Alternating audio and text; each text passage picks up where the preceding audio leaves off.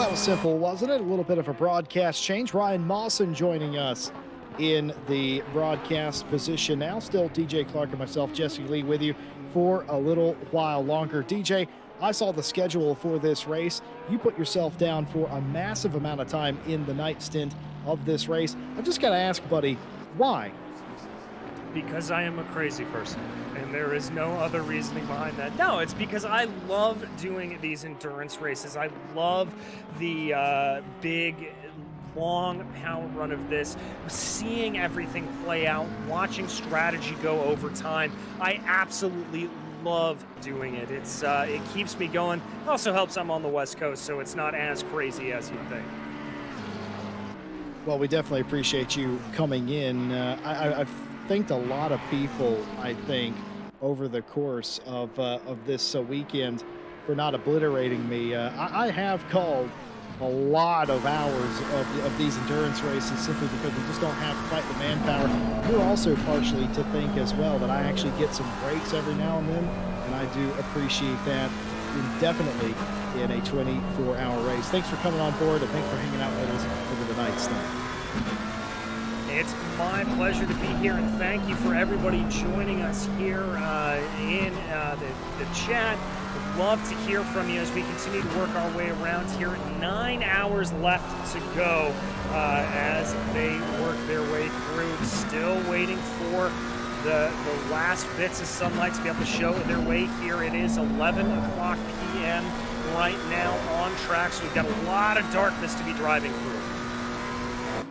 We do. Luckily, this race is based on, I believe, the dead of summer, which means it is minimal darkness, and that's the only saving grace, really. But you still have a significant portion of it. Of course, the way that this race was structured, starting at 8 a.m. or something like that, means that we get front-loaded with a lot of daylight, and then the end here, run up to the flag, a lot of darkness, and then the sun should peek its head up before the end of this race. Of course, it will be full daylight by then, and man, there is nothing quite like that daylight, the new dawn of a Sunday, and it's breathtaking, it's reinvigorating, and you'll hear every team, no matter what kind of endurance racing they do, they always say, seeing the sun gives us hope, seeing the sun reinvigorates us, gets us pumped for the finish.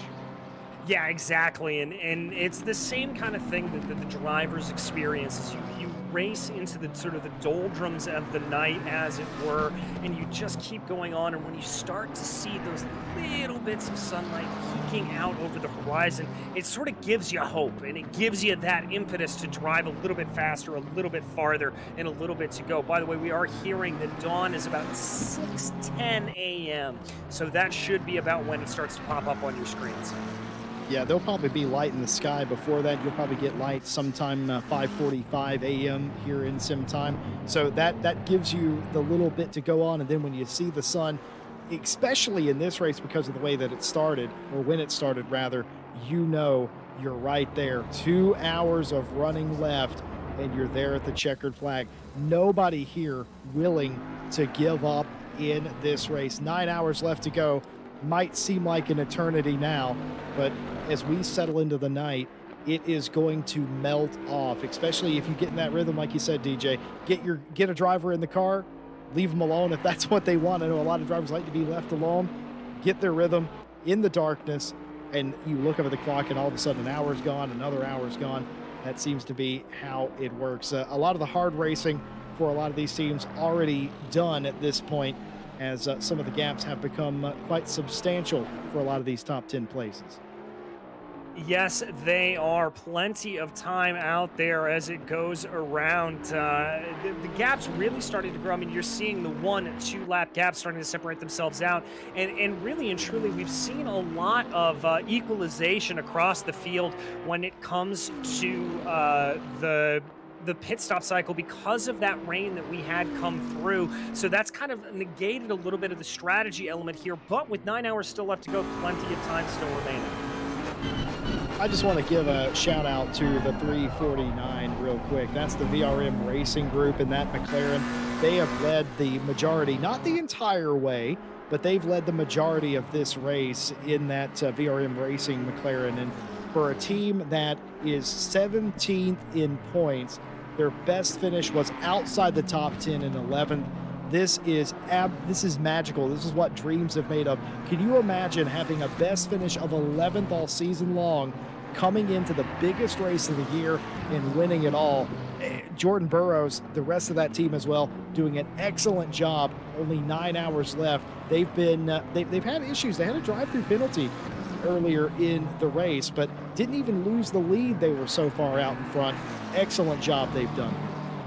Yeah, truly, truly commendable job in being able to build that huge buffer. We've talked about that 404 machine, maybe thinking we could close it down a little bit, trying to come up behind the connection lost racing machine, thinking that they may have a little bit of something for them, but really and truly, the 349 has just kept their foot down, kept their eyes ahead, and not let anything dissuade them, as you said, even suffering from that drive-through penalty earlier on.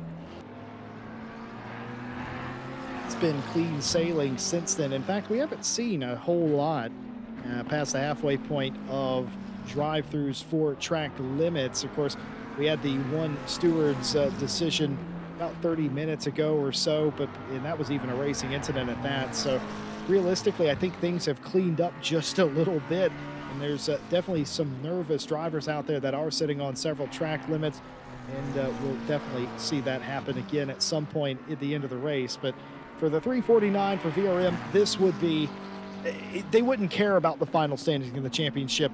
I'm sure you could agree, DJ. You win a big race, the overall championship doesn't matter. You win the Daytona 500, you win the 24 Le Mans, the Spa 24, that's just gravy. Everything else doesn't matter. You get a big trophy, you get to take it home, you get to brag for a year.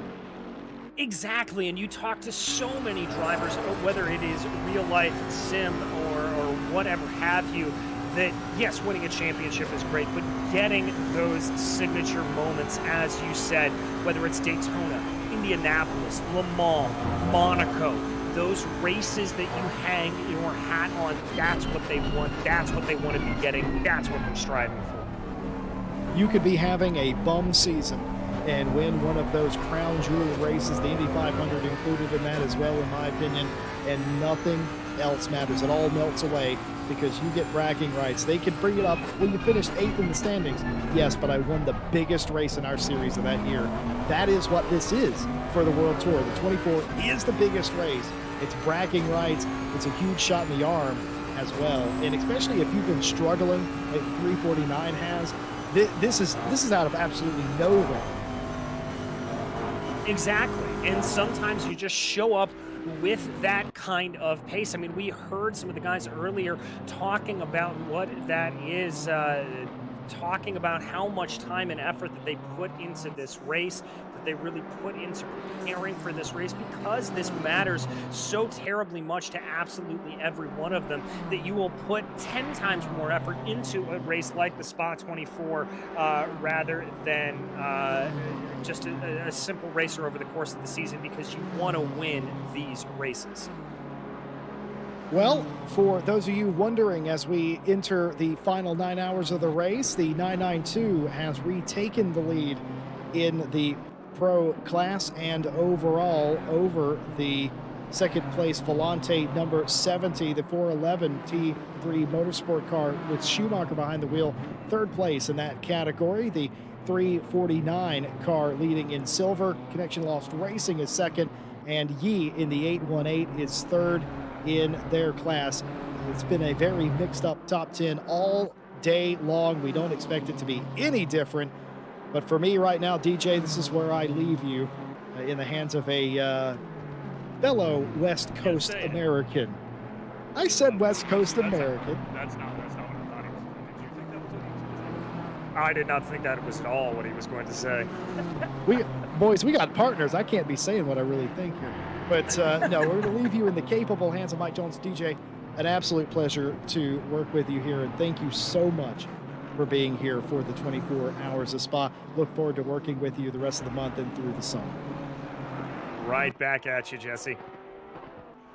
Well, as Jesse Lee goes to get perhaps a little bit of a nap in before he comes back for the end of the race, I will be here for a couple hours before the UK guys get up in the morning. And DJ, obviously, we've been here most of the night at this point, even when we've not been on air. We've been around watching watching the chat, watching the rain, of course, as you guys came back into the booth. The rain was on the tail end of it, and it looks like this 992 car has indeed stayed out ahead of the 70.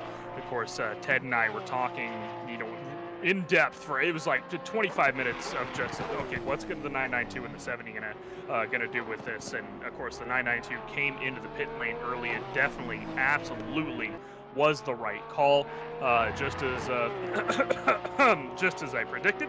And the Volante Racing team has been the big loser of the rain so far, but 9 hours to go, and well, we still don't know what's going to happen with those pit stop strategies here, because we know that they're now out of sequence, and maybe the 70 car is hoping and banking on some different strategies. Yeah, that could be what they're looking at here, and I think for Veloce, that is definitely, or Volante rather, that is definitely what they are banking on here, is that gap that we talked about a little bit earlier. It has started to eke away just ever so slightly. It's up to about 22, 23 seconds as things go, and that is not what they want to see. They wanted to hope to be able to close in a little bit more on the 992, not to let them slip away, so I think strategy going to be the biggest play for them as a way to get by. And of course, they're still well ahead of the 411 as well. I mean, the 411 is on the same lap, but is about what he's coming through Bruxelles right now, and the 70 is coming into campus, it looks like. So they're actually not too much of a difference there as well. For that to be a big difference, unless my timing tool is lying to me, as the tree on the left does stay plus 1 lap. And actually, yes, my timing tree, or my timings have now updated, so I apologize. The 411 is 1 lap down to the 70, as Malinowski is in the inroad to his pit lane right now. So we're going to see the 992 take their scheduled pit stop here on lap 378. So here's my question. Do we think that the Volante team, they were 4 laps ahead on their last cycle, do we think that they're going to be 3 laps ahead or 4 laps ahead, because the 992 was running plus 1 laps this entire time against them, and they are not under threat from the 411, so they don't have to push and try to make one less pit stop so they don't fall down in the order of the 411 as well? Well, we haven't seen a lot of fuel saving out of that 70 up to this point in the race, but I wouldn't be surprised if they maybe, we talked a little bit about the Porsche turning on some engine modes there a little bit. We may see them doing that exact thing right now, turning on those engine modes, turning down the wick a little bit to try to extend it. I think that's the strategy move here for Dimitrov and that number 70 machine. I mean, they're running low 19s, which is definitely pretty quick when you look at it from that perspective, but definitely not nearly as quick as we know they can run, considering they were running 17s on the low fuel fresh tires earlier, and running in the mid 18s to potentially even lower 18s, relatively consistently through the middle part of the race. So now that we're in the tail end of the race, and that sounds a little weird when there's 9 hours to go, but this is the tail end of the race at this point. We are almost 2/3 done, and it is getting close to these guys thinking we are almost at the finish, and we really need to figure out and finalize what we're going to do. Here is the pictures of Malinowski in the pit lane as he is making his way out onto the exit road, and I believe, if I'm not mistaken, this now should be Mr. George Boothby in the car, unless Malinowski is extending his stint, and I believe he is, as he crossed the timing sector, and that is not George Boothby. So a little bit of adjustment for the 992 here on their stint strategy. Maybe Boothby having a bit of a lie-in. Well, we talked about a little bit earlier that may be something that was happening as a result of that off-cycle strategy coming in, and Malinowski may having to do one extra stint here because Boothby wasn't aware.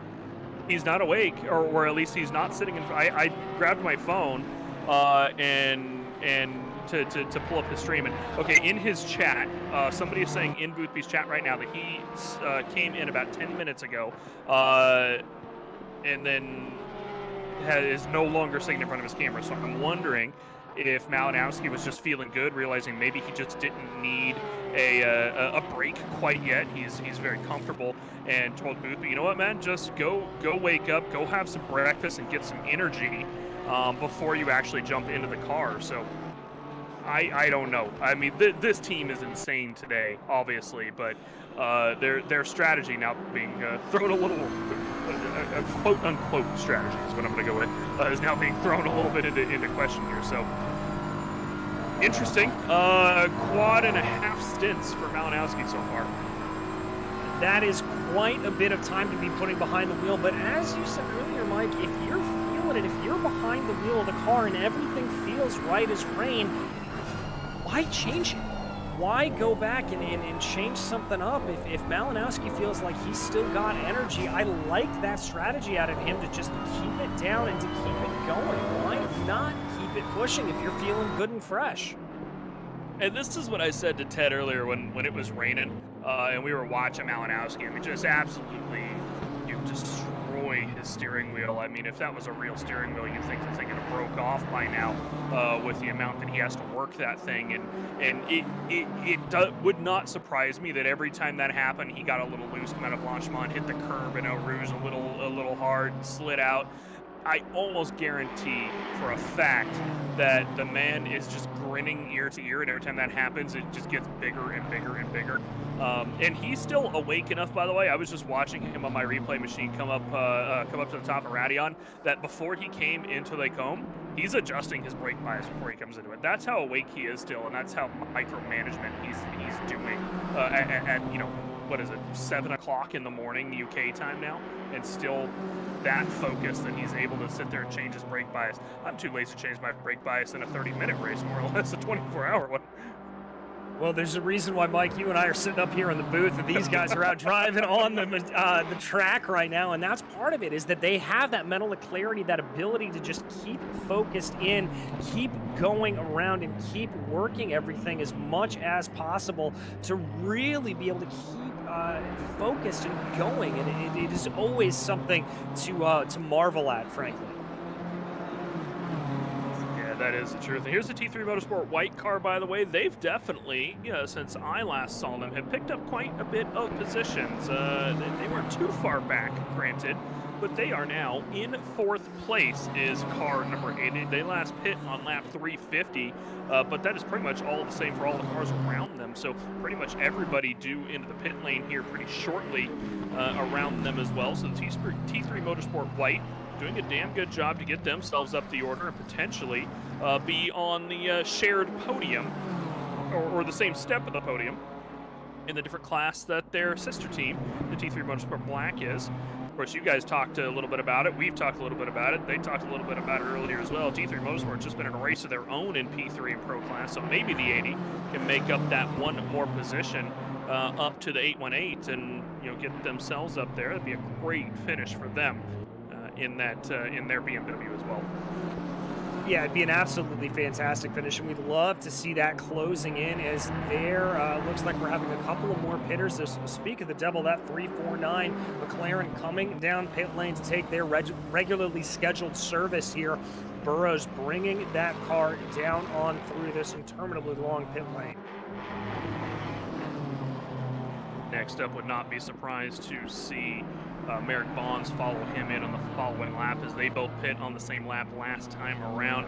Ryan E in the 818 pit 10 laps later than the two cars in front of him. So perhaps Ryan E in the 818 and their team are trying to make a good strategy call to do a splash and dash at the end, or perhaps take off into the pit stop. There still is enough time in this race to work out that if you do extend out far enough, you can take off a pit stop. So you have about, if you can really extend that timer out to the full 65 minutes, which is honestly more luck than anything, let's be honest, at taking it to the full 65 versus a 63-minute or so. 2 minutes or so in the pit lane, you can get about 66 and a half to 67 minutes on a stint, and take a pit stop off at the end. But that does mean that you have to not only get a little lucky with every stint timer, you also have to run a little slower for some of these cars to not use as much fuel, as you've talked quite a bit about in the past few hours.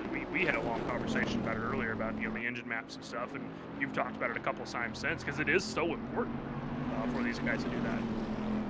Yeah, it's very, very important. And it's not just the engine maps. There are things you can do as a driver, specifically coming through the very fast portions of this track, going down through Pouhon or Blanchimont into those areas. Just easing off of the throttle a little bit, kind of breathing it as you come through those corners. If you're tucked up behind another driver, whether it's lap traffic or someone that you're battling with, like we see right now with Verstappen and Grady on your screen, a little Bentley on Bentley action, as they go around, you can tuck up behind and lift off the throttle a little bit, let the draft pull you along a little bit more. So it's not just engine maps that can really pull you along and help you save that fuel. You can also do it rather naturally just through driving style.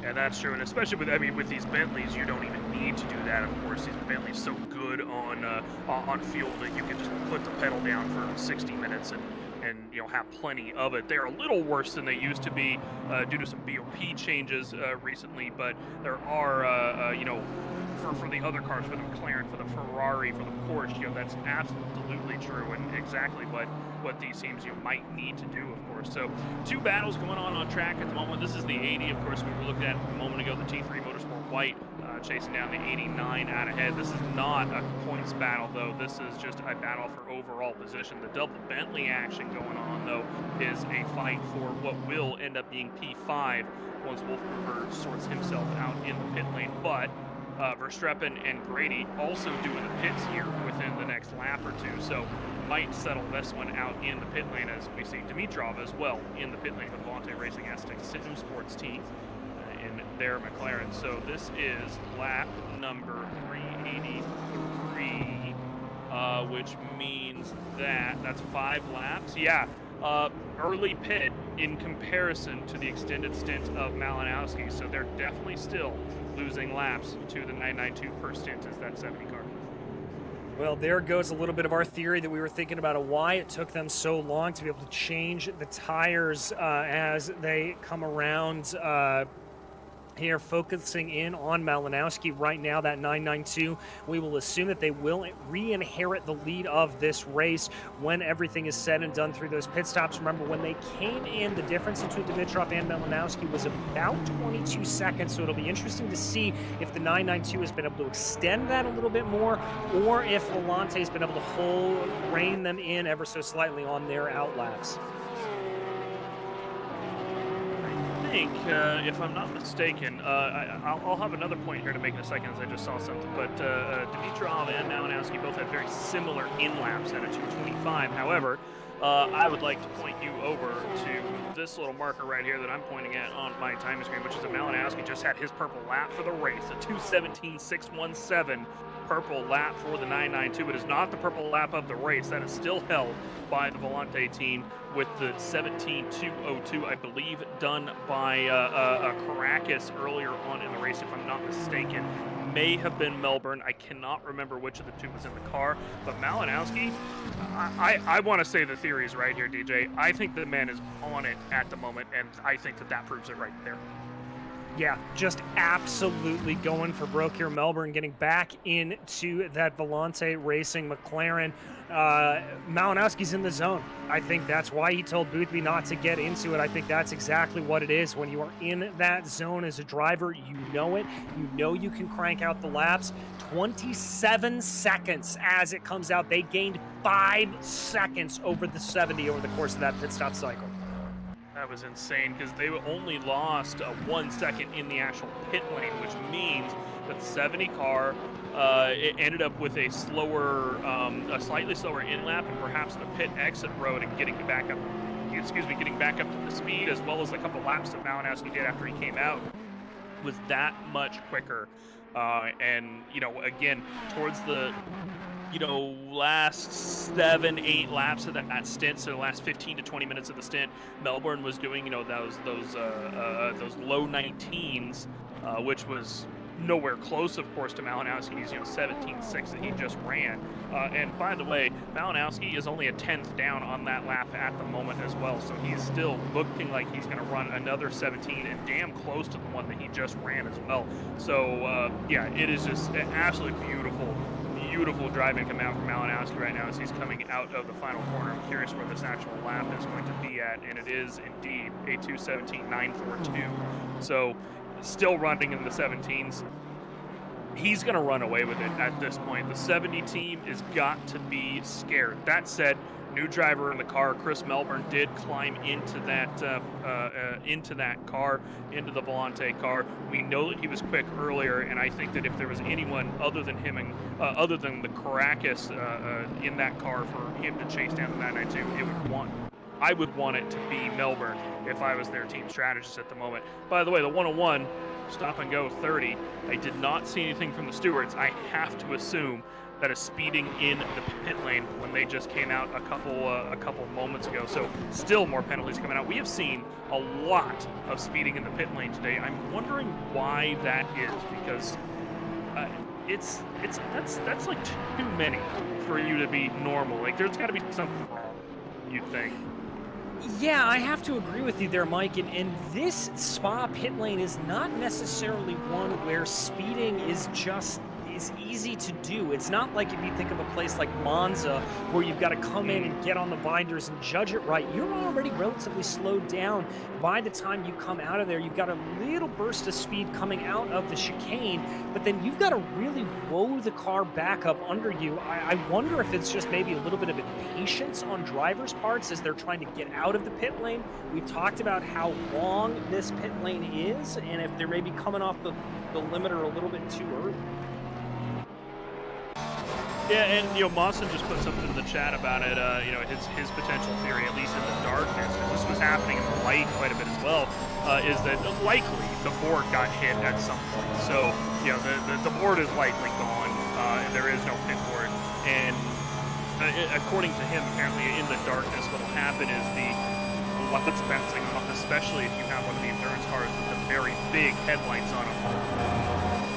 Excuse me, can make that actual line disappear. But I mean, I don't know about you, but generally, I actually don't use the line very often as my main marker. I find a spot where I park under normal conditions, rather than looking for the actual line.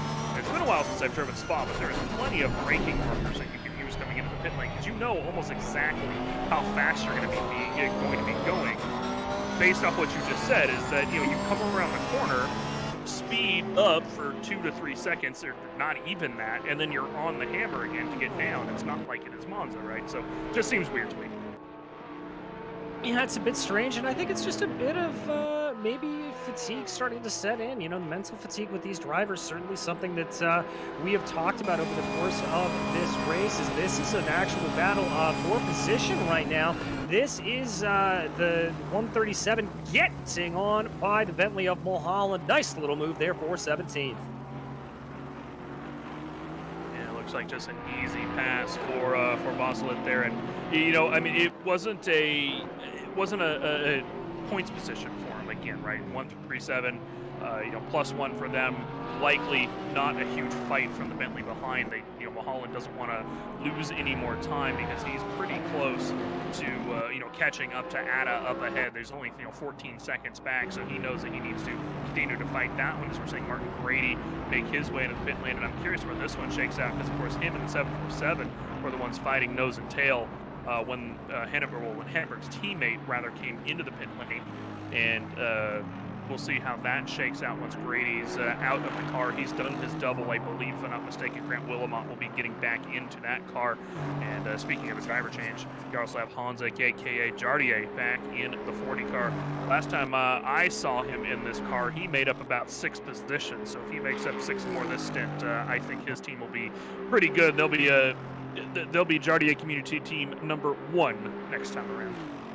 Yeah, I have to agree with you there on that one. A little bit of changing around, a little bit of the guard, as it were. But they've got still some work to do there in that number 40 machine. Definitely being able to close in. Only about 4 seconds off of Linder in the number 95 Aston Martin, directly ahead of them. That is the Pace Hub machine that we have been following throughout the course of the race. They're sort of one of the yo-yo cars, as we've come to call them, just up and down through the field. Grady's sitting in his pit box now, and we will know where he's going to sort out in comparison to 747. 747 going to come across the line right now, and it should be Grady dropping his jacks here momentarily and getting out of the pit lane, but maybe... No, it's taken a while. He has still not dropped his jacks. I wonder if they're doing a brake change.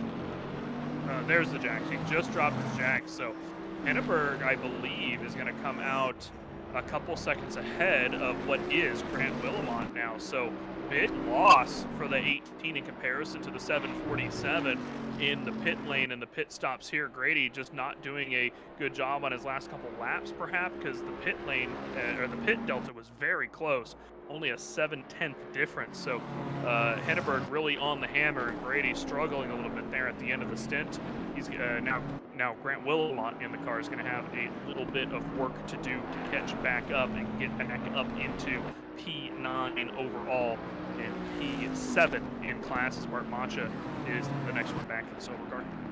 Yes, he is. Macha, yeah, they're on the 404 machine, but Henneberg that we follow around right now, he's got that 5.4 second gap right now, that Bentley on Bentley action that we were following before the pit stops. So just a little bit of a problem there coming in and out of the box. I've got to imagine that that's going to be a little bit upsetting for the 18 machine. They knew how close they were coming up behind that Blame Mike Jones team. They're going to try to come up in and see what they can do.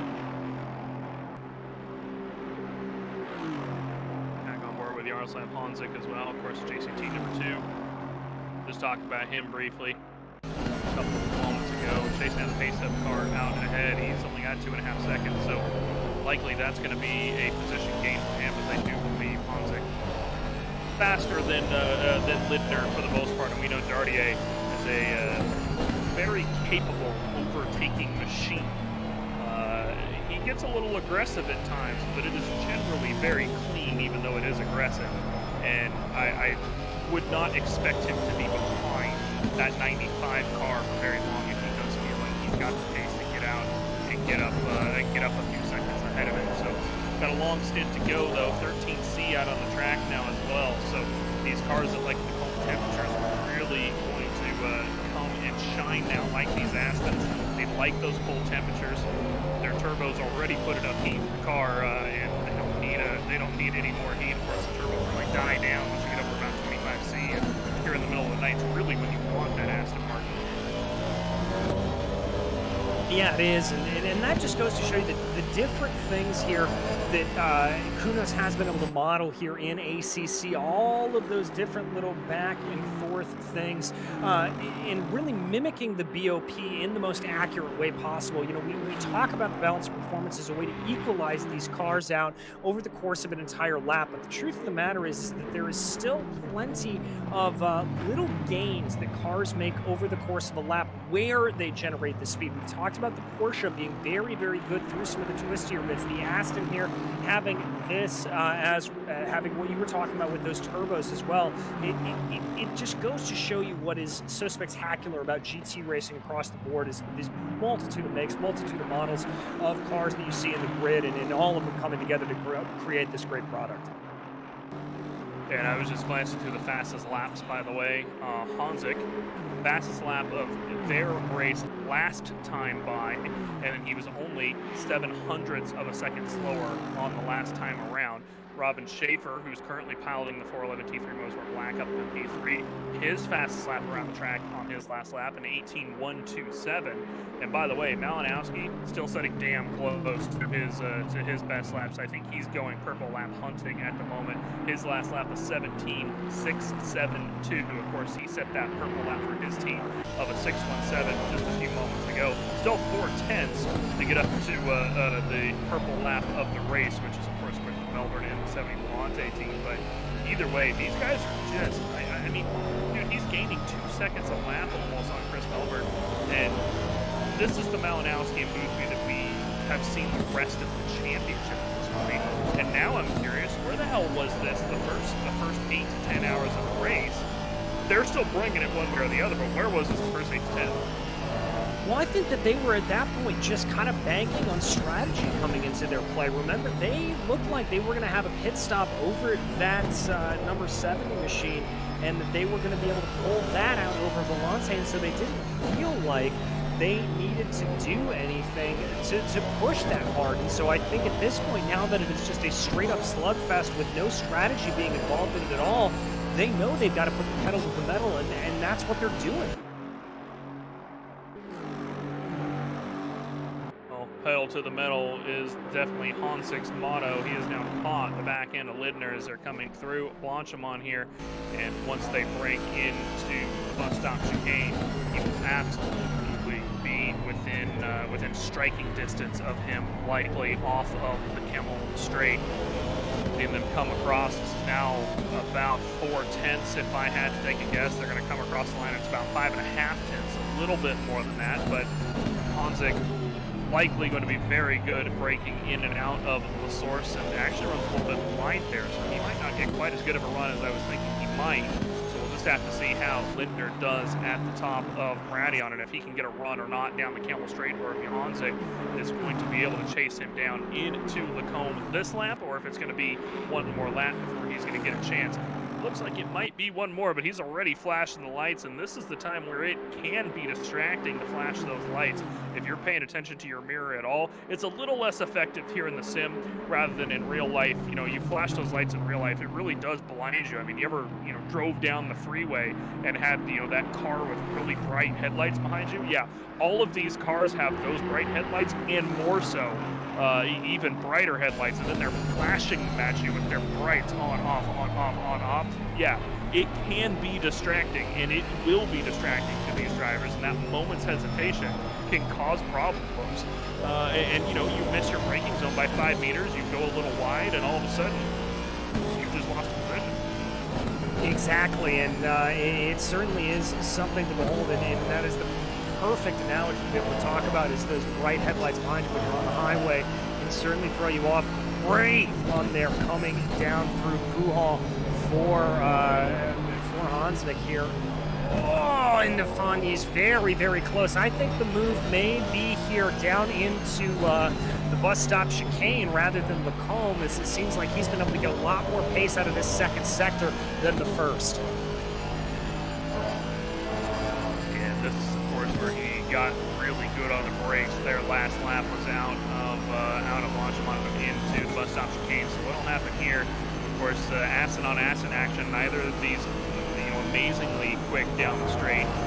So the slipstream doesn't work quite as well. And I actually think I heard Jardier lift there ever so slightly. So he ran wide of Blanchimont. Maybe didn't take quite the line that he was expecting to be able to.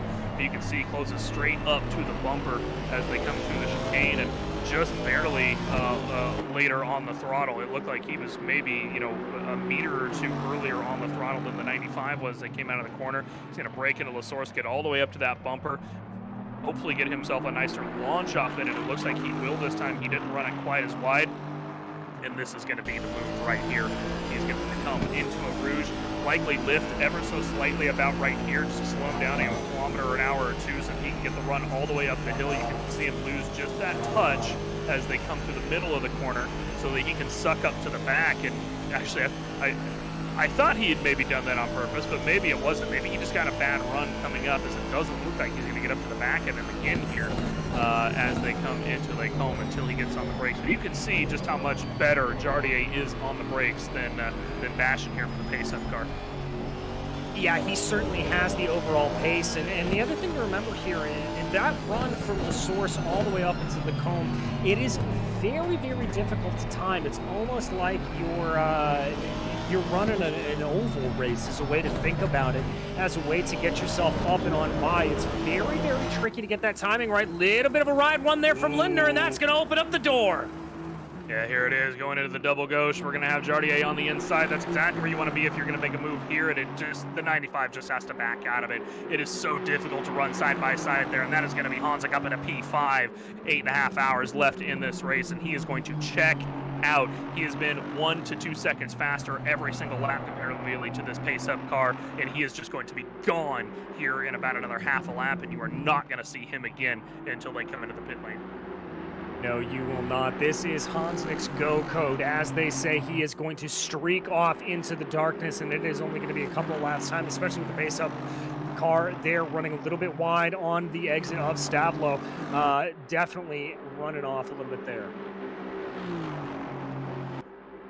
And as the 40 car is going to check out, got one of our split 3 drivers coming in to have a little bit of a chat. This is the 996 Swedish Race Brothers racing over in split 3 AM and their BMW M4.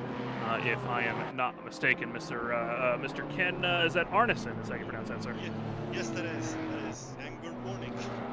Good morning or good evening, depending on for DJ, it's evening time, but morning to you Europeans.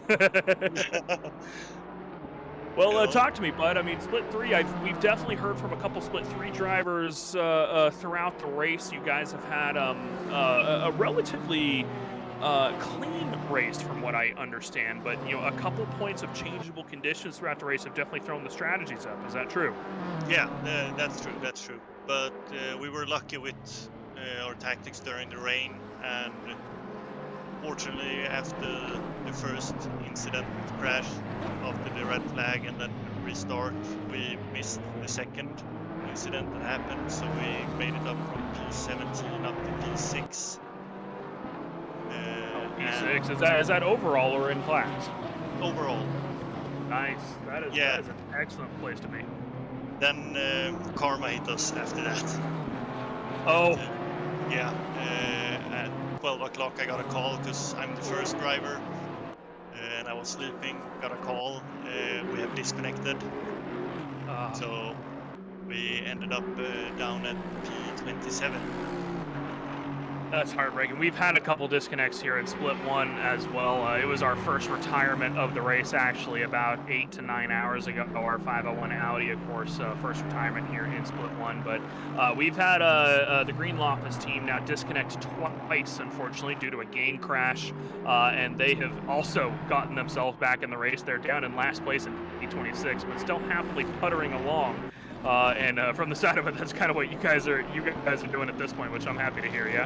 Yeah, we actually made it up to P22 now overall, so we gained some places. But sadly, the way the game works, we lost one of our drivers that was supposed to drive during the night, so I just come up with a 5-hour driving time.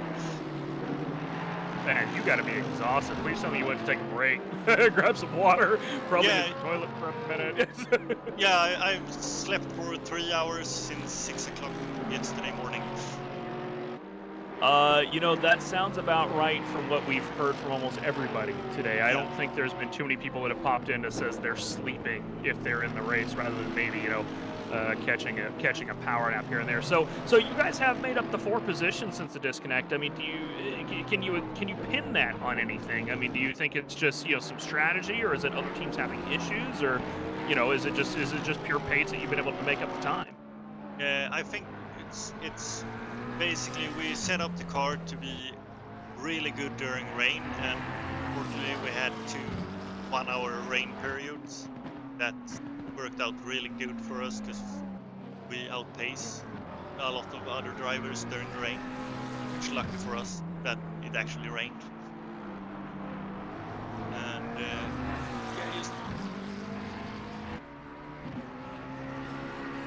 just good setup and good setup and good strategy for the rain. We're gonna get you a bit of a replay here for Bart Macha coming out through Speaker's Corner. Just a little bit of a slide, keeps it off the wall. Great catch by that 404 car. They cannot afford to have issues. They are so close to losing P2 to the 818 Madhouse Racing car. So, Bart keeping it out of the wall is really what's key here. And, again, it's the fatigue showing at this point potentially here in the middle of the night. So, apologies for interrupting you there, Ken. I mean, I will pose that question to you then. I mean, you guys obviously have 6 drivers in your car. Do you think that's helping your fatigue with the making up the positions as well, because your drivers are more fresh? Hopefully during this afternoon or afternoon stint that's coming up, it's gonna help a lot because we have fresh drivers who have actually slept, and some of them haven't. Alphonse, who just started now, made his first stint at 8 o'clock. So, and he's fresh off the bed, so should be good. And that's really what you want to hear. So DJ, definitely a couple long periods of rain over in Split 3, seeming to go the way of a couple of the cars who, of course, planned for that with their setup. You have any questions for the Split 3 team here? I think he pretty much knocked it out of the park there, Mike. I don't have anything at all. Well, Ken, you know, I'm glad to hear you guys are still out on the track, making up some positions. I mean, what do you think is a realistic finishing place for you guys at this point, even despite all the issues? Realistically, we're aiming at 20. So 20th would be awesome since the problems we had, and we're aiming for that basically. Anything above that is just bonus. I mean, hey, in the end, we've talked about this a lot today, of course, but in the end, finishing a 24-hour race is an achievement in and of its own, right? So one way or the other, getting into the checkered flag is the most important thing. Yeah, that's the end goal. Not quitting. Yeah, exactly. So, well, Ken, you'll have to pop back in maybe about 6 hours or so and give the morning team an update as to how you guys are doing. Hopefully, you can report in that you guys will be at least in the top 20 by then. But is there anywhere? Do you guys have a stream or anything going that the guys that we can send out of the chat for the guys to take a look at? Sadly, no. We don't have a stream going because we're want to have most performance during the race and not end up disconnecting because of internet problems and stuff like that. So I don't blame you, especially after already the disconnect. So well, good luck for the rest of the race. Like I said, try to pop by in a few hours. Let us know an update later on in the race. Hopefully it'll keep raining for you guys over there, and you can pick up a couple more positions. Yeah, right now it looks like it's gonna be sunny during the night, or just cloudy at the moment. So quote unquote sunny. Yeah. Yeah, we're hoping for the best. Yeah, excellent. Well, good luck as we're on screen here watching the 137 We Shite Mobile make their way past another silver class car. That is Sims Riggs demoting themselves back down to P17. Oslet going up to P16. And that was the Swedish Race Brothers 996 BMW M4 Racing in Split 3 and class. Ken Arneson joining us here for a couple minutes in the box. And DJ, the 137 finally making up their time here. Still pretty far off the back of the Pro class ahead of them, of course, but at the very least ahead of the silver class cars now.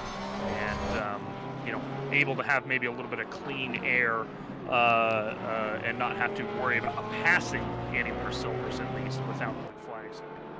Yeah, and that's going to be a big relief to them. They're going to be able to just focus a little bit more on their race, focus on what they want to be doing, getting those hot laps out there, and running a good race here. As you said, it's been a rough go for them. They've got a whole bunch of time to try to go back in, but at this point, at least that they've been able to clear the majority of the silver drivers. That's something that they can hang their hat on and maybe get a little bit happy with this. It looks like he is coming down the pit lane in the 818. Yeah, this will be a scheduled pit stop for him. Of course, he is off sequence to the other top silver class cars after the rain. They had decided to extend out even further than Melbourne and the Volante team did in the 70. So this will promote Mark Mancha back up into P2 of the silver class for the moment. But based on these times, definitely he will only have 7 more pit stops at minimum. Or at maximum, assuming they can, don't have any issues, of course, before the end of the race, where Bart Macha and the 404 team may need to come in for a splash and dash at the end. We'll see how that works out in the morning. Of course, they pit on lap 378, and it is now lap 389 for them, so 11 laps to go. Well, strategy may come into play one way or the other here. It might be the other podium that we thought it was going to be for strategy. It might be the silver podium instead of the pro podium that gets the change up. But strategy, one way or the other, still not over with 8.5 to go. No, it is certainly not, and plenty of time for that strategy to play out. Now, remember, things are starting to cloud over a little bit here. If you look at that 30-minute expected weather, getting back cloudy again. We could see another rain shower come back in and completely and totally disrupt this field once again. That is not out of the equation. So let's not count our chickens here yet. We could see some pretty crazy stuff still happen in this race. Just taking a glance over the lap times again because I was curious. Last time I looked over at it just to see if it had changed at all. And you know what? It hasn't. Malinowski's still running, pretty quick laps. He's running in the high 17s pretty consistently still. Melbourne running in the 18s, so he was not able to catch up to the 992 at all, still losing, half second or more each lap. Looks like Yaroslav Honzik running in the low 18s, so he's even running faster. He's the second fastest car on the track at the moment, which isn't quite surprising by any means to see Honzik be the second fastest car on the track. It's usually the first fastest car on the track, but unfortunately he's going against Malinowski in the Porsche, so what are you going to do? I mean, we win some, we lose some, right? Exactly. Nobody's perfect, and you're never going to be able to get that fully out there, but there he is, Malinowski, as he just continues to set down these dominant times, really starting to put the hammer down to Melbourne and pull away. We were speculating a little bit if Melbourne was going to be one of those drivers that was going to be able to close in on this 992. Doesn't look so. That gap continuing to grow. 35 seconds now between first and second. Just growing and growing and growing, and of course we thought maybe the 70 stayed out longer just so that they could offset their pit strategy and perhaps gain some time out of the pit stops at the tail end of the race, but that just doesn't look like it's going to happen. So the race definitely going away from the 70 at this point. Curious to kind of maybe chat with them at some point later on in the race. Perhaps Mr. Gill can pull them in the morning time and have a chat and see what they think about the strategy and see maybe if they can, maybe they can pinpoint something that was like, yeah, hey, this is what we did right at the beginning. This is what we think we did wrong in the middle, and kind of get that opinion. I mean, I know, I don't know about you, but well, okay, I do know about you because this is what you just said to Jesse when he asked you this question a few minutes ago. But this is what I love about the endurance races, because analyzing the strategy. I love sprint racing. I can get shouty, I can get loud, and I can yell for an hour. The endurance racing is fun because you've got 24-hour strategy here to play out, and we don't know what these people's strategies are for the most part. We've got to guess that, and that's what we do for 24 hours. Exactly, and that's what makes it so much fun. That's why I absolutely love these endurance races, is you've got to be having a full legal pad if you're me out and putting down all kinds of numbers and trying to calculate back of what it is. It's what makes endurance racing what it is. I mean, I am a little bit upset that we had this incredible battle of strategy deprived for us as the 992 and the 70 obviously were on those alternate cycles, trying to see if that could work out. Harkens back, frankly, the old days of Audi versus Peugeot, when Audi was able to make one less pit stop over the course of the 24 hours of Le Mans, and that certainly changed things up a little bit. But there is still some strategy to be able to play out here. Plenty of good battles still playing out as this little mid-pack here with Ruoff and Willemont starting to close in a little bit, as well as on Henneberg up ahead. And Willemont, of course, this is Martin Grady a few moments ago, or about 30 minutes ago now, that piloted around for the last couple stints. And, it's Grady not ever too happy in the rain, but it's something he powered through it. He lost a little bit of time, but not too much, so that these guys still can't potentially fight for a top 5 in class. I mean, they're a couple spots from it, and only about 30 seconds or so back. And so, they're, like you just said, 5 seconds back from the 747, still plenty of time to catch. Yeah, plenty of time to be able to get that in, and when you see those small ones, those gaps starting to be there in the single digits, that's when you start to get a little bit excited as a commentator. That's when you start to get a little bit excited as a racer. You recognize that it's time to push and time to go.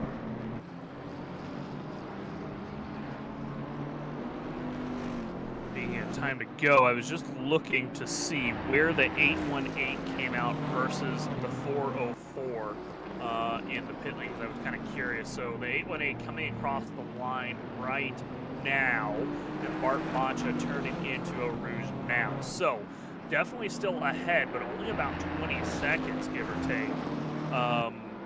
So they're gaining time still for the most part, but I am still concerned about the 404 losing out to strategy for the 818 due to the pit stops that they might have.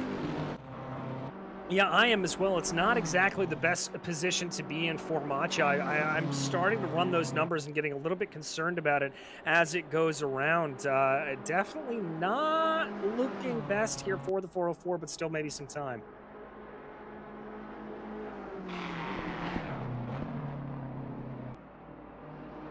Well, apologies. I do believe there might be a little popping on the audio at the moment. We're just working on that. So if you are hearing that on the back end of the YouTube stream, we apologize for that. We're taking a look at it. That's what we were. I kind of got quiet for a second as I was trying to get the stewards to take a look at that, so we can see if we can figure out what's going on. But yeah, DJ, I mean, 3 seconds as well. Between the 95 and Willamont, so this could end up. I was just realizing perhaps you just said that while I was distracted for a second. But there's only 3 seconds between them as well, so this might turn into a three-way battle here pretty quickly in theory, as that 95 car with Ruoff is looking relatively quicker than both of the cars in front of them. Yeah, Ruoff was just able to take a full second out of it there on that last sector time, get it down to under 3 seconds right there on Willamont. So that 95 with a whole lot of pace starting to come in there, that 95 being the pace up machine. Remember, we've seen them yo-yo up and down through the field. It's been like that pretty much all day for them. Well, speaking of the 18, Martin Grady just walked in with a beer in his hand and didn't bring either of us one, I guess. But Martin, I take it we're celebrating. No, it's not a beer. It's a brew. It's a cup of tea.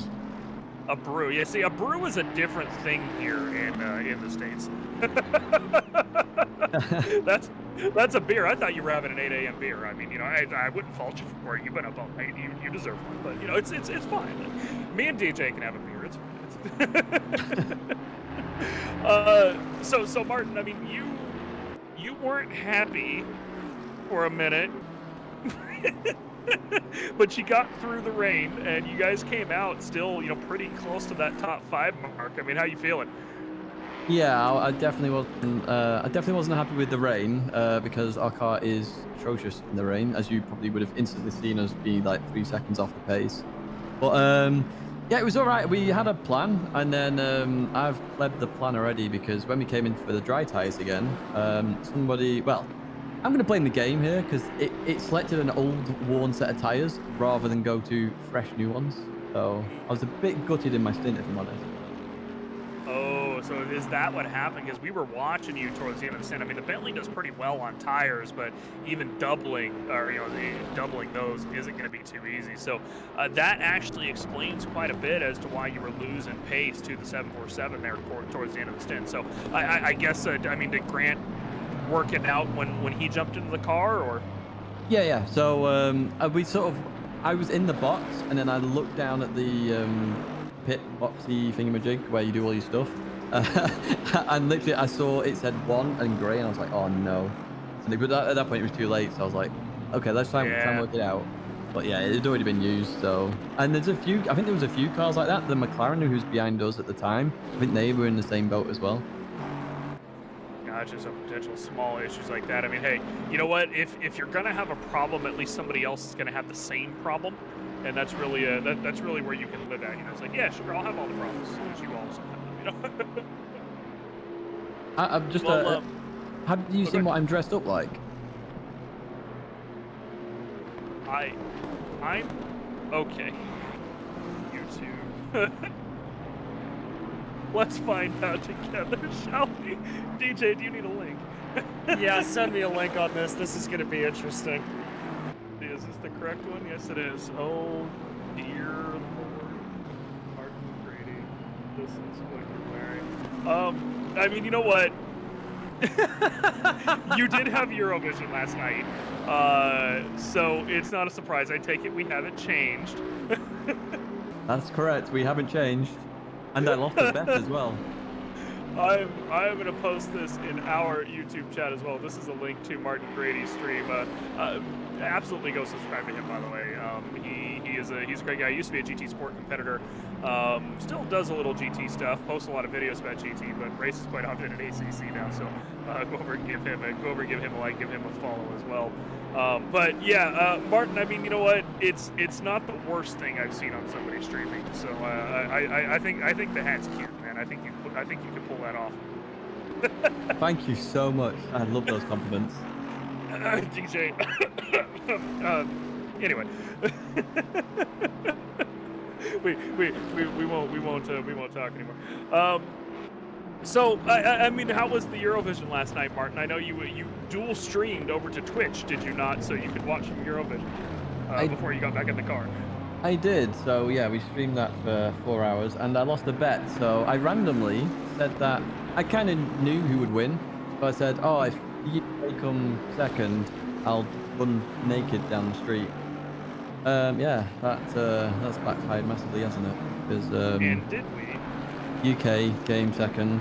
No, I haven't, because obviously they wanted to film it. But yeah, my mum was watching, my nan was watching, so they both also heard about that as well.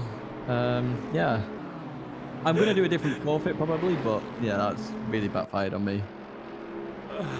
Okay, well, oh dear. Okay, so Ryan Mawson has cut out the picture of Martin Grady's stream and put it up on the broadcast for us so we can all see what Martin Grady is dressed up on here live on RCI TV as well. Well, not live, it's a still image, but you know.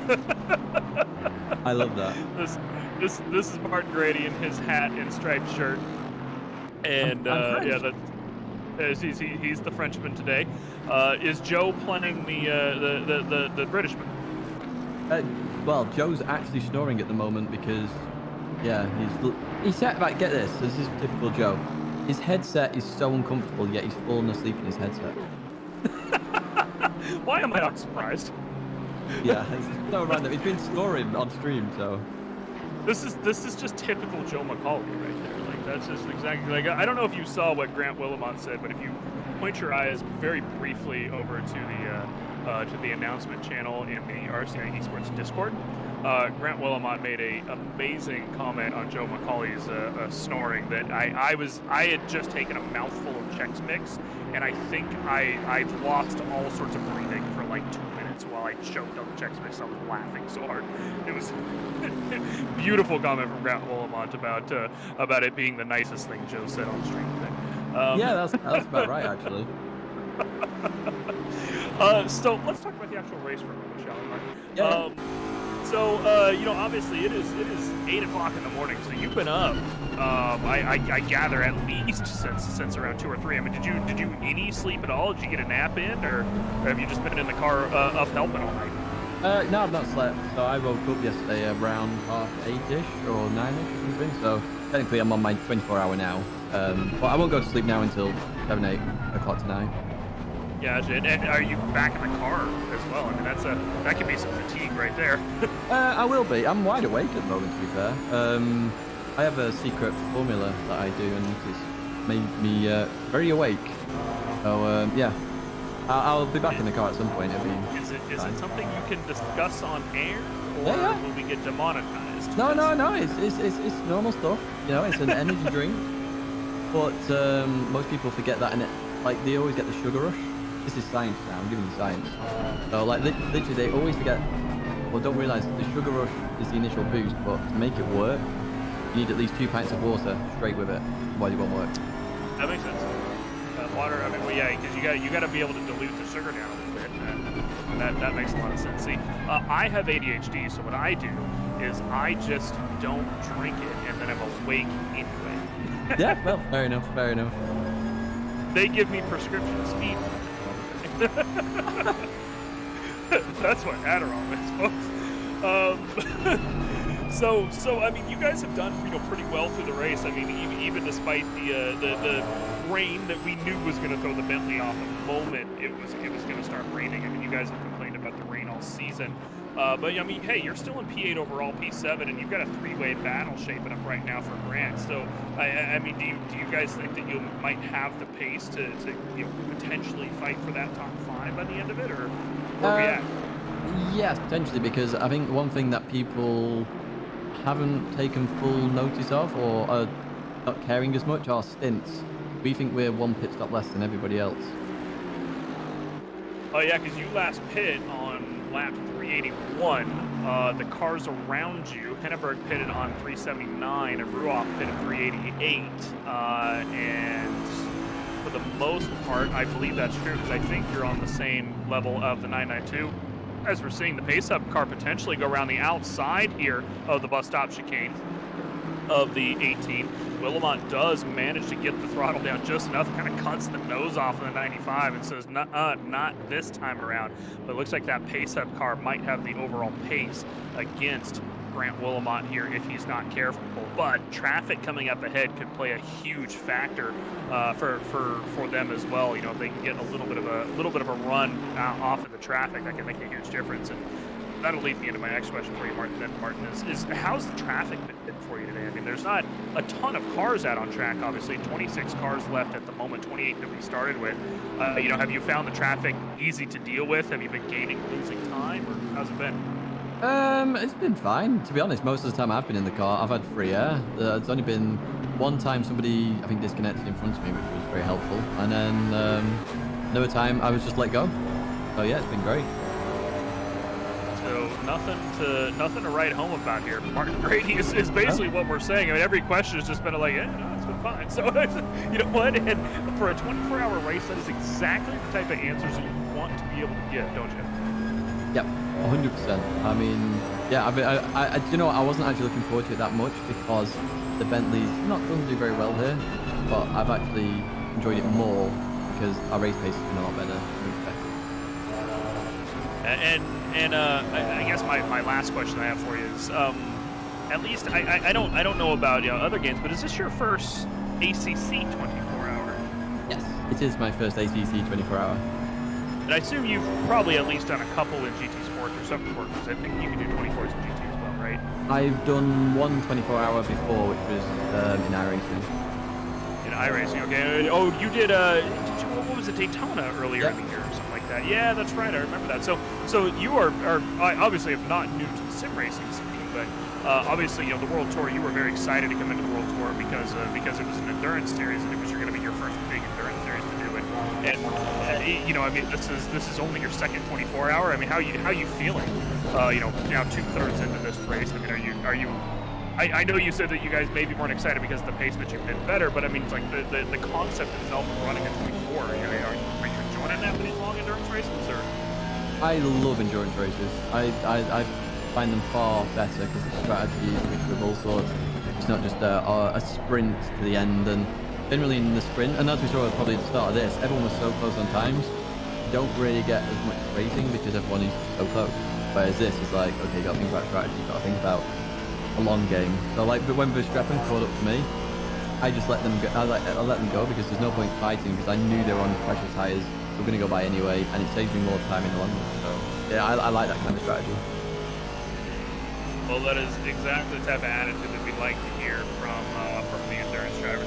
Watching Grant Willamont weave down the Camel Straight to try and break the toe of the pace-up car behind to just gain that little bit more advantage. And you heard it from Martin Grady here. He thinks that they've got the strategy to pick up a couple positions by the end of the race, potentially via not having a final pit stop here. So we will see how that shakes out for you guys at the end of the race from the 18 Blaine, Mike Jones, Bentley, Grant Wilmot, Martin Grady, Joe McCauley currently in that car for this race. And of course, we got Barcelona next month, Zolder the month after. Are you going to make both races, Martin, or are you out for either?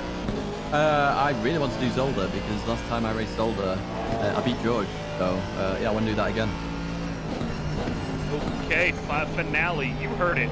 Martin Grady beats George Boothby in the 10-hour of Zolder. That's not what you said. That's what I heard. That's what I want to do. I mean, so in the RCI championship, when I went side by side with George for like 3 laps and then came out of nowhere and won the 2 hours, I want to do this for the 10 hours. Well, all right then. That has all of a sudden made me a little bit more excited. I think DJ, you need to be here in a couple months now, because like that sounds like a hell of a battle for me. I may have to clear my schedule on that one, gentlemen. Well, Martin, go wish Grant luck and tell Joe some choice words that I know you won't tell him for me. But you know which ones to pass on, and he'll understand exactly why as well. And hope that you guys can make it up potentially in the top 5 by the end of the race here. Yes, thank you, and thank you for the event as well. It's been awesome. Yeah, thanks for sharing the costume. No worries at all. Well, Martin Grady from the William Mike Jones 18 car. Grant Wilmot currently piloting that machine under assault from the pace hub of Yannick Ruoff here in his 95 AMR V8 Vantage. And, well, confidence coming out of that 18 car that we've definitely heard off and on, but they're never quite that confident, DJ. And that's a really great thing to hear, them to say is they're confident in themselves and through the rest of the championship. Yeah, I certainly think it is. It's a good sign to be able to hear that coming out of a driver, and that just comes from getting good runs, getting good times in, and frankly, being able to fight your way up through the field here. Obviously, we heard that they were a little bit scuppered by the rain, the Bentley not responding as well, but they find themselves in a brilliant 3-car battle right now as they go around. Yeah, and of course, yeah, like I said, Ruoff is directly behind, but what I did not mention, of course, Hedberg is still right there in front of them. And this is, not sorted itself out in the past, like 5-6 laps or so. Grant definitely a little slower than the car behind him, but Hedberg potentially holding them up.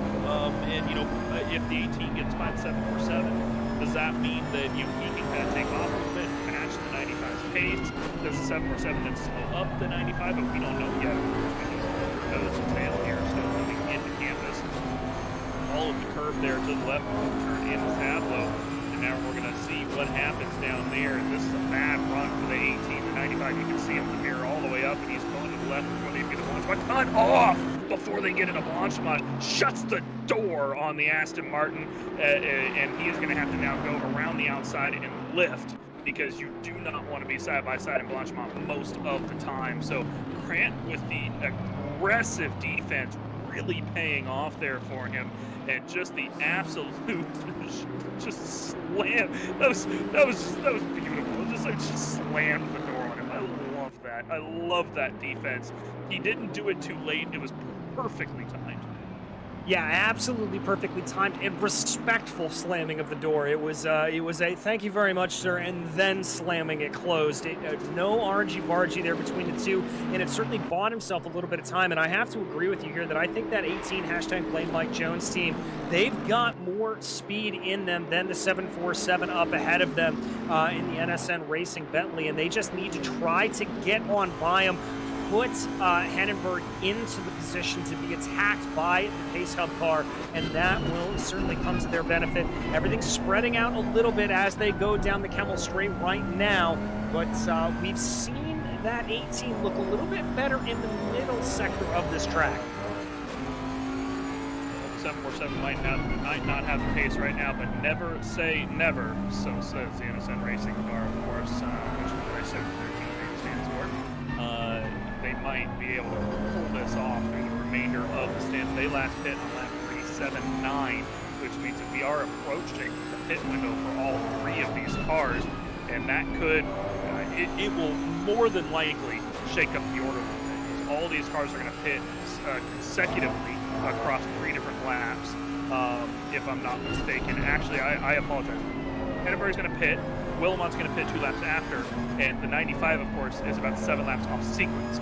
So that means that we're going to see this fight break up almost completely when Hannenberg goes into the pit lane here for the next couple of laps. And we will see what happens a couple laps later when Wilmot comes out. It sounds like he's going to stay in the car for at least one more stint before Grady jumps back in, and McCauley gets up for the morning. But here it is again. We're going to see the run coming out of Stavlo through Paul Ferrer and into Blanchemont on the outside this time, but except he's got a better run. Oh, there's the contact, shoves the 95 off, and that is exactly what you expect going through Blanchemont side by side like that. It's just the question of whose fault do we think it is. I'm sure the 95 isn't too happy, and of course the 18 not too happy that someone's trying to go side by side with them regardless. So both those cars just deciding, you know, a little bit of a bump into each other. Neither driver likely too happy about it, but in the end, I'm going to be honest, I think the 95 doing that probably a little impatient. It's not the move I'd likely go for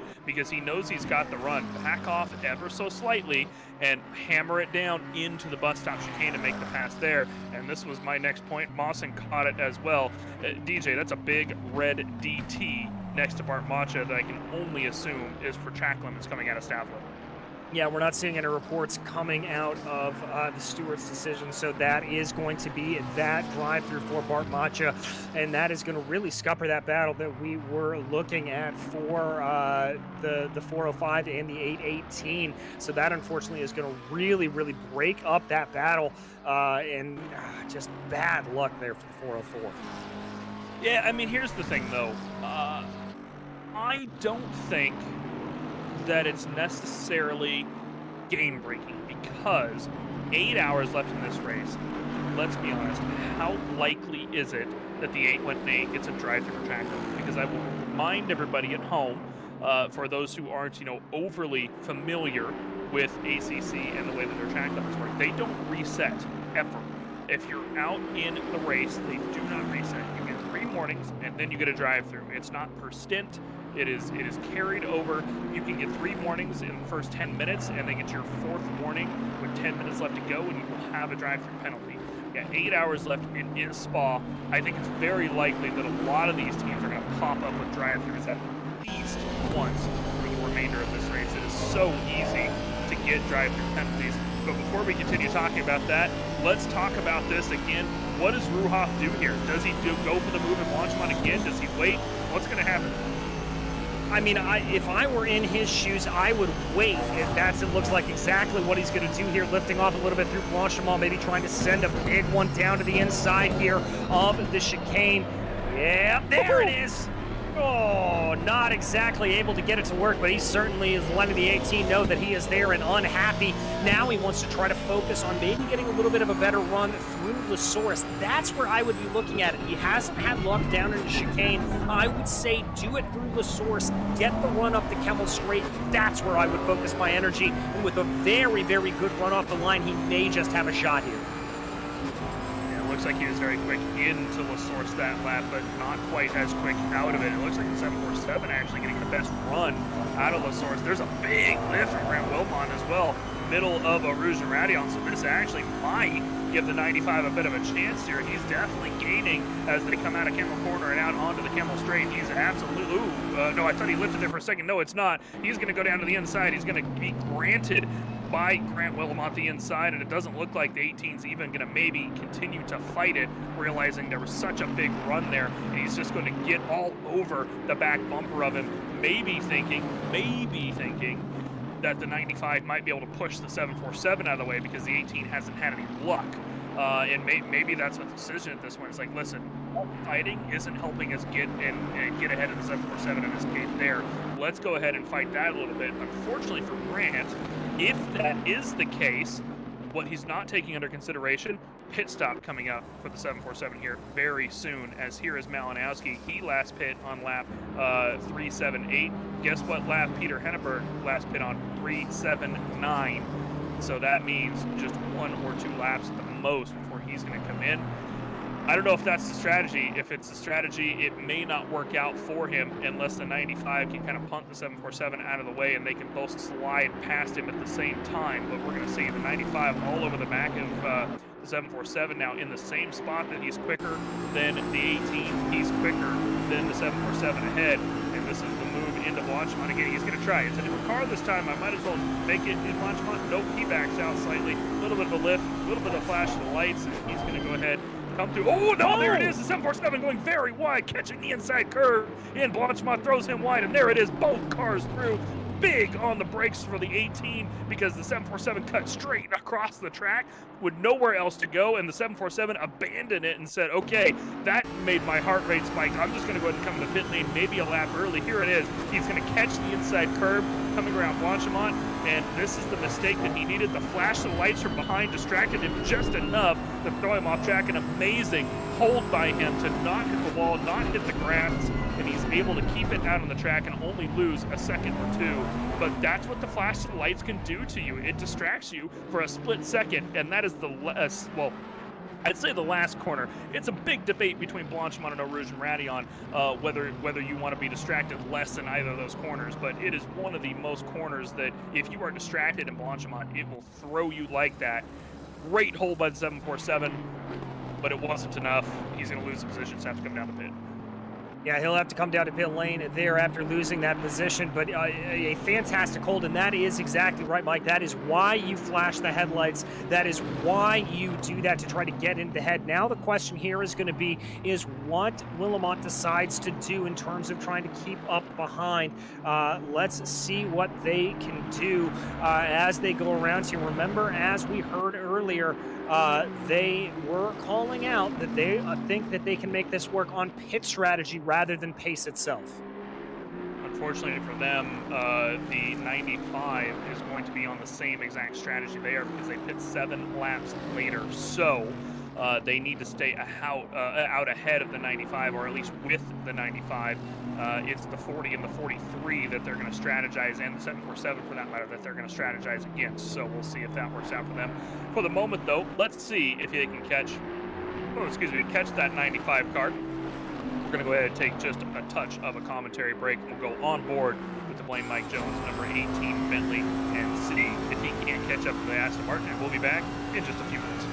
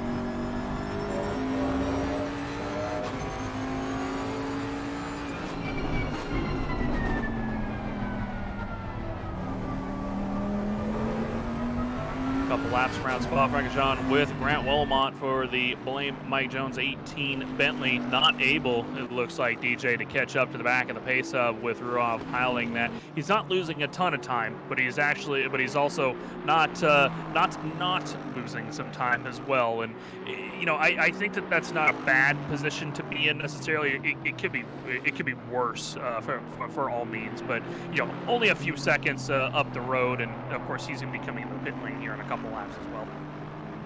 Yeah, exactly. And just having that 2 seconds, that's not enough to really be sweating about necessarily. That's not enough to really be fretting unnecessarily over, as we see Miguel Neto coming back out here for Ramada Motorsports in that number 43 BMW, working his way out of pit lane right now. Looks like he's going to come back behind Spangler in that 818 number 2 silver class car right now as it runs around. And I just want to point out somebody in the chat, not the YouTube chat, but the Discord chat, for number 44, did point out that they had a big issue with a disconnect, and of course that was Mayo Dura that we were watching earlier have a big battle. So unfortunately for the 44, they are not quite at the bottom of the order, as the double disconnect 107 Green Loftus team is still a couple laps behind them. But the 44 has dropped back in the order, unfortunately for them. But they are back racing again, and that's again, and I will say this again and again and again, every single time this happens to somebody, I am always so happy to see these guys, you know, pop back into the race and make sure that, you know, they're here to finish. It doesn't matter if I'm a couple of laps down, doesn't matter if I'm near last place. They're back in the race, and they're out here to finish with Tony Richter in that RSR Blue number 44. As we just saw, the provisional leader of Chris Melbourne making his pit stop. George Boothby likely going to take that over very quickly, and in fact just took over the lead as he came across the 70 in the pit lane. So pit stop cycling out, but the 992 definitely still ahead of that Volante team.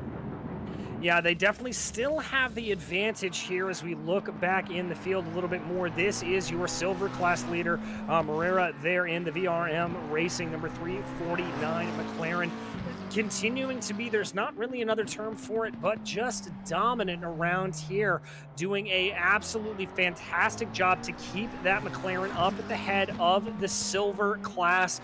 We talked a little bit about off tracks and how a drive-through can definitely scupper them. They were victim of that a little bit earlier on in the race, but still able to hold down a multiple car lead over their closest competition behind them. Yeah, I mean, they're not going to reach it unless something major happens, of course. But, I mean, they're damn near close to the overall podium in that silver class car. And, of course, 2 laps based on my timing screen behind Schaefer. So nowhere close to getting to the podium. But, I mean, a top 5 for a silver class car with, you know, looking at the field here being as quick as they are is nothing to shake your head at. And you know, I'm sure that this 349, especially given the season that they've had so far, is, again, and we've said this a couple times, but, you know, they're going to be so happy. Of course, Ruben from Real Race Club popped into the chat about an hour ago as we made our broadcast switch over. Celebrating them being in P4 and celebrating the 818 being in what was P11 at the time, is now currently overall P8. But, you know, it's such a great race for the two of them, and of course we're on hot red alert for the 818 and the 404, because of course the 404 just had their drive-through penalty. The 818, we don't know where they're at with their track limits, but very expected to get one through the remainder of the race. And does that mean that you know, they'll drop back down to 3rd position if they do, or can they keep the pace up ahead of the 404 and gap them now that they drop back? Well, that's going to be the real question here, and that's going to be the challenge for Spangler and Matsuya, to both of them try to see if they can keep building that gap. There is Jeff Spangler for the Madhouse Racing 818 BMW, working his way now through that final chicane. He's driven a pretty good race here, but as you said, they're going to have to watch out for those track limits. They're going to have to watch out for those extended times all the way around, as that one little mistake around here can come back to bite him and put him right back into play with the 404. There's more scheduled pit stops shaking themselves out. Macha had just come down the pit lane a couple laps ago, now in for his pit stop, and Merrick Vaughns to take over that Connection Loss Racing car. We were talking about how this is one of their rabbit drivers, as you like to call them, I guess, DJ. You know, Vaughn's is definitely one of the quick guys in the car, and all these guys are consistent for the CLR team, but this is one of their quick guys. He's the one that you know, is likely going to be putting down the fantastic lap times that the other guys won't, but at, you know, higher risk to himself necessarily. And there's their rival right there, of course, Jeff Spangler, who has not made his pit stop yet, will pit in just a couple laps as he was off sequence, is that 818 last pit on lap 389. And that's another thing that might be worrisome, of course, is we've said this before, but the strategy, the 818 might have one less pit stop than the 404 as well, so they've got to be wary of that. Yeah, they've got to be very wary about that. And, you know, we thought when this rain came out, it was going to be the great equalizer, but it certainly hasn't done that over the course of this race. Plenty of time for it still to play, about 7.5 hours left to go. And speaking of those drivers able to make a little bit longer pit stop, Grant Willamont there in the hashtag blame Mike Jones, number 18 Bentley, doing a fantastic job. Ruoff has really run away from him here at this point, and I would say it's starting to get into the danger zone of where I would start to worry a little bit about times. It's a 6-second gap between themselves and that number 95 Aston Martin, so a little bit more pace to be drawn out of it if they can, but clearly running the strategy they want to here at this point. Yeah, they're on lap 30 of this stint from the look of it, because they last pit on 381. So that means they've got not more than a few laps left before they're going to come into the pit lane. But yeah, you know, I mean, you're 100% right. You know, the 95 definitely running off ahead of them again. And this is what happened with the 95 earlier, right? They got ahead or got behind of a couple people. Ruoff got in the car and he said, all right, well, time to go.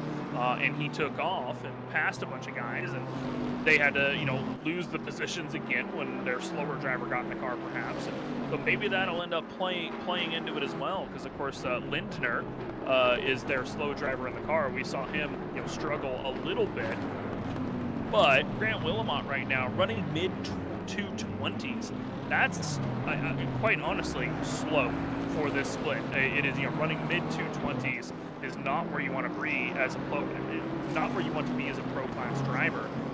And you know, even at the end of a stint, I'm sure you want to be running, you know, in the high 19s or to maybe even low 20s at the very most. And, you know, so that's likely what's costing it. I wonder if it's a tire thing for the 18. I wonder if they are struggling on tires, which is weird to me in the Bentley. But hey, you know, we don't know. Maybe he slid out a couple times in those, you know, that big three-way fight that they had and ruined the tires. Very well could be the case. I mean, remember, they were banging doors a little bit there with the number 95 up against it, and that could certainly be just enough to have scuffed those tires a little bit. A lot of extra oomph, let's call it, having to be put through the car going through Blanchimont and in that area. It certainly could have taken them down and taken out those tires. Speaking of which, he is going to come into the pit lane. I'm noticing him on the in-road now, so we are going to see what happens once he gets back out of the pit lane. If he can, you know, get back on the hammer here in a couple laps, and, you know, start putting in those good lap times again. As Grady obviously very impressed with their overall pace, as we chatted with him a little bit ago, and back on board with our leader for the race today. And this is our proper leader of the race, as most of the time the George Boothby or Malinowski spent in the lead was a bit of a de facto leader, provisional leader, while the 70 was in the pit. But now that the pit stops deltas have gotten closer with the 70 since the rain, the 992 is the overall leader at the moment. Just saw the 18 car in the pit lane off to the side, but George Boothby finally on his morning stint, and perhaps Malinowski out for just a touch of a nap after that blazing hot stint that he had overnight. 4.5 hours, I believe, he was in the car. Boothby now likely going to put in a few hours before Malinowski climbs back in for the end. So the question is, does Boothby now do 3 hours, or is he going, well, you did 4.5, so I'm going to do that now? I mean, that is the big question to be asking here. I would have to imagine that it's just going to depend on how he's feeling, how everything goes out, and how that makes them feel when they're up and going. You know, it's going to be a little bit interesting to see what happens. We talked earlier about how when you're in the car and you just feel it going, you don't want to get out of it. maybe that's going to happen here for Boothby. Maybe we're going to see a driver change if he's not exactly feeling the conditions. Yeah, and conditions, by the way, of course, we did notice as I'm just watching the 18 car, by the way, out of the pit box here, and I did notice Martin Grady jump back into that car. So Willamont is out, Grady back into the 18 as they're making their way out of the pit lane. Have to keep an eye on them over the next little bit here, see how that pace is with Grady back in the drives with actual good tires this time around as well. But yeah, you know, it's something that is obviously. We have debated this up and down for the past 16 hours with that 992 car, and I just don't see this debate ending until the checkered flag. You know, we actually take the checkered flag today. We don't know what they're doing. I don't know that they know what they're doing, but Malinowski was obviously very comfortable. Boothby, well, we'll find out. And we'll find out indeed. Malinowski being the one to set the pace down, and we'll have to see is now Caracas back in that number 70 McLaren. And remember, you had referred to him as the driver that you would most want to have in there in that car to try to chase him down a little bit. It looks like they're taking your advice, Mike. Yeah, and I say most want in the car. Either way, it is difficult to chase down George Boothby or Malinowski, but we do know that Boothby, out of the two of them, and only in the Porsche, of course, is the slower of the two. Malinowski is I mean, it's his setups that he's using for the Porsche, you know, and his setups are interesting, is the word I'm going to use. We see how much he struggles with that car, and I say struggle, it's just Malinowski's typical driving, but, you know, you can see how much he's fighting with the car the entire time. And, you know, Boothby obviously not quite as comfortable with that. Excuse me, not quite as comfortable with that as Malinowski is. He's more comfortable in, not that he's not comfortable, of course, but, you know, we've seen him drive the Ferrari, we've seen him drive the McLaren 750S, and, you know, we've seen him drive, I've seen him drive the Aston, I've seen him drive the Bentley, I've seen him drive everything, and he's just always very quick at it no matter what, but Malinowski obviously the faster of the two. Last lap around, Caracas, 5/10 quicker than George Boothby, so maybe it is Caracas that will reel these guys in through, especially if Boothby has to make his way through. Ooh, geez, that was, I don't know about you, but that felt a little unpredictable by the 80. I thought George was going to go to the left and slot in, and then just hammered on the brakes. That's the T3 Motorsport white car. This is what we have indicators for. Yes, it is. And very lucky there for Boothby that he was able to get around that. That's some of those quick reflexes that you really see from the best of these drivers. And you can see the gap he's already putting between himself and that number 80 machine. Absolutely stepping on it here as they come down through Blanchimont. Let's see here. This obviously Boothby will have lost time this lap behind the T3 Motorsport white car a little bit, but what will his lap time be? Looking like that's probably about expected there, a high 18. It's an 18.860. That will have lost maybe about a second, give or take, on Caracas last lap. So, yeah, how long do we have left in this stint? Because it just, I feel like this is going to be the longest stint ever for that 70 car. He has got so much time to gain here, and every little second that he's going to gain on Boothby is just so critical at this point before he's able to dump that car back out to one of his other drivers. They might stick Caracas in here for a couple extra more stints through the rest of the race than he was planning on at this point. Yeah, I wouldn't be surprised. I mean, at this point, you've got to throw everything and the kitchen sink at the wall to just try to gain back that time to the best of your ability. If you are in that Volante Racing team, trying to see what they can do. The Volante Racing Sim Sports machine, just absolutely go for it. And I think seeing Caracas have a couple other stints here would not be surprising to me.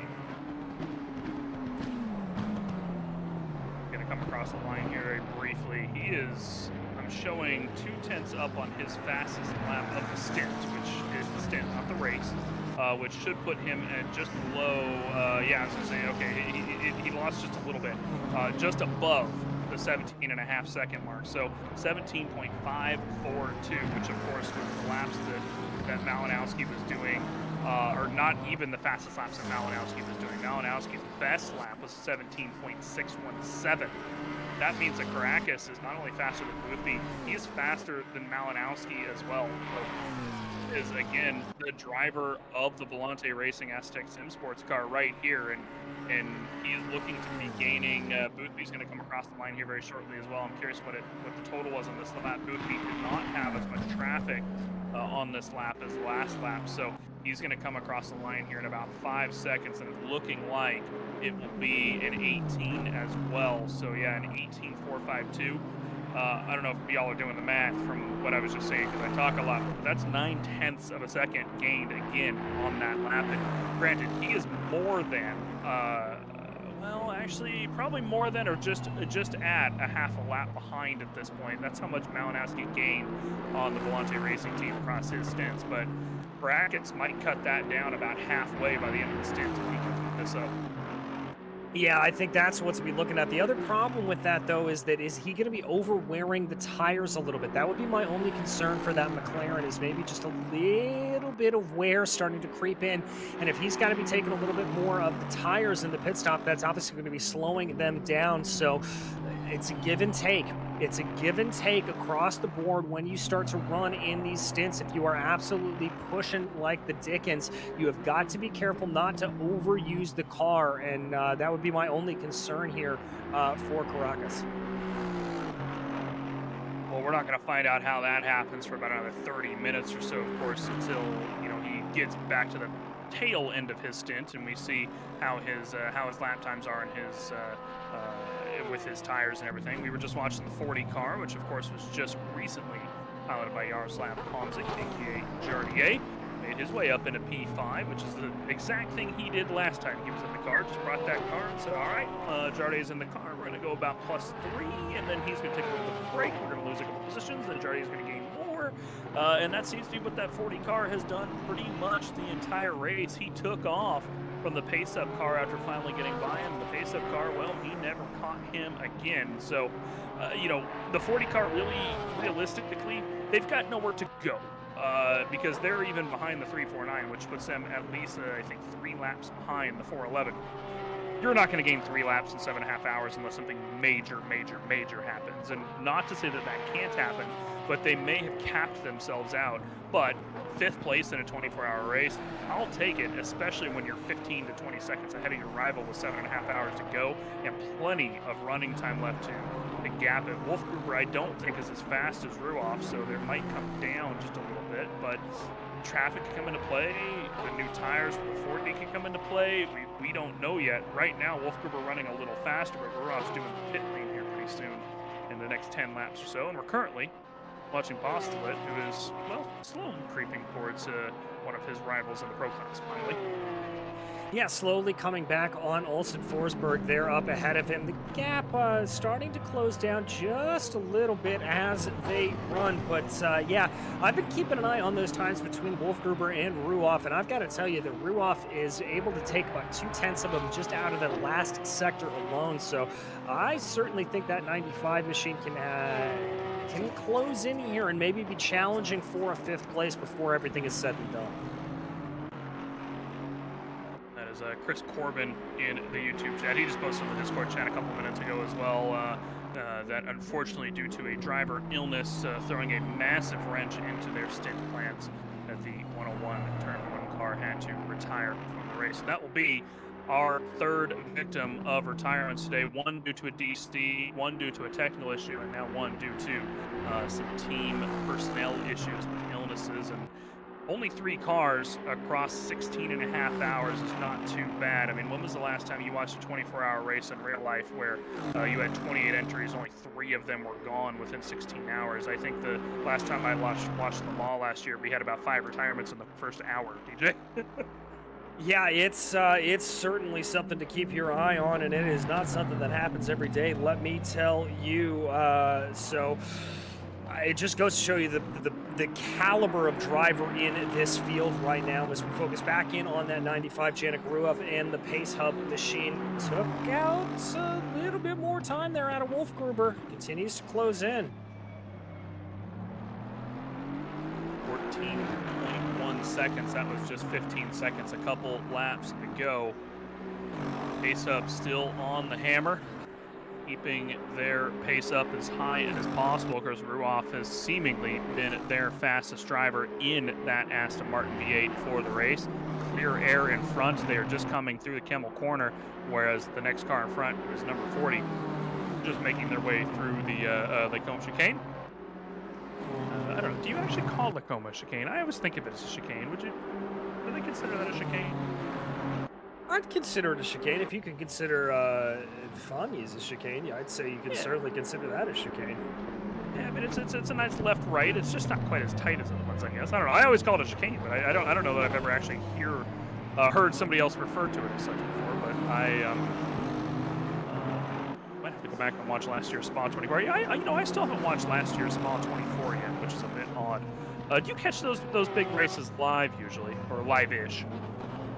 Yeah, I tend to do a wake and nap approach that I'll roll over at start time, watch about 30 minutes of it, let my eyes get a little bit tired, fall back asleep, and then just kind of go about my day with my computer or my tablet up, just watching everything in the background. Oh, there you go. I have not caught one of them properly live besides for Le Mans in 2020 in quite a long time. It was Spa in 2020 that we caught. In fact, a lot of us actually on the staff here at RCI were kind of like watching it as we were doing whatever we were doing that day, and bullshitting with each other throughout the day. And it's a lot of it's a lot of fun to watch those. And a couple of the guys are actually going out to the actual Spa 24 this year. I know Bart Mancha is planning on going out there. He's also planning on, I think, going out to Le Mans if he gets a chance this year as well. And DJ, I think me and you were talking about this semi-recently about how I would love to go out to Le Mans, love to go out to Spa, but it's such a long trip from where we're at, man. I mean, it's like a 16-hour flight from the west coast of California, and just haven't had a chance to do it yet, but maybe one of these years. Yeah, I have a wedding that I have to go to in October of next year that is in France, and I was desperately trying to talk to the bride and groom to see if they could schedule it around Le Mans so I could go hit two with one stone. Unfortunately, the bride had some very choice words for me that are not repeatable on air about my schedule. But well, before we get demonetized again, as that tends to happen whenever me and Jesse are on air for a while, but now it's gonna happen with me and DJ. The mad Porsche man himself has come back for a bit of a chat, and Malinowski, Boothby not looking quite as quick as you were in the car, and Caracas closing in on him a little bit, but you, man, I mean, what were the words I used, DJ? I think blazing stint. That about summed it up. That was it. It was definitely a really fun and enjoyable stint. Last two stints, actually. Did you do 4.5 hours, by the way? Did I count that right? Possibly, yes. Possibly. The man has lost track. They have done so much, DJ. I don't know anymore. It may be 4.5, maybe 3.5, something like that. It was long. See, we were thinking, I had thought that after the rain, you were at 2.5 after the rain, you came in and did the 2 more pit stops, and we thought that you chased Boothby out and said, you know what, I'm feeling so comfortable at the moment that I think you should just take another hour. And then you came out of the pit lane and set your purple lap like back to back within the next 3 laps. I was like, we were going, yep, he just decided he's hooking up right now and he's just going to stay out there. So, I mean, is it just feeling good, dude? I mean, is it the track temperature? Is it the car? You finally just found that comfortable spot? I mean, what was it that last stint? Yeah, the car was just really in the sweet spot. It was working really nice on its tires throughout the entire stint. So I was able to really lean on those tires throughout the stints, use them, and be really comfortable with the car. At the beginning of the stint, Porsche changes throughout the stint so much. So at the beginning of in the beginning of the race in different temperatures and with different tire wear, we're really struggling in the late stint. And in those couple of stints in the night here, the car was really good at the end of the stint as well as at the beginning. So we were just able to gain time throughout the stints without really, losing time, be it in the middle or at the end of the stint because of tire wear. And we're also running the similar to Silverstone strategy with the brake ducts, brake cooling. So we're keeping everything quite hot.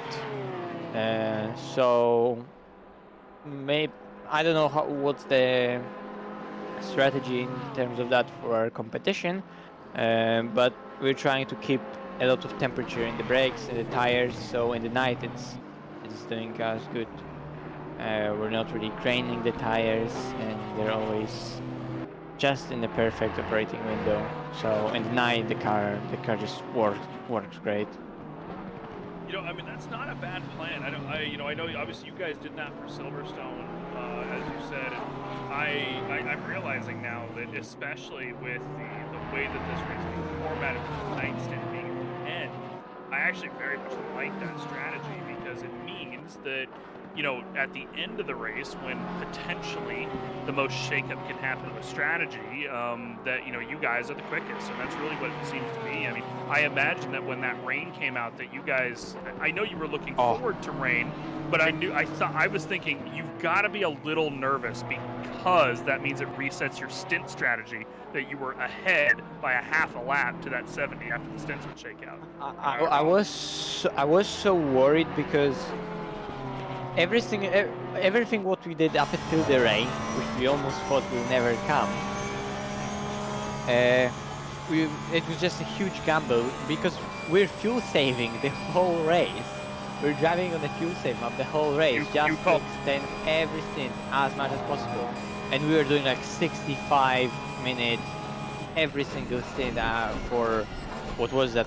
It was definitely more than 12 hours, right? I don't even remember how many hours into the race it was when it started raining. I think it was 12 and 13, yeah. So that just allowed us to, throughout those 13 hours, build up lap by lap at the end of each stint, a little gap over the McLaren in terms of when we pit, when they pit.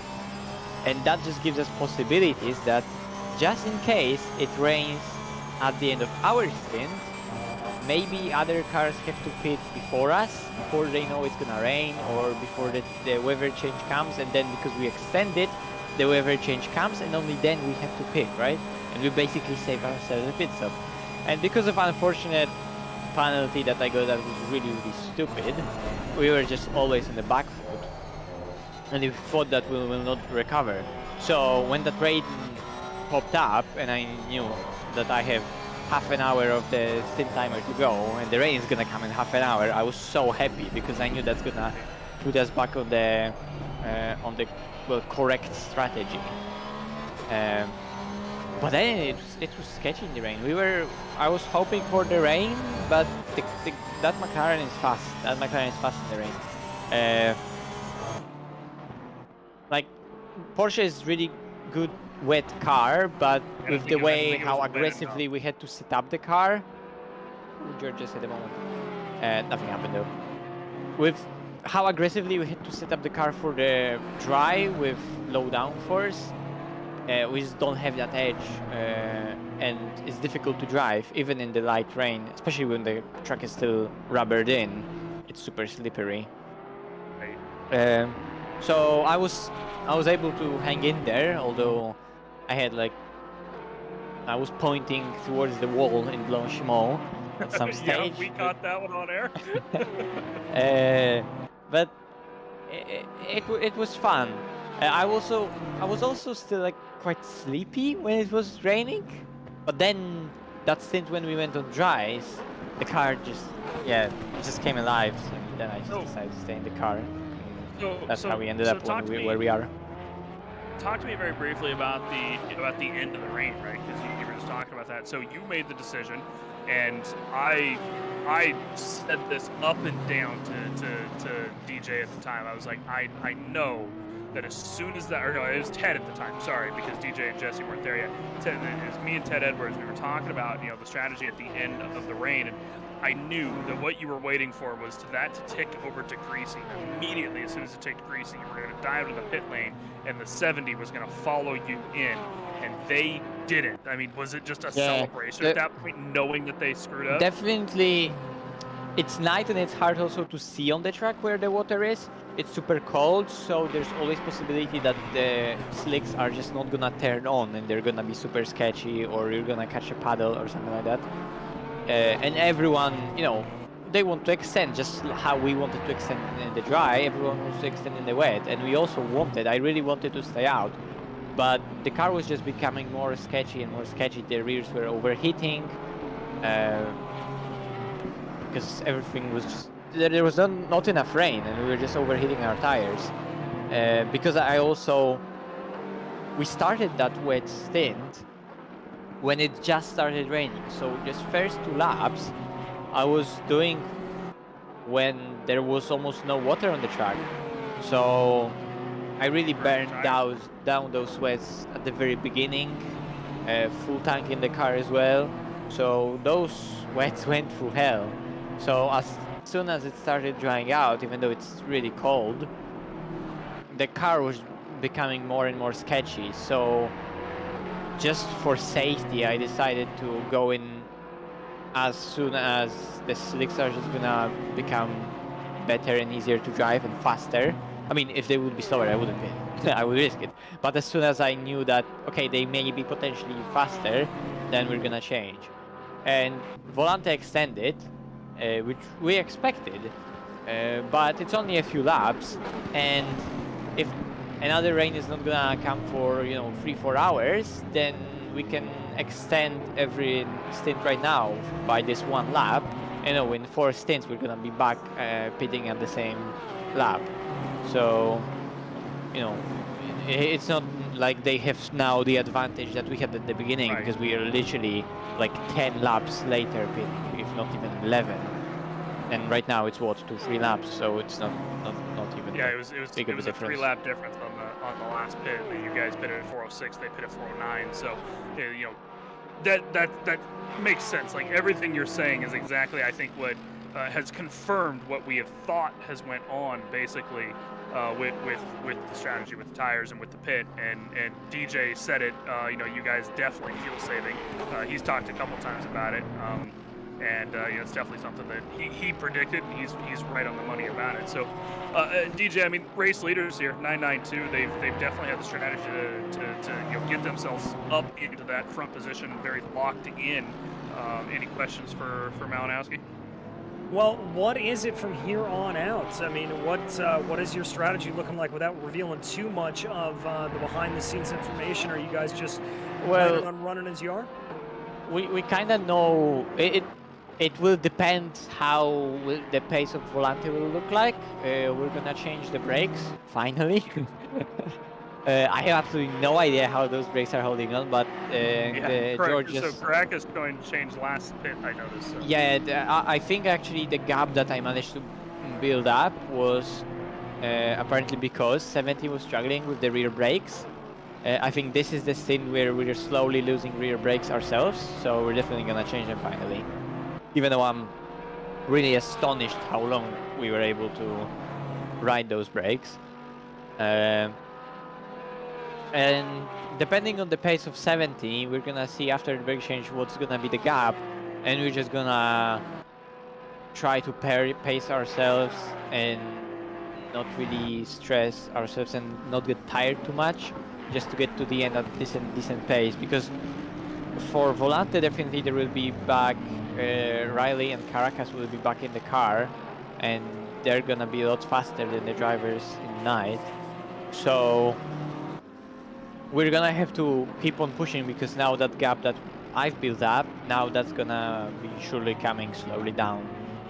So we're just gonna have to monitor that gap and really decide, should we push, should we not push. We're also having we also have free warnings for track cuts, so we just can't cut anything. We can't go wide anywhere at all. So every time for Eau Rouge, you have to watch ourselves. Thankfully, the car in the night is just better to drive, so it's easier to clear Eau Rouge throughout the entire stint. It's easier to make every single corner where we were maybe struggling on the exits to stay flat. Now it's easy flat, just because the car has more natural rotation in it. And you also need to watch out not to downshift too much, because in the wet I damaged the engine. Yeah, it's supposed to increase our fuel consumption and engine damage, but so far the consumption is absolutely the same as it was throughout the entire race. If not even lower, but that may be because it's just getting colder and colder and colder. Well, so the last question I got for you, Pasta, is obviously you were not at 100% last week, and I'm sure that you're probably still not back at quite 100%, but George said that you were feeling better, at least today, yeah? Every single day is better. I thought that today is gonna be really bad because of what we're doing with that strategy, and I'm actually surprised how well we both cope with it so far. Like, okay, it's still 7 hours to go, but considering how long we've already, been driving only 2 drivers like that in this race, George right now seems to be doing a great job. I was surprised with myself that I was able to do such a long stint after I woke up, and I only had 2 hours of sleep, so I'm surprised and that we're doing that well in terms of endurance. So yeah, I'm surprised, but positively, and that's good. So let's hope that we're not gonna have like a moment in like 3 hours when we're both gonna feel awful and lose total concentration, because that moment could come. You feel fine, and then you're like, okay, maybe let's extend one more stint with like a driver in the car, and then suddenly after half an hour you feel terrible, and you suddenly gonna start losing like half a second per lap just because you can't push and you can't do anything about that. So let's hope that's not gonna happen. I'm positive we'll be able to bring it home. It's gonna be a challenge, but I'm up for it. Well, that is the attitude of George Boothby a few hours ago when we interviewed him as well before he did his stint and then jumped into bed. So, Baudowski for the 992, the partner of George Boothby, and I do say partner because they are the only 2 in that car, of course, today. 7 hours remaining, a full endurance race left to go here, realistically, and they have already got 17 hours down. Fast Pasta, as Jesse Lee likes to call you. Good luck for the rest of the race, man. I know George will be in for a few hours now at least, so we will hope that you can maybe take a power nap for a few minutes before you jump back in the car and you guys are still at the top step of the podium. Yeah, we still have 20 minutes of the stint timer, so we're gonna see what we're gonna do. Is George driving now for 1 hour, or I think this has been his first stint. Yeah. Okay, so maybe we'll probably do Tortellini's awake, one. DJ, I promise. Yeah, this will be the end of his first stint for the moment. So it's also so confusing because of like the timing. It's 10 a.m. here, but in the race it's 1 a.m. So it's weird. Well, welcome to my life usually. Yeah. Whereas I guess having that every day isn't fun. So, yeah, it is 1 a.m. my time now, so. Sure. Perfect for me. But yeah, good luck for the rest of the race, man. I'm sure that we will end up talking to you guys at the end of the race if everything keeps going the way it is. Well, DJ, wrapping up the final bit here, and that was Tortellini, of course, with the 992, and about 7 hours left to go here. Something I don't think I've asked you through the past few hours here is What do you do, DJ Clark? You commentate some places, if I'm not mistaken. Yes, I do, both in real life and on multiple simulators. You can check me out in live if you want to head out to the SRO GT America series. We are headed to New Orleans next weekend to go to NOLA. Listen in on Sirius XM. I'm going to be live on there, as well as multiple places across multiple platforms, including GSRC, Race Spot, Apex Racing TV, and Podium Esports, all places that I happen to lend my voice to every now and again. Yeah, it was some of you guys over on the stream know that I headed out to Sonoma because it was one of my home tracks. I'm kind of right in between Sonoma and Laguna Seca when GT America came out here a few weeks ago, and went out and met DJ, met Kyle Heyer, who's also one of the GT World commentators. He does the PA and Sirius XM alongside Mr. Clark here. And something else that you'll be doing this year as well, of course, voice of Ferrari Esports in the North America Series this time around. So be exciting to see you there. As we're going 3 wide down the Kemmel Straight here. What is happening here, boys? That is the 70 car. That is P2 on the outside. That's the Forza Italia car. Says, you know what? I'm going past as well. This Forza Italia car is just ballsy, man. I mean, every time we catch an overtake with this guy, he is flying past people. That was insane. Well, we talked to that team a little bit earlier in the race, and, you know, they had talked about how they had just kind of gotten put down through the field, and they thought they had some good pace to be able to gain back up, and they are clearly showing here that they have the guts to be able to just chuck that car around, send it into the corners, and I love seeing this. These are guys that got put back near, I think, running dead last at earlier stages in this race, and just absolutely crushing it out here now. And of course, they're P5 in the silver class. I mean, the classes are pretty much sorted themselves out for the most part. I mean, of course, the top 4 of the silver sorted a little bit through the pro field, but all of the silver cars from the rest of them are down at the bottom of the order. So, you know, a couple of the disconnects have come from silver. That was the 44 and the 107. They've had other technical issues that have led to that, but you know, for the most part, this Forza Italia car has made their way through every single silver class car that they've had a chance to do so. I don't know that they will be able to promote themselves once again past car number 80 once they get up there, but or they shouldn't be able to get up there, rather, because they're at least 1 lap down from them, if not 2. I believe it is 2 laps. Based off the timing. The timing jumps around a little bit, apologies. But I believe it's 2 laps behind car number 80, who is T3 Motorsport White, of course, here.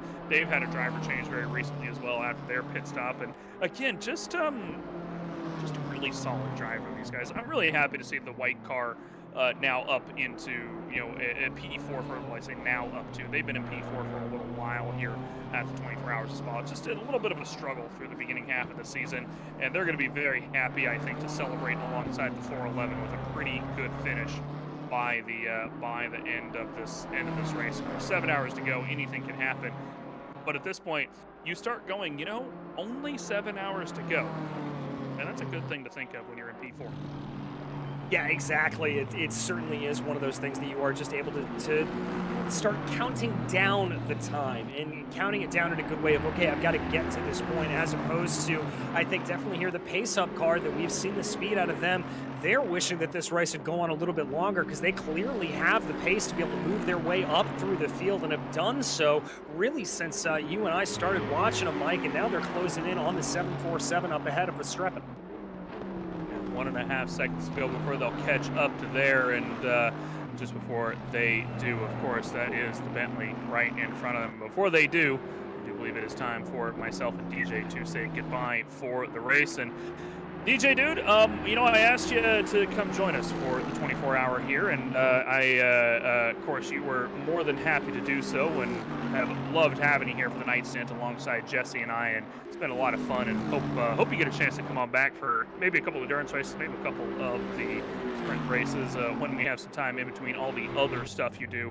And like he said, you can catch him on Sirius XM for the GT America Series. You can catch him on SRO Esports Asia. You can catch him on SRO Esports America, SRO Esports Endurance races as well when he gets a chance to do so, and various platforms of the iRacing, pretty much every night of the week, if I'm not mistaken. So go catch him anywhere. You got a Twitter or something that you post on when you go live in places or something, DJ? Yeah, I tend to. I'm just at the DJ Clark. It's pretty easy to remember. Well, go follow him on Twitter, guys, and of course, big shout out to Paul Jeffrey as well, who stopped by for the late evening stints as well, guest in from the race department era. And for now, though, that will be it for myself, Mike Jones, DJ Clark, Jesse Lee for the night stint. He'll be back in a couple hours as well to help Ryan Gill wrap up the race. In the meantime, well, Les Stephenson, I don't know if he's had any sleep for the night, as he was up late talking in the comm chat watching the race. Maybe he got a couple hours. He's going to take over one of the microphones as well. Mr. Ryan Gill will lead off the comms for the next couple hours. Have a good morning, boys. Thank you very much, Mike and DJ, of course. Les, good morning. How are you? Have you got some sleep? Is this the all-important question, I guess, after Mike's follow-up? Morning, Ryan, and the answer to that question is not a lot, really. Not a lot, really. I mean, I think I've probably got no more than 40 minutes shut-eye and in between stints of my co-drivers, and obviously watching this great race unfold and on the RCI channel as well. And but no, I didn't really get a lot, my friend. Well, that kind of sounds like the situation that the 992 will be in right now. Only 2 drivers between the 2 of them, so not much room for either of them to catch any shut-eye, but lead the way they do. And I believe Mike said it was something around a 1 minute 20-second gap, roughly, between the 2 leaders at the moment. The 70 still has the fastest lap of the race, which does count for points. And we'll have to see how the rest of this unfolds over the next 6 hours and 56 minutes. Of course, it is still dark out here at the moment. It's about 1 in the morning in-game time, as we just see the number 95 going up the inside of the 747 and moving themselves up into 7th place, and that's Roth on Verstappen. And the 95 car, which had quite the charge through the field, it has to be said, from the very start of the race, being right at the back of the pack on the safety car restart. My word, that feels like a long time ago. And, up into 7th place at the moment. I said a top 5 for them, is probably on. It could still be done. And, well, with just under 7 hours left, they're, I think, well on their way towards that goal. Yeah, they've had a great race so far, haven't they? And there's been plenty of manoeuvres been taken throughout the race with this number 95. And but yeah, no, having a great race so far. And like you say, with is it Ralph? I think I don't know if that's how you pronounce the surname, but yeah, having a great drive and along with his teammates. And just looking a bit further down, you got Verstappen with Hennenberg. We had that slight incident before, and surprised to see the number 18 down in P9. And I don't know what happened. I must have missed that bit, but I could have sworn they were sort of near the top 5.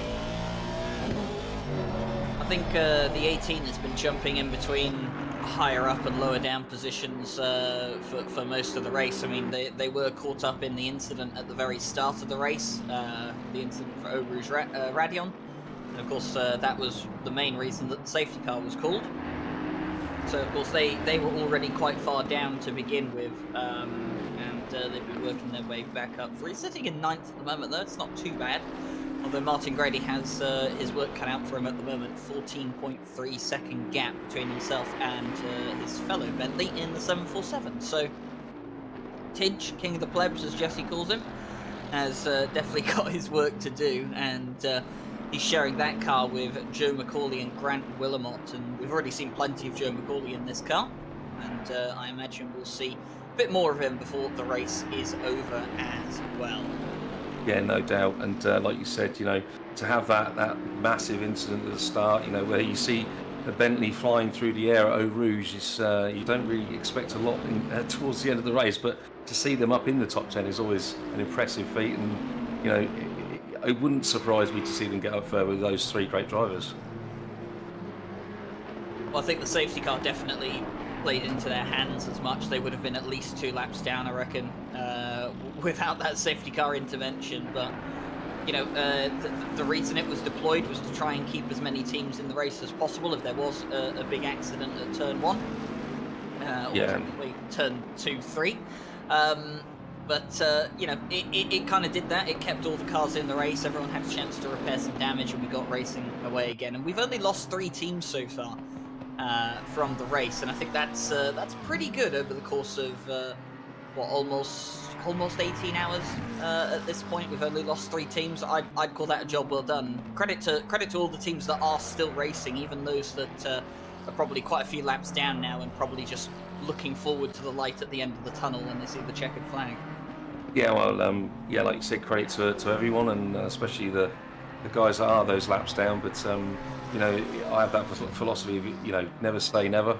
You always go to the end. Don't quit if you can.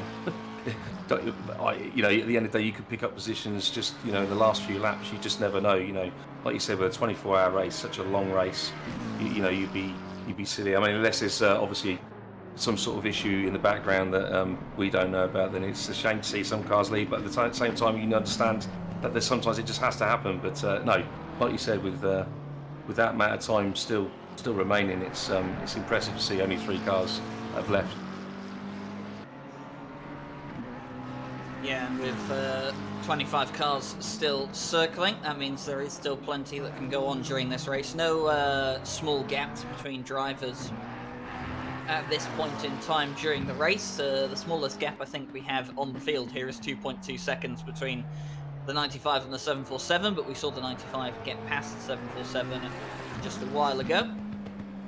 So at the moment, kind of just in that phase of the race, Les, where there's not much going on, but this is the part as a driver where you have to keep your focus up to the maximum. It's so easy to succumb to fatigue, boredom, you know, a rather lack of an adrenaline rush sometimes when there's nothing really going on around you. It's easy for the mind to wander, and that's when mistakes happen. Of course it does, and in the nighttime driving as well, it's just that there's that bit more concentration being used, so therefore a bit more energy. And yeah, like you said, fatigue kicks in, and you know, when you're working as a team, you sort of try and prep for that and make sure that the drivers that are driving during the night, you know, have been well rested as best as possible and are able to then be at their best throughout the night stint. You know, throughout all the stints, everyone is prepared, I suppose, as a team. But yeah, you know, you can get those times when things like that will happen, and you know, maybe we might see some of that soon. But you know, 20 past 1 in the morning, we're looking at a good few hours left of darkness. So yeah, it's no doubt, you know, something will happen soon. Yeah, so something will happen always with the endurance races. You get these lulls where there isn't much going on, and then all of a sudden there's 5 or 6 cars scrapping all at once, and it does get quite exciting. We're expecting the sunrise here for Spa somewhere around 6 a.m. or just a bit past 6 a.m. So that's when we'll get the official sunrise. It will start to get lighter before we get to the sunrise, of course, so you will start to see the light creeping over the trees in the distance.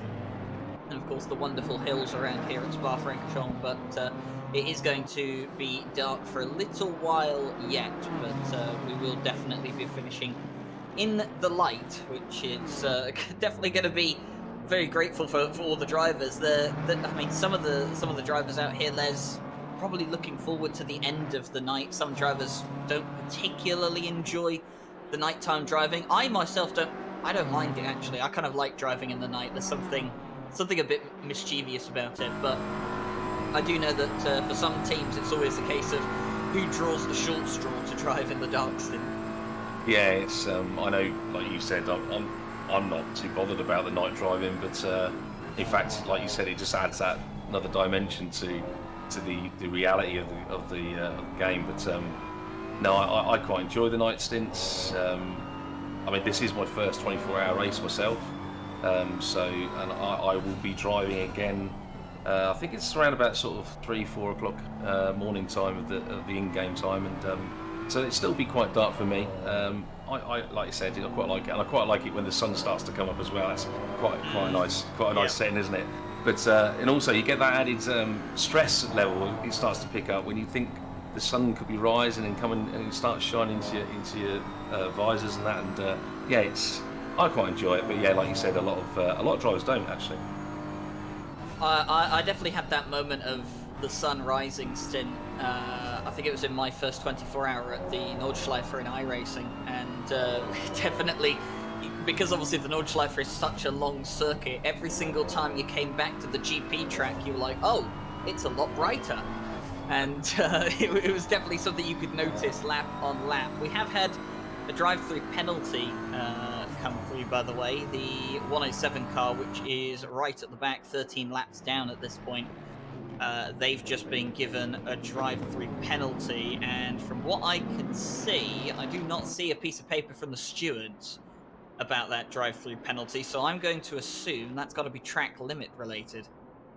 Yeah, we're going to have to assume that for now, aren't we? And it's most likely, and it's, I think it's that's the only Mercedes in the field, isn't it? And but like you, Ryan, I know you're a fan favourite of the Lamborghini. It is a shame not to see any Lamborghinis in this field, and my heart.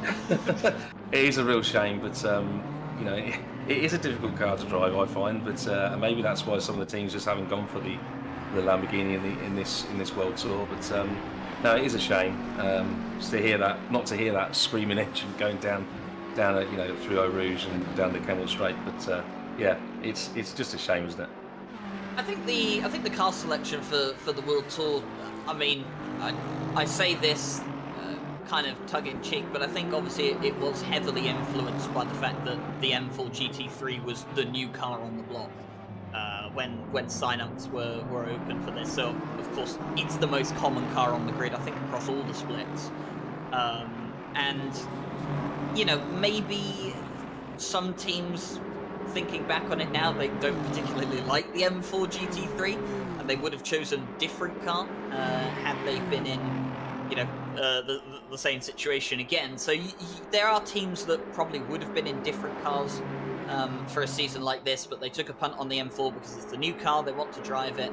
And I think for EWC we'll see a bit of a different kind of way of thinking, because at that point the new Audi and the BMW won't be as new anymore.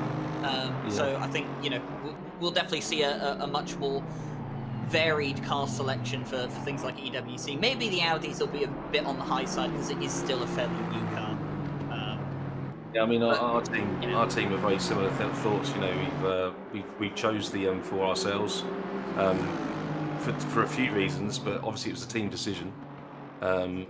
It was a toss-up between the BMW, the McLaren, and the Aston.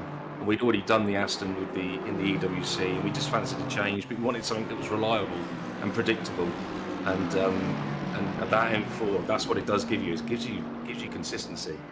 It isn't the most flamboyant of cars. It's not a Lambo.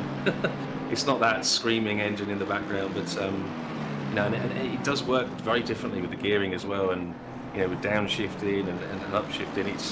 It does work ever so differently to some other cars, but that's why we went for it. I don't know if we'll go for it in the future, but I think that's pretty similar feeling across the rest of the teams in the World Tour.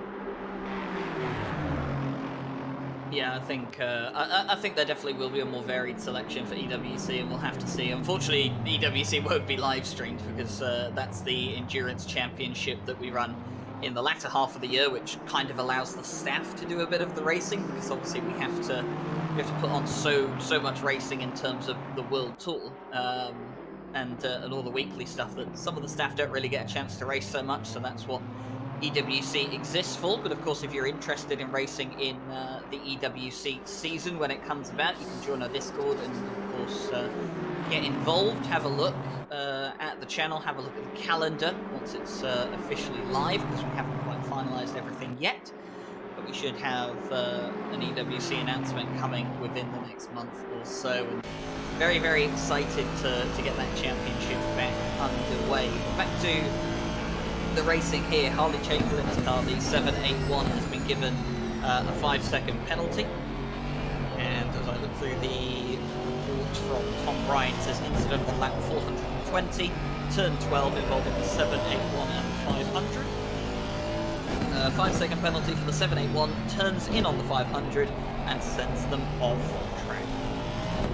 Oh, well, yeah, that's what 5 seconds will be for then, and unfortunately, well, the only fortunate thing about that is they can serve that within the pit stop. You haven't got to take an extra stop as such, and yeah, but it's again, I always say I would hate to be the stewards making those decisions, but obviously they deemed it was worthy of a 5-second penalty, but. Yeah, I mean, we've seen the 500 Ferrari to be, making some of these fantastic moves throughout the race, and maybe they had something to do with it. Who knows? But we didn't quite see it. But yeah, it's a shame to see. It's a shame, but 5-second penalty. I don't think Harley Chamberlain would be too bothered by it. It's one of those penalties where it feels more like a slap on the wrist penalty than anything. It's not something that you'll be too grudged about overcoming. So Harley Chamberlain, just get head down now and try and work out and how they can gain that time back. Meanwhile, George Boothby, the race leader, is into the pit lane, the 992. We heard from Malinowski that they were going to be changing the brake. They said that the 70, they thought that the 70 was having a couple of issues with their rear brakes, and then he saw the 70 change their brakes, and he said that the 992 is starting to get similar symptoms, so they would probably change their brakes for this stint. So George Boothby comes in, they'll be doing a brake change on that car, and that allows the 70 then the opportunity to catch back up. And we'll have to see exactly where they all feed out after the pit stop. Yeah, it's interesting actually to know that they could feel it, feel the brakes starting to go. Personally, when we've had brakes starting to go, I've not really felt the difference until I've noticed the brakes telling me that they're wearing out. But I mean, if they can start to feel it, then great, brilliant stuff, and they can preempt it and change it during a scheduled pit stop, which is because we all know, 24-hour race, you're more than likely going to have to change those brakes, and if they can do it within the schedule, then great. Yeah, definitely. It seems like when you're in a 24-hour race, you're going to have to change those brakes at some point. It's just deciding on when to do so. I think some of the teams probably would have done it around the halfway mark. Just try and split the load on the brakes halfway if you can.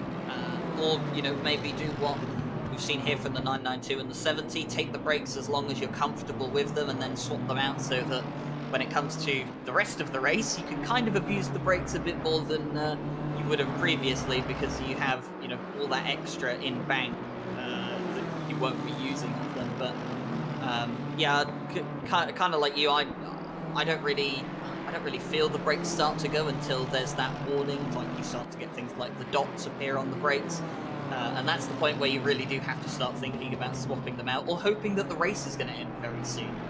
But with 6 hours and 40 minutes to go, the latter one is not so likely. So change of brakes definitely required here in the 24-hour. Wouldn't be surprised if every team has already done a swap of brakes, or the teams that haven't will definitely be thinking of doing so within the next hour.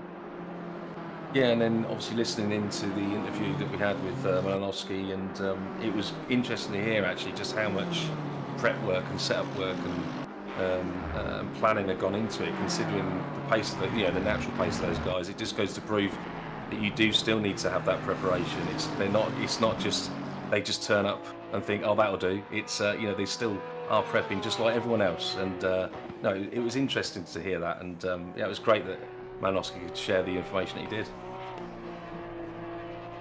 Yeah, it's always great to have a bit of an insight. We've got Felipe Moreira in the pit lane as well, by the way, the 349. That's the leader in silver. We spoke to one of their team members earlier on in the day. I believe we spoke to Alexis Pirali. So had a little bit of a chat about how their race was going on. They're not doing bad at the moment, though. 4th overall, lead in silver. Fantastic performance from the 349. And they even said that their driver loaded the wrong setup for qualifying in Superpole. So they were convinced they could have had a top 3 overall finish in qualifying. Didn't quite work out that way, but well, the qualifying position that they got didn't really matter in the end, because they've led the silver class pretty much from start to finish. And doing a fantastic job at the moment. I believe they're a lap ahead of the 18 right now, which is in second place. So doing an incredible job, and they'll just be looking at this race now. Just get the car to the end. You don't have to worry about the guy that's in second place, as long as you can keep a consistent pace and just mainly focus on not putting the car in the wall or inside of another curve. Yeah, and it just, it's that all-important theory of, qualifying, is everything. But, in these long endurance races, it doesn't actually mean an awful lot. Don't get me wrong. It gives you a great stepping stone and a great start for the race. Tries to, if you can get as close to the front as possible, hoping you'll keep out the way of any initial trouble in turn one, as I say, the Punterinos, and just hope that you can stay out of trouble getting that good qualifying position. But no, it just goes to prove you don't. It's not a massive necessity to get as high up that grid, but it certainly is a helping hand. And but yeah, no, it's to load the wrong setup. I bet that the driver's going to get a bit of a ribbon there from his teammates for quite some time. Well, all fun and games as long as it doesn't affect the race, and so far it hasn't affected the race. We've also got Caracas into the pit lane now, so the number 70 coming in to serve their pit stop as expected. You heard earlier from Malinowski that they're a bit more on sync now with the rest of the teams around them. Initially they were going, I think it was 3 laps longer than the 70 were, but now they're a bit more in sync with them. So the 70 comes in, they will serve their pit stop. No change of brakes expected for this car. So we'll be looking for the 992 to retake the lead of the race. But of course, the gap between the two cars will have come down significantly because of the fact that the 992 has now done their brake swap as well. So once the 70 comes back out from their pit stop, we'll know what the true gap is between the 992 and the 70. And then from that point on, it's, 6.5 hours basically of them duking it out to see which one will come out on top in the 24 hours of Spa. And this 70 car has done an absolutely fantastic job from start to finish, taking the fight to the 992. And kind of like Jesse said right at the start, one of the few teams this season that has taken the fight to them. Yeah, and I think it's been a pretty sort of flawless race so far for them, isn't it? As far as I'm aware, anyway. And I mean, yeah, to take the fight to them. I mean, the gaps. It'll be interesting to see what this gap is. I mean, it's saying that is that the 992 in the lead now, isn't it? Yeah. So the gap, with the pit stop. You're saying that you think they're on the same sort of pit stops now. Are you saying? Well, I believe the 70 just pitted 2 laps after the 992, so pretty much on the same pit cycle. Yeah. So, wow. Yeah, that's much different than I thought, to be fair. But no, yeah, that's changed it even more. But no, it's nice to see. Another car up there battling for the lead, and because the 992 has pretty much dominated the series so far. But no, it's good to see, and some new names, but some more names up there, and they've had a really good race, haven't they? The number 70, and there's some regulars in there from some of the other RCI series, and it's just good to see. Even with 6.5 hours to go, they're still able to battle for the lead. Yeah, definitely so. And Grantis Caracas staying in that number 70, so he is back out in that car. We've seen him do some double stints already and definitely getting his fair share of driving out of this car. That 31-second split that you saw, that was at the end of the Camel Straight. I don't think that's entirely accurate because this is the outlap for Grantis Caracas. So we'll see what it is when they come through into campus, but I believe it will be just over about 31 seconds is what the gap will be, and that's essentially the gap that the 70 has to now claw back over 6.5 hours, and that's not a bad gap to try and claw back over 6.5 hours, Les. I mean, let's face it, it could be a lot bigger of a gap that they'd have to try and claw back, and it would have been if the Porsche didn't have to go and change its brakes, but fortunately everyone is privy to the same weakness of the brakes failing, and the 70 now has about a 32-second gap to close down. And Grantis Caracas has been the fastest driver in the race all race long. He's been outpacing not just George Boothby, but also Malinowski as well. So with him still in the car, this is one of those stints where they could really make some good inroads towards that 992. Yeah, and like you said, I think that is right. 31.5 second gap, easily. The challenge is on, isn't it? As they say, and it's easily closable. And I'm no doubt with Francis in at the wheel now. He's no doubt he can close that gap with the pace that he's had so far today, and the rest of the team. To be fair, I think it's doable, and I'm sure Boothby and Malinowski are both thinking, it's still on. It's still got to concentrate fully on, on this night race, and this part of the race, but it's at night, and just hope the complacency doesn't kick in. But the fight is on. The fight is definitely on, and the 70 with 31.5 seconds to make up over the next 6.5 hours, and those drivers will be plenty excited and plenty ramped up to do so. However, we have a bit of a curveball coming our way, Les, because I'm not sure if you've seen the top of the forecast in the top right corner, but 30 minutes time, we're expecting some light rain over the night stint here. And that's really going to mix up, isn't it? Especially with strategies and, especially when Malinowski was talking about how they all bang on with their pit strategies now, and now the curveball is thrown in, and we've got rain in 30 minutes, supposedly, but we'll wait and see, but it looks likely. Well, Tom Bryant quoted me a 75% chance of rain, and we have already had some rain whilst I've been away, and looks like we're going to get a bit more when we get to about half an hour in. So looking probably about close to the 18-hour mark of the race, and 6 hours left to go. That's roughly when we expect the rain to hit, so that's nice and easy to remember. Martin Schumacher in the 411 is into the pit lane as we're on board with George Boothby at the moment, and just watching him go around, and he wasn't the most comfortable towards the start of the race. I think he is a bit more comfortable with the car now, by the looks of it. Definitely seems to have found some of the pace that he was lacking earlier on in the race, but he's going to have to try and keep that up across, the rest of the 6.5 hours that he shares with Malinowski now, to be fair. And with only 2 drivers in that car, I wouldn't be surprised if when we get into the last 6 hours, those two are starting to really feel the fatigue. Yeah, and of course fatigue breeds mistakes, and that's when penalties then can sometimes happen. But we've already seen the weather forecast. Although it doesn't look like it's going to be an awful lot of rain, that obviously might change as well, the intensity. But, with the amount of rain that's expected at the moment in 30 minutes, it might even be continuing with slicks. But, let's see how it pans out. But, no, you're right in what you're saying. With this length of time left, with only 2 drivers, it's quite an amazing achievement if they get to the end. And even if they finish P2, what an achievement that'll be. Yeah, will definitely be quite the achievement for them, finishing P2 in a 24-hour race with just 2 drivers. And Mike Jones was quoting me that it'll be the exact opposite of what he did last year in the 24-hour race.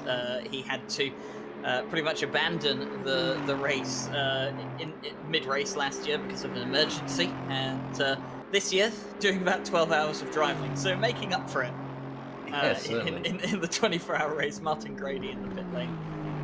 By the way, just seen him come down pit road.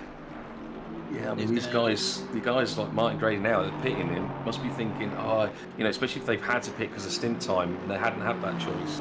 To see the weather forecast come in as well, it's like, you can't put wets on now. It'd be completely pointless. You'd burn them out way before the rain would even arrive, and we don't even know if it's definitely going to arrive. So it's one of those. They've got to pit because of the stint timer, but they've just got to go with the flow, and it's probably going to ruin a lot of people's strategies. Yeah, it's not ideal to be pitting now knowing that, there's going to be rain in probably about 25-30 minutes time, and but that's sometimes how the luck plays out. It's luck of the draw. Sometimes you can keep to the perfect stint in terms of a dry race, and then all of a sudden the rain comes along and it ruins everything. and the people that were off sync because of incidents then all of a sudden are back in the play because it all lines up for them. So it's just luck at the end of the day when it comes to the weather.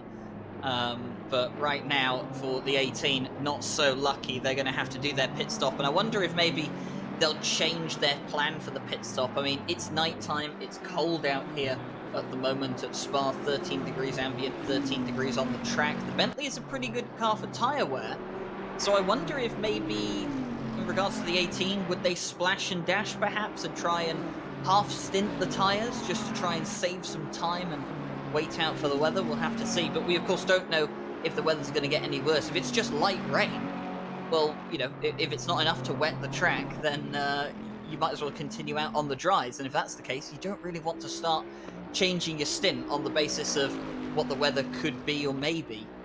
Yeah, I mean, I suppose one part of that strategy could be, you know, they do change tyres, you know, and they take, you know, they put more PSI, you know, more pressure into those tyres to. I know they'll obviously get a lot warmer and a lot more over pressurized at the start of the stint, but when the rain arrives, they then start to cool down, and maybe that could be part of a plan. And you know, a lot of teams prepare for these sort of strategies, and they've already got procedures in place, and you know, who knows what they've done. But it'd be certainly interesting to find out how they fare with these set tyres, and whether they're old or new. We don't quite know at the moment, but yeah, it's just great when you see the weather start to change. It just has that, like you've already said, that curveball. Yeah, it definitely does, and we'll eagerly await to see when the rain does arrive. At the moment, though, Alex Radizzi in the T3 Motorsport black car, currently feeling out in the 411, and they're up into third place at the moment overall. And in the pro class, I see Jardier is back in the number 40 car, and they're a few laps down at this point, but good for the Jardier community team to get Jardier racing with them. I think it was one of their drivers was in the chat earlier. I think it was Wolf Gruber actually was saying that they're really happy to have Jardier along with them for the 24-hour race. Kind of get the feeling that he's just a one-off appearance here for their team in the 24, but you know, not a bad driver to have as a one-off appearance in the 24. Well, and yeah, what a wonder sub, eh? Definitely. And just noticed the 500 has received a 5-second time penalty, and that appears to be incident on lap 420 turn 20 involving the 500 and the 781. Warning for car 500, avoidable contact on the start finish straight. 500 turns into the 781 on multiple occasions. Fourth warning of the race, penalty increased to 5 seconds. So there we go, fourth warning of the race for the 500, and that warrants them a 5-second penalty. Yeah, and it certainly looks like they're trying to make up for that 5-second time penalty with an extremely late braking manoeuvre there. And but yeah, I mean, again, the stewards have deemed that it's worthy of the 5-second penalty with the fourth warning of the day, and you know, they just have to serve it, aren't they? It's unfortunate, but at the end of the day, you pay the price for sometimes being over aggressive. Yeah, I mean, let's be honest, they can make up that time if they're sensible about it. They can make up the time, and who knows, with the weather coming, well, potentially coming, they might not even have to worry about that anyway. Yeah, they might not have to worry about it, but of course it's not really, you don't want to be picking up any time penalties. And I have been watching the gap, by the way. Caracas is slowly eating into Boothby's gap as we have a little bit of a look at the replay here. This is going to be the 500, trying to get past that BMW in front. Whoa! Yeah, overspeed in the toe, and didn't anticipate the BMW sort of being that bit slower through that corner, and you know, the slight tap to the rear and unsettled the BMW. And let's hope that's not another penalty for the 500. But anyway, we move on. They've had their fair share, haven't they? They picked up a drive-through in the first half an hour of the race for track limits. They then got a stop and go 30 for speeding in the pit lane whilst trying to serve that drive-through.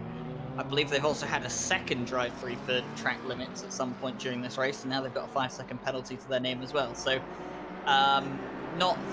not been an easy race for the 500, but you know, look at where they are though. They're what is that, 5th in class, I believe it is, for the 500 at the moment. So I mean, you know, it just shows that you can have can have a couple of drive-throughs, you can have a stop-and-go penalty, you could still end up in a good position as long as you have plenty of pace and you can try and stay out of trouble. And to be fair, most of their penalties here today have mostly just been self-inflicted track limits and speeding in the pit lane rather than incidents with drivers. Yeah, and yeah, like you said, it proves the point, doesn't it? And to be 5th in class and have those issues, it's a testament to the team. And you know, it's just about, if they could just stay out of trouble from here on in, you know, they potentially even pick up another place, you know, by the end of the race. But just looking at Grantas Caracas coming around here, and to see that, you know, still pumping in the 17s and you know, low 17s is just it's just crazy. And what pace they've had today, and Grantas especially. Yeah, I was going to say before we saw the replay of the 500 that Caracas has been eating into that gap slowly but surely. It was about 31.5 seconds when they came out of the pit lane and they reached the 3rd sector timing line. As they come around to reach that 3rd sector timing line again, it's going to be 29.7, so working the gap down. And Caracas at the moment just wants to get past some traffic here. Little flash of the lights from the car in front, and that's going to be a signal to say, look, I'll move over, I'll let you through. And a little flash of the lights from Caracas back, that's probably just a thank you flash more than anything. And you know, that's how you handle blue flags like gentlemen, isn't it? It certainly is. And you know, I'm a massive fan of indicators, you know, but unfortunately some people do get confused with the indicators. So a flash of the lights at this time of day is not a bad show. And you know, it's a great way of, like you said, being the gentleman racers. And yeah, they got through quite cleanly, quite relatively, without losing a lot of time, should we say. And off they go to try and hone down the number 992. Yeah, Caracas does have the 137 a bit further up the road that they'll have to try and navigate their way past later on in the stint. But besides that, they've pretty much got clean air for a while. There's a massive stretch in front of the 137 where there's no one around. So that'll definitely be something that they're looking forward to. Unlike George Boothby, who's got the 404 car a bit further up the road from him. And then there's two cars very close to each other, which are the 89 and the 200. And they're actually battling, or going to battle fairly soon, should I say, for position. 1.2 seconds between the two of them. Well, it's a lot closer than 1.2 seconds now. It certainly is. And the butterfly effect esport car, you know, what a great livery that's got. And yeah, they've certainly closed that gap right down, haven't they? And so that is the 89 in front, isn't it? Yes, it is. And yeah, down to 2/10 now. And I would not be surprised to see by the bus stop they'll be, oh, even earlier than that. I eat my words. Before the bus stop, they're able to get the move. Are they able to get the move done by Blanchimont? Yes, they have. And there we go. It's cracking on and getting on with it with Fisher in the car. Yeah, it seems like Kembley in the 89 maybe just forfeiting that position. I wonder if there is a difference of pace between those two drivers to the point where the 89 said it's not worth fighting them and just wasting the time of both teams. So it kind of looked like they gave that one up for free, but they'll continue onwards. So the 200 now ahead of the 89.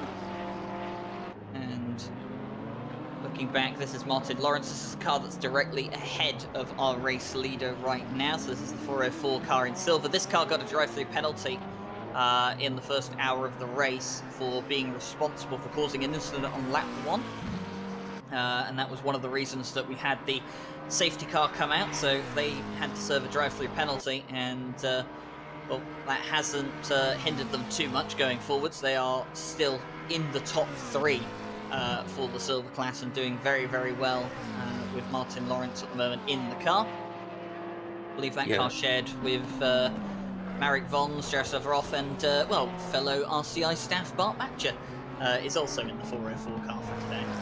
Yeah, I mean, the 404 has definitely had its share of issues, and I think a few of those have been track limits warnings, I understand. And but to be 3rd in class, you know, with 6 hours to go, you know, it's great to see. And let's just hope you know, they can carry on the pace and keep the track limits to a minimum.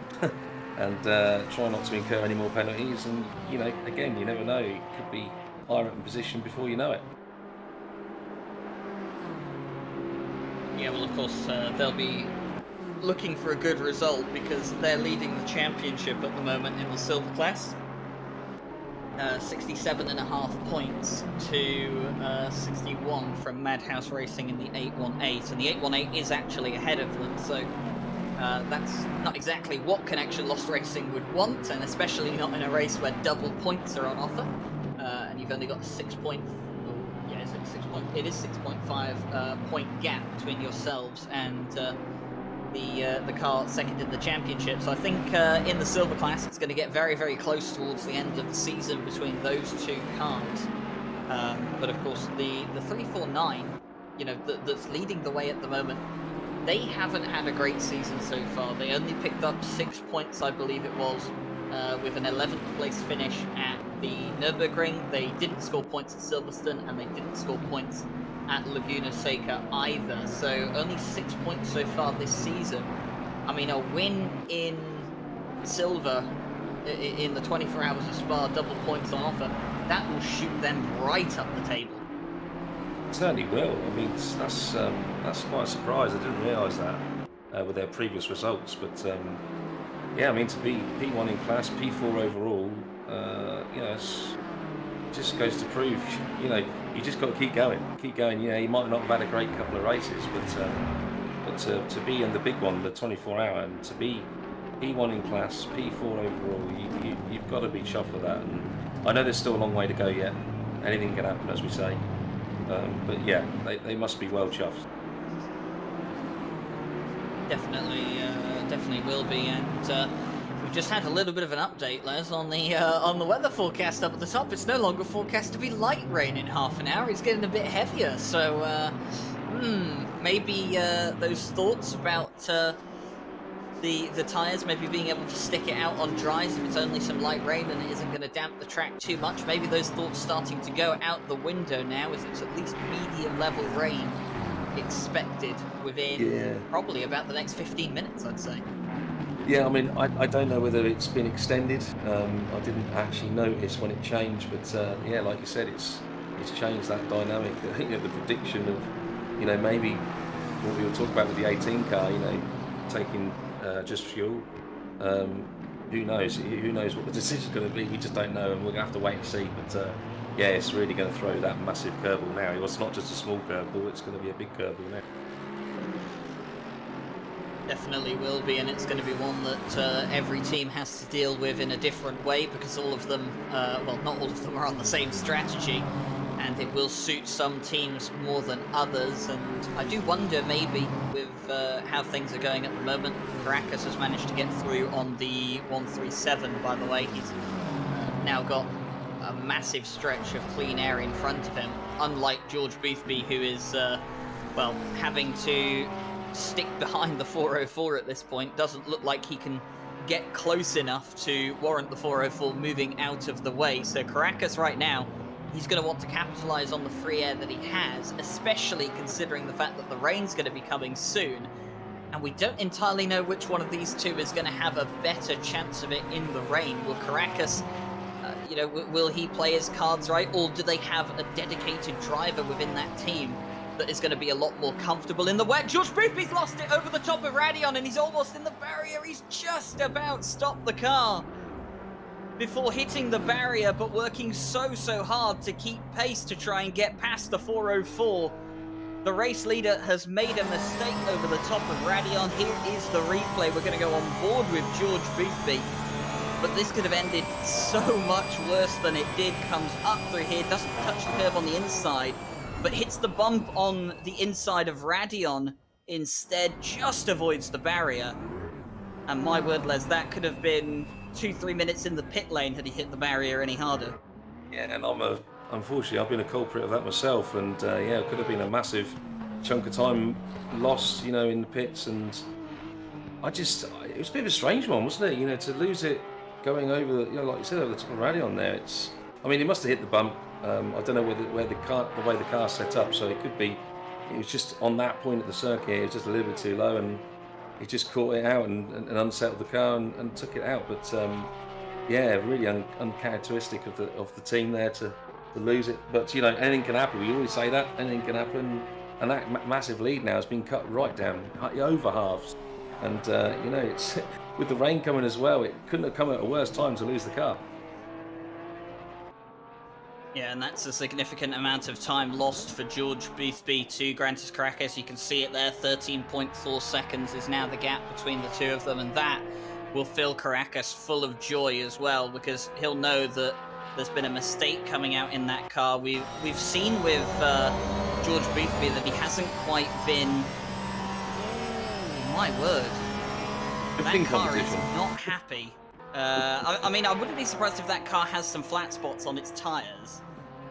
Yeah, At this point after the incident at the top of Radion, but yeah, that car does not look comfortable. But we said this at the start of the race. I spoke to Jesse about it. I spoke to Tim about it. I kind of spoke to Paul about it a bit. I'll talk about it with you as well, and in case there's anyone that didn't hear it earlier on. This does not look like the George Boothby that we're used to seeing. It looks like a George Boothby that's not comfortable with the car, and I've driven this car around here in an endurance race. It's not particularly fun. It does have a tendency to want to off itself over the top of Radion, and well, George Boothby, he's one of the best drivers around at the moment, and even he's not immune to this car trying to go for a spin over the top of one of the most difficult corners in racing. Oh, and you know, as someone of his level as well, to see, you know, that one tiny mistake, you know, just getting the line ever so slightly different to every other time he's done it, and of course, you know, that one tiny move to the left or to the right can be the you know, can what cost you a lot of time or sometimes even some damage and then a costly pit stop. But yeah, it is uncharacteristic of him, and you know, like you said, is it he's just not comfortable with the setup. It certainly doesn't look like he is the most comfortable with the setup, but you know, we're watching from the outside, and it'd be nice to talk to George at some point, maybe once the race is done, just to find out exactly what's been going on. But yeah, it is uncharacteristic, and as we can see now, the weather forecast is almost dead certain now to be raining, and it's going to start with a light sprinkle to start with and progressively get heavier. So a light sprinkle of rain in about 10 minutes, and then it's just going to get heavier and heavier and heavier in the next 20. So we'll eagerly wait to see how all of that pans out and see who it does suit. But I mean, for George Boothby right now, if he's struggling with that car in the dry, I don't exactly know how well that car's going to cope in the wet. I mean, it could be that the setup is, should we say, a bit more geared towards the wet. If they saw, you know, how much chance there was of rain, you know, across the practice servers and all sorts, they might have prepared a setup that's a bit more on the wet side, and we have had a lot of dry running. Yeah. So it could be that that's played a part in it, but at the same time, you know, even Malinowski hasn't looked the most comfortable with that car, and he's the man that knows the Porsche better than anyone else in ACC, I would argue. Whereas Caracas team, I mean, that car has looked like it's on rails during the dry. I haven't seen it run during the wet, but considering the fact that it's still within, you know, close distance to the 992, I have to assume that car isn't bad in the wet either.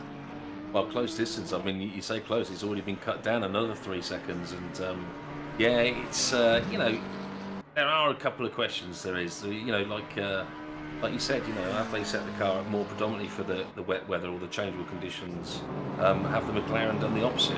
You know, God bless, but we all know that the Porsche is not great on the straights, and, you know, they might have had to set it up just to make it that bit faster to try and compensate for lap times, and you know, maybe that's a reason why it's not so comfortable through places like Eau Rouge and Radion.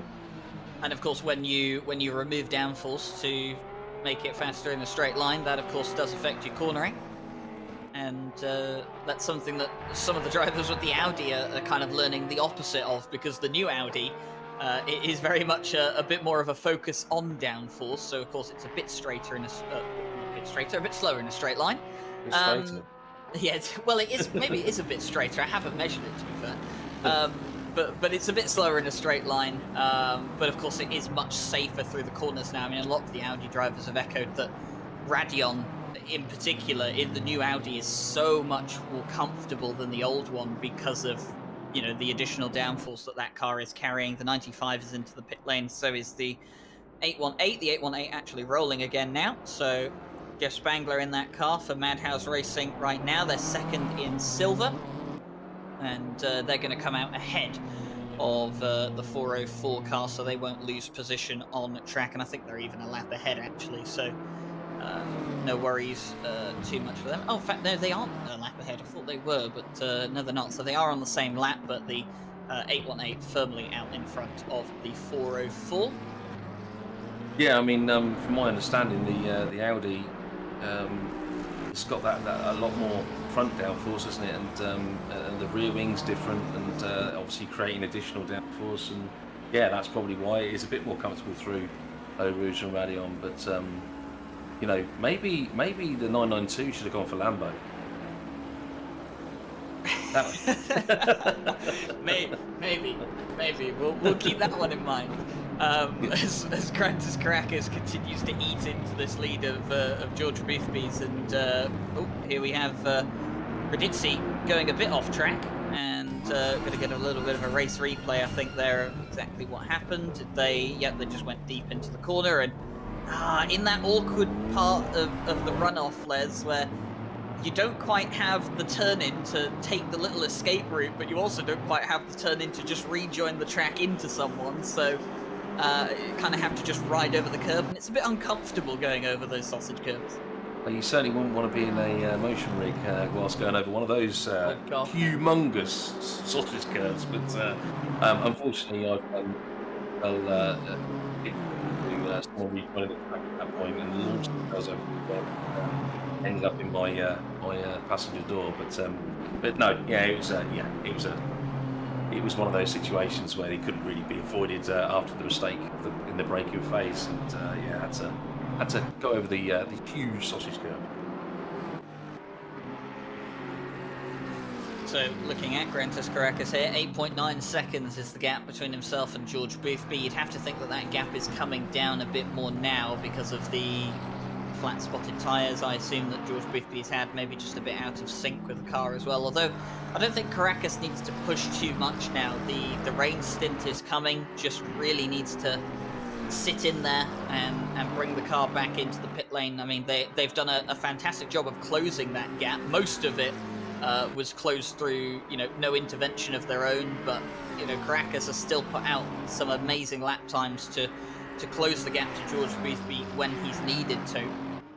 And of course, he's obviously got full confidence in his teammates' pace as well, because it's not just Caracas that's carried this car to where, they are right now. It has been a full team effort, and they're looking, well, more and more like favourites to win this race the longer it goes on, Les. I did say this earlier that, when Caracas was starting to build up the gap over George Boothby, it looked like the longer the race went on, the worse it was going to get for the 992s. Things have swung back in their favour during the midpoint in the race. But right now, it looks like it's swung back in the favour of the 70, and the longer this goes on, the worse it gets for Boothby and Malinowski. Yeah, but you got to say, if you're, if I was a betting man, would I not put money on the 992 to win? No, of course I would. I would. You got to, because they are two of the best of the business. But no, hats off to the number 70. Like you said, it's not just Caracas. It's done all the running, and just like his teammates. They've all been extremely fast. I mean, it is impressive though to see Caracas still in the 17s. Good 17, easy in the 17s. And, I think the last lap was a 17.6, and it's great to see at this stage of the race as well, and at night, because it throws that more of a bit of a hard. It just makes it a little bit harder, doesn't it, to get those quicker lap times in? But equally, the temperature's a little bit lower as well, so that does help. But either way, though, great pace, and hats off to them. So, as we're just a few minutes away from the rain arriving, according to what the forecast was saying, and interesting to see. Once that rain does arrive, though, and the forecast updates, it'll be interesting to know, is this going to be a splash of rain, or are we expecting this rain to stick around perhaps for at least half an hour?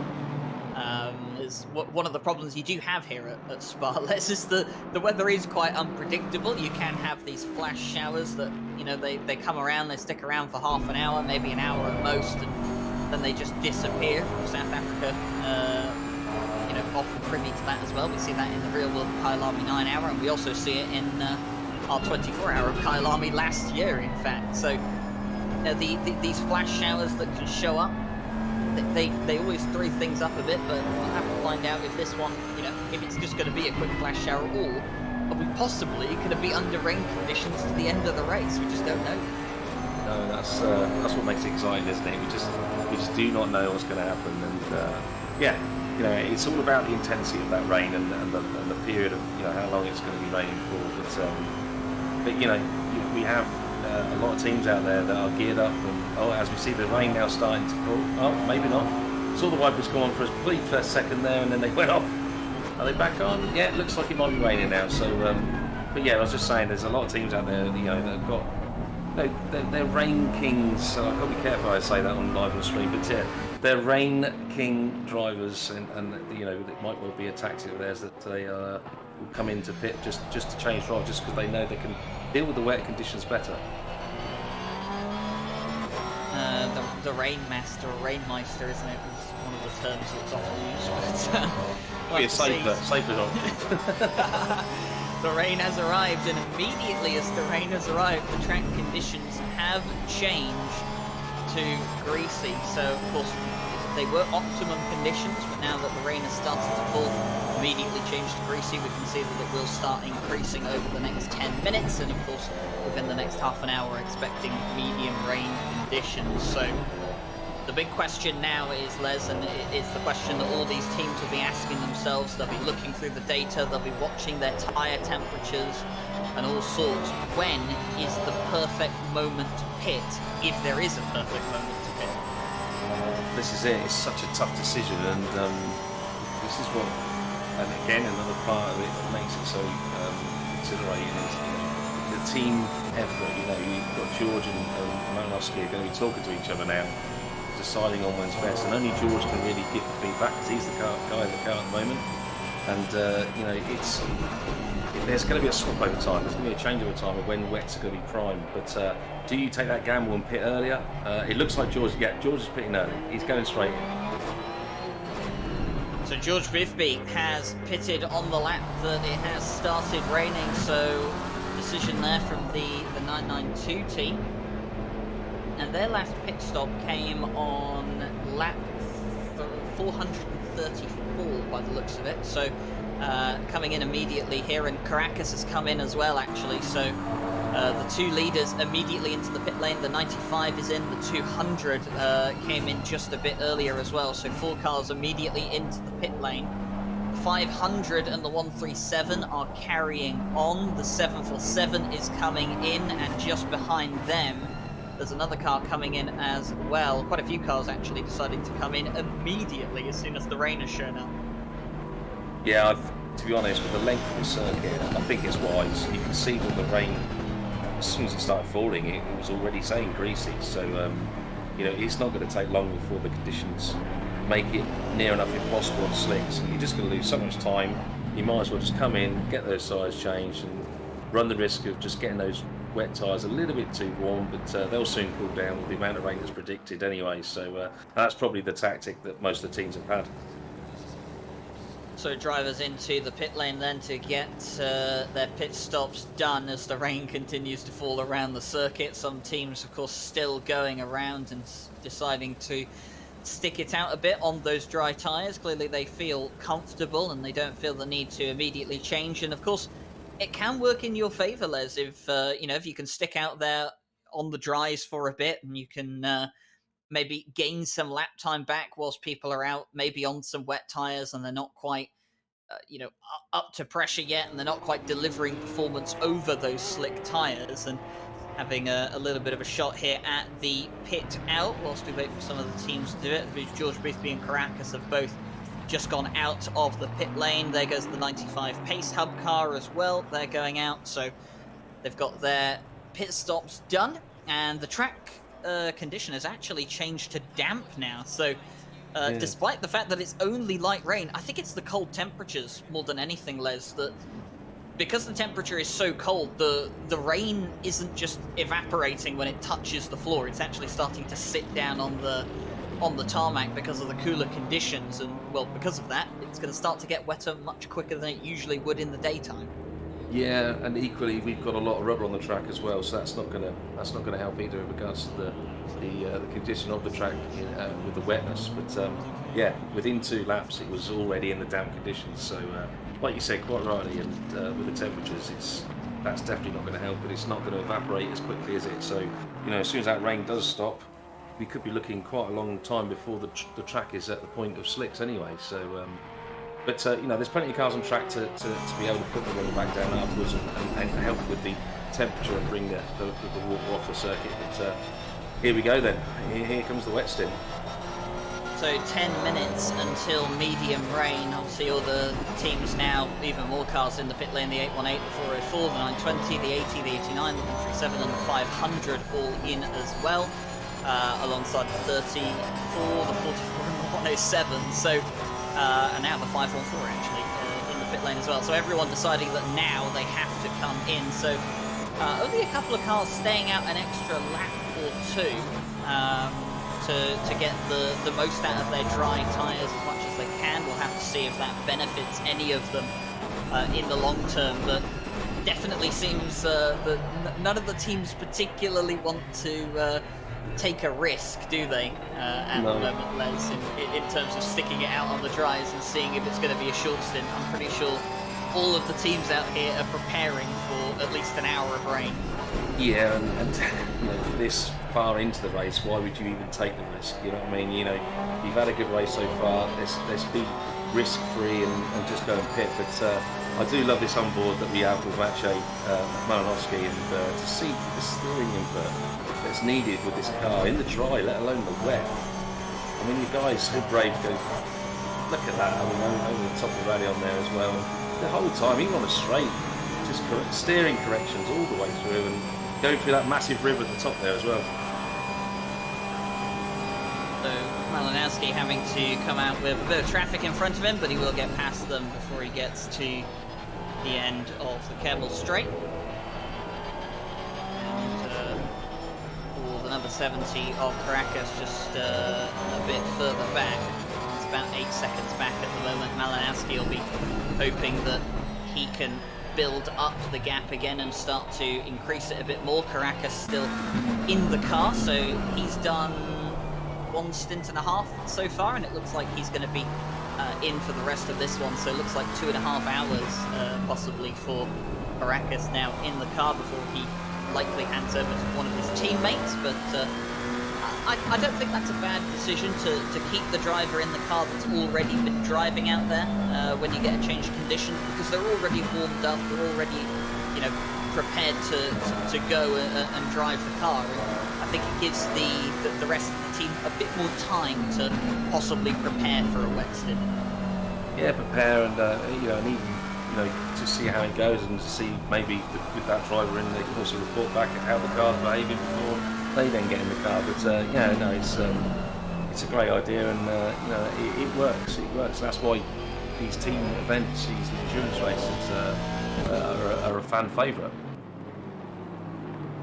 Well, we're going to hop on board with someone around the circuit at this point. Let's have a hop on board with the number 70. I feel we've seen the onboard from Malinowski, so let's have a little bit of a look at how Caracas is handling the wet weather conditions. And we will be going for a very short commentary break as we hand over to our following broadcast producer. We'll be back in just a few minutes with the rest of the coverage of the Spa 24.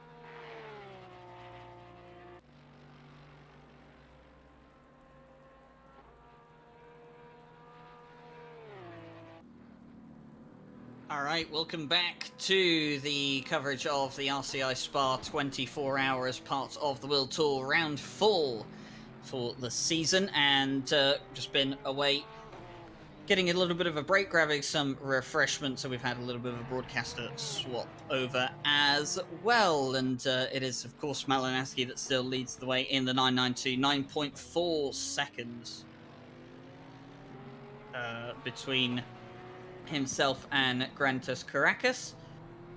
So Malinowski able to kind of just increase that lead that was about 8 seconds when they came out of the pit lane. So just about increasing that a bit, but I'm sure we'll see the likes of Boothby and that back in the car as well. Les, we've come back. The rain is well and truly here, the medium rain, but if I look up in that top forecast, I see something that I don't think the drivers are going to be too happy about.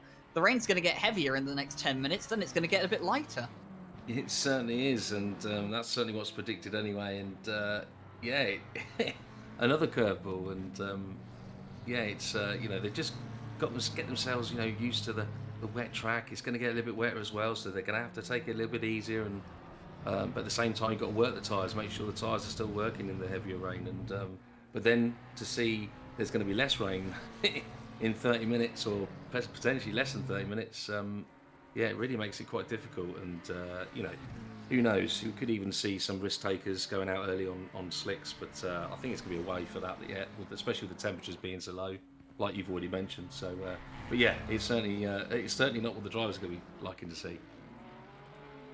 So heavier rain in the next 10 minutes, and then light rain in the next 30 minutes. So of course the driver's going to have to deal with that as well, and of course it throws up all of the stint planning, doesn't it? Because everything that you'd planned for so far, and of course, they'll have changed the stint plans as things have adapted and evolved throughout the course of the race. But when you have these little bit of a splash of rain, you have to throw the wets on for a bit. it really does throw everything out the window, and then you're pretty much left in a situation of, okay, now we have to replan the stint schedule like it's a 5-hour race. Yeah, exactly, and it's just a great added dimension to the whole race, and we've already had a spell of wet track, and it was dealt with quite well then. So no doubt these guys, top of their game, can deal with this, but they'll all be prepared for it anyway, and they've already had that experience out on track already. Granted, it was a bit warmer, so the track would have dried a bit quicker maybe, or certainly not got as wet as quick. But yeah, they're all prepared for this. But equally, it doesn't mean that incidents won't happen, and especially if you touch one of those curbs at the wrong time, the wrong speed, at a certain part of the track, it will spin you, and that's just racing, and especially at night, it's that more difficult to see some of the apexes, especially when the rain's coming down and you're in the spray of the back behind another car. It's again, use the term curveball, it just throws that extra curveball in.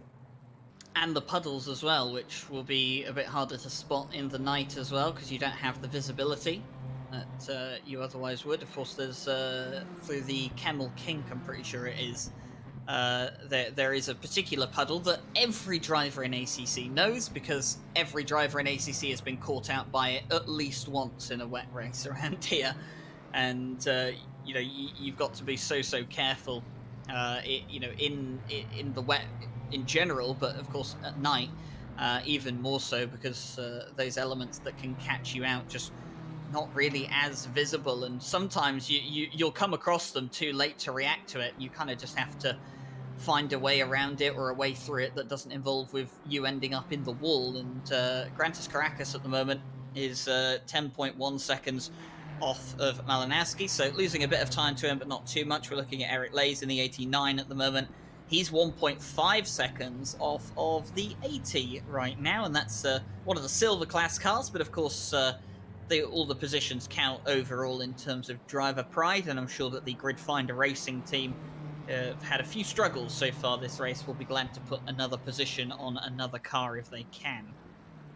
Yeah, and just a great view just then as they come into the bus stop there with the all four discs glowing. It's a great image, and but no, going back to the puddles, like you said, every ACC racer will know this track, especially where those rivers and those puddles are, and it doesn't mean you won't be caught out by them though. That's the issue. And as we come up the top of Radion here, across the top of pit exit here, there's a lovely little river that decides to run across there, and it does catch many people out. It's not too bad in these conditions. It needs to rain a little bit heavier yet for it to be a big problem, but especially when you've got to move out of the way for a car that's come out of the pits, it can really catch you out. Yeah, it really can catch you out, and that's something that all the drivers will be very well aware of. They'll have experienced it in previous races, in the practice as well that they've done leading up to this event. Looking further down the field, I'm just seeing some of the new drivers in cars since the pit stop that we had for the wet. I've just seen Grant Willamot is now in the 18, who took over from Martin Grady. Klaus Naring is still in the car, but Tim Rule has fielded out in the 95 car. Giardia still in the 40. Then we've got De Havilland in the 349, and Schaefer has moved into the 411. So I think a few of the drivers, Les, shifting over into, shifting their car over into different drivers, perhaps. Maybe whichever driver is awake at the moment that's a bit more confident in the rain than the others. Yeah, I mean, taking for example, you got the 40 car with Jardier in the driver's seat at the moment. I mean, admittedly, he was already driving before the rain came, but yeah, you're going to have your stronger drivers in each team that will be better accustomed to the rainy conditions, and you just got to try and, if you can, when you know the rain's coming, then try and plan for those drivers maybe to be in at that point, so that you can gain more lap time against others. And it's all about strategy at the end of the day, and it can't always work. We don't know when the rain's going to come, so it could be that like you said, your Rainmeister driver is going to be in bed and he's uncontactable. So, but you just got to prepare as best you can, and most teams will do, to be fair.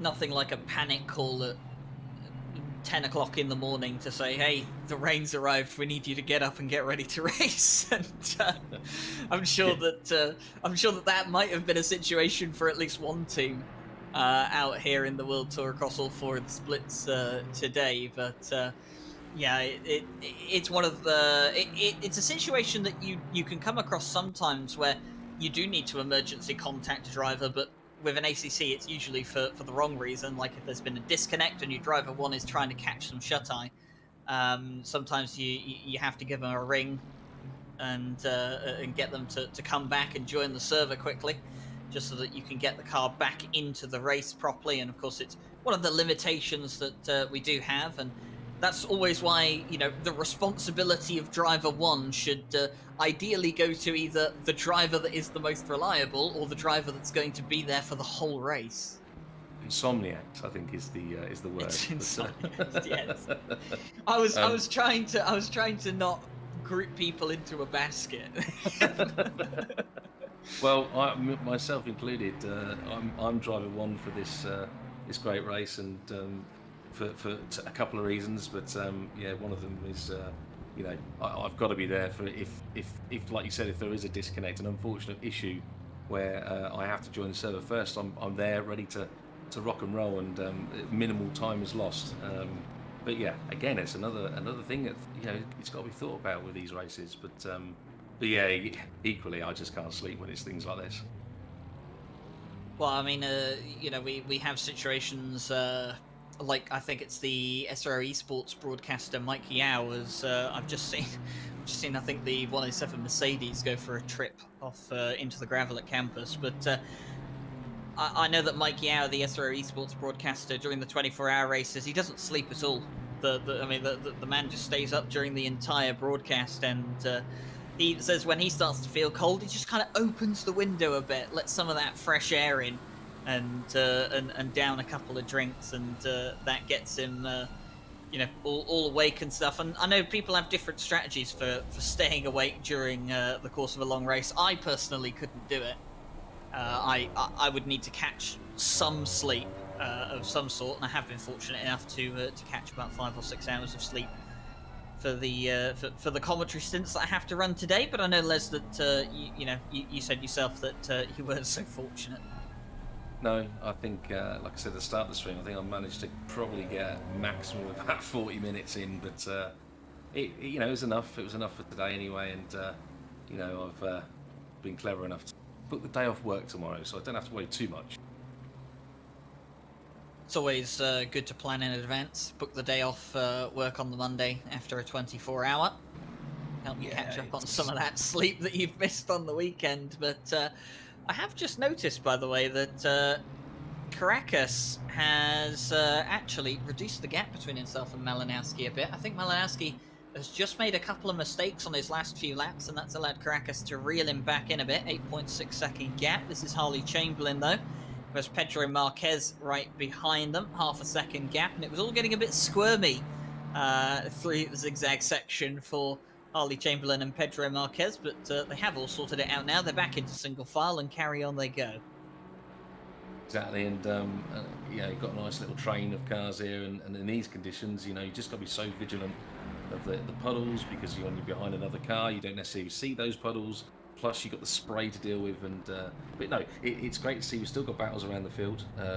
You know, it's not just here. I can see on that lovely little track map, we can see there's a few more little battles around, and there's a 3-car going up the Camel Straight as we talk now. But yeah, you know, it's good to see, and long may it continue. And it's even better to see that there's not been. Oh, as I say that, there's a yellow flag I see for the 107. So I was just about to say, there doesn't appear to be much incidents in the wet.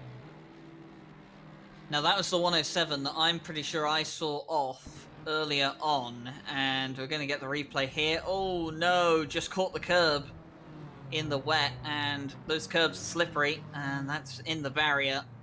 Done a couple of spins as well for good measure, and facing the wrong way. It's kind of the ultimate combo for Peter Hurabar that he didn't want, and that car is that car still stuck there? No, it is going again. So they have got that car moving, fortunately, and they're going to be coming back in. Oh no, the car's gone off again. Peter Hobar in the 107 is off again, I've just seen, as Pedro Marquez, I believe, has worked his way past Harley Chamberlain, but Peter Hobar, that car off again. I'm pretty sure the damage with that car not really helping here. Does he touch the curb again? Oh dear, riding the curbs all over with that car, and yet it's just not going to take it. There's no grip there at all. No, you can see that the curbs, any painted surface is going to be a no-no in these conditions, really. Well, I mean, you can do them. Oh goodness me, it's still going. They're on the grass again. Peter Hobar, this is not what the 107 needs right now for the Green Loftus Engineering car. Just going to try and get that car back to pit lane as quick as they can. Yeah, and safely. Also, making sure none of the other drivers get involved in just to try and get his car back to the pits. That's good thinking there. Just let the cars through, and crawl on into the pit lane. Unfortunately for that car, and yeah, that's a shame to see for the 107 because they've been trying their hardest to get their way back up through the field, and unfortunately, just a couple of incidents involving the wet weather, but they'll race on. And speaking of racing on, Klaus Naring racing on at the moment, and 0.8 of a second between himself and João Cavaca in the BMW M4 GT3 as they go through Eau Rouge and up and over Raidillon. Yeah, and also looking up the field, we can see that the Caracas and Malinowski battle is continuing, and the gap's starting to close a little bit. We're now down to 8 seconds. But yeah, it's a shame to see the 107 in that situation. Again, like we said, the only Mercedes in the field, but it's a bit of a handful to drive around the circuit in the dry, let alone the wet. But any painted surface is going to be almost a no-no, really, to attempt in these conditions. And unfortunately, they fell foul to the curb and set up the car and spun it round again. And yeah, thankfully got it back to the pits though without any other incidents with any other cars.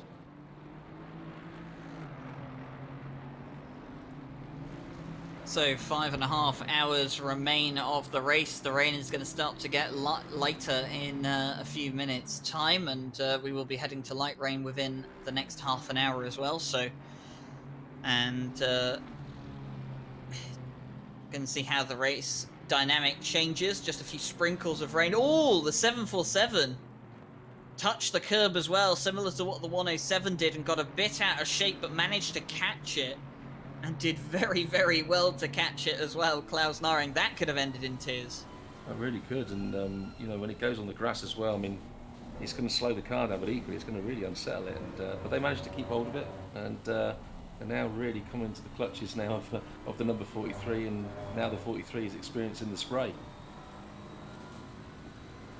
Yeah, the spray, the one thing that you don't want to really experience. And there you go, Les, it has updated in the top right corner. In 30 minutes time it's going to stop raining, so it is just going to be a quick splash for, well, pretty much an hour of this race. So a 1 hour shower here at the Spa 24. It wouldn't be the Spa 24 if it didn't rain at some point for an hour, just to throw things in the mix. And well, the driver's now going to have to deal with that, but at the moment, Klaus Naring not just having to deal with the rain that's still falling, even though getting lighter, he's having to deal with the 43 BMW right on the back of his tail as well. And João Cavaca is looking very, very interested in getting past that Bentley at this point in time. And Klaus Naring just maybe a bit spooked after that little adventure through the second sector that he had. Yeah, I mean, you notice him going around Blanchimont, who really didn't have the confidence in the car to have the speed through there, and the gap was dramatically closed by Cavaca, and just in that one sector. So yeah, maybe just a lack of confidence through that one little incident, but it's all about keeping your head down and trying to build that confidence back up so you can get the lap times back in. And but yeah, it is tricky in these conditions, I must admit. Grantis Caracas, by the way, has managed to stabilise the gap between himself and Malinowski to about 8 seconds. I kind of get the feeling that 70 is better in the dry than it is in the wet, Les.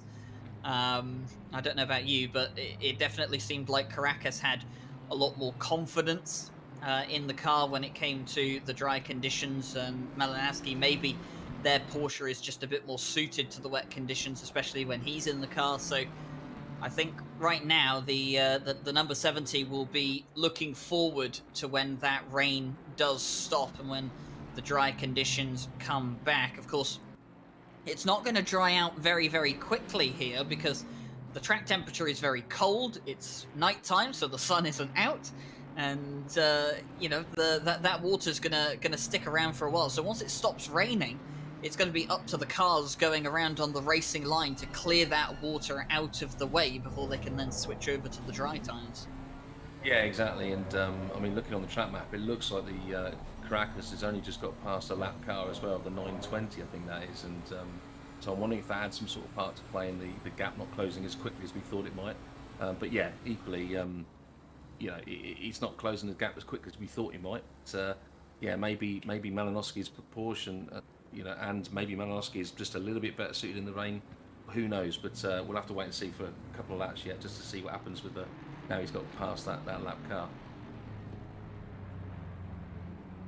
Well, Klaus Nyring continues their defence at the moment against João Cavaca. These are two drivers that should be plenty familiar with each other as well. Both of them have suited out in the Monday and Friday championships against each other in the top split.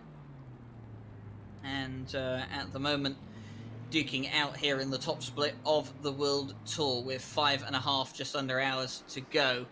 And it is Bentley versus BMW at the moment. This is for P7 overall, but P6 in class. So important for both of these for a good result. It gets them ever closer to a top 5 finish. Although top 5 at the moment is the likes of the 95. They're top 5 in class and 6th place overall right now. I'm not sure what the gap is between Tim Rull and Jardier at this point. I think they're on the same lap, but I will have to go and double check that against the timing board. Yeah, I think. Well, we're told now they're 2 laps apart, but yeah, it's to get a top 5 though for a big race such as this, a long race as we've already said. Is a great achievement, and it's a great haul of points. And when you see the likes of the drivers that are ahead, there's that sense of achievement as well, equally.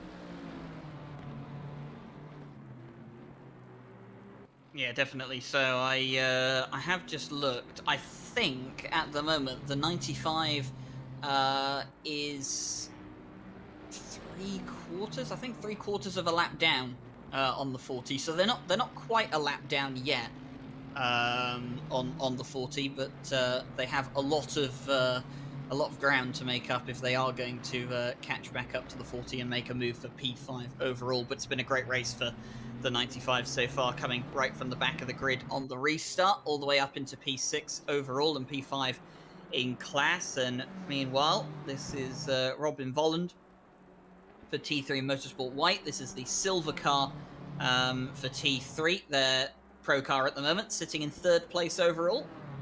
And they're just about 1.1 seconds ahead of Lays in the 89 Grid Finder car, which has had its fair share of troubles in this race as well. But looking back up here, and that looks like João Cavaca going through, but that's João Cavaca going way too deep into the corner and going to have to take the escape road and not come out in front of Klaus Nyring. So that was João Cavaca going for it.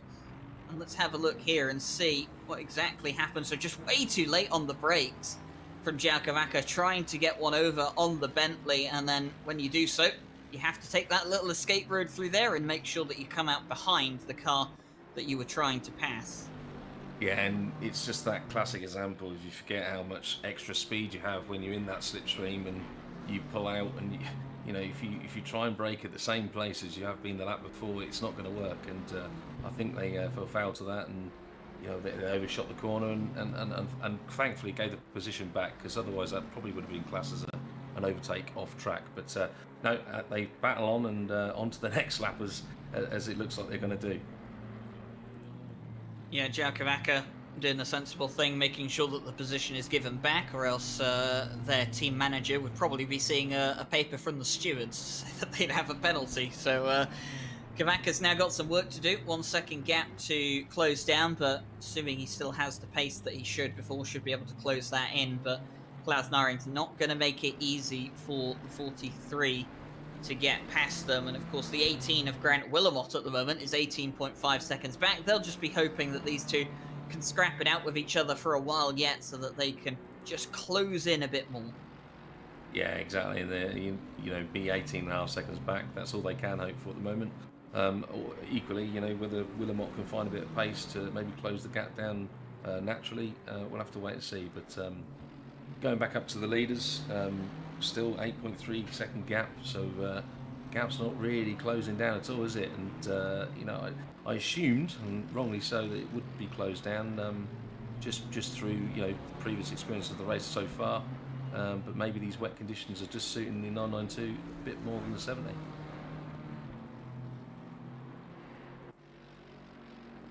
So 23 minutes roughly until the rain is over. It's getting lighter by the lap, by the looks of it. And the cars here at the moment just powering their way around. And it's, 2:45 in the morning local time here at Spa. And we're looking at roughly about 3.5 hours time until the sun rises. In fact, it should just be another hour or so until we start to see the first glimpses of the sun over the horizon, and that'll be absolutely fantastic to see. And coming up actually for the rest of the World Tour broadcast in the commentary box, of course I'm going to be here for the rest of this hour and then the next one, and I believe Ryan Mawson will be jumping in for 2 hours, and Jesse Lee will be back for a couple of hours as well, alongside Ted Edwards, and then of course it will be Jesse Lee and myself who will see out the race. And it has been a plenty exciting race so far, Les, as well, and of course your first 24-hour on commentary as well, I believe it is. First 24-hour commentary, first 24-hour race as well, driving. So, it's been great. I mean, I've popped in yesterday and then through the night just to help out, and it's been great. I've thoroughly enjoyed myself, and I believe this is the first time we've commentated together, Ryan. It is. We were meant to commentate together at Silverstone, although I had an emergency in the early hours of the morning, so I wasn't able to make Silverstone. I forgot. So unfortunate. But yeah, we got there in the end, and it's always nice to commentate alongside people. Of course, we had Paul Jeffrey in earlier on in the race. We've had DJ Clark in for about 6 hours during the European night, should we say? It feels weird to call it the night when we're still in the night in game, but you know what I mean. So right now we're just watching the leaders go around, but Joukowacka is caught back up to the back of Klaus Naring, and it kind of feels like we're getting ready for round 2 here, Les.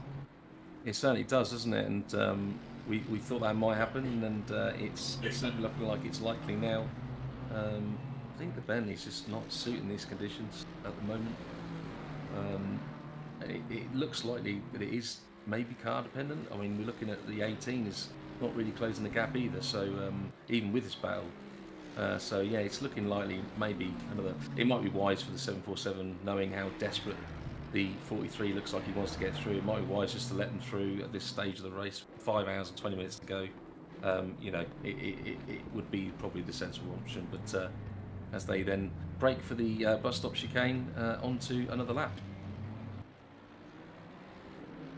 Yeah, onto another lap they go, and the Bentley, not quite the powerhouse that it used to be in the wet conditions. It definitely used to be a monster in mixed conditions, but that has kind of changed over the last 18 months, I would say, and definitely not as powerful as it used to be, but still a very, very handy endurance car, and that's why it is one of the more popular endurance cars. But the BMW at the moment of Joukowacka looks like it's got the better of Klaus Naring at the moment, and they're coming up to some traffic now. They've got Peter Hrobar, who's been in and repaired his car after his accident in the second half of the lap, and it looks like he's going to move over and just allow them through. Sensible decision there from the 107 to not get involved in this. Klaus Naring will be saying, thank you very much for moving out of the way, whereas Joukowacka will be thinking, oh, why didn't you hold him up for just a few more corners?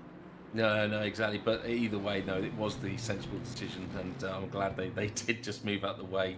They're not fighting for this at all, as we know, and and we can see now that Kavaka is really closing on the back of Nyring now, and it's imminent, isn't it? It's imminent for that potential dive bomb, or like you said, these guys have raced together a lot before, and they know each other. They've got a lot of respect for each other, so you would assume there'll be. Oh, as we see a wiggle now from Nyring as he goes round Puong, and well held, should we say? And yeah, like going back to what we were saying, more than likely the respect will be given, and probably look like the bus stop chicane will be the favourable move.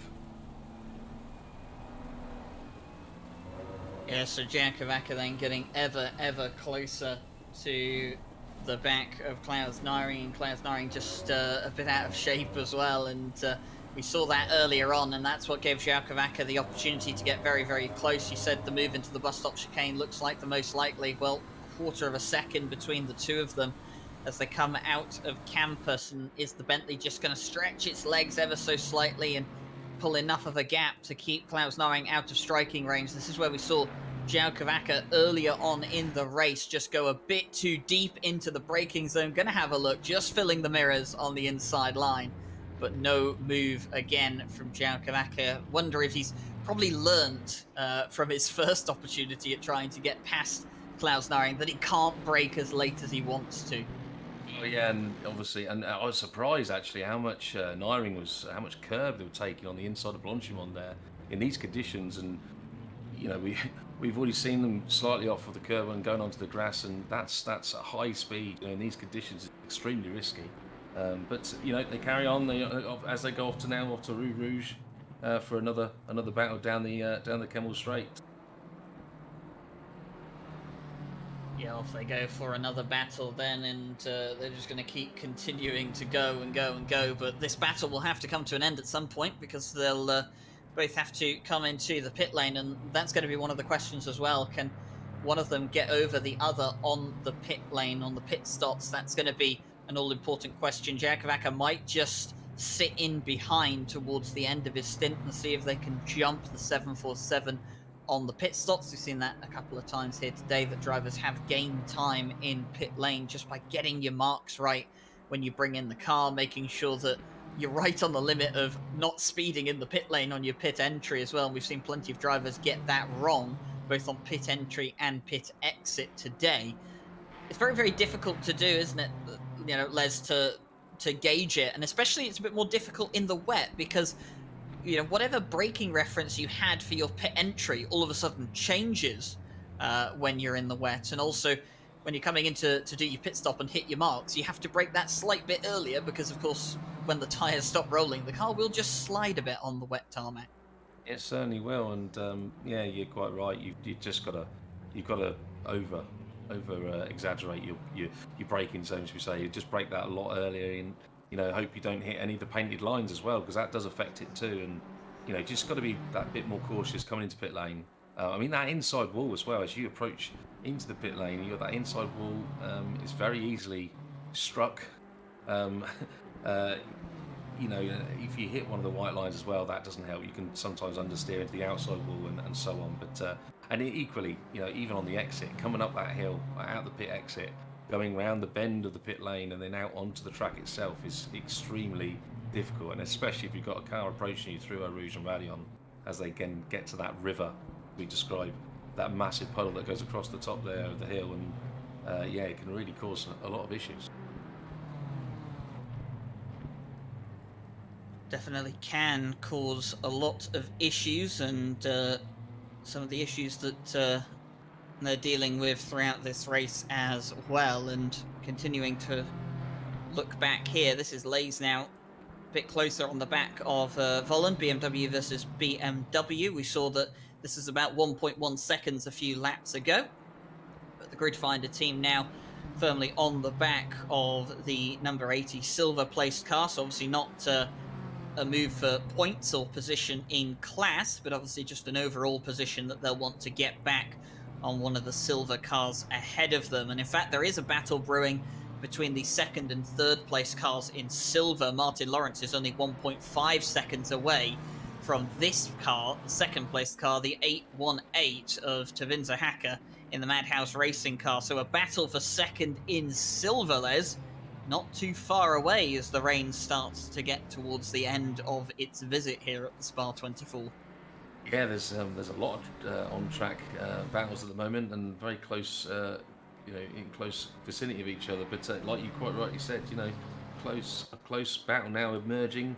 P2 in the silver class. I mean, that'll be P10 overall as well, and some great haul of points if that could be achieved. And with the rain, like you said, with the rain getting lighter and lighter, and predicted to even stop within the next 30 minutes, it's an opportunity that can't be wasted. And Lawrence is really closing down now on the back of Hacker, and as the conditions change, it could.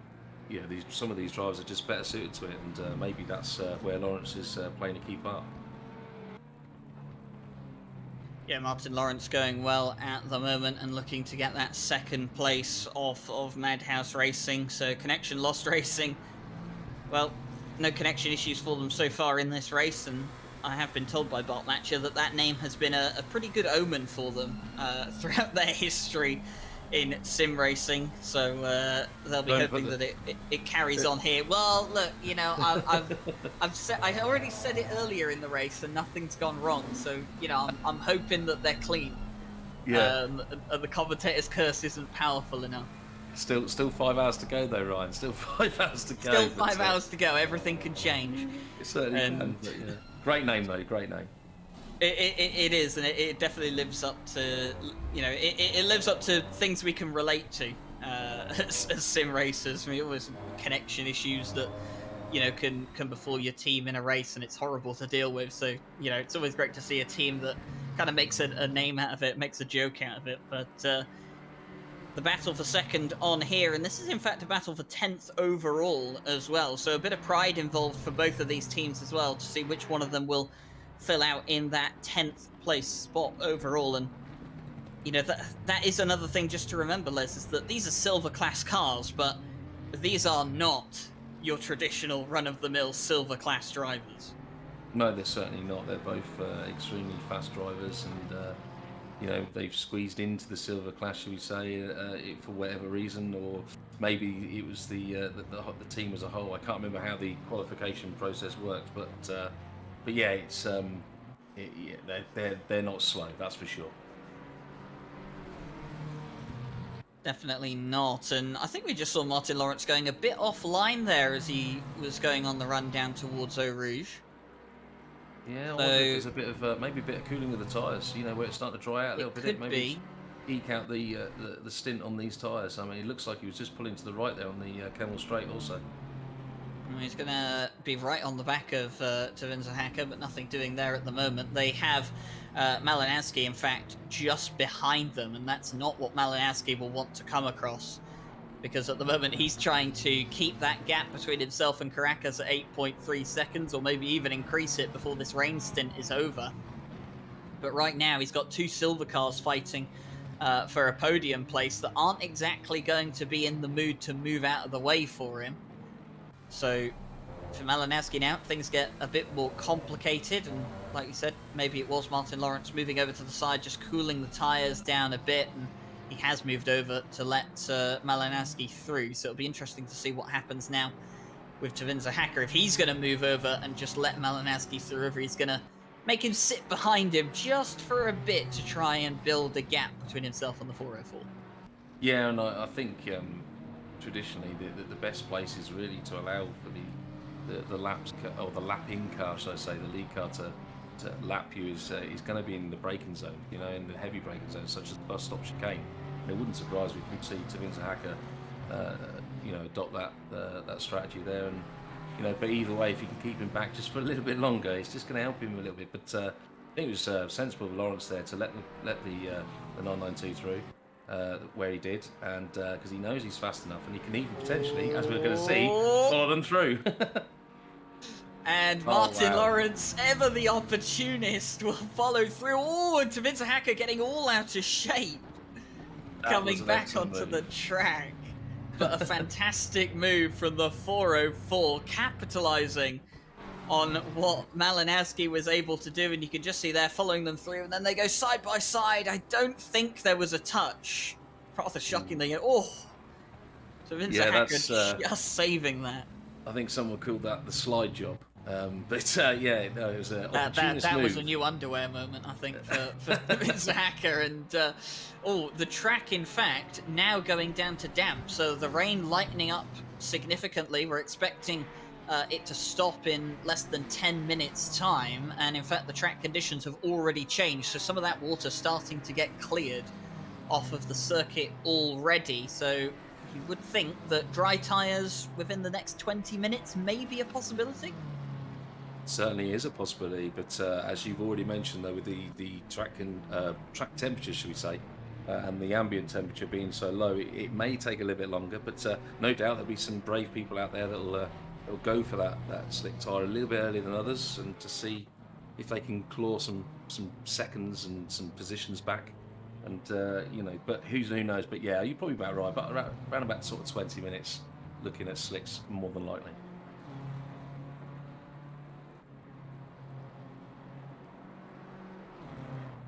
So with another hour coming close to its end, have a look at Robin Schaefer at the moment in the T3 Motorsport Black car. They're sitting third place overall at the moment, a ways off of the two leading cars at this point, in a bit of no man's land, but they'll be very, very happy, I think, with this performance at the moment. Third place for them. They're sitting second in the championship at the moment. Of course, it wouldn't be any points gained on the championship leaders as it stands, but what it definitely would be is points gained over the car in third place, which is the number 18 Blame Mike Jones team, which has that's the Joe McCauley, Grant Willamot and Martin Grady car, which is down in 9th place, 8th in class. So that would be a good collection of points for the T3 Motorsport Black team. And of course we do have a couple of other teams missing. I think Orion Race Team are absent, Legion of Racers are absent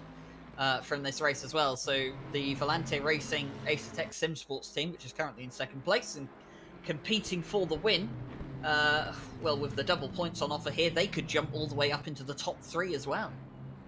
Yeah, definitely, and it's all looking like it's turning into what could potentially be quite an exciting end to the race, actually. Even after 24 hours, we've still got lots of battles going on, and lots of battles that look like they're going to spear ahead towards the end of the race, where we could have a lot of fights for various different positions, and a lot of points to battle for as well, which is great to see. And for a lot of people out there that don't or haven't done a 24-hour like myself before, it is a surprise to see such good battles even this deep into the race and beyond. And yeah, it's great. It's great an advertisement for the race also. So no, it's good stuff. Yeah, definitely so. And this is the 4th place car of VRM Racing, the leader in silver. Just working their way through. They have a pretty big gap at this point to the 404 of Martin Lawrence behind. I think as long as they just keep themselves clean and stay out of trouble, I think you're looking at a pretty solid race win and performance from this team right now. But 5 hours and 5 minutes to go. It's not done yet. They'll have to keep up the good work. But they really have stayed out of trouble so far in this race, 349, and that has definitely helped them a lot more than I think the pace has. I mean, their pace has been brilliant, but if you look all up and down the silver grid, I think every car in the silver field has had an issue so far today, except for this car. Well, yeah, I mean, whether that's self-inflicted or they've been unfortunately come across an issue, and whether it be technical or another car involved in an incident, I don't know the full ins and outs. But either way, though, to go this far, and I don't want to jinx it, but 5 hours left, to not have any sort of issue at the moment is unusual to hear, but also great for them, isn't it? I mean, great pace, but also a little bit of luck on their side, but it's not all luck. It's all about good drivers and a good team. So and good preparation. Yeah, definitely good preparation. As We look at Malinowski coming across now, a bit more traffic for him to deal with, a bit of frustration maybe, as well as he works his way down towards turn 1. The rain getting lighter and lighter, about to disappear, I think, in a few minutes' time as well.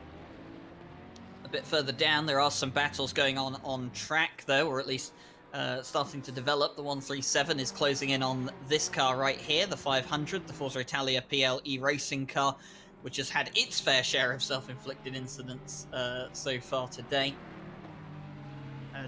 Doing well at the moment. They're 5th in class right now, so a very, very good recovery from that car. And the 137, which was doing very, very well earlier in the race, it's had its fair share of troubles and is just trying to build its way back up through the field at this point and try and recover any places that they can. And, well, 0.8 of a second between themselves and the 500. That's the first of those places they're going to be trying to work back in this last 5 hours.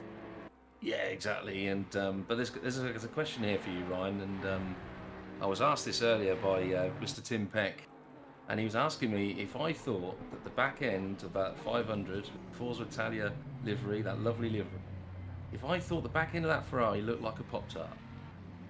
I answered the question of, I don't even know what Pop-Tart looks like.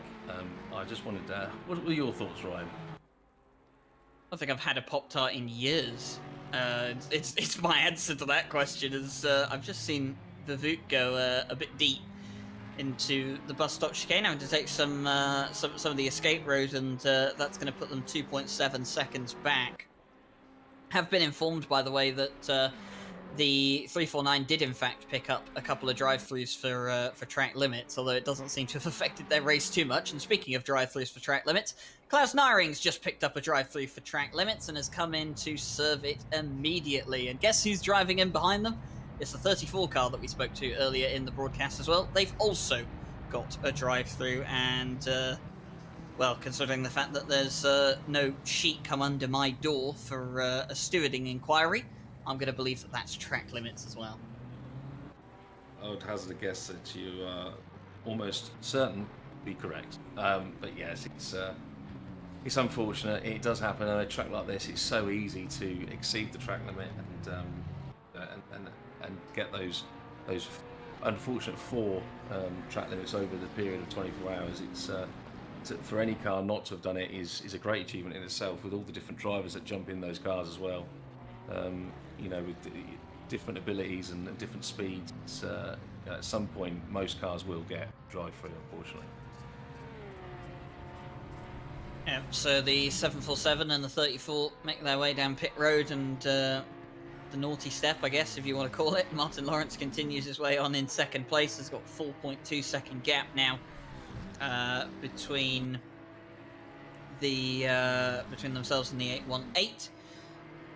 And just looking now, I think Malinowski, getting through some of that traffic, has definitely lost some time out to Grantis Caracas now, because it's 6.6 seconds between the two leading cars, and the rain has stopped. The track is still damp, but it's going to start drying out soon.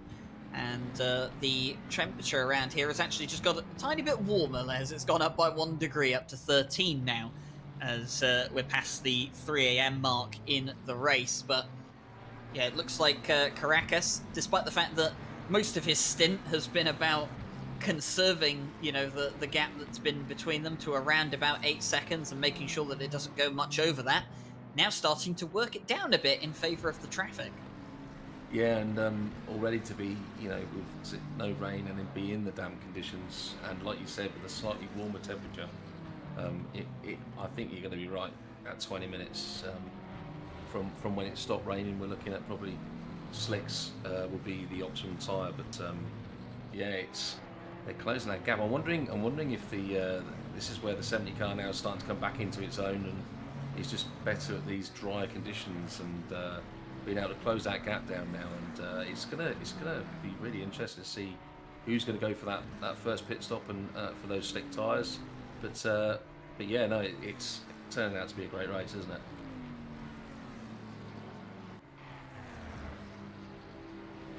Definitely has, and well, with the rain stopping, and the driver's going to be thinking now about how they're going to move over onto those dry tyres. Caracas just trying to find a way through on Harley Chamberlain here. I think they'll get past them coming into turn 1. And is that Harley Chamberlain just going to let off easily and let the 70 through?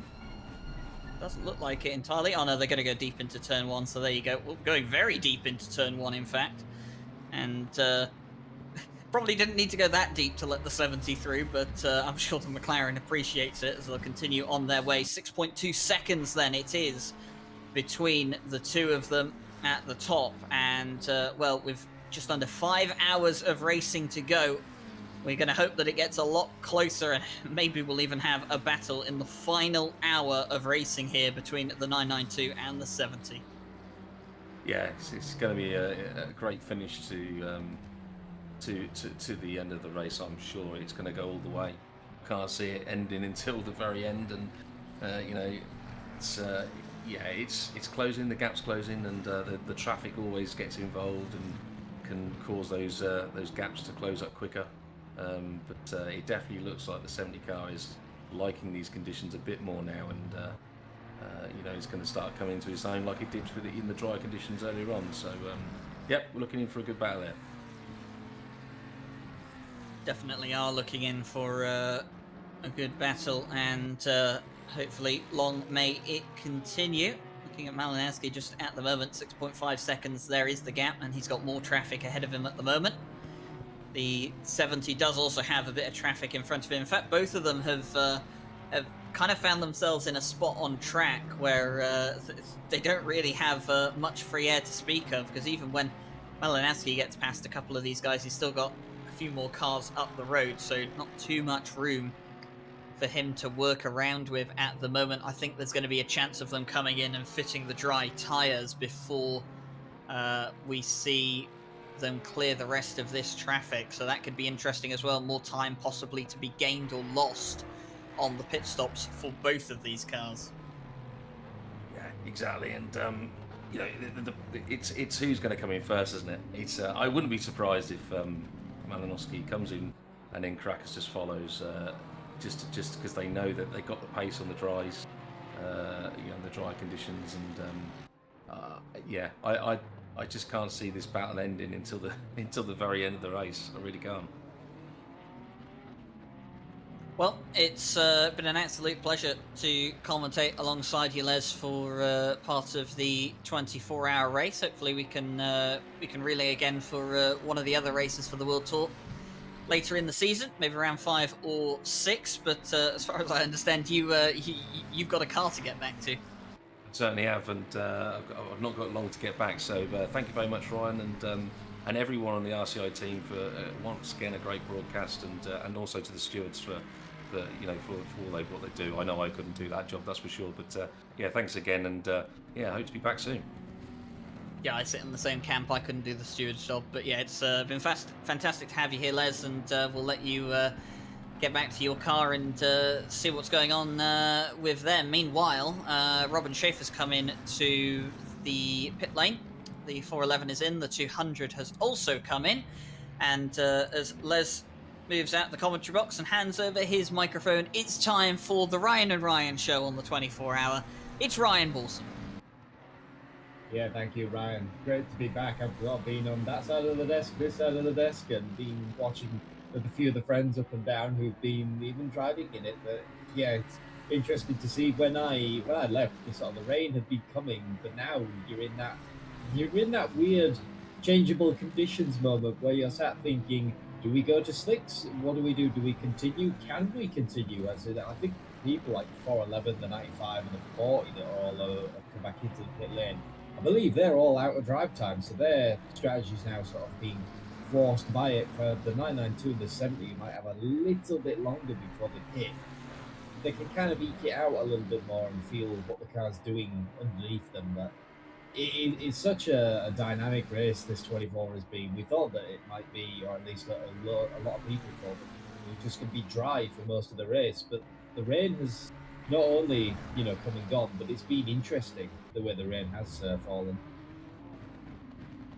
Yeah, it has definitely been interesting the way it's adapted, and all the cars coming into the pit lane now. I kind of get the feeling that these are all coming into get those slick tires on, and well, by the looks of it, it's going to be exactly the same situation for the leaders. Malinowski and Caracas have both decided to come into the pit lane, following in suit. So the two leaders coming in with everyone else, and it would seem that we're going to have pretty much every car in the pit lane almost at once, and getting those tires changed over. But that might not be the end of the weather. We still have 4 hours and 54 minutes to go. There could still be more rain on the horizon, but I think for the number 70 car, where their car has looked much better in the dry than it has in the wet, they'll be hoping that it's going to stay dry until the end of the race to give them the best chance of getting back past that 992.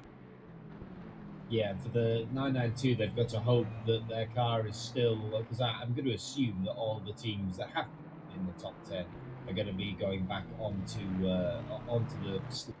So you've got to hope that the 992 with their more hybrid setup can pull out just a little bit more of a gap, maybe to where the 70 is more of a dry base setup, and then keep that gap big enough, because they know that they're going to get reeled in towards the end of the race. So it's definitely fight for P1 is not going to end, I don't think, right up until probably the last hour.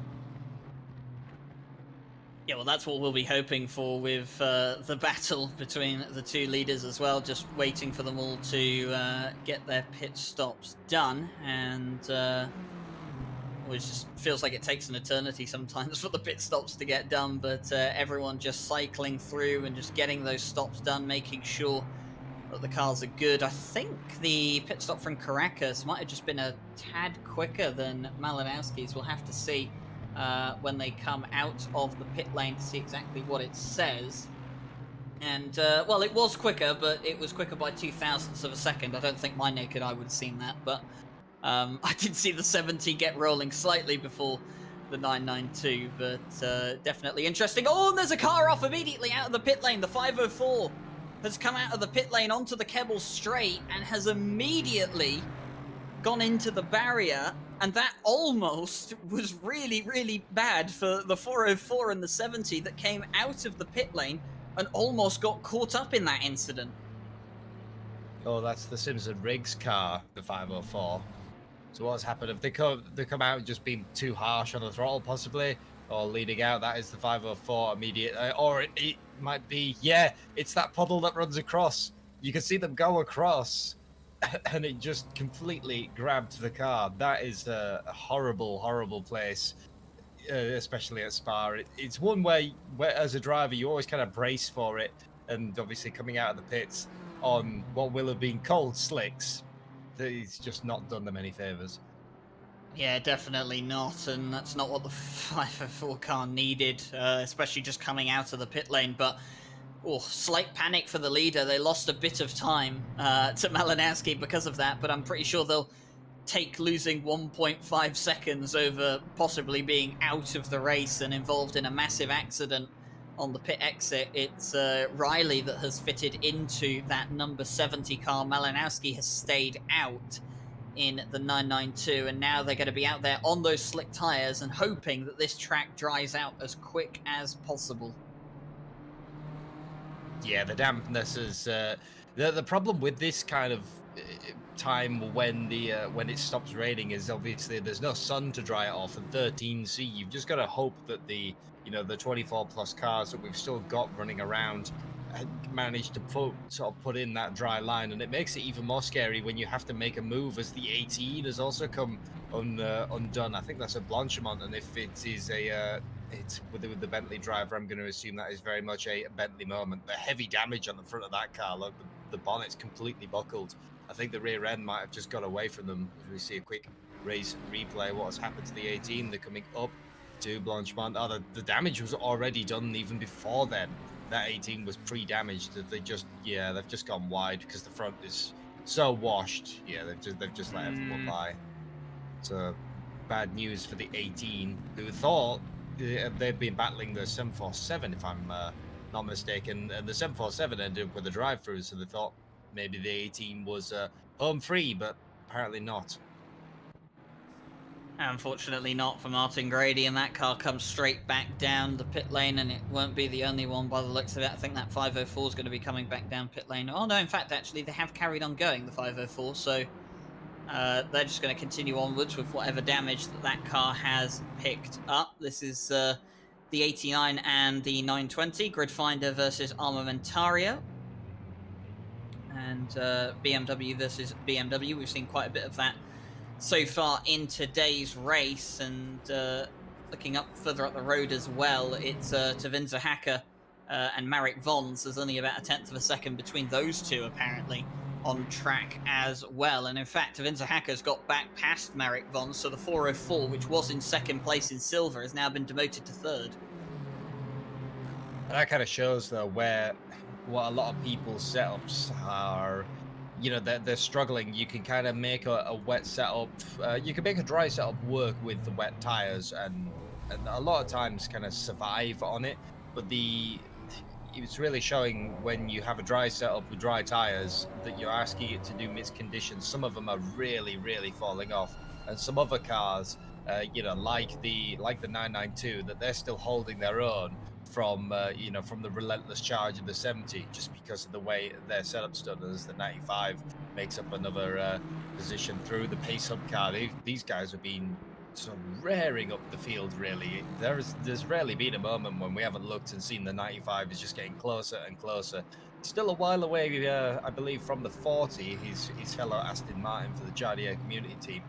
But he is kind of, you know, they're on the pace to do it so far. Yeah, well, this car will be incredibly proud of what it's accomplished anyway, coming from, you know, the back of the grid on the safety car restart to where they are now, P6 overall and P5 in class. You know, they'll be incredibly proud of what they've managed to achieve, and so they should be as well. It's, you know, not difficult, or no, sorry, it's not easy to do that, you know, in any field, but you know, they've definitely pulled out all the stops today, and with the double points on offer, if they can finish in that top 5 in class, it'll serve them very, very well going into the rest of the championship. And kind of like Paul said, Lightning McQueen-esque livery and Lightning McQueen-esque pace so far from this car today. Yeah, so far, like I say, we'll have to keep an eye on them as they go slightly deep into the bus stop chicane, managing to get it back on the road. There's the commentator's curse is back. Yep. Well, I was just looking at the window as it rolls by, and just as you can kind of see on the broadcast cameras, but not much. I did think I saw this team dipping off the racing line a lot. Like any position, any sort of chance you can get. Watch, we're coming down the straight, and you can kind of see them wanting to hug the wall where the dry line might be slightly more in the middle of the track. This car's still on wet tires. The 95 is still on the wets, driving around. Obviously, they've decided that because they had to pit that little bit earlier, it was still not beneficial enough. You can see they'll hug all the way to the right. They want to be on where the water is still remaining on the track, whereas everybody else is trying to get to the dry line to try to get some modicum of heat back into the tires. So it will be interesting to see if the 95 can make this strategy work. The pace has been great for them, but they will obviously have to eventually to replace those wet tires with some dries. Yeah, they definitely will have to replace those wets at some point. And right now, going around, and like you said, the pace doesn't look like it's been hurt too much. Actually, they're in fact doing the same lap times as the leader right now for the 95. So you know, not doing too bad at all. Malinowski, though, has really put down the power at the moment and starting to stretch that gap between himself and Riley in the number 70. But I think it's probably a matter of time until Malinowski comes in. I think he's been in the car for at least the last hour and a half, probably going to look like 2.5 hours. So I think Boothby will be getting back in that car at some point at the end of this stint. That's probably going to go for an hour long, I would imagine. Yeah, well, I think Malinowski got in when the rain started. Obviously, a driver that's much more rehearsed in his own setups and driving that Porsche, especially in the rain. So yeah, I think he's been in for a while now. We'll see if Boothby can kind of recover it. That car as well, that one's on slicker tires. I did note that when they dropped back off the jacks. Basically, anyone apart from those early 3 cars who had to pit are, they're on the dry tires. They're going to try and make the full stint work and hope that this dry line continues to form so they can keep the pace up. But the hybrid setup of that 992 really working well for them, and just managing to, once again, I think it's lap per lap, they're pulling out half a second to a second each time around, which is great because they know that if it completely dries off and the temperatures become back optimum, that 70 does have the pace in the dry. It definitely does have the pace in the dry, and that's what we've seen. One of the issues is that Malinowski, he's, he said he doesn't feel the best at the moment. He was ill last week, and definitely wasn't feeling the best. Still went and put it on pole, and he's feeling better, this week, but definitely not 100%. George Boothby isn't as comfortable with the car as he usually is, should we say? And we've seen that by not just a bit of lack of pace that he's had so far this race, but also in the way that he has made a couple of mistakes that we typically don't see from George Boothby, but as well, it is a Malinowski setup, so of course there's always that element to it. But I agree that they're going to be hoping this period of the damp track and such and non-optimum conditions lasts as long as possible, because that's where they have the advantage over the 70 right now, which is just going to be praying for that dry line to just appear and go optimum as soon as possible.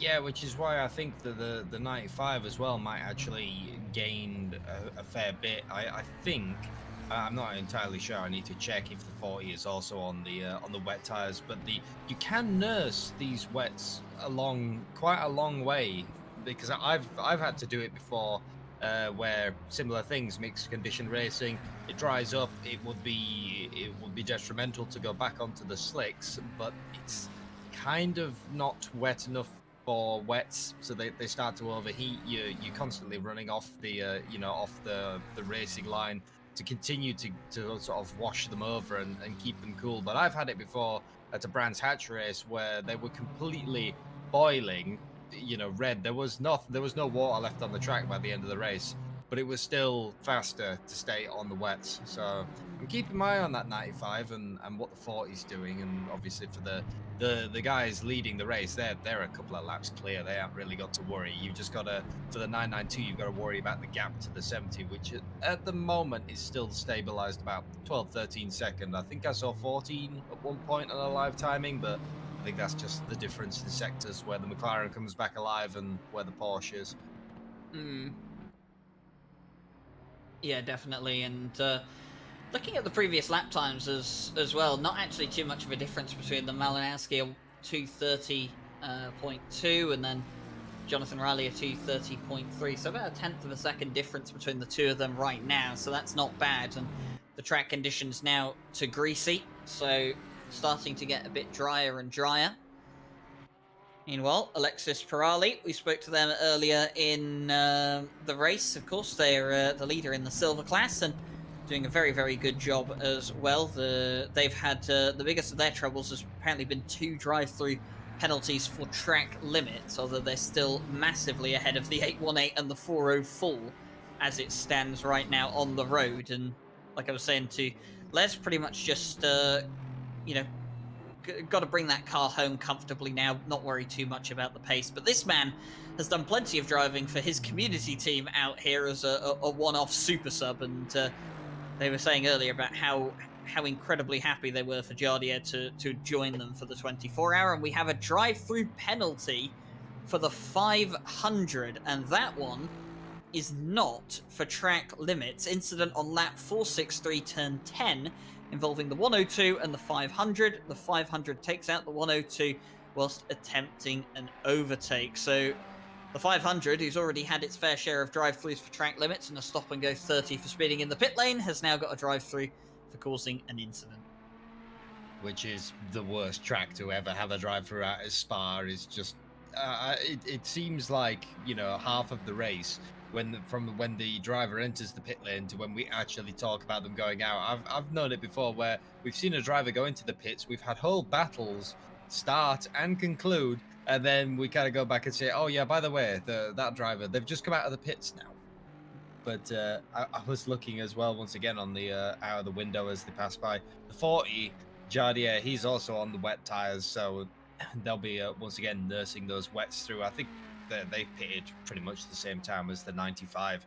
But yeah, what a driver to have as your your sub driver. I wish I could just call on Jardier. It's like, hey Jardier, can you just come be fast for us for a moment in some really tricky conditions in the dark? Yeah, sure. Let's just do that. We'll just gain about 6 positions, and then I'll hand the car back to you. Yeah, that sounds brilliant, lads. Yeah, Jardier doing a great job with his team, and he really does like to drive with his community and stuff. He hosting his own leagues and all sorts as well. So definitely likes to get involved, and he's not been racing in the World Tour really this season, so it is great to see him out here, even if it's just for the 24 hour. And I think a lot of people were expecting him to field out in the Yaz Heat team, because obviously those are his teammates for a lot of the esports teams that Yaz Heat run. So it was quite surprising not to see him fielding out in that team. I'm pretty sure that the 992 would have appreciated a third pair of hands, should we say, on the wheel in that car, but still, they're doing a fantastic job anyway as a duo. And I mean, Ryan, I mean, could you imagine doing a 24-hour race as just you and another person?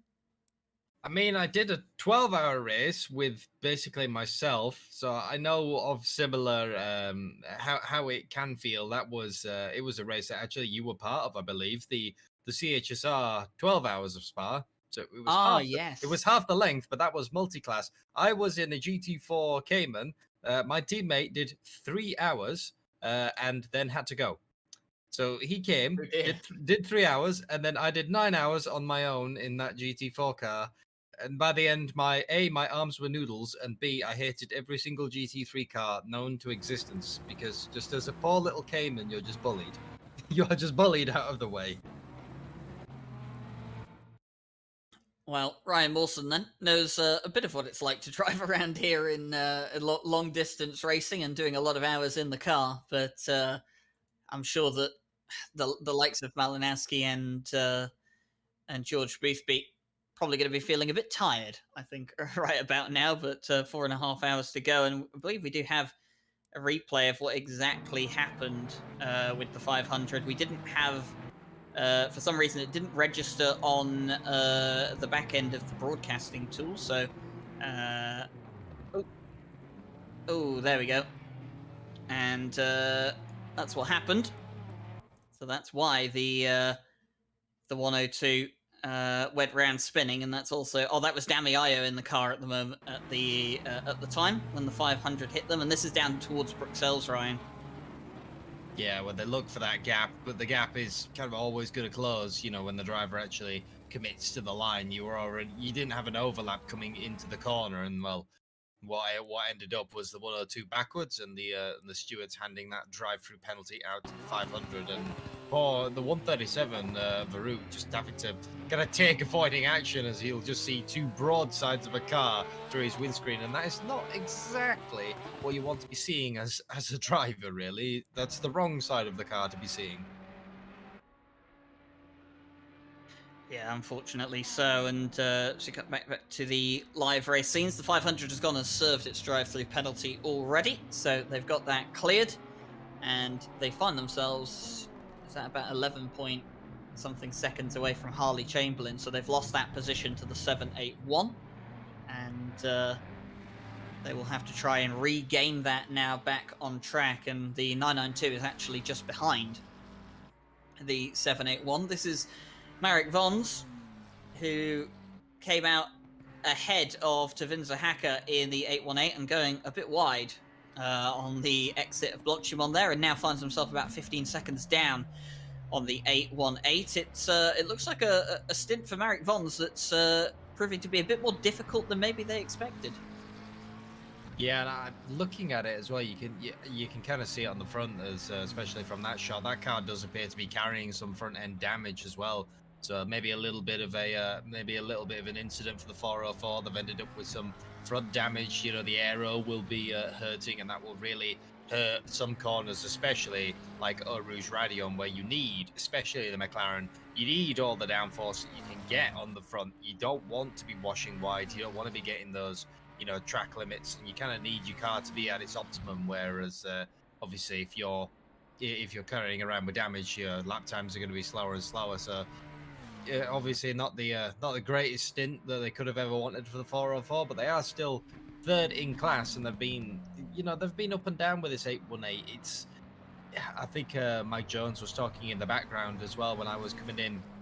There are some cars that you just expect now are due a drive-through, not in the nasty sense, but in the sense that we've been going around now for almost 20 hours, and you've been still sat on 3 warnings potentially. Someone's going to eventually get a drive-through for track limits, and you never know, it might be the car in front of you. Definitely could be, and that might be what they're looking forward to at the moment. The team of the 200, though, the Butterfly Effect Esports team. For the 200, they were fielding out up into the top 5 earlier on, but things haven't exactly gone their way, and now quite far down, in fact, at the moment. I think they're sitting in 9th in class, but 12th overall at this point, so still plenty of work for them to do over the next 4.5 hours. But they've got the 89 of the Gridfinder car, which has been recovering its race from the very start, and is now only about half a second behind them. So some work to do for the 200 defending now against Eric Lays, who's looking pretty quick in the BMW at the moment. Yeah, we've seen the 89 as well. Their pace has seemingly varied. In some of the very dry stints, they were also battling a few of the other BMWs. I believe it might have even been the 200, or it was one of the silver class cars. And they seem to fall off a little bit. But then in these mixed conditions, once again, it appears that the 89 comes back alive. So you can kind of see where people have made their setups and they've made those sacrifices, for a long 24-hour. I think this car is kind of enjoying the rain and enjoying the more damp conditions, whereas the 200 maybe falling off just a little bit. So another team that they'll be praying for the damp to continue and to get back to kind of a normal racing surface. And the Gridfinder car are thinking, no, we're loving this. Yeah, the Gridfinder car definitely enjoying it right now, and right on the back of Sandberg as it stands as they go down towards turn 1, starting another lap of racing. And for Eric Lays at the moment, when you're in the same machinery, Ryan, it does become a bit more difficult sometimes to get a pass done on your opponent, because obviously both of your cars have the same strengths and weaknesses. They might be set up slightly differently, but at the end of the day, wherever his car is quick and your car isn't, it's going to be exactly the same for both of you. Oh yeah, very much so. You've just got to stay with them and wait for that one minute mistake, just a micro mistake, which can be made so much bigger when it's still slightly greasy, slightly damp. And speaking of slight mistakes, commentator's curse happens again. The 89 ends up on the rumble strips, I believe, a little bit, and that just extends the braking zone. We'll get a race replay of exactly what happened to the 89. They're coming into the braking zone, coming into La Source. You can see them drafting and drafting and drafting, and they move just that tiny bit left. You see the wheels touched that rumble strip, which will still be deathly wet, even with the track going back to greasy. The curbs will still be holding water, and just spear lined them off the track. So once again, that micro mistake for the 89 has meant that the 200 has got plenty of breathing room again, but I don't think that it's going to last for many laps. Yeah, I don't think it is going to last for many laps at all. They'll try and get back up to the back of the 200 and do that as quick as possible. And hopefully they don't lose too much time out of it as well. Meanwhile, up towards the front, 21.5 second gap between Riley and Malinowski at the moment. It's still in favour of the 992, but the track hasn't exactly dried up yet, Ryan. It's still greasy conditions out there. So for a lot of the drivers at the moment, those optimum conditions just not quite arriving, and that's just a combination of the cooler temperatures that we have out here. So of course, there's no sun and beaming down onto the track to dry it out, and then it's just also a condition of the fact that there's cars going around on the circuit, yes, but I suppose with only 25 cars, it's going to take a bit longer to dry out that line. That, and also if you know, we have basically no wind. There's a 1 km/h wind that's blowing, so there's no even, you know, just air cooling from wind blowing over the track. I've seen it sometimes where you still have night cold races because the wind, you know, speed is so high that will dry the track off a little bit more. But as he says, not the biggest grid that we've ever seen, so the dry line will kind of take a while to happen. And yeah, no sun, no heat, no wind. It is looking at least in favor of the cars who pitted early for those wets. And what did I say? I didn't think this lead was going to last much longer. Well, the 89 has got right back up to the 200 within 1 lap. Makes the very wise choice, try not to peak the left side, as that's what cost them that time lost in the first place. 200 going up a little bit on the curbs. You've got to be careful with that because they are completely slick with water still, and the 89 trying to find the way through. But we said earlier, BMW versus BMW, you got to be very, very brave to try and outbrake your opponent. You're not going to have any additional corner speed necessarily, unless you once again are a little bit more brave, and you don't have much of a straight line speed advantage. Even if you were to remove the wing, it's not like, you know, a Ferrari versus a Porsche or anything like that. It's just, you've just got to wait for that one moment that arises.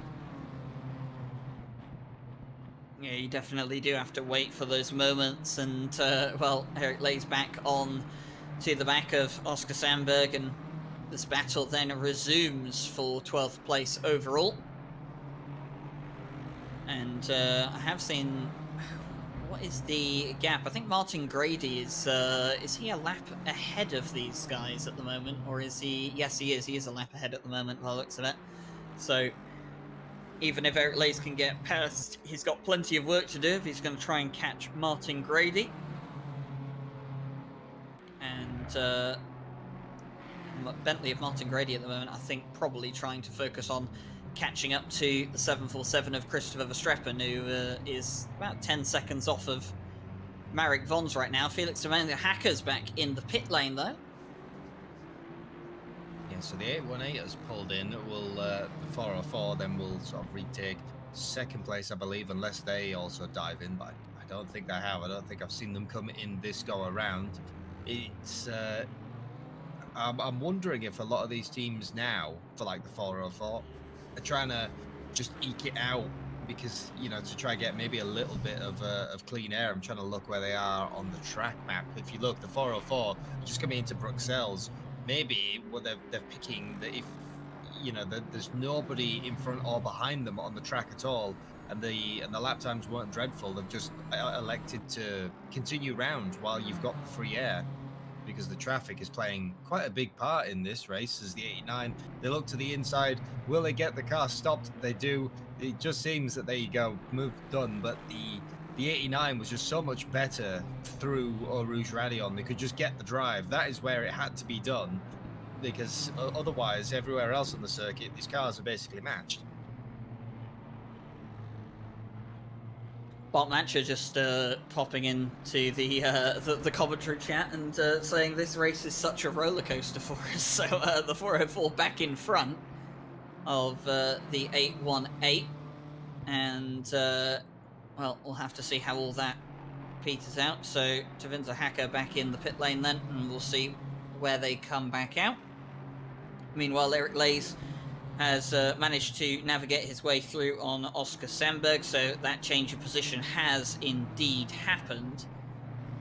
And right now, looking a bit further down the field, doesn't really seem to be like there's anyone else in any immediate battles, as here comes the Madhouse Racing BMW out of the pit lane.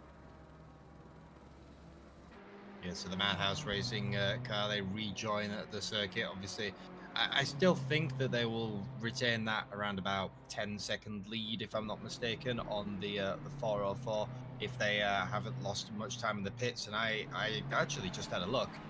I think that was their first brake change of the whole race. because it was a 2 minutes 31 pit stop, and most teams will, you know, that you will have to do a brake change in a 24-hour event. Some teams have made their setup to try and really be kind to the brakes, but eventually, you know, you're still going to have to look at doing it. I believe that a lot of teams had it at almost the halfway mark, maybe a little bit more.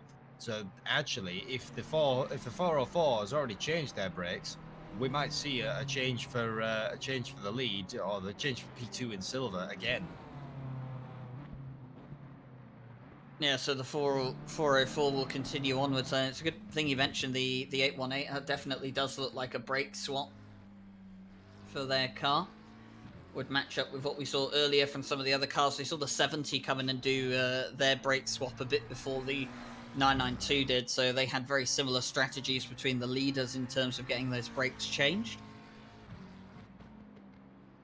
And it's something you do have to, you do kind of have to include in the plan, isn't it, for a 24-hour race, Ryan, swapping out the brakes. It's something that you don't typically have to do in an endurance race unless it's one of the longer ones, like a 12-hour or a 24-hour, because usually when you get things like a 9-hour, 8-hour, even 10-hour, you can sometimes get away with it depending on the circuit.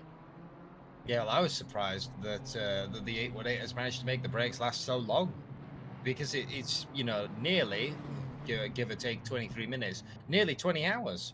That's a long old time, especially if they've been on the second sort of formula of pad. You can have well, you have 4 pads formulas of pads in ACC. For those who don't know, you have your first one, which is very, very bitey, and they're your sprint pads. They only really do, I think, up to 3 or 4 hours, pushing it. The pad 2, these are the endurance pads, which they recommend last anything up to 12 hours. And I know in the RCI Donington 12-hour, our car, right towards the end, we had the rear brake warning, the sort of wear indicators come on to show that, you know, you need or you're due a brake change. But that was so close to the end, we just ignored it. And pads 3 is what they claim is a wet pad, but I don't know about you, Ryan. I don't know anyone who actually uses them. Everyone just sticks to pad 2 and does it. Yeah, I was going to say I don't think that the wet pads get used that often. I think most of the time people just stick it out on whatever the dry pads that they typically have, and that, you know, usually works out better. But for the 70, things aren't working out better. The 70's picked up a drive-through penalty, and that could put an end to their challenge towards the front of the field here. And I'm going to assume, Ryan Wilson, that that's a track limit penalty, because I've got nothing coming from the stewards. No, I was just having a quick look as well. Nothing from the stewards, and usually we get the note just before the penalty is applied.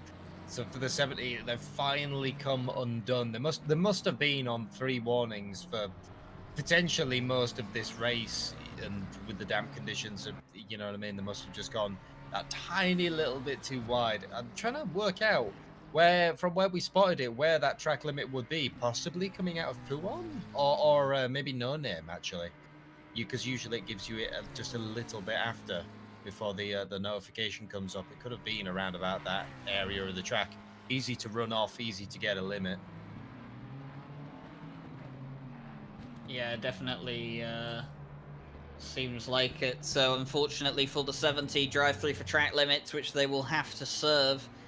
And I'll say that could put an end to their challenge towards the top here. Unless something goes awry for the 992, that could be the end of it. But it's it has been a fantastic race from the 70, and they've had nothing really, I mean, apart from a small spin that they had, which was no fault of their own when they got involved with the 501.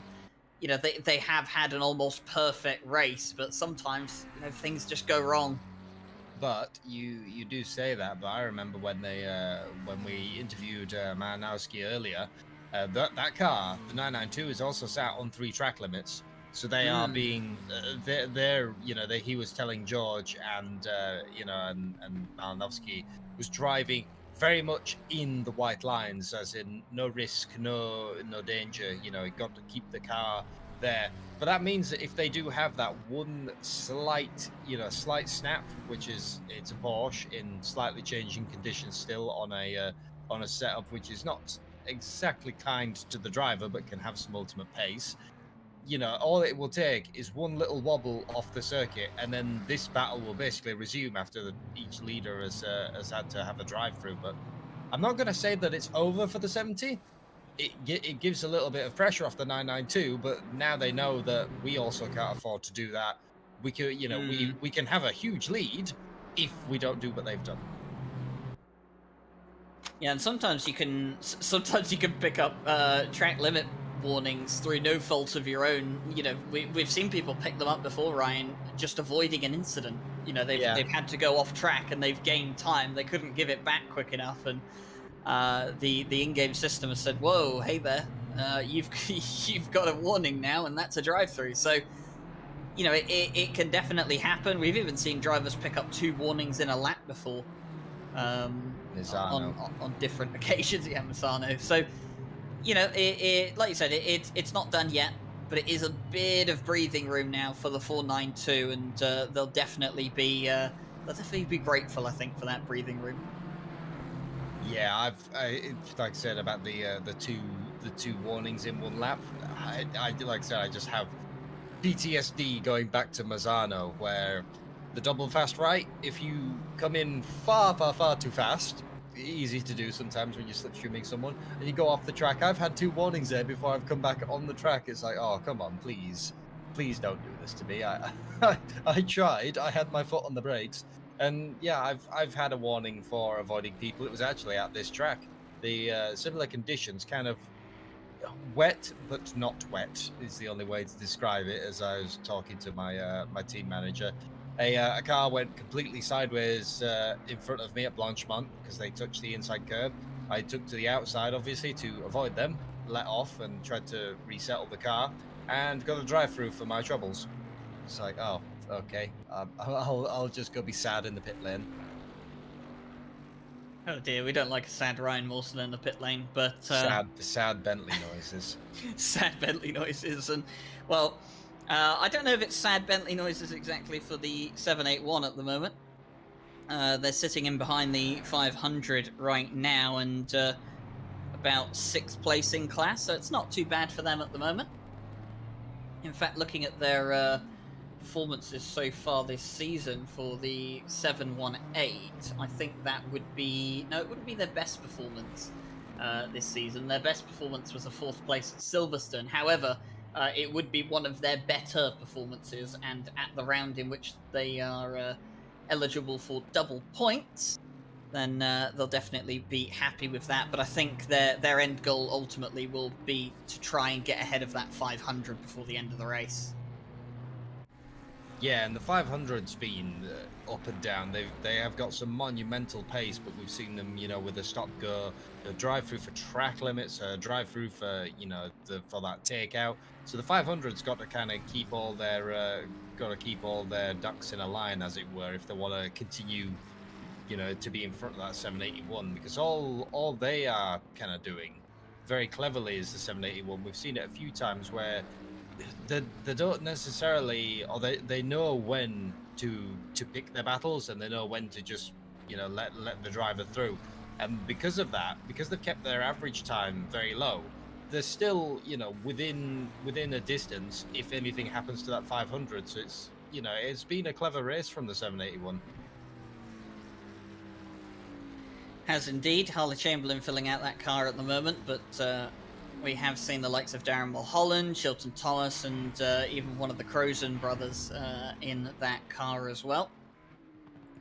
Done a very good job so far, and Riley is in the pit lane and serving the drive-through penalty for that number 70 car at this point. So once they come back out, the gap will be significantly bigger between themselves and the 992. But still 4 hours and 15 minutes to go here, and Christopher Verstappen at the moment 1.5 seconds away from Marek Vons, and Vons sitting in 8th place overall at this point. And this would not be a pass for position in class, but it would still be a pass for position in pride, Ryan. Yeah, absolutely. It's still, when you're the pro car, you're not racing overall. Obviously, you're still racing in your class, but you always want to say that you were that little bit further up the step. And from what you say, is the 70 has cleared their drive-through and they're just getting back out onto the circuit, going up through Radion and back out. I was almost going to say that, yes, well, after the 70 has exited the pit lane, we will have this many hours of racing left, and it will probably be daytime because from when you enter to when you exit, just feels like an eternity. It's horrible. Go to McDonald's, grab a coffee. It's horrible as a driver, but the other problem that you get, especially I can imagine in these conditions where we've still got a little bit of, maybe on some of the curbs, some water hanging around, is it'll cool the tires way off as the 747. You can see they touch the curb, they touch that sort of the rumble strip on the outside, and even that bit the car. So although in your top right you can see the track stays optimum, that might be the racing line has got optimum grip. The curbs and the outer perimeters of the circuit, yeah, they've still got some damp on them. Yeah, and that's the last thing you need at this point in time, is to have the car going spiraling off and into the barrier because of the lack of grip on some of the curbs. But the Bentley getting ever closer now to the McLaren, and is this Marek Von's just going to forfeit the position? I think it is Marek Von's forfeiting the position, not going to get involved in a battle with a car that's in a different class, especially if they know that the 747 is quicker than them. Intelligent racing from the 404, and they'll both carry on with their races, and Verstappen will now try and look forward to that 95 car up the road. Yeah, well, the 95 has just been blinding with pace, really, and so they've sort of continued on. I don't think I've seen them repit since. I can't quite see. Are they on the? They still on the wets? You can't be on the wets now. Hang on, I need to check this out. I need to check this. Last lap that they pitted was 486, which is out of sync with every other driver. So to me, that would say yes, they have come in and pitted, and they've removed those wet tyres. They're onto the dries, and I think that's why they've also dropped back behind Joukowacka, because they were ahead of the 43, but now about 33 seconds behind. So got some work for the 95 to do. Yeah, so they have, but I think the 404, they're going to be more. Yeah, surrender the place, because it doesn't mean anything anything for your race, and they've got their eyes sort of behind on on the 818 of what's happening to them after that brake change. And as Bart said earlier, the race has been a roller coaster for us. It's just trying to somehow, if they can, work out a strategy to cement that P2, P1 for the 349 have had. Almost a perfect race, and they've just been flying. They're all the way up into P4 overall and P1 in the silver class. But a lot of the other positions in the silver class, especially getting towards from the 500 down, are kind of all still to play for. The 200 of the Butterfly Effect Esports team received a drive-through penalty. That's looked like it was for track limits. It's been all quiet from the stewards, and in fact, it has been pretty good this race. I think in terms of incidents and penalties throughout the course of the 24-hour. The stewards, they've had things to do, but there have been stints where things really have gone quiet for the stewarding team. In fact, there was a point at 1 a.m. today where a warning was handed out to the car 83, and then the next note from the stewards is stamped at 5 hours and 11 minutes later. So there was about a 5-hour stretch pretty much of when there was no incidents out on track, and I'm sure that the stewards, who would have been a bit light-staffed during the night section in the real world time, probably greatly appreciated that from the drivers. I think that was the stint as well. I kind of remember this morning when I came in to sit on the other side of the desk here for the broadcast. there was a moment as well where we just got a message through from race control. It's like, message from race control, I'm falling asleep.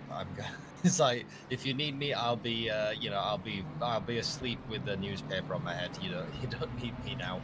And that was in the stint Kind where, of walk into the stewarding box and knock on the door, see if anyone's home. yeah, exactly. There was just a stint where absolutely nothing was going on. But I think a lot of people have reined in the kind of the aggression that you might see in a sprint setting or even a small endurance race, because they realize that this is 24 hours of racing. There's no point going for every single move, every single moment. As we say that, the 81A is looking up the inside of the 18. That's the Martin Grady Bentley. The 81A. I thought it's quite hard to do that kind of move on bus stop, because you end up with the outside line for the final exit, usually meaning you get a bit of a poor drive. But the 818 has managed to convert that. Will be not wanting to lose any time, because just in front of them is the 404, and actually the 18 might even be under fire from the 500. That's the Forza Italia esports car. So 818 up into 10th overall, and Martin Grady demoted outside of the top 10 overall, but still in the top 10 in their class. In fact, in P8 in class for the number 18 of the hashtag Blame Mike Jones team. And we're just about reaching the point where it's 4 in the morning local time here at Spa, about 2 hours away from the sunrise, and probably just about an hour away, Ryan Mawson, from the sun starting to peek its head over the horizon and the hills around here at Spa, and probably one of the stints that no driver is looking forward to, the stint where the sun is rising and it's in your eyes and it's horrible, and especially at some circuits like Bathurst where it's in a braking zone and you're just like, oh, please, no, not right now. And I've just seen the 404 come down the pit lane as well, so we'll have to see what happens with them. But that stint of the sun rising is getting ever closer for the drivers out here. And the other thing with the sun rising, at least at Spa, is obviously the forest casts a lot of long, dark shadows, and some of those being right in the braking zone of, after Blanchemont going into the bus stop chicane, for example. So it's, some people might use marks on the road, to use as their braking zones, which completely disappear when the shadows come, and also completely disappear in the nighttime. And sometimes you actually put your different driver in who can cope with that. But I think we might see a few slight mistakes, which will be entailed from the weather, from the sun in the eyes, and from the shadows being cast everywhere. It is probably one of the more pretty sort of stints, at least to commentate on, because we can be all warm glowed as the sun sort of slowly washes over us. For the drivers, they're just cursing it, wishing they had a bigger sun visor. Yeah, we're sat here in the nice commentary box that's got the heating on, it's got the air conditioning if we need to use it, and all the drivers out there just kind of have to deal with it. We've even got a little bit of the sun visor ourselves that we can put down for the commentary box. It's come a long way in the last few years. I remember when Jesse Lee and I used to stand in here, and it was literally just a shack. We didn't even have a door on the commentary box, but we have come a long way, and a lot of these drivers have come a long way in this race as well. Here's the 44 that we haven't seen for a while, the Revolution Sim Racing Blue Team.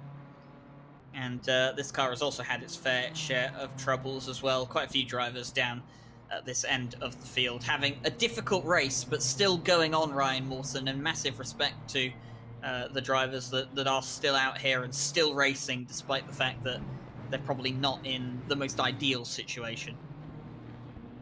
Yeah, and they just, like, I think they were in the YouTube chat a while ago, and they were saying, they just want to finish it, the 24, which is still, no matter where you finish, it is still, a good sort of pin in your hat, and it is that, yep, we had all these problems. It didn't matter though. We still finished the race. We took the checkered flag, and that will be, even where you finish. And they're actually the 200 as well, the Butterfly Effect Esports team. They're under fire from the 500, looking this way, that way. Potentially, they wanted to cut back across, but they couldn't because they already had the overlap. They'd already kind of committed to the outside line. The Butterfly Effect Esports car knew they couldn't go all the way around the outside there. Parked it on the apex, but the 500 does appear to really have some pace, on them. They just had these drive-throughs and these stop-go 30s. I believe that if that car had not had all these penalties before them, they would have at least been up with the 404, I'd say. Yeah, I definitely agree. I think they'd be a top 3 contender in silver for sure, but it just hasn't worked out that way for Adam Dubiel and co, and they're going to have a look now on the outside of the 200. It'll turn into the inside line going in, but they won't be able to have a look coming through the second part of the chicane, and they'll have to sit back behind the 200 for another lap. And this is what you don't want at this point in the race. If you're the 200 car, you're trying to recover your efforts, and you've got a silver car coming up behind you that's quicker, that just wants to make its way through.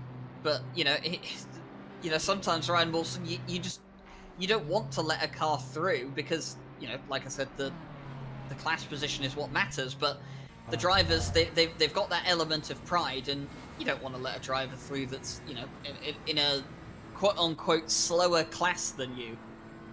Get the better of you in a race sometimes. No, exactly. Oscar just wants to kind of run his race and continue on, but it will be once again too wide. The outside converts it to the inside, which converts with the outside back to the inside for the run down to Bruxelles. They're still side by side. The Ferrari's got maybe just a nose ahead, swaps over at the last possible moment, but Oscar Sandberg, he is not done. There is a BMW-sized gap on the inside of Bruxelles. He noses the way in there. There's a bit of body contact coming into No Name. They're going to try once again for the switch over. The 500, I think, has just managed to get the nose or the run off the flash of the lights. The 200 was not pleased about that really, but a bit of door bagging as the 200 is going to go completely sideways through P1. The 500, how they caught that? Normally, a mid-engine car, once you've got to that angle, or once the car has gone, here comes the 200. Here comes the 200 again. They've decided, right, well, you had your moment. It's now gone, matey. Now got to take it back past. Another bit of body contact. The 500 is bullied off the race circuit into the gravel. You can see the sparks fly. We might get a quick race replay of that. And the 18. Martin Grady's watching all this. He's now in the middle of all this, thinking, "Guys, calm down, please." Yeah, Paul Martin Grady he's like, "Can I please get through? I am a blue. You're both blue flag to me. Can I please get through?" He's just sort of sat there. You can see the 18 backing off, thinking, "I'm not gonna be part of this. This is not my moment." You can see the slight body contact there. And the gravel on the outside just completely slows the 500. Martin Grady's moved over and out of the way of the 500, although the 200 and the 18 now coming into the pit lane by the looks of it. So the battle has come to an end, but my word, did Adam Dubiel have to work for that one. Adam Dubiel wanted that place, and Oscar Sandberg was not going to exactly give it to him in that 200 car. He definitely had to work for it. And that's kind of what I was saying, is that the 500... They look like they really have pace, but they've just had these warnings, these penalties, these drive-throughs, and all these issues. The pace of that car, though, when they've not got any of this, it's absolutely phenomenal. Yeah, it definitely is, and we almost have 500 laps on the board, by the way, as we're getting towards the end of the 20th hour here of racing. Just over 4 hours left to go, and Malinowski is halfway around the 500th lap of the race. Will we quite make it to 600? Well, we'll have to see, but it has definitely been an entertaining race so far. 4 hours left to go. Of course, the 70 with that penalty, the drive-through penalty that they got for track limits. They've now got a very, very big gap to make up, but if the 992 finds itself in some trouble, then there is definitely a chance for that 70 to get right back up into the mix. But I believe, Ryan Mawson, that our time together is coming to an end. I have Jesse Lee behind me, eagerly twitching, ready to get back in his seat. He's been away for a bit, and I'm pretty sure that he's eager to get back in and give his thoughts on what's happened so far. Yeah, so as the Ryan O'Brien show comes to an end, I'll be staying here at least for the next hour. That's what we were saying. I might just about see the sunrise, which will be a nice moment, at least for us, for the drivers. It's a pain in their eyes, but yeah, welcome back, Jesse Lee. Thank you, Ryan. And Ryan, it's always an absolute treat and to have the Ryan and Ryan show, as that was my soundtrack to me waking up and coming back to life this morning after the night stint that we put in last night. Ryan Mawson, doing a little bit of everything here today, was the broadcaster for the early morning set. Got into the commentary booth as well. Hello, everybody. I'm Jesse Lee and Ryan Mawson with Jedi Jake the Bossmeister Boswell in behind the cameras. You're talking about the sunrise here. Sunrise is going to be approximately 6:10 a.m. in sim time. By 5:30, you should see some light in the sky, but we're approaching that particular time. Should have about 2 hours running in the daylight to the checkered flag this morning. Which will be interesting to see what that does with the temperatures, because it won't be, unless it is a very, very clear day, and we've kind of been seeing on the forecast and even at the start of the race that we haven't necessarily had any kind of clear skies. I don't think that the track's going to get to the temperatures that we usually see it in the summertime at Spa. I think we actually might see a relatively cold track. It's kind of been stable all night at a steady 13-13, or I think we dropped to 12-12 at one point. But normally I expect to see well into the 20s at Spa, but I don't think that's going to happen. We did get there yesterday evening before it all sort of calmed down and cooled off a little bit, but I think you're right. I don't know. I definitely don't believe we're going to get anywhere near that. Of course, the end of the race, 8 a.m.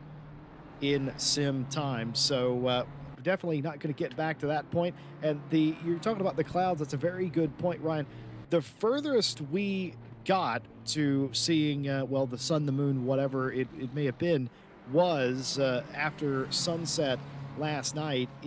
We had a rain shower and it cooled everything off, and you could see some stars in the sky for an hour or so. I'd probably call it mostly cloudy if I was a meteorologist, and it obviously you know what it did. It clouded back over and rained again since then. Yeah, and then with the rain came once again the tale of two setups of who had their mixed condition setup, who had their dry setup, as we see the 818, the swoop back across the 349, the leader of Silver Class. But obviously that 818 has got the pace to go. They don't want to lose at any time, because they're fighting the 404. I believe it was the last pit stop that this car had, the 818. They came in and did their brake change, and the 404 as well. That was another long stop. It was a 2-minute 18. So I'm gonna guess for the 404 and the 818, they finally had to change their brakes after almost 20 hours of running around, which those pads, they definitely got the life out of them. I don't think he could return them for any kind of deposit, but they were very much used and abused with those pads. So the 818 continuing to roar up the road. But yeah, the rain came. Malinovsky did what he did and somehow managed to go even faster. And then the mixed conditions came. A lot of people pitted. The only cars that kind of had to pit early, like the 40 and the 95, they had to pick wets. They had no other choice really.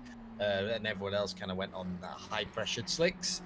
Continued around, and Malinovsky still did what he does and went even faster again. So, and then the 70 ended up with a drive through for track limits, so which has dropped them back, quite a while. But if you remember, if you were around when we interviewed Malinovsky, that car, the 992, is still sitting on 3 track warnings. So they're gonna have to keep it well within the white lines for the whole rest of the race, unless they want to end up once again in that battle with the 70.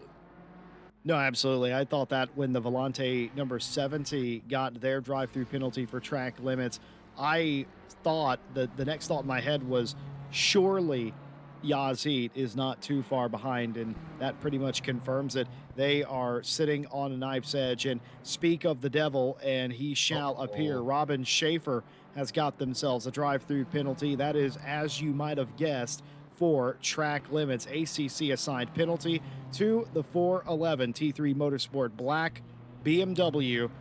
A almost perfect day, a very by the books day for the 411 is going to come to a close here a little bit, just shy of near the finish here. Drive-through penalty. If there was one car I did not expect to get a drive-through penalty, it would have been this one, Ryan. I think it's just kind of ended up with everyone has got into that into that moment with the mixed conditions, the rain. Obviously, if you slide slightly off the track a little bit, people, when they've had the free air, because traffic has played a big part in this race as well, while they've had the free air, they've been trying to push a lot harder, just getting those slight little moments. There's some of them where we've seen drivers had to avoid accidents in front of them. You might have even picked up one there. I mean, I know ACC sometimes is a little bit mean. It won't see the accident that you went off the track to avoid. It'll just see that you gained time. You bad. With 100% correct. I couldn't have explained that better. It doesn't matter. We talked about that a little bit yesterday. Ryan Gill and me and DJ Clark and I kind of went over that. It is unfortunate some of the time, and you can be avoiding accidents, like you said, Mawson, and still get a track limits warning.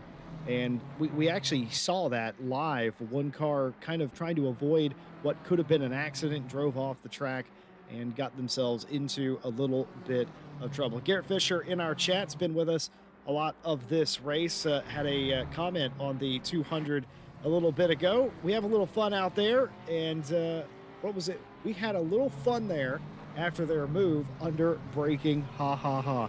Well, it's nice to see some teams in good spirits this far into the race.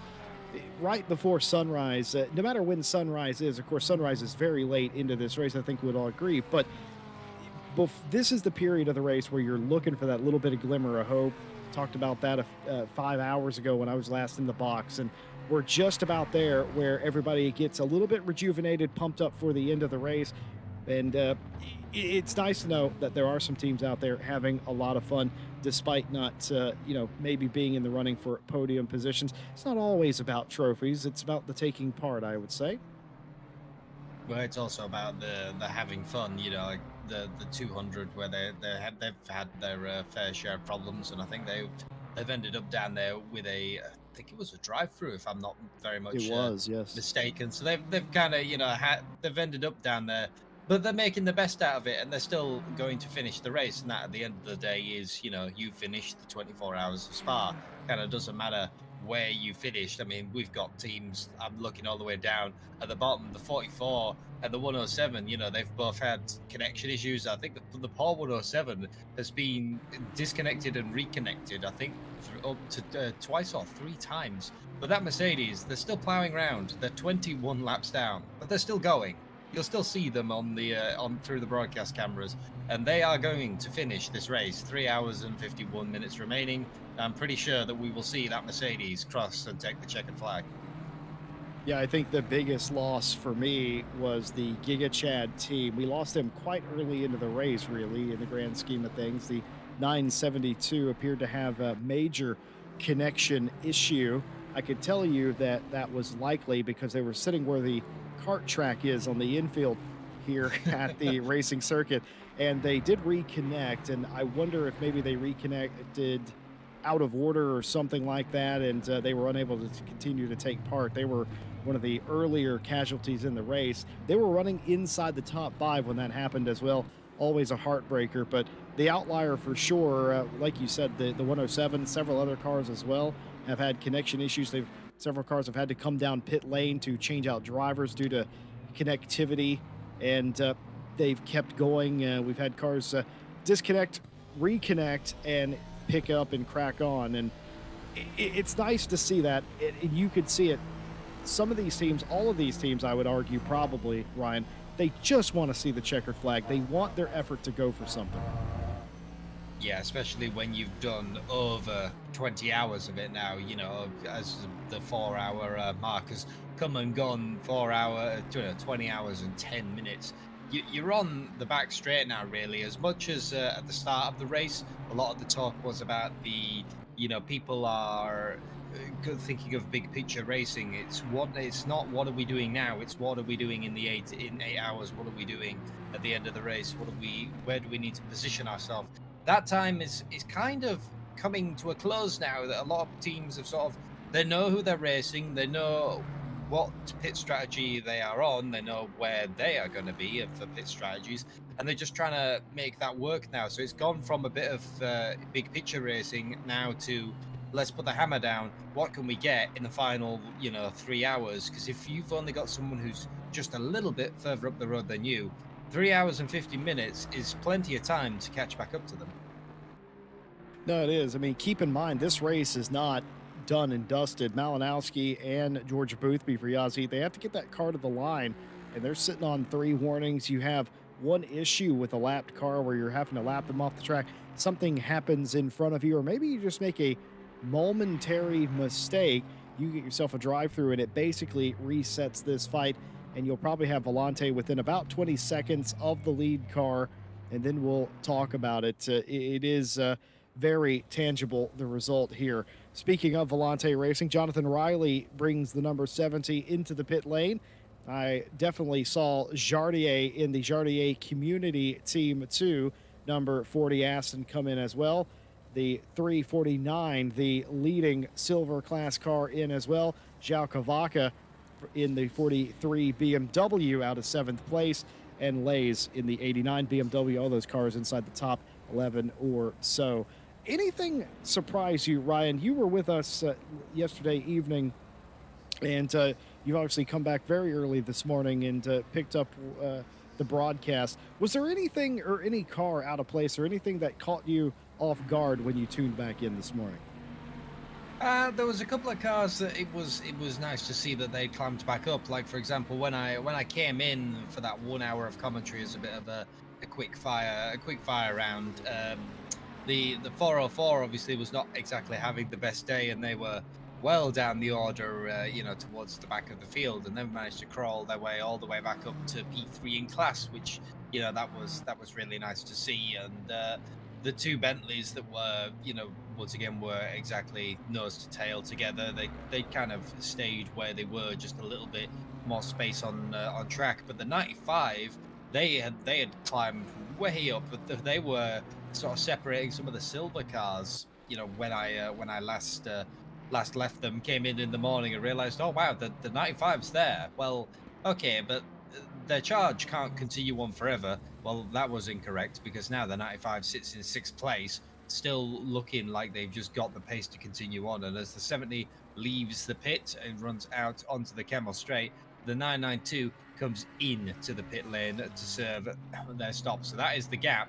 But going back to that as well, Jesse, it was a lot lower. It was down to about 6 seconds at one point, because George Boothby spun the car going over the top of Radion. So even with all of these, all of this gap that they've got, all it would take is one more spin and the drive-through, and that 70 might actually end up in front of you. Sure can. There was Malinowski sitting in the pit lane, completing their stop out of No Name or Speaker's Corner, if you prefer, is the 2nd place car of Jonathan Riley, who stayed in that car. I wasn't sure if that was going to be the case, but there you have it. Jonathan Riley in what is at least a double stint, to my knowledge, in the Volante 70. George Boothby installed into the Yazzie UCOG 992 and back out onto the Kemmel Straight. Unfortunately for them, has traffic in front of them, and you have to be very careful indeed about how you navigate that. One car completely backing out of the way to allow the leader to go through. That was very nice and neighborly. I think that's the 44. I think that's the RSR car. Who they've had those connection issues. They've reconnected and just trying to finish the race. So obviously they're not in a race with anyone. I think they're separated by laps. So they just decided get out of the way of the leader. That we don't need to hinder them at all. T3 Motorsport White is the next car. That is the 80, who've been kind of in a battle up and down the field. You know, we've seen them. We've seen them sort of contest with this fourth place position, and they'll kind of want to hang on to that because fourth place in silver, obviously their sister car, the 411, is third in pro, and that will be a really good finish for T3 Motorsport and a good haul of points, especially when it's double points on for this race. Certainly is the case, as there are a lot of positions up for grabs in the late going. I look at P15, still in doubt. You have Garrett Fisher's car, that 200 BMW, Scott Fordensberg behind the wheel right now. Less than 5 seconds to Harley Chamberlain for P15. Well, we haven't had an interview in a little while, or at least I haven't had an interview in a little while, and we got a treat for you right now. De Havilland has joined us. Hello. Hey, how are you guys doing? We're absolutely fantastic. VRM Racing, how's your race gone? It would be wrong to complain. We could, because we've had 2 drive-throughs, but we're comfortably leading silver at this point, and we're P4.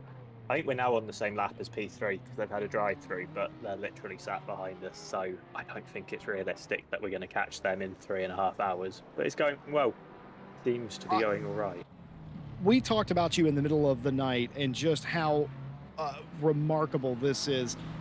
Admittedly, not the finishes throughout the World Tour that you would have liked this season. I think we can all agree on that. But today, the last 20 hours at least to this point, Davlin, have been absolutely stellar. Had a little bit of competition early with a couple of the silver cars, but the only car that has been so consistent and constant has been that 349. Yeah, the series has just been a write-off in general. I can't even remember what's happened. Nürburgring, I don't remember how times we were facing the wrong way in the wet, but it was getting silly at one point. And then Silverstone, I think qualified 5th on the grid for Silverstone.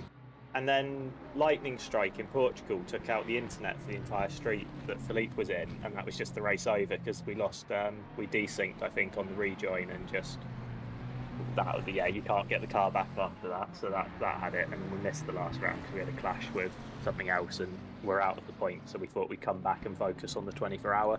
But if we get through 3 hours and 43 more, we'll have got all the luck back, arguably, because we seem to be, I think we're just shy of being 3 laps up on the next silver car. So they unlapped themselves on us a little bit ago, so it would have to be a disconnect, or we write the car off at this point, something unforeseen to throw it away, which could happen. But yeah, it's gone well, unlike the rest of the series. Let's go back 20 hours and some change. You're sitting on the grid waiting to take the green. Could you have possibly believed this was going to be the reality of this race? The 501 was up there, Connection Lost Racing, the 818, and out of all of them, VRM is the car that would have the least amount of problems and drive through the better portion of the day, the rain, the night, and all of that, and come out pretty much unscathed in comparison to the rest of the silver class. Could you have ever dreamed of having a race this good? I don't want to, not being cocky, didn't expect it to go this well. I think the one thing we did know coming out of it is from the online practice servers that we've been in, none of the other silver teams we've seen were really capable of getting sub 218s in any conditions, and we've got 3 drivers. I think Fleet, Jordan and I have all done 17.8s at some point in this race and been quite consistent at that. And it was in the wet really where we had a bit more confidence, because can't get anywhere near Malinowski and Schumacher. They're unreal in the wet, but we were between 3 and 6 tenths in the wet servers off them, and most of the other drivers that we were looking at were a good second to a second and a half off, so it wasn't a guarantee. And there's a lot of quick drivers that have got pace on us. Like, it's not like we're the quickest team comfortably, but we just seem to have found a balance on the car and drive a match up that we felt like we had 3, 4, 5 drivers that were all as quick as anyone else in silver. And at that point, it's a case of, if you can do the same lap times as everyone else and you're in front of them and you don't end up in the wall, if you get a lead, it's going to be really tough for anyone to catch us, because they've not got the time above us to close us down easily. that being said, whoever's out for the 818 at the moment has just been unreal the last 2 hours. He's run down, I think, about a quarter of a lap on us, but yeah, didn't think it would go this well. There was no guarantee we could win, but we'd seen in practice we had a car and a kind of lineup that should fight for the win in silver, and there was a bit of hope we might get a top 5 as Nippon gains a place on someone, and looks like he's lapped someone. Yeah, it's based on how the season's gone, we were expecting the car to catch fire, probably someone's wheel to break and everything go wrong, but it's gone fine, and I didn't think it would go this well, but we thought we had a chance. Well, James rather ruined my narrative of an underdog story. Ryan Mawson, do you have anything for our guest?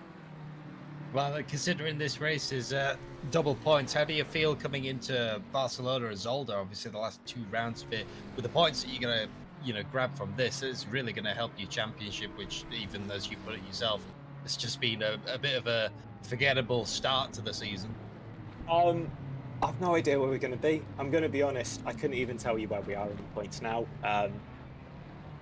Hopefully, if it puts us in a position we can fight for top 5, that'd be great. If someone gave me the choice of one of the front 3 somehow not beating us and we take an outright podium at the 24-hour, at this point I'd probably say I'd rather a top 3 in the 24-hour, given that we're not going to win silver. Points are out of it. But we'll see how it goes. I don't want to ruin the underdog story. It's not like it's been easy. Yeah, you've already ruined it, James. Yeah, it's in tatters on the floor. And keep in mind, James, this is Jesse Lee math. I think you might threaten the top 10 with this win here today. Yeah, that'd be the hope. If we're in a position where a couple of good results in the last rounds gives us a shot of being somewhere representative, that'd be nice.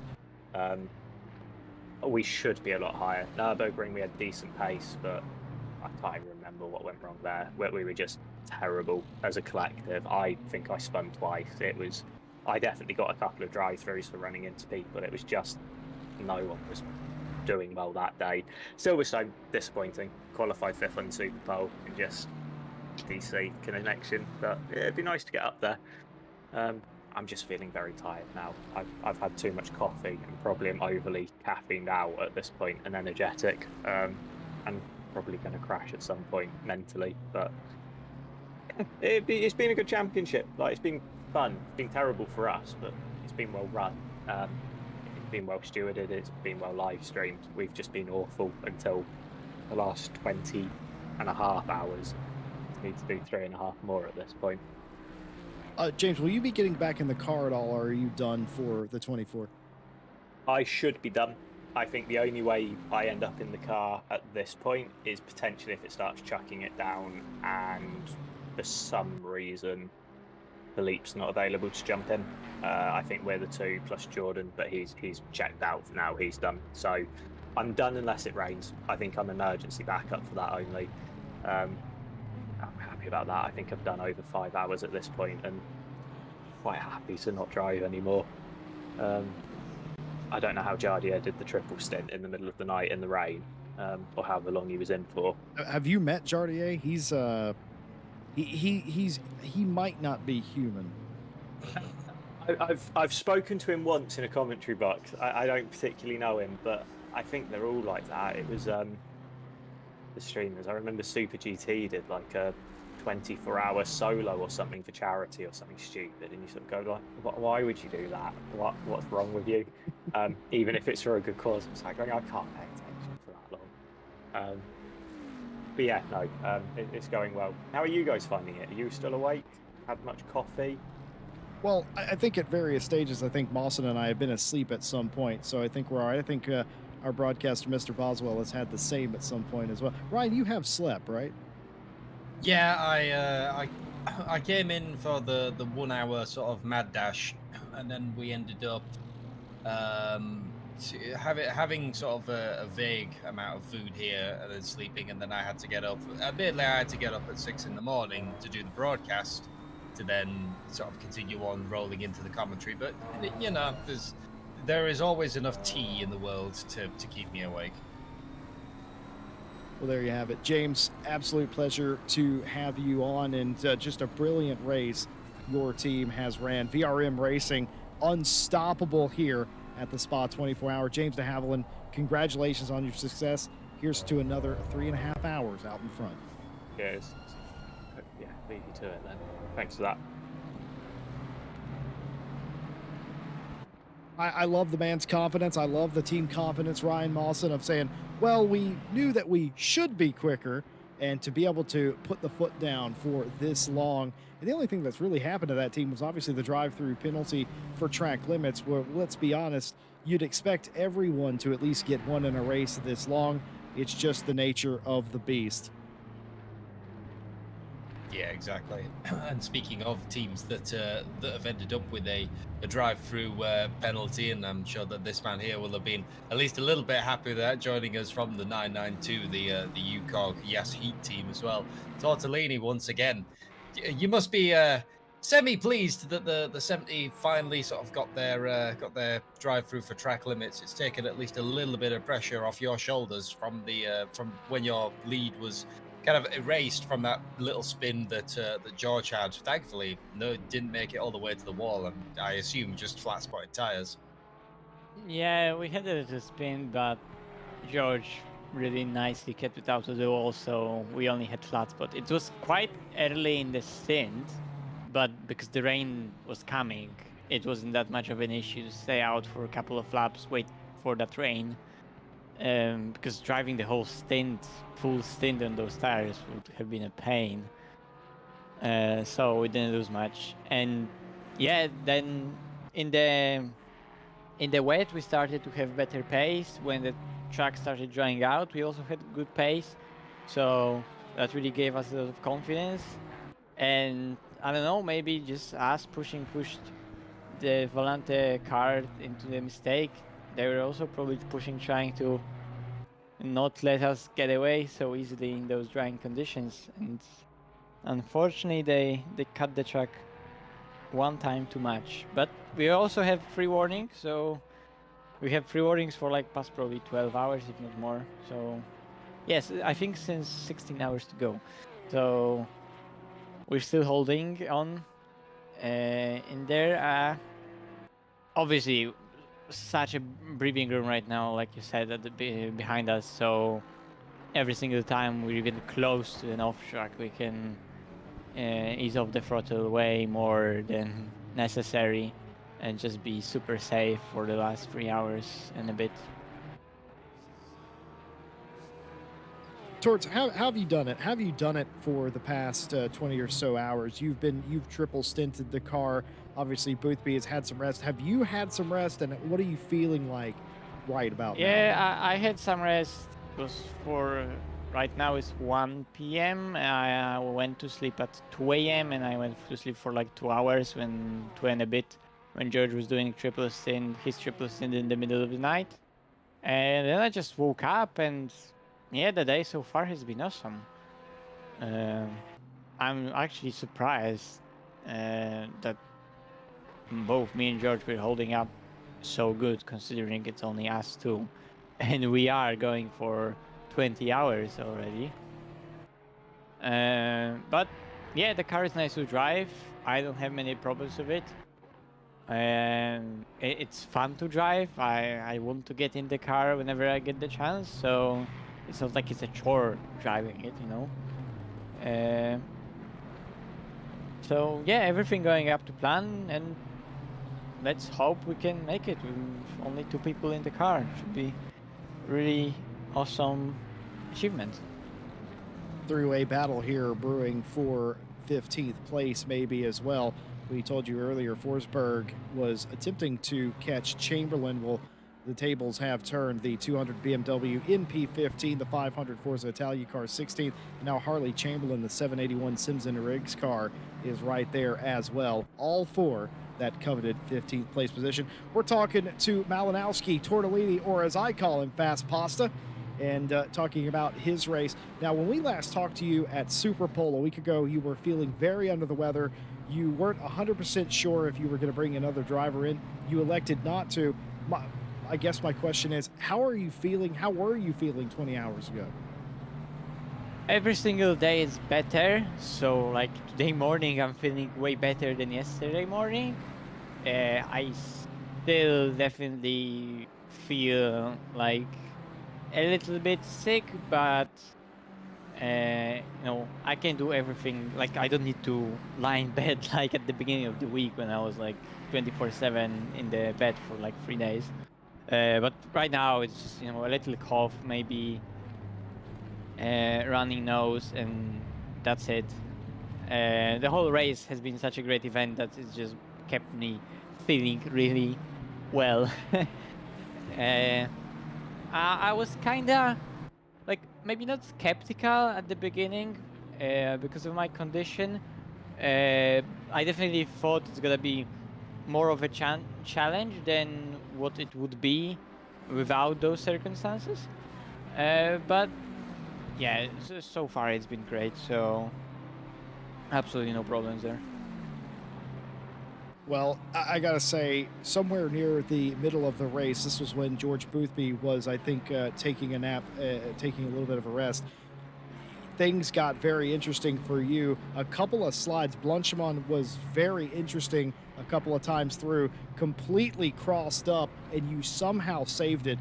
I'm confident that there's not a lot of drivers in the Porsche that can do that. For whatever reason, you can. I mean, what was going through your mind sliding that car sideways in the fast-paced corner like Blanchimon, and how did you save it? I don't know. I don't remember that. Just too deep into the night to be to like remember moments like that. Like, well, I remember it was like, oh shit, it's gonna spin. Uh, but yeah, I don't even remember what I did to save it. It's like, oh, okay, back on the track. And I mean, there's so much going on strategy-wise, pressure-wise, preparing the car. Maybe not preparing the car, but making sure everything is under control. That uh, at at one moment I think, oh wait, maybe there's gonna be a spin. Then I save it, and okay, it doesn't matter. We just need to focus on what's ahead rather than thinking about that spin. So it was a close one. I'll try to rewatch maybe a clip or a replay of what happened there. Definitely not a moment you want to have during a 24-hour, but hey, ultimately it didn't really made any difference. It definitely made me aware that the car wasn't really good on that particular set of tires. Late the second part, second, let's call it, phase of the rain, the second time the rain came, we went to wet tires later, so we still pitted basically first lap it started raining, but the first time I had to actually pit even before it started raining just because of our stint time. Martin Lawrence has had a big moment right there. Was that out of Lafang's? I can't quite tell. It is very dark indeed. Because before you get to campus, yeah, that is indeed where this occurs. So what happens here? Oh, my goodness, getting into the corner. Doesn't make it to the wall, but a big moment there for your 10th place car and 3rd place in silver. Sorry to interrupt you, Tortellini. Ryan Mawson, do you have anything for our driver in front of the field today? No, I think you pretty much covered it. It was just one of those. I was so surprised to see, that even in the drying conditions, when everyone else who'd pitted that little bit later was back on the slick tires, how you were still managing to keep that Porsche pointed in the correct direction. I think we went on board for a lap or two, and the amount of corrections, and it's like from the outside, this car looks very stable, very planted, and very fast, and from the inside, it is an absolute pantomime going on. But it's ultimately fast, and the car is set up for exactly those conditions: slicks, low grip, and that's when it comes alive. Like, we are gaining 2 to 3 seconds a lap at some point compared to the Volante McLaren behind us when it was drying out on those slicks. So we were waiting for those kind of conditions, and they came at the perfect moment when we were just extending the gap that later we would be able to just potentially keep to the end of the race for the last 3 hours. But unfortunately for the 70, they got the driver, so now our job is a lot easier. What's the strategy coming to the checkered flag here today? Are you getting back in the car? Is Boothby going to finish up? I'm probably gonna get back into the car for a stint, maybe a stint and a half. We'll see. Probably George will end up the stint he started right now. Maybe he'll do another run. If he's feeling a bit tired, I'll just jump in for one more, and then he'll do one. I mean, after all, we did do 21 hours of the race today and yesterday, so we are quite tired. So we're gonna just try to see if he's feeling okay to do one more. He'll do one more. If not, I'll just jump into the car for one, and then he'll switch me just to bring it home easily. There's no pressure from behind right now, so we can just focus on staying clean and bringing the car home. There's no point to push. We'll see how the last thing is gonna shape up with the fuel and what we're gonna have in the car in terms of fastest lap, but you know, free cut warnings, I wouldn't risk it, not for a 24-hour spa.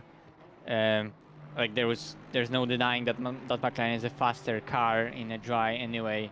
So when they were half tank on sticks, they got their fastest lap. It's gonna be difficult to beat anyway. We'll see. If I'm feeling lucky, maybe I'll go for it at the end, but I'll probably just bring it home. We'll see. Well, I'm happy to hear that you're feeling better and things have went better in this race. There's been a ton of lead changes between you and the 70, but definitely Yazzie in control here. Good luck, Torts, for the rest of the race. You and Boothby. Thanks, Tristy. Let's see if you can bring it home. Let's go. I call him Fast Pasta for a reason, Ryan Mawson. He is incredibly quick, and I'm telling you, he got crossed up in Blanchimont a couple of times, consecutive laps that happened. He doesn't even remember it. It must have been a bigger thing in our heads than it was to him at the time. That just tells you how confident he is in that car. I think it would just become an automatic response from that driver and that car. They're so in tune that from what seems to be a big moment for us is just naturally corrected, and it didn't even register in his mind that, oh, that was a scary thing. It was just, oh, we are just driving, we're just we're just going around, it's fine. Yeah, but you're 90 degrees going through Blanchimont. Yeah, that's fine. If that would have been me, I would have needed new trousers, and I would have very much crept up on the corner. Again, consecutive laps that happened, and it was just something that he must have been trying to work out with the car, maybe taking a little bit too much. I don't know, but it didn't even register. Insane. I've never actually had him solve one of those I'm not a robot capture things. I might need to get on that. Yeah. Well, we need to slowly go through and check that everyone is a human. I believe they've already passed your test. Is Jardia? I think he has passed your test. Have we made sure that Boothby is also human? Because he does things that are also very strange and not human-like, like just race in no top or anything, and it's like, but it's cold. Yeah, George Boothby has a questionable fashion sense. I think I would go with that. But do you know what's interesting about Boothby? I've tried to get him on several occasions to click the I'm not a robot box, and every single time he's dodged the question. Suspicious. So you see, he'll fail it. Confirmed. I think the best outfit for this race, at least, I don't know if you saw it earlier on in the stream, was Martin Grady's Euro. What's it? It's the the Eurovision, and he is dressed up as a Frenchman. We put it on stream earlier. That one. I didn't see that. I think that wins best costume of this race award, because George doesn't have like his banana suit on or something, so we can't award points for that. Well, Tavenzwa Hacker has brought the 818 down to pit lane. I have no reason to believe that's anything but a scheduled stop that will promote the 404 back into second place in the silver class. Meanwhile, this fight going on for P12, the 920 getting around the 89 to BMWs, and they have settled it amongst themselves in Lekum.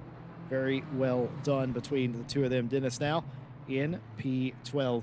No, I didn't see Martin Grady's get up, as it were, but that doesn't surprise me from a team that's called hashtag Blame Mike Jones. That all makes sense. Well, to give you an idea of the highly strung operation that Oh number 18 no! Bentley had, I think Jesse has just seen the photo that I passed him.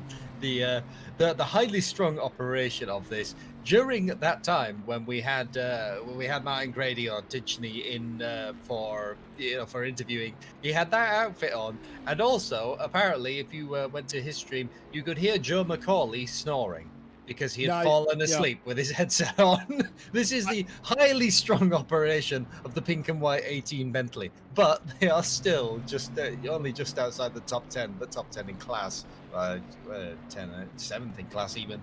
So, you know. It's nice to know that they're taking this very seriously, and Very seriously. they're not fooling around.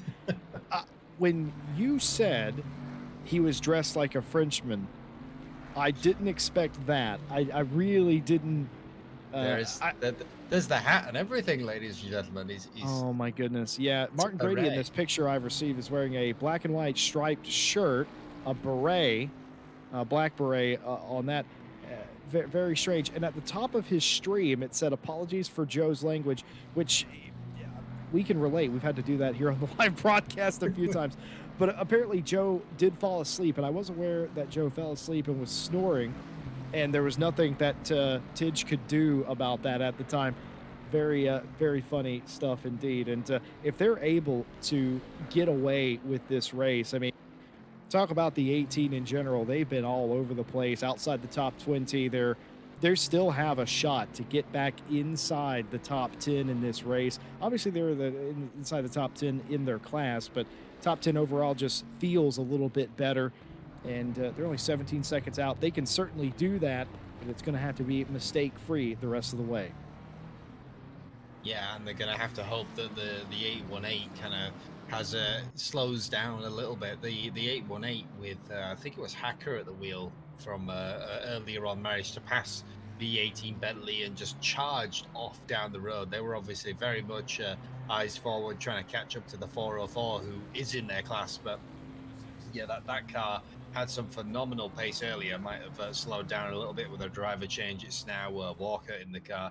In the 781, the other Bentley in the field, Harley Chamberlain comes down pit lane out of the 17th place overall, and I think it's about 6th in class in silver, I believe.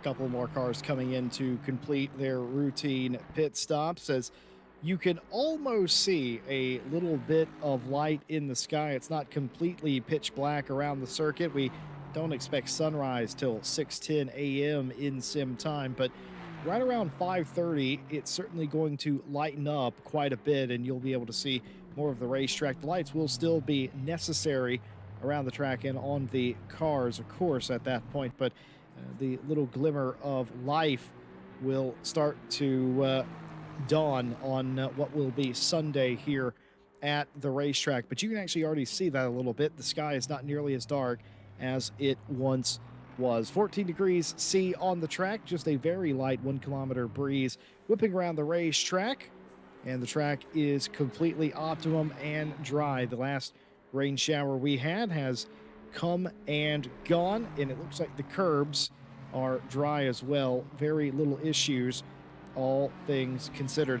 Talked about Martin Grady, talked about the hashtag Blame Mike Jones, number 18 Bentley getting inside the top 10. Well, if they want to take that spot, they're going to have to take it from this team, the Madhouse Racing 818. They have completed their most recent pit stop. Martin Lawrence back into P2 in silver, but Ryan Walker installed into that car. We'll be monitoring the gap back to the 18 surely.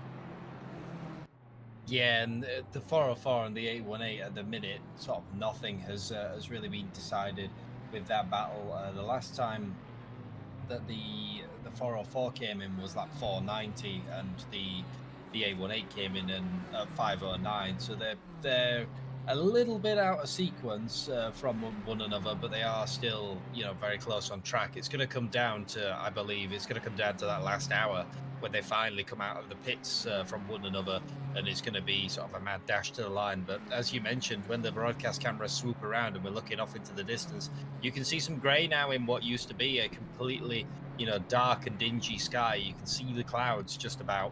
And as that was said as well, still the clouds have never really left this race. Have just always been around. I kind of expected the Arden Forest to throw us maybe a little bit more curveballs with the rain, but only 2 relatively minor showers to contend with this race. Yeah, it was a 75% chance of rain. We got our chance of rain, but it wasn't a deluge by any stretch of the imagination.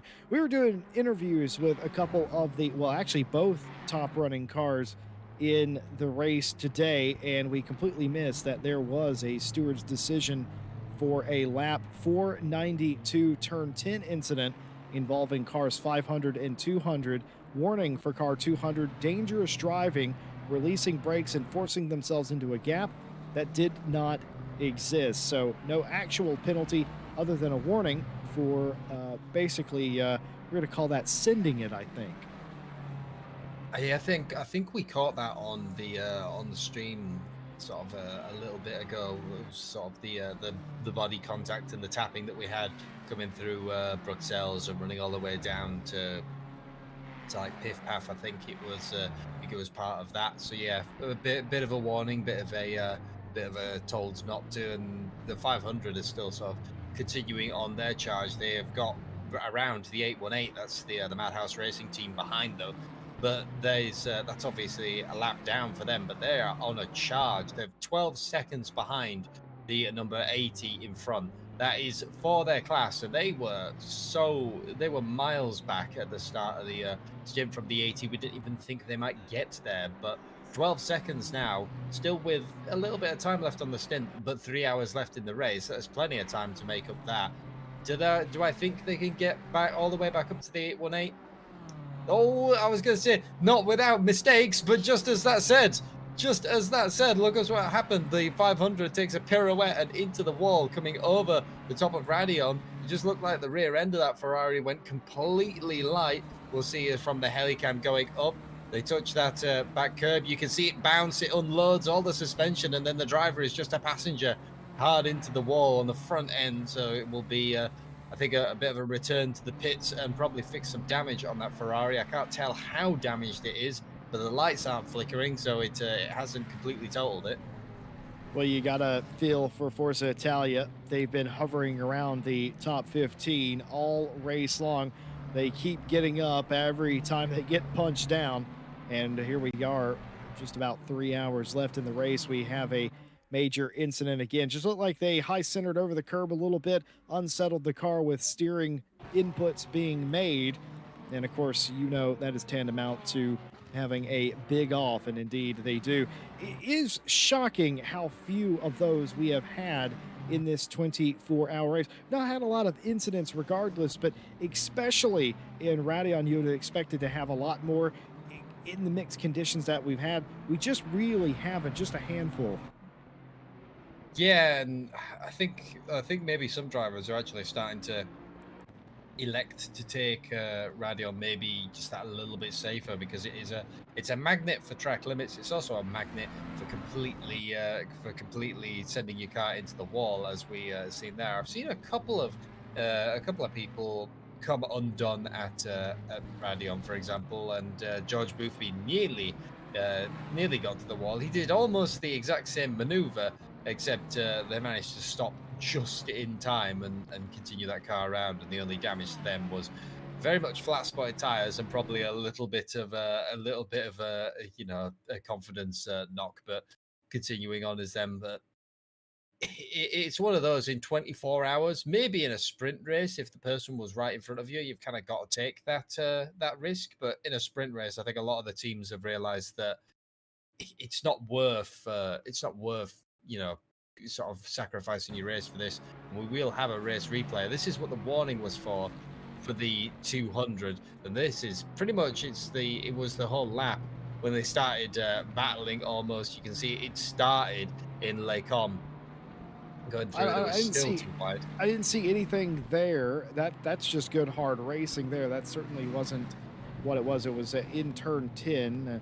We'll see when we get there. Obviously in Bruxelles. Oh, now that was very untidy and unscrupulous right there. Oh, and it continues. All right, I'm starting to see where the stewards got interested now.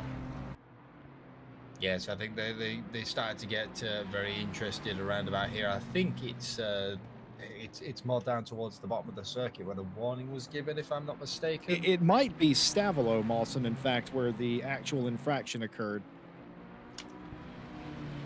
Which is, I believe, what we're coming up to. You can see Martin Grady in the background as well. He was still looking at this, thinking, "Please, lads, what is going on?" And then coming through Stavilo, there you go. The car ends up off the circuit. And the That happened right 500 ends before up- Stavilo, in fact. Yes, that's when I came in. In fact, that's oh boy. Yeah, well, you always know it's going to be interesting when Jake Boswell says this is going to be an entire lap, and you always wonder what he means by that. Well, this is exactly what he means. They were beating 7 bells out of each other from the start. I feel like there. Yeah, the 500 was very adamant on getting through, and the 200 was very adamant on not giving up that position. And that was a scary moment for the 500 as well. Is completely broadside, not the way you want your mid-engined car to be, especially normally when that happens, you've completely lost it. This is the 2 wide just before Stavilo. There's the touch, and there's the gravel trap, and Martin Grady is just sort of like, right, okay, you've got out of my way. Can I please go now? Excellently caught, Mr. Boswell, as always. And I will say, I love the fact that the stewards, and they're consistent in this fact. They are going to let you race the entire way, but the second that you impede somebody's race or you take them off the track, then they're going to look at it very intently indeed. And I think that's what happened. The argy-bargy, Lecum back and forth, that was completely fine because nobody obviously won or lost. Everyone stayed on the track. Bruxelles, the same thing. But when you get down towards the other end of the circuit, Stavilo, you knock somebody off the track. You can't do that. That's taking it a little bit too far. I would say that was a very nice intervention by the steward team. Yeah, exactly. So that will there'll be a warning over their head for the 200. They know that they'll have to sort of keep it in check a little bit to not end up with a 5 second. We've not had many 5 second penalties. We've had a few throughout the night as well, and through some, I believe, like for having the 4th warning, which was the 500. And I think the 781 also got a 5 second penalty, but I can't quite remember what it was for. That was around about when I rejoined as well. They ended up with a 5 second. But overall, for a 24-hour race at Spa, I think a lot of teams have realized that dialing back the aggression and the racing, just that 5% has meant that it's been relatively clean. Fisher has joined us in chat, laughing off the contact. I love good hard racing. I don't mind contact at all in a race like that, especially you're near the end. Absolutely no problem with that whatsoever. Fisher doesn't believe they got a warning for that, but I'm pretty sure you did, based on the contact, unless that we think that's what that contact was for, and it wasn't. But pretty sure we read a warning for that. Either way, just even it did or didn't, it's just a warning. There was no penalty there. Just and I felt like that was very restrained by the stewards as well. It's like, okay, we get it. You two are racing each other really hard, but don't take each other off the track, I think is just the general message there. And in a lot of cases, and especially this case, I feel like that's all you really need to say. Yeah, sometimes that's just all that needs to be said. Just a reminder of, reminder of what's happened. It doesn't necessarily do anything to your race. It's just you've got to be mindful of it. Continuing around, this is a battle that's been kind of forming for a while. The 504, I was going to say, it has been forming for a while. The 504 caught right up to the back of the 514. The Lexus, when was the last time that you really saw a Lexus being used in anger apart from the GC Racing team? This team is incredibly well rehearsed in that Lexus. But yeah, they've been catching, and then all of a sudden they dive into the pit lane, and the 70 is also then trying to get by them. And Robin Schaefer as well, the 411 pulls in for their scheduled stop. So it's around about that time where we see the off sort of the off schedules in first, and then that means that usually we're about to get the big wave of pit stops as the light continues to just creep over that horizon. I'm not sure if Mike Jones was correct with his sunrise prediction here. This is very light for sunrise being an hour from now. Very interesting, that case. We'll see what it comes down to. In the chat, Mr. Watton says, Car 303 in Split 4, our first 24-hour as a team. We've learned a lot, but we're still pushing. That is the way. Shout out to Car 303 in Split 4 as Radizi coming out of the pit lane scared me because I looked back over and I thought they were going to the wall. It's a scary pit exit anyway, and you know you've got cars coming up. I believe that isn't the 818. That is another one of the BMWs just getting by, but then they'll end up blue flagged. But for the 411, they've kind of got to get the tires up to temperature and get back to the racing pace. Also, I just saw that back on replay. He did actually get really close to the wall. He was caning it out of pit lane. Well, 411 won't want to lose any more time. They've already had that drive through, and the pit exit on here is very, very scary as a driver. You do want to go completely full throttle, but it's so bouncy. It's over a crest. You've got the cones on the on the exit and a hard wall on the right. So you kind of got nowhere to go really.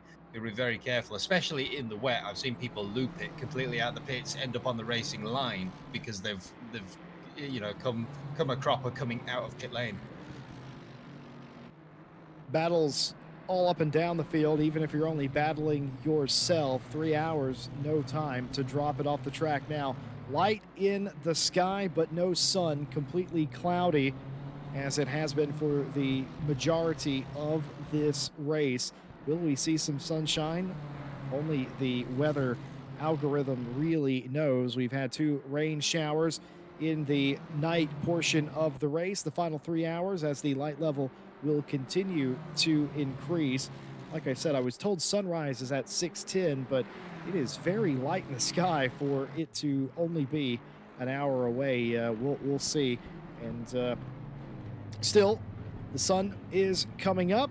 The track temperature, as you would expect, Mawson, will also be coming up at some point. Yeah, it's crept up that 1 degree a while ago. When it was just 14 seats. It's now in that moment where, as everyone starts to pile in for their, for their pit stops, you've got to guess and strategize as as a driver, and maybe as they've got actual team managers and teammates. What do we think the weather is going to do over the next stint? Because it's around about that crossover time when you actually start putting the pressures down, and there might be a little bit low coming out of the pits. There might be a little bit high coming back into the pits at the end of the next stint. If the sun rises up and the temperatures really start to climb, you kind of need the tires to be in that nice window throughout the whole stint, not just for the brief moment at the start.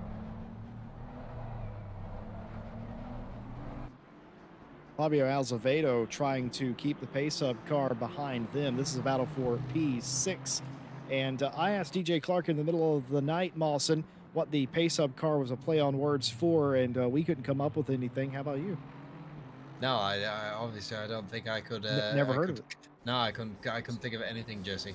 Maybe it's like one of those new startup things. Yeah, it might be one of those deals indeed. But Yannick is trying very, very fastidiously trying to get by the 43 BMW. I said it before, I'll say it again. If we gave away team of the day or driver of the day, I'd probably have to give it to Pace Up. This car, very early in the race, was running 28th, near to dead last, if not dead last in this race. The safety car intervention on the first lap, of course, put them at the very end. They have had to drive through this field.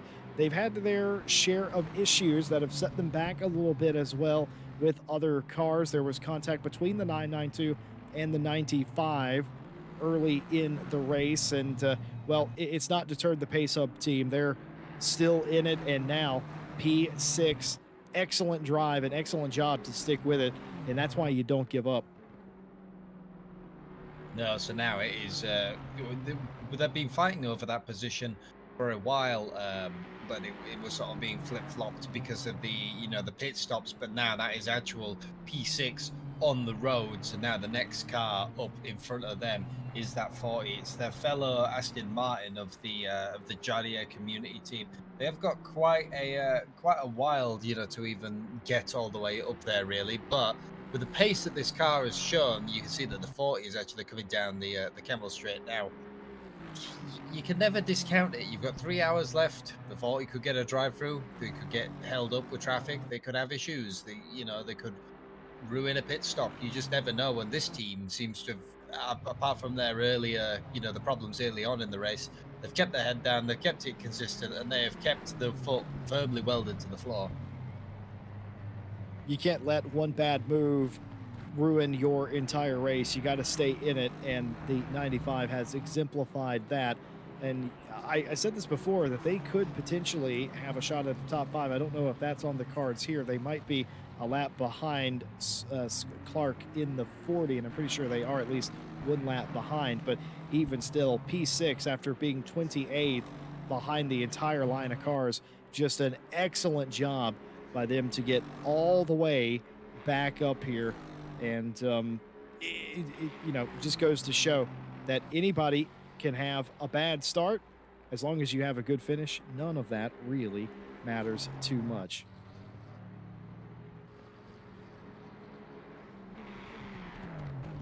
Mawson, I just wanted to say, I've been telling a lot of people these sort of things over the 24 hours thus far, and it was really nice to have you broadcasting earlier. Mawson was bringing you the pictures. Now he's bringing you the commentary. It's very nice to have you do that with us in this 24. It's nice to get to commentate with you again as well, buddy. And man, you sure helped us out a lot. I brought this up very early on in the race. 9 different commentators, 4 different broadcasters to bring you continuous coverage of this 24-hour race, and it wouldn't have been nearly as possible or as easy if it wouldn't have been for Mawson bringing you not only the pictures, but then jumping in as commentary as well. So we appreciate you doing that for us. I just go everywhere, Jesse, basically. We just, wherever Mike points and says there's a gap here, we just go over there and do. I was sort of saying when I was broadcasting earlier on in the race that I was sat listening to the onboards of the Bentleys while they were battling for a couple of moments and being a bit sad and nostalgic that it's been so long since I've driven my Bentley. I'm gonna have to actually go and blow the cobwebs off of it. I don't even know where I put the keys for the thing. It's just sat there, sort of staring at me in the corner. But yeah, it's been great to commentate on it. It's been a great race, and I don't think it's over. I'm still looking at that 992, the 70 battle. What's going to happen in silver? The 404 and the 818. They're still duking it out, and everything down the order. The 95, the 500, the 200. Nothing's settled yet. You're coming into the exciting moment, but the exciting moment, I'm going to have to hand over our broadcaster and our commentator to Ted and Christian Stricker. Sure is, folks. We're going to do a broadcast change here, the last broadcast change of the 24. And oh, by the way, while we're talking about heroes, a big shout out to Jedi Jake, the Bosmeister Boswell, coming in today, coming in clutch, giving Christian a break and allowing him to take a little nap. Boswell is going to hand over to Christian in the booth. We'll be right back after this broadcast change. Stick around.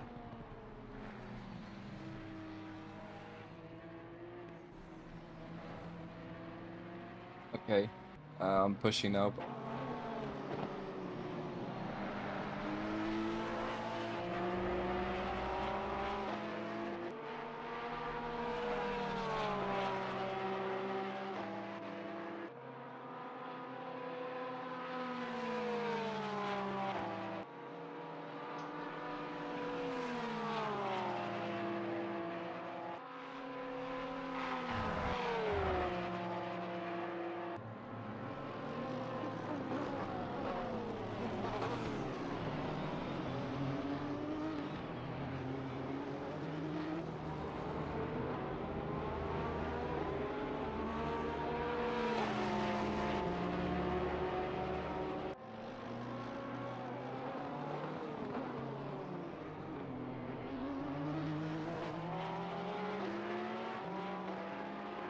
I'm out as enjoy.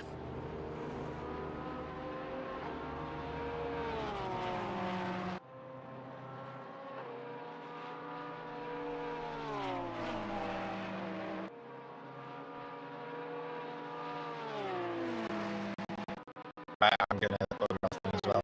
See you in a bit.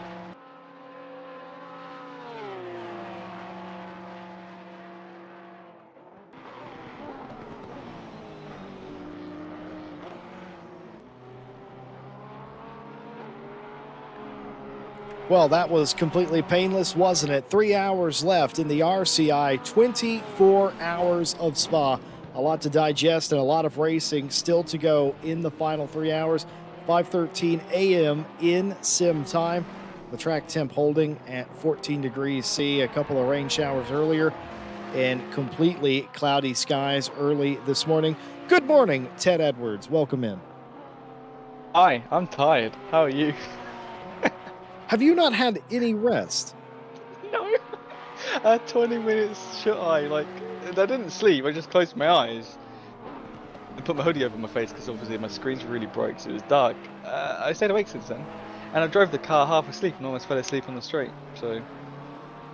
Oh dear, not an advocate for that, certainly. Ted, you were supposed to take a break at some point.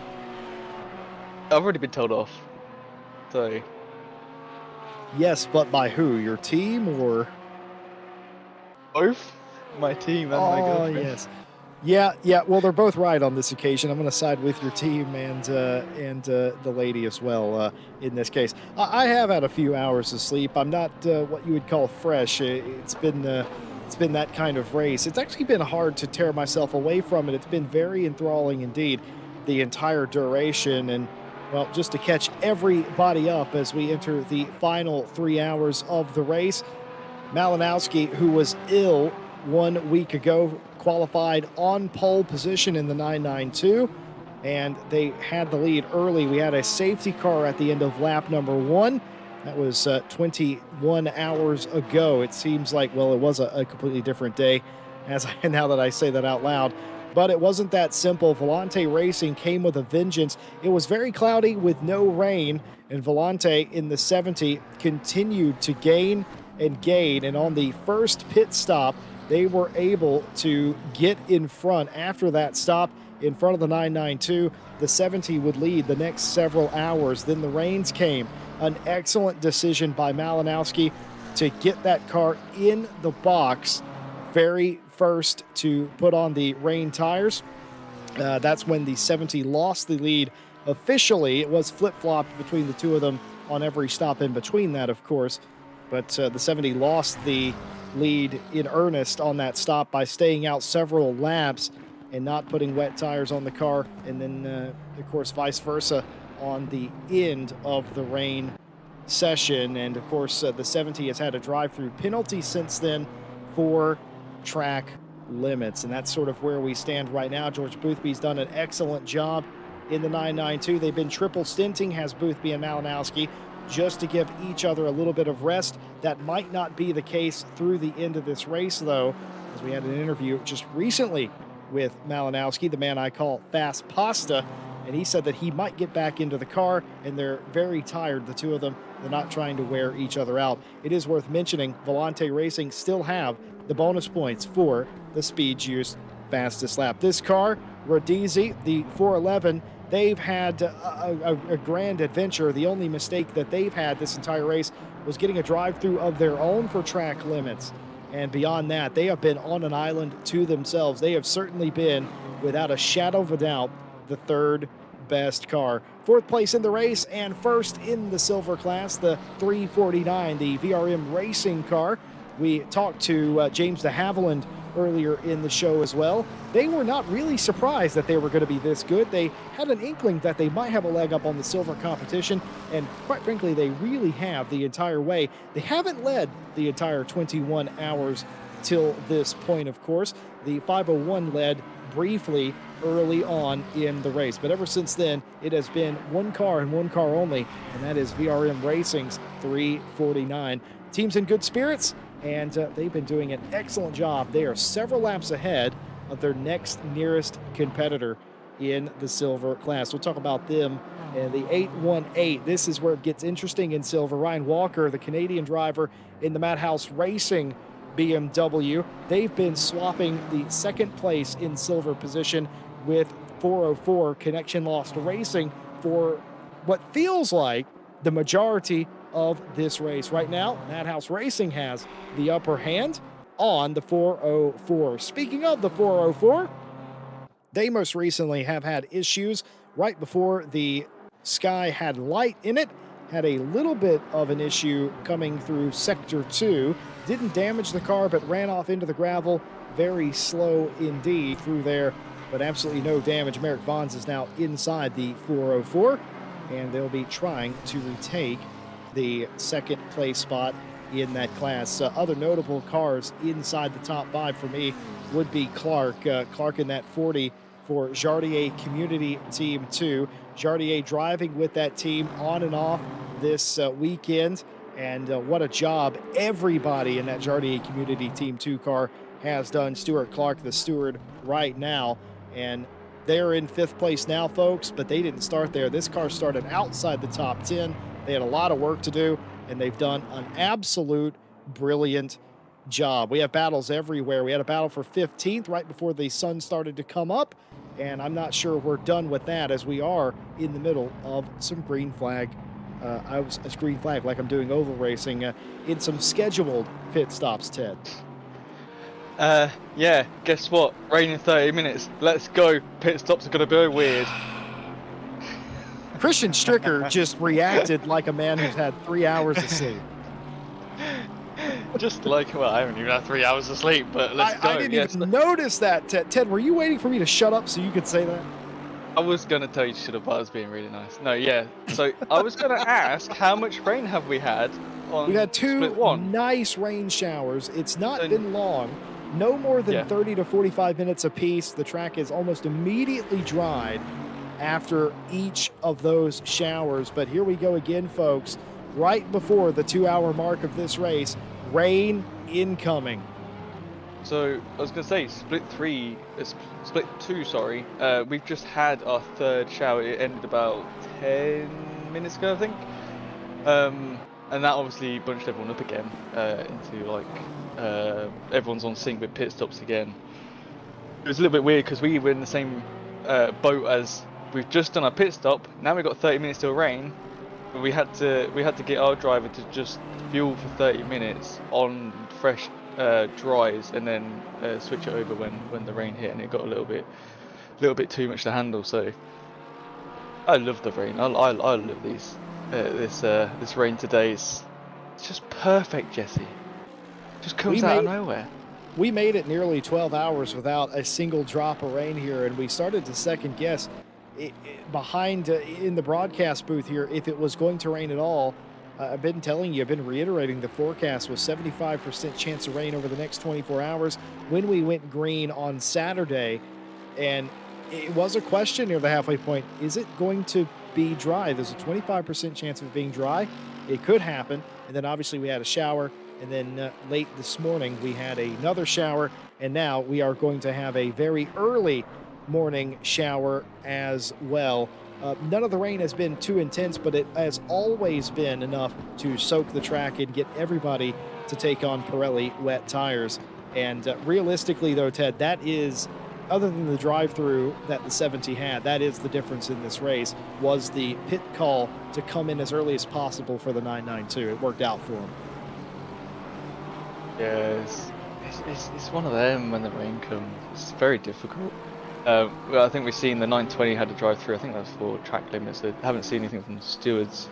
We saw another car came. I think it was the Jardier community team car that came in a minute ago, or a few minutes laps ago. So yeah, it's not many people are on sync. I think we got the 80 in as well. So it's one of those things where your stint timer's coming down and you're running out of fuel. And then you see the rain come in, and you're like, this is a bit annoying. It's especially hard when you got 10 minutes until the rain comes, and you have to pit because you can't extend your fuel, and you can't obviously extend your stint time, because Spa, obviously we've got double pit lane. It's really long, so there's no point doing a drive through with fuel saving, it's one of those ones where you just go, right, bit of fuel, new tyres, just go. Saw's in out of the top 4 positions. The lead silver car is in. Azevedo from 7th place in the 43 is in as well. Shalm in the 80, like Ted said, is also in. We were watching Skidnov earlier, and I was curious.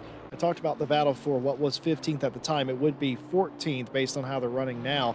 That was the 200, the 500, and now the 920. I was curious if the 920 was catching. They might do, and we will continue to update you on that. Grant Willamont installed in the hashtag Blame Mike Jones number 18, the most agreeable car on the grid without a doubt, no questions asked, looking to continue their run into what could potentially be a top 10 today. I think the 18's already pitted. I think a couple of cars around him have not. This car is still on for attempting a top 10 today. It's still doable for them, but they're going to have to be perfect here on out. That's easier said than done with the encroaching weather. Jonathan Riley in for the Volante Racing team. Man, that rain could not have come at a worse time. This is going to catch everybody out. This sucks for everyone. Unless you're still going around, you still got 10, 15 minutes. It's not too bad because you can go onto the wets and pray they last. It's a bit dodgy, sketchy. It's gonna be horrible. You got to burn them up real quick and have nice blisters for when the actual rain comes. But it's one of these ones where you've got to just pick, like, of the 2 options you have, take wets or take dries, and you just got to pick one and just deal with the consequences. It's it's one of those ones that you just can't really stick on for too long about deciding what you want.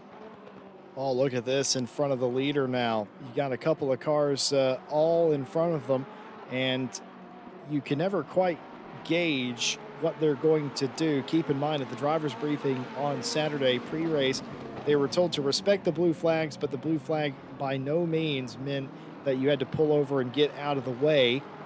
But that is exactly what the McLaren does, basically, by taking the wider line through Bruxelles, and very much appreciated by George Boothby nonetheless.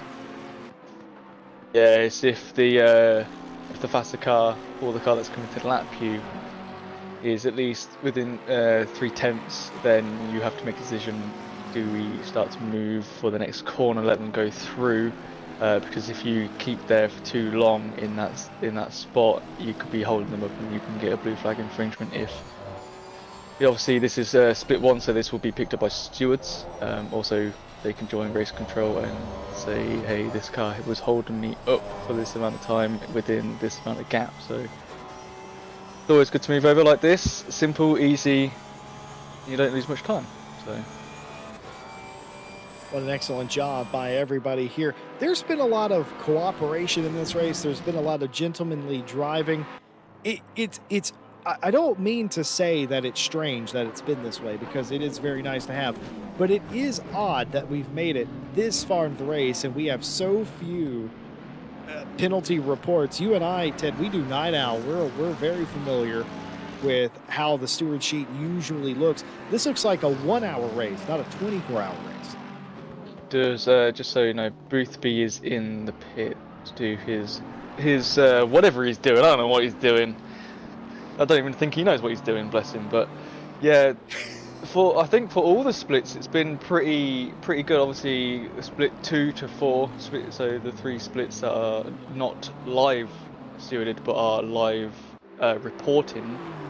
Obviously, the drivers have to report themselves with a video of 4 different cameras from however many cars there are.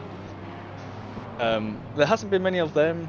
We've had to put a few, I think 2 in, just because of some incidents and they've been dealt with. So obviously split 1's not bad. I'm very surprised, you know. I know it's a big track, isn't it? 2-minute 20 in the dry to get round. Well, these guys are 2-minute 18s, aren't they? 2-minute 17s, I think, at points. So it's still I think the longest track we have in ACC. So I'm quite surprised that it's quiet, and I think the stewards are getting a little bit bored. So don't know what they're doing over there.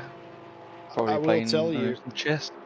I will tell you, last night I sat in there for 4 hours in an attempt to help the stewards, and because I knew they had 4 different splits that they were dealing with, and I always try to make myself useful when I'm not in the broadcast booth. And I sat there for 4 hours. We got 1 or 2 different minor things that came across our desk for, I think it was split 3 and 2 at the time. And other than that, there were no penalties issued in 4 hours. The split 4, we had to check in the middle of the night to make sure split 4 was still running. We went 9 hours without a single report in that split. We actually had Alpha go into the split to make sure there were cars running around the track. There were 28 plus cars still in that race. Could not believe it. We went 6 or 7 hours here in split 1 without a single report. Split 2 and 3 have been the hot spots, if you even want to call it that, but even they are only averaging 1 or 2 steward decisions per hour. It's a very light workload and has been for the duration. Ted, you're in this race with your Race Ventura team. Why do you think that is? Why is everybody being so nice? I'm not too sure. It could be, if I report this person, am I going to get a penalty as well? Maybe they've done something, they went for a dive, or they've closed the door. It could be their fault. So maybe they've not reported some of them. My team have done the same. We've had to think, is that reportable? I think there was one incident where we sort of just left it, and no one else reported it, so no one thought it was either they couldn't be bothered, which is a shame, because you should report if you think you're in the right. We always do. So on that occasion, I think we got hit in the rear and hit someone else, so it was a bit of a weird situation. It was right at the beginning, so we didn't bother. But yeah, I don't know. I think it's just really clean racing at the minute. The people we've been unlapping and lapping have been actually pretty okay. I know sometimes when you're unlapping yourself, the car that's a lap ahead of you doesn't really like to move out the way too often, but they actually are moving out the way. So. Well, Ted, I think that was excellently put, by the way, but you're being ganged up on in chat. Alex I Rogers do joining see. us, saying you can blame Ted for anything in Night Owl, including the number of stewards reports. And someone named Katrina Scott agrees with Alex. I don't know who that is, but what I will say is I agree with the both of them. They both sound like smart individuals. Just saw somebody for the first time I hadn't seen in this race, and that it's very possible their stints in the car just offset my stints in the box. But Ismail Gunnisu in the 83 BMW, until Christian showed me Ismail in that car, I couldn't recall seeing him at all in this race. So unknown if that was the strategy. There were a couple of different teams that we talked to where there were drivers that were only scheduled to get in the car on Sunday. So it is possible, or of course it also is possible that I just missed every stint that they've had to this point. This is Merrick Vons for Connection Lost Racing. They're still in the hunt, in the battle for P2 in the silver class. The 818 with Walker still behind the wheel has been doing a great job. Of course, the 404 had a little couple of issues off the track, but has reset the ship, and now the 818 enjoys a 18 to 19 second lead in P2. Be paying attention to that gap. Christoph Verstappen in the 747 Bentley is in between the two of them. 8.1 seconds to gap Vons to Verstappen. Keep an eye on that. Let's see if that comes down.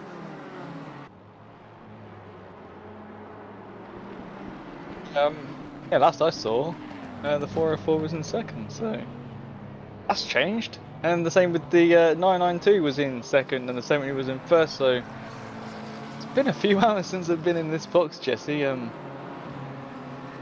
What's happened?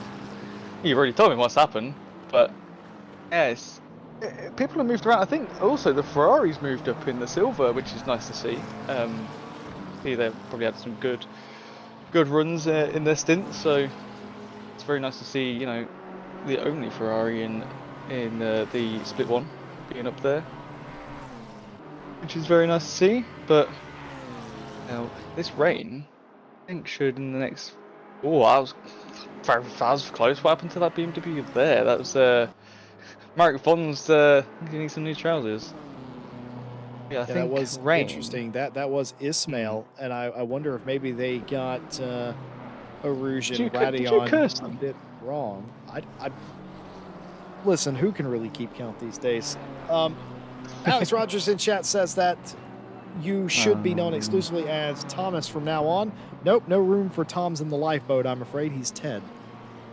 I'm Ted because Mike made me use this name because we have too many Toms. And what happened after that? We got more Toms. We have two there's- more. Okay, so for those of you unawares, staff here at RCI is ridiculous. We have like 5 or 6 people with the legal birth name of Tom or Thomas. At some point, it gets a bit ridiculous. We named Tom Ted in this case. Thomas. We named Thomas Ted specifically to differentiate him. The problem with that was we've had 2 new Toms since Ted joined us. I joined That was way at the really beginning. hard to say. I think we had obviously we had Tom Roberts when we first launched RCI, and then I think there was another Tom as well. So Mike said, "What do you like to be called?" I went, "Oh, Tom." He goes, "Any other name?" I went, "Well, I use Ted. I use Ted as my nickname." He goes, "Right, you're Ted now." I'm like, "All right, Mike." So and then like another 5 or 6 more Toms came along. I'm like, "Oh, so I can't be called Tom? What is this?" So I'm fake Tom, apparently. I would have no problem calling you Thomas Edwards. I would have no problem calling you that, and I might do for the foreseeable future. But I think our most recent I'm not kidding about this epidemic, by the way. It's the Tom epidemic. I'm not kidding. Tom Dev, I think, is our most recent hire as a Tom. Why are there so many Toms? Why am I getting picked on in the chat? I mean, have you seen yourself? Thanks, Jesse. That was like a slap of a fish around the face, weren't it? Oh dear, we're having fun here, folks. The last 2.5 hours of the race, we're all a bit loopy, a little bit sleep deprived. We're glad that you're with us. We're all having fun with it. No, I might actually call you Thomas Edwards from now on. But for today's argument, I think you're still going to be Ted. This is, you know what this is like, Jesse? This is like Night Owl in the day. Go on. I don't know, we just talk random stuff.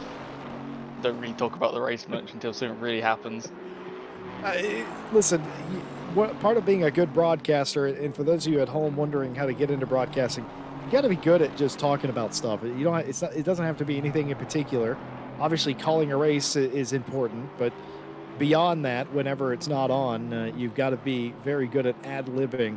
Certainly, I think is, and nobody is better at just talking random nonsense than Ted and I on Night Owl. Sometimes you'd be hard-pressed to realize there's even a race on, Ted. Is there? I didn't know. Oh, what we got? Oh, it's a 24-hour course. Oh, sorry, Jesse, I forgot. Oh, what's happened with us? Well, so what's happening? Oh, we're watching the 95. Christian's living this, Jesse. Yeah, this is not new to him. Christian had to deal with Tim Peck and me for several seasons on Thursday. This is absolutely not new. At some point, Christian's going to realize it's all my fault and had nothing to do with Tim Peck. Stop roasting my Night Owl. Sorry, I'm having to go at chat now. That's got me riled up. Why am I being bullied? Anyway. Oh my goodness! Could we have a little bit more Ted appreciation at this point? Look at this battle here off the track, completely off the track, down the Kimmel straight. Christoph Verstappen going big style through the grass, over, under, left and right. It's like a combo move, a cheat in a video game. Up, down, left, right, BA start, and he gets it done. And that really wasn't necessary at all. That wasn't for position. The 95 was on a completely different lap. I think that caught Ruoff unawares as much as it did Verstappen behind the wheel. Yeah, the 95 flashing their light saying, "What was that, you idiot?"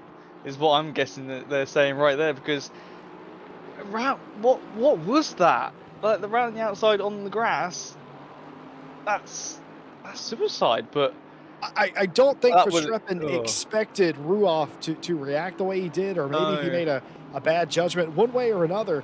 It ended up okay. It was quite frightening for a moment. Luckily, it's not raining, because I'm going to tell you, had it been raining, it would have been an issue. Speaking of the rain, it's going to be a very brief shower of all things, the most brief shower that we've had all race long. So all that's going to do is probably make the drivers make a decision of, do we stay out on slicks and tiptoe around the racetrack for a little while? I think you're going to see a lot of that personally. Yeah, guess what? You stay on the slicks. You don't change because it might go greasy. Don't know if it'll go down, but it could. It's not long, but yeah, I'd say you just stay on the slicks and bear with it, because I think you're just gonna lose time going in the pit and going through the pit lane, doing your 30 seconds and going back out again, and then you got to change again back onto the dry tyres. You're just gonna lose like what, a lap and a half, maybe 2 laps. So yeah, just stick on the slicks you have.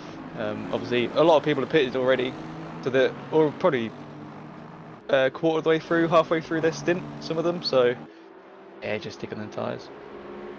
I have received a slightly disturbing message from Jamie from the Flying Hellfish 303 car. That team is in split 4, by the way. They're recounting their race to us here in the booth, talking about how poor their race has been. And apparently they're still going, but they've included an interesting message. I want to read this word for word for you. Sincerely, I hope our rolling roadblock hasn't been too much of a hindrance, but if it was, hopefully we dished out equal treatment across the field. We will regroup for Barca next month. We are considering changing our team name to the Crash Bandicoots. That's pretty funny. I think that tells me, Jamie, first of all, thank you for checking in. Number 2, I think that tells us everything about the Flying Hellfish's 24 hours of Spa. Yeah, some teams haven't had a great 24 hour, which is a shame, because 24 hours don't really come around that often.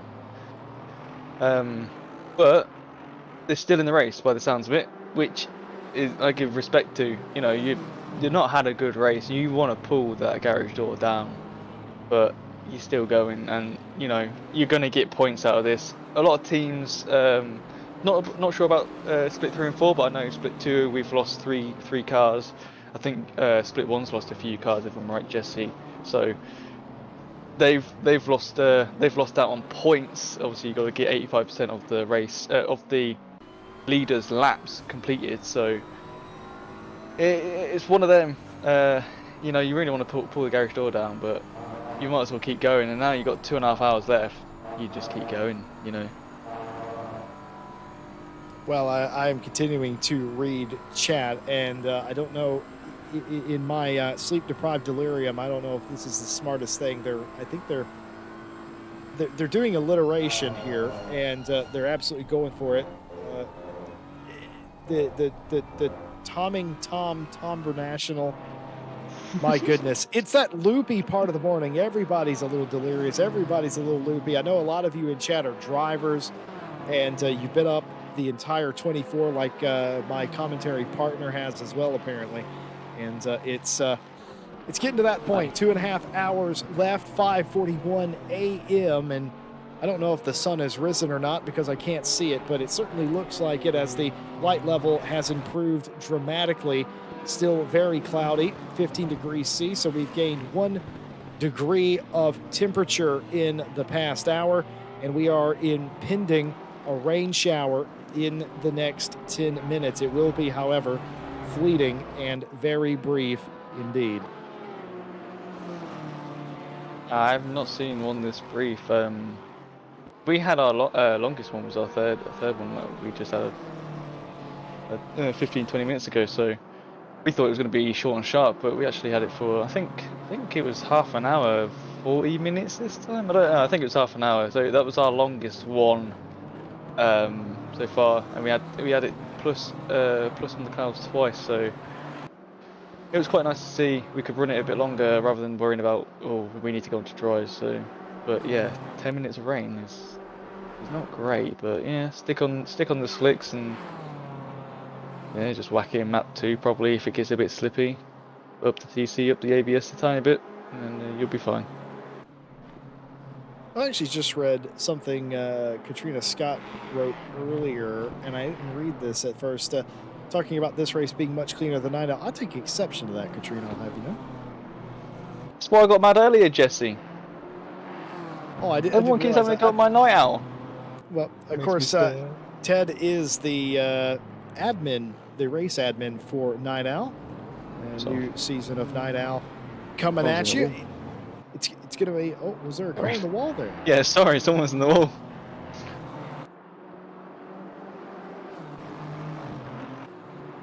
Pedro Marks in the 504, the Sims and Riggs car, maybe had a trip to the wall. Is there damage on that car? I don't see anything.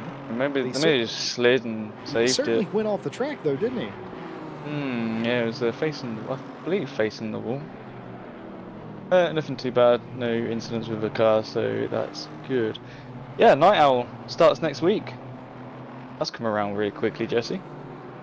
Yeah, it has. It certainly has. I can't wait. Season 10, it's going to be one of those. So we've got Ryan Mawson doing the cameras, Ted and I on the broadcast. It's going to be really fun. If you don't stay up and watch Night Owl on a Saturday night, well, it's basically like this, but in a very more abbreviated format. 1 hour races thereabouts, random pit requirements. Very fun stuff. Ted and I have fun with it. Ryan Mawson will be with us. You'll have our previous broadcaster, Stewie, on the racetrack. They have an agreement, the two of them, Mawson and Stewie, to trade off each season. 1 season driving, 1 season broadcasting. Thought that was very nice of them to harbor that deal themselves. And, well, Stewie has some work to do because Ryan Mawson won the Silver Championship. He did, yeah. What happened, Jesse? Remind me what happened with your maths. I was off 1 point in the wrong direction, and, well, let's just say I'm not the one that balances my checkbook, and there's a good reason for that. Yeah, Do you know what it was? I did figure it out. I mean, I do often do that, admittedly, but it just was so close. I thought it was 1 point. I thought it was several points the other way. What I hadn't done was I hadn't put in consideration Ryan Mawson's bonus points he got from that race, that final race. I just did the regular points, and it was 1 point in the other direction. Very close stuff. Listen, don't get distracted from the fact that Ryan Mawson moaned for a week or two, telling us, nope, the championship's over. He's got too big of a lead. And we were sitting there like he was our son. No, champ, you got this. You can do this. And he did. He pulled it off. Ryan Mawson, not me. Everybody boo Ryan Mawson. The funny thing was, me and Stewie believed you with your maths. Well, I mean, I believed me with my maths. I read it 2 or 3 times. What are you talking about? But Stewie's reaction was... You obviously didn't hear it on the stream, but Stewie's reaction was just so funny because it was pure, like... shock, like, oh, it was funny. But yeah, Night Owl comes back next Saturday, first round. I think I can replicate Stewie's reaction, Ted. I'm gonna go for it. Go on. What? Yes, it was. I think that was his exact reaction. Samuel Ratz, by the way, going by Thomas Chilton, P17. Now that was very painless in Bruxelles. Yeah, I think they just let them by, which is fair enough. You know, it's overall position, but keep that spotting class rather than fighting and wear the tyres up. So look after them tyres. Yeah, Night Owl next week. You can go to the website racerci.com and you can sign up and do your pre-quali. You got until Friday next week to complete it. Yeah, I think we've got like, I think 18 people have done their pre-queue so far. So certainly do. You still have time to sign up for Night Owl, and we would love to have you on the track no matter what your skill level is. We've got a split or a category for you for Night Owl this coming season. It's a lot of fun. It's where the cool kids hang out, and we'd love to have you on the track. The rain has arrived here at Spa. 2 hours, 20 minutes left to go in this race. And for the third time, rain is falling around Spa-Francorchamps. Now, we expected this to be an abbreviated shower. It still is going to be an abbreviated shower, but in 10 minutes, it's going to become heavier rain. The track has immediately gone greasy. Will we get to wet? What will the strategy be? Does anybody grin and bear it and risk it staying on slicks? Can anybody? Will anybody be able to do that? I have a feeling Yannick Ruoff is not gambling here. I believe they're in straight away for some Pirelli wet weather tires. And P2 and Silver, Walker is in, so I'm going to have to keep an eye on those. Hello? That's the wrong way, sir. What happened here? Caught the grass?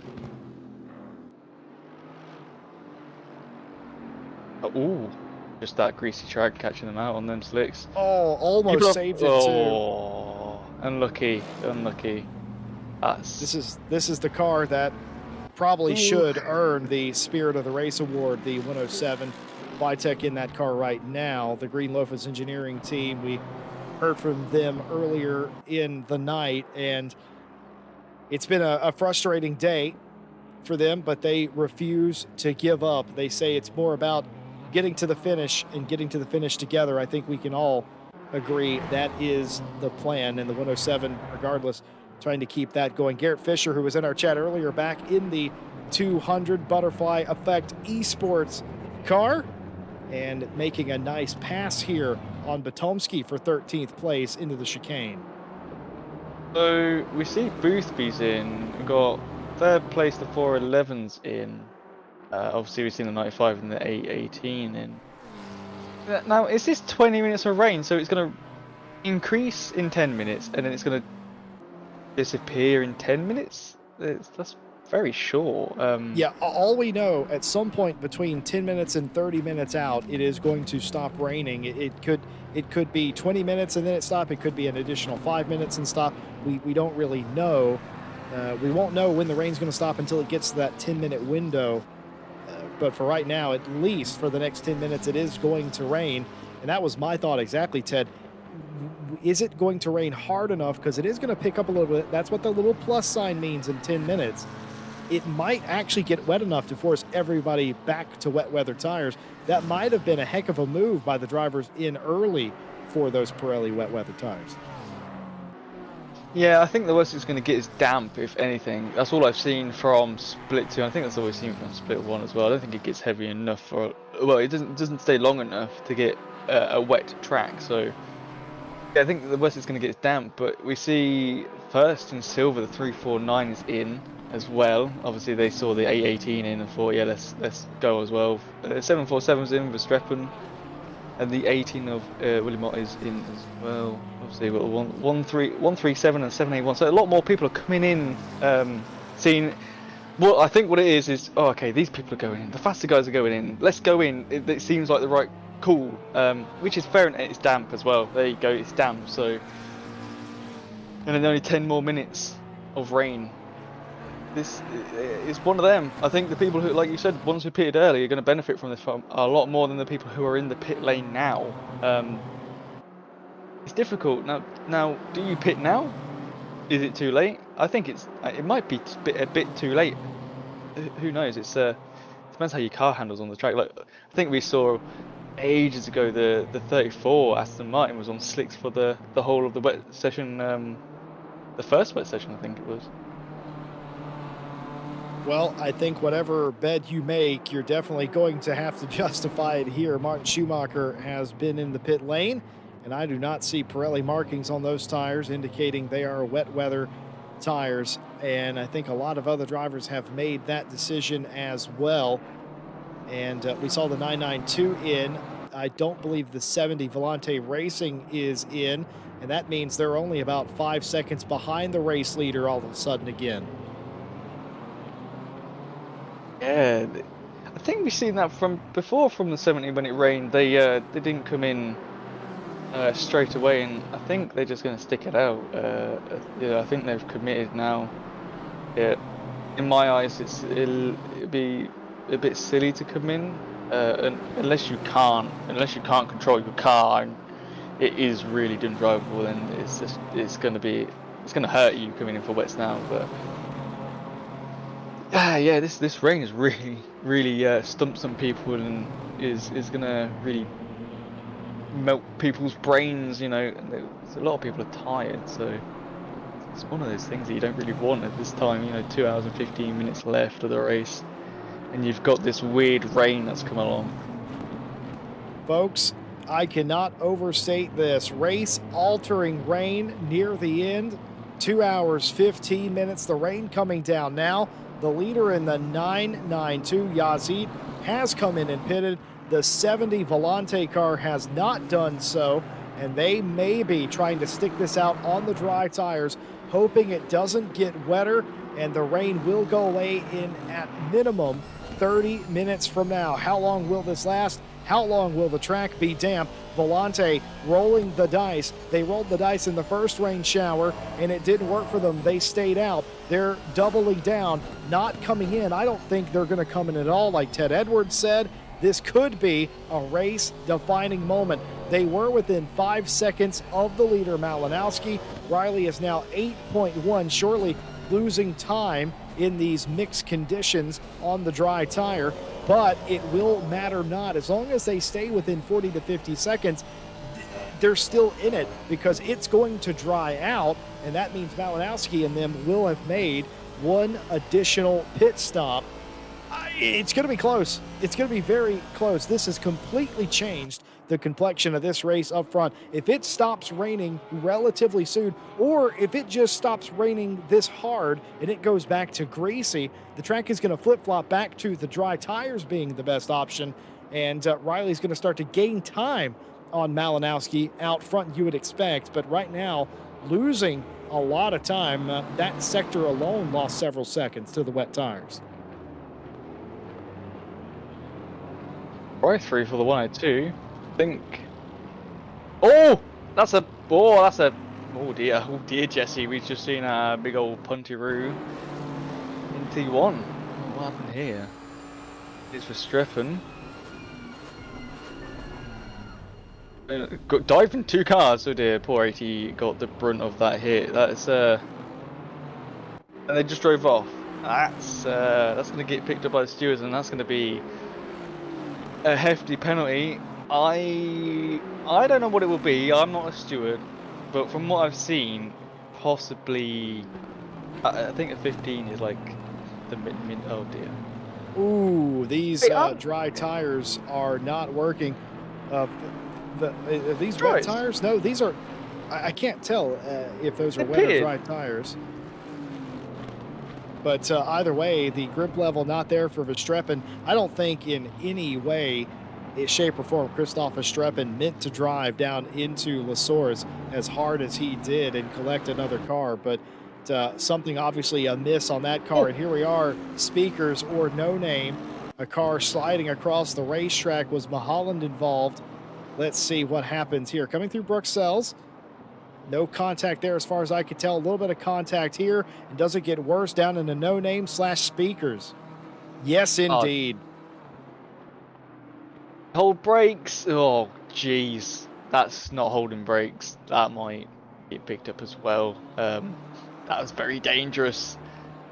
But no one else was involved, so that's the main thing. But yeah, Mulholland just stuck his nose in somewhere where he shouldn't be. So I think this rain's catching a lot of people off here, Jesse. Verstappen, I don't know why his brake's not working.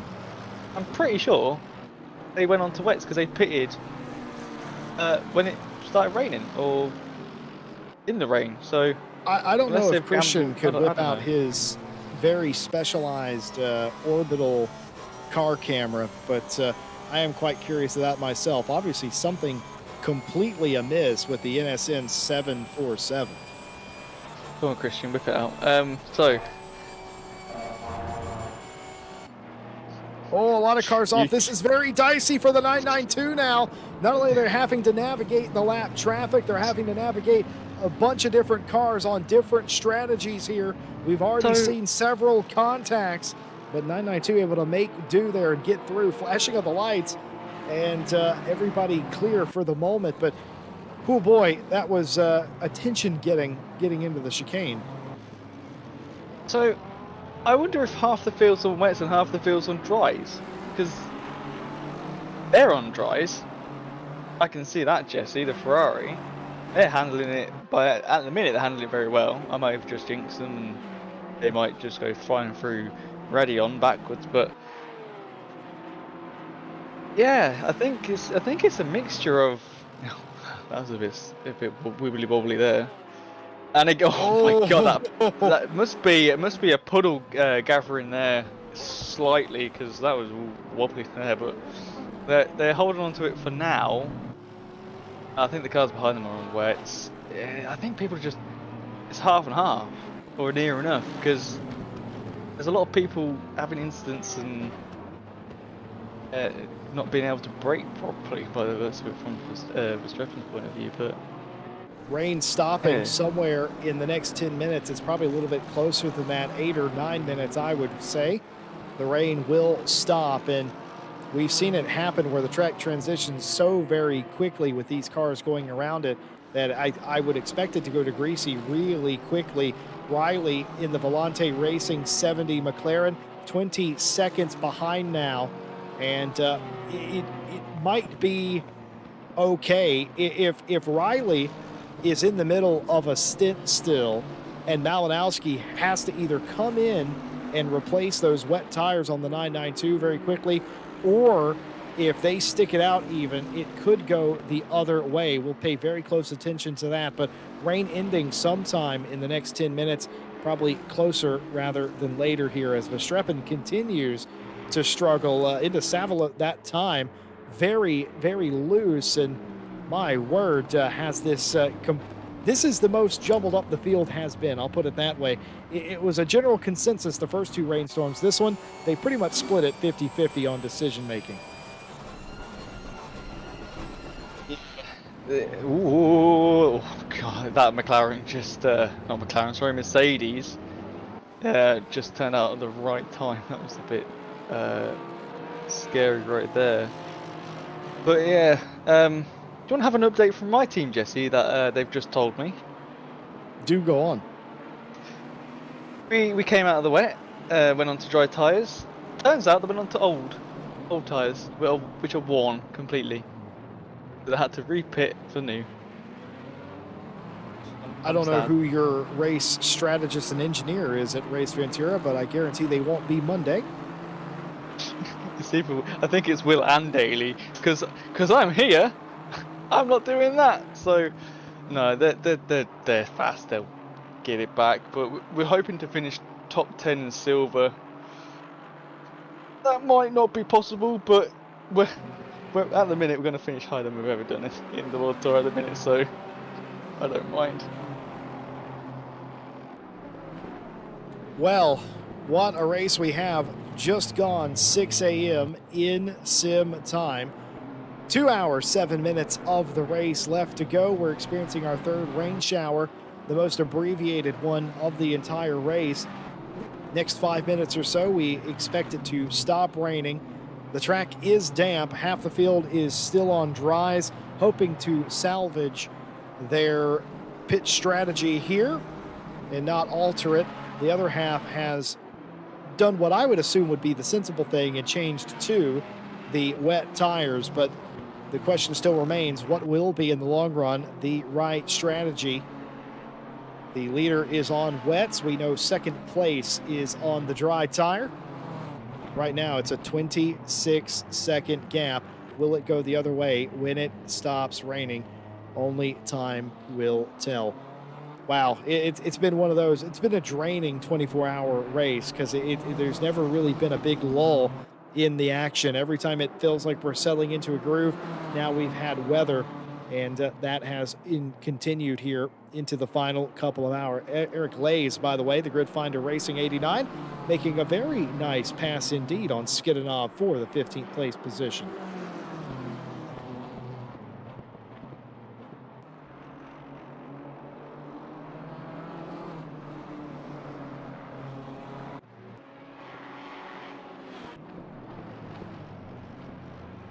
just looking at the car's tires, I'm trying to guesstimate about how many cars are still on a dry set of tires. And I really do think it's pretty split between the two of them. And I'm trying to do the math in my head as well on how this is going to go the other way. I think the safer bet was to put on wet weather tires, but time will tell. As I said, we do have a new penalty, a drive-through for the 747, but I'm also pretty confident that that is a steward's penalty. It is incident on lap 538, turn 1, involving the 80 and the 747, drive-through for car 747 for taking out the 80. We saw that live, and I don't think in any way Verstappen meant to do that. I think that was the product of the weather, but a takeout is a takeout in the eyes of the stewards. Drive-through for the 747, adding insult to injury there. Yeah, so I was close on the 15 seconds. That's if they get the position back. That would have been a 15, I think.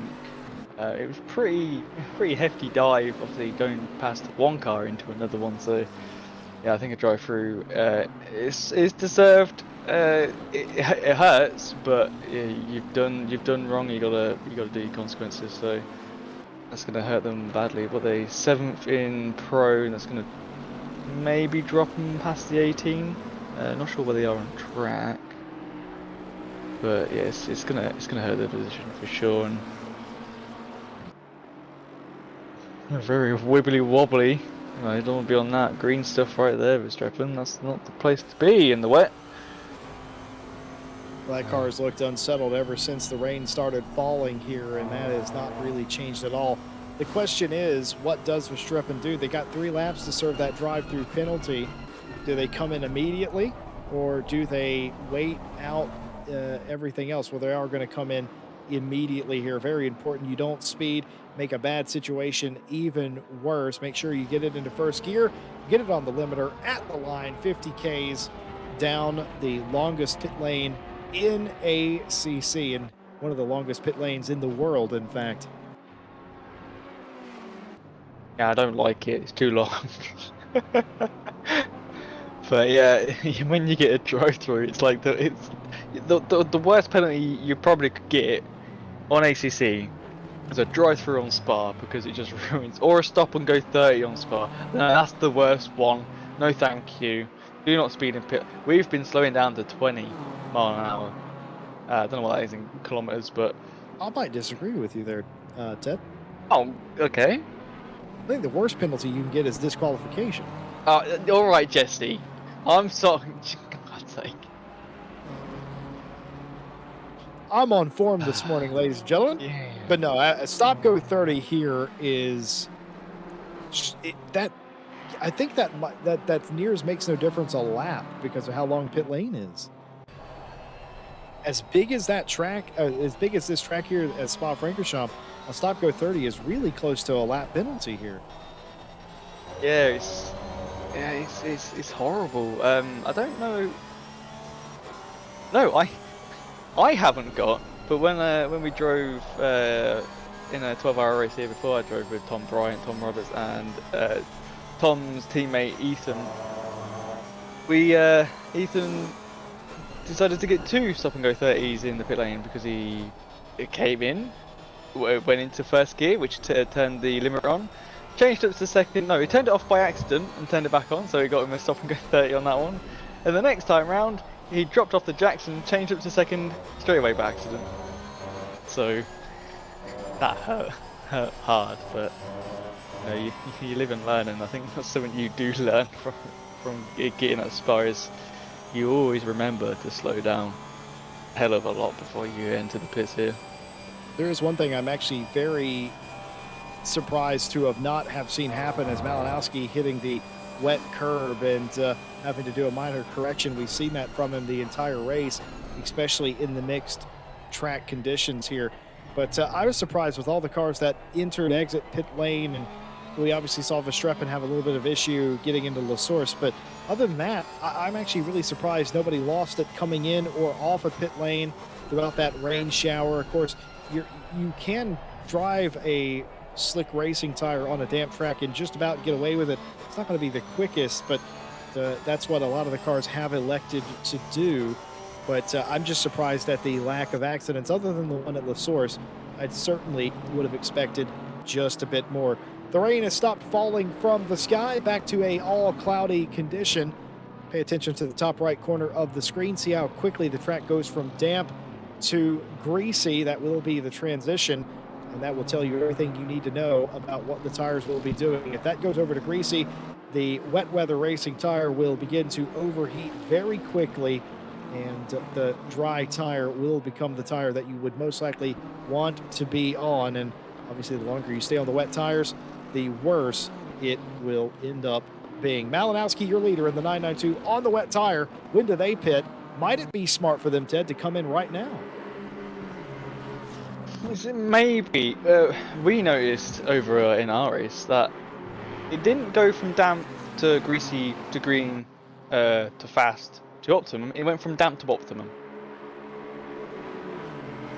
It was very weird, so we couldn't really decide what we were going to do straight away. Actually, I think it went from damp to greasy and then greasy straight to optimum, because you could see the track was dry and it was pretty dry. Daly's tyres were, apparently they went red, so he was really ballooning the tyres. But yeah, we just put him in, got him on the dries and got him out again. So I think it's when it goes greasy, then you sort of want to decide, is it time for wets? How are the wet tyres doing? Are they getting too hot? Well, very quickly before I go, there's been a rash of penalties issued by the stewards. Alpha handing me the slips of paper, a drive-through for car 781 for tapping the back of the 200, causing them to spin, position or place not given back. That was on lap 538. Additional warning for car 200, failure to hold brakes. Second warning upgraded to a 5-second penalty. That also on lap 538. Ryan Gill is here. He has said that he has his popcorn out. It's going to be a fantastic finish. It sure is. Ryan Gill will be with you through the duration. I'm going to take a little hour break, and I will be right back for the finish of the race. Ryan Gill, take it away. Thank you very much, Jesse. I'll take the microphone off your hands. And it's Ted in the box with me for the next 58 or so minutes of this hour. And I've just been listening into all the bits and bobs that you and Jesse have been talking about, as I've just seen another drive-through penalty pop up, and this time it's for the 95 car, although I think, looking at the stewarding sheets in front of me, that looks more like a drive-through penalty for track limits out here in the wet, which is not ideal for the 95, especially considering that their goal, well, would have been to finish in the top 5. That's going to be a bit more difficult now. And I think getting track limits now is a little bit harder, because I think they get a little bit wider, let's say, obviously because it's wet. You can use a bit more of the curbs. Not so much, but a little bit more. I know Radeon, you can get that left-hand curb quite a bit more. I don't know if it's just in the wet track, Ryan, you can tell me this, but it might be in the damp as well. You can abuse it a little bit more. You used to be able to. I don't think you can so much anymore. Ever since they kind of revamped, I think, how the track limit system works. But you can definitely push it a bit more than you can in the dry. But I would still be fairly careful about it. And well, the 95 hasn't really been too careful about it, and they've picked up a drive-through for their troubles as well. You guys were talking about the 992 and the 70 at the moment. Jonathan Riley sitting, I think, just about a sector back at the moment from the likes of Malinowski. In fact, looking at Malinowski now, he's coming up towards the bus stop chicane, and then, yeah, so it's give or take maybe half a lap between the two of them right now. And, well, with the way that the track has dried out and how the strategy is changing, Ted, it's getting very, very interesting into the last couple of hours. Yeah, it is, and Also, the 70's on dry tyres, Roy, whereas Milanowski's on wets. So Milanowski's got to change back onto those dries at some point. Whereas I think Riley can, depending on obviously stint time, and can just stay on the dry. So the 992 is going to lose that time in that pit stop, which is not ideal, but maybe it was a good call. They gained a lot of time in the wet, so we just have to wait and see what happens. Obviously, So I guess that, I mean, I haven't been around for the entirety of when the rain was around, but so I assume the 70 just carried on when the rain arrived, or did they go and do a pit stop as well? They carried on. Okay, so they've carried on.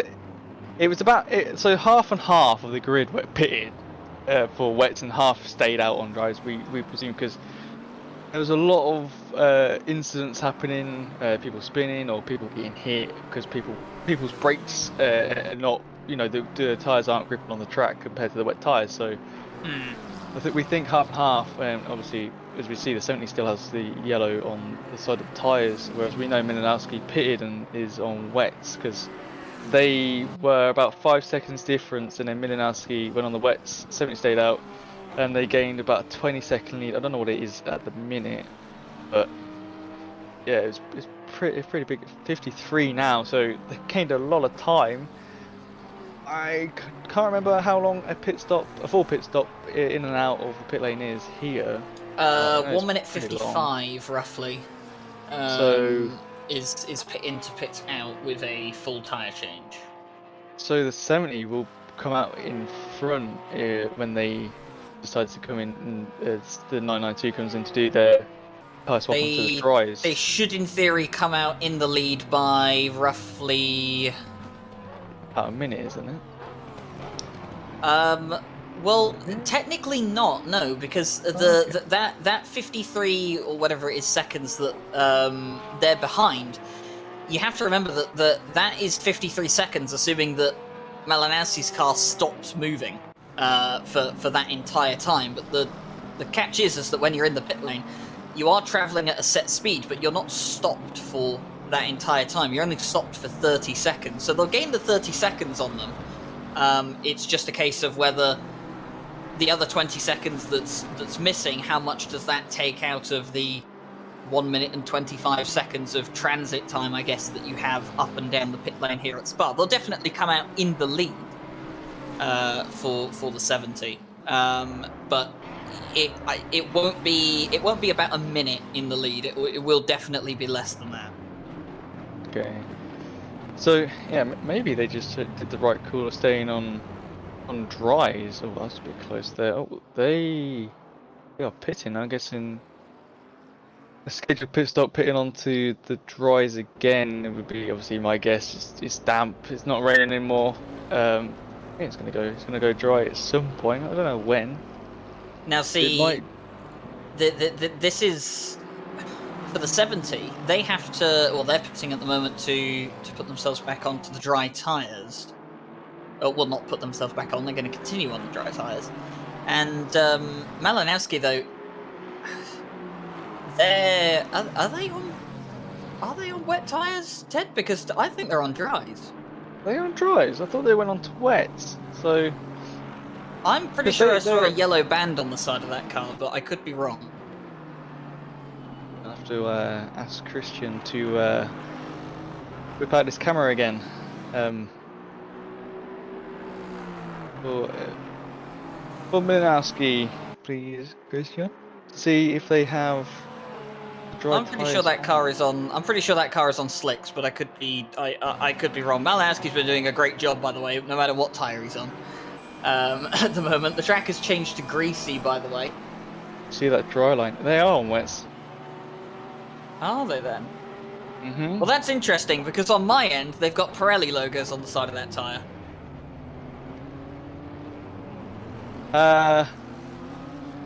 So one of us is right, one of us is wrong. We don't know, but I would assume they're on wets because they. I would assume they're on wets. I would assume they're on wets as well because they're a lot quicker than the 70. Yeah, when they came out of the pit after their stop, obviously 70 didn't. They were it was I think 5 to 8 seconds difference. They're 53 or whatever it is now, and obviously they've done the pit stop, so it's going to be obviously more. The 992 still Well, needs to do a pit. they're about to put the 70 a lap down as the Yeah, 70 comes so out of the pit lane. But they got that a will go huge back again. So that will go back again when the pit stop cycles through for the 992, which I'm not sure when that will be because it just depends on whenever they decide to.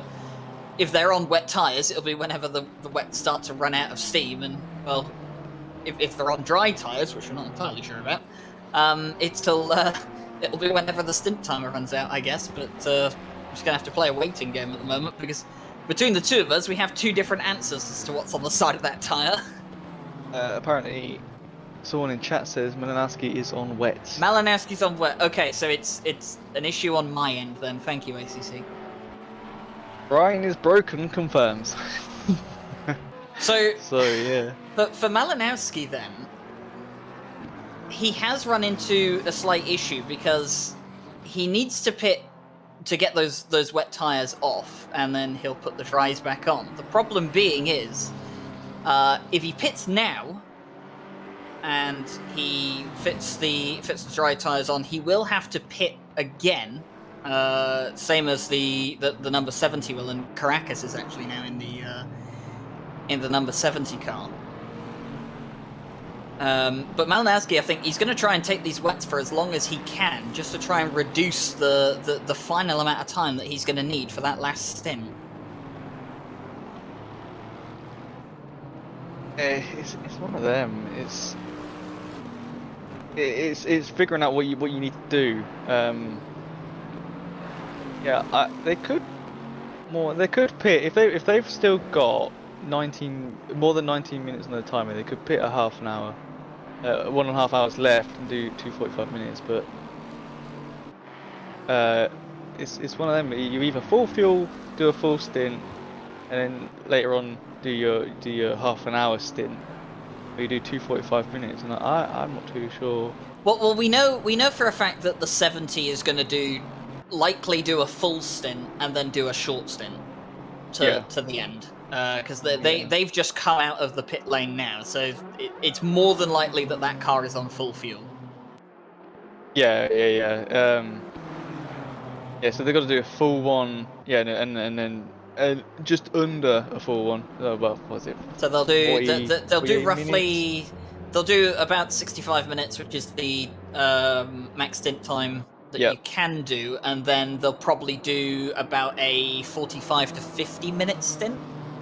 Yeah, that's what I was guessing off my head. So it seems like they're okay.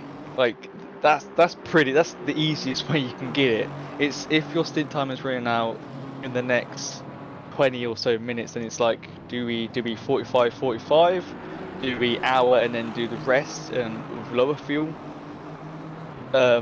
I would suggest splitting it down the middle, because then you can run lower fuel in both stints, and you can run the tires harder. But I don't necessarily think that's the greatest idea with the Porsche, though, especially considering how the Porsche. I mean, at least in my experience and from what I've learned from racing alongside Stewie, is that this car, I mean, it really doesn't like it when it's on light fuel loads. The front lift that doesn't, it gives it that lovely understeer. Yeah, so because for anyone who isn't aware, if the Porsche has its fuel tank in the front of the car because Porsche decided to be different, and because of that, what happens is when you put loads of fuel in the car, the front is obviously heavier, but then as you drive across a stint, the front end gets lighter as the fuel goes down. So that means that whatever you set your front ride height to, it's going to be different on full fuel to low fuel, unlike pretty much every other car on the grid. And Malinowski's coming into the pit lane now. So it does mean that you have instances where the car on full fuel actually feels a lot safer than it does on lower fuel. So that could be something that maybe they think about. But anyway, Malinowski's in the pit lane, so we're going to see the 70 go back past them, so they unlap themselves. And then they will continue going on, and once they come back out, we will then know what exactly the gap was. And it was 53 seconds, was it? I believe it was 53, the last we saw. Yeah, 53 seconds when we last saw the gap, so we will wait and see what it materializes to now. But Grantis Caracas back in that car. And all-important question is, will it be Malinowski or Boothby to end the race for this car? Because I'm rather getting the feeling that Caracas is going to double stint to the end here. Yeah, I think so. He's pretty quick in this car, as we already know. And we know from Night Owl, he smashed it. Of course he would, because he is really fast in this car. So, I wonder. Yeah, I don't know who it will be in the 992, but we'll have to wait and see. We see the 818s in the pit. Ryan Yee has been overtaken by Martin Lawrence in the 404, so they've switched positions there. I don't know when Martin's gonna pit. I don't know what tyres he's on. Don't know what he did. So we'll have to wait and see. Yeah, it's an hour and 45 left. It's going to get a little bit spicy now. You know, the late rain has really mixed the strategies up, and it's got people's brains on overload. So it's one of those joys of doing endurance racing. So the 992 is rolling and on pit exit at the moment, so they'll be rejoining the track in just a second. You can see them there on your screen.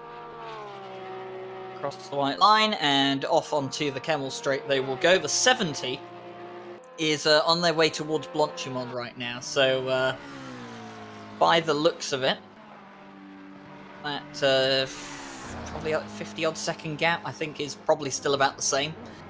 We'll wait to see and get confirmation of that, but as it stands, Boothby and Malinowski still lead, and it is George Boothby that comes back out in that car. So Malinowski has handed the car over, and I rather think that it's going to be Boothby to the end now. Yeah, I would think so. There's no point switching back out. If Malinowski was going to do another stint, he'd have done this one, I feel. Yeah, and then switch to Boothby. Yeah, you've only got an hour and 43, 45 or whatever it was they came out, so you just keep Boothby in. You know, he's going to get comfortable over this hour or however long they run. You just keep him in again. He's comfy. There's no point moving him basically. So yeah, he's got a lot of work to do to keep ahead of the 70, but they've still got a big old lead, and they may be paid off pitting him for them wets. We'll have to wait and see. An hour and 43. We will find out at the end of that. So,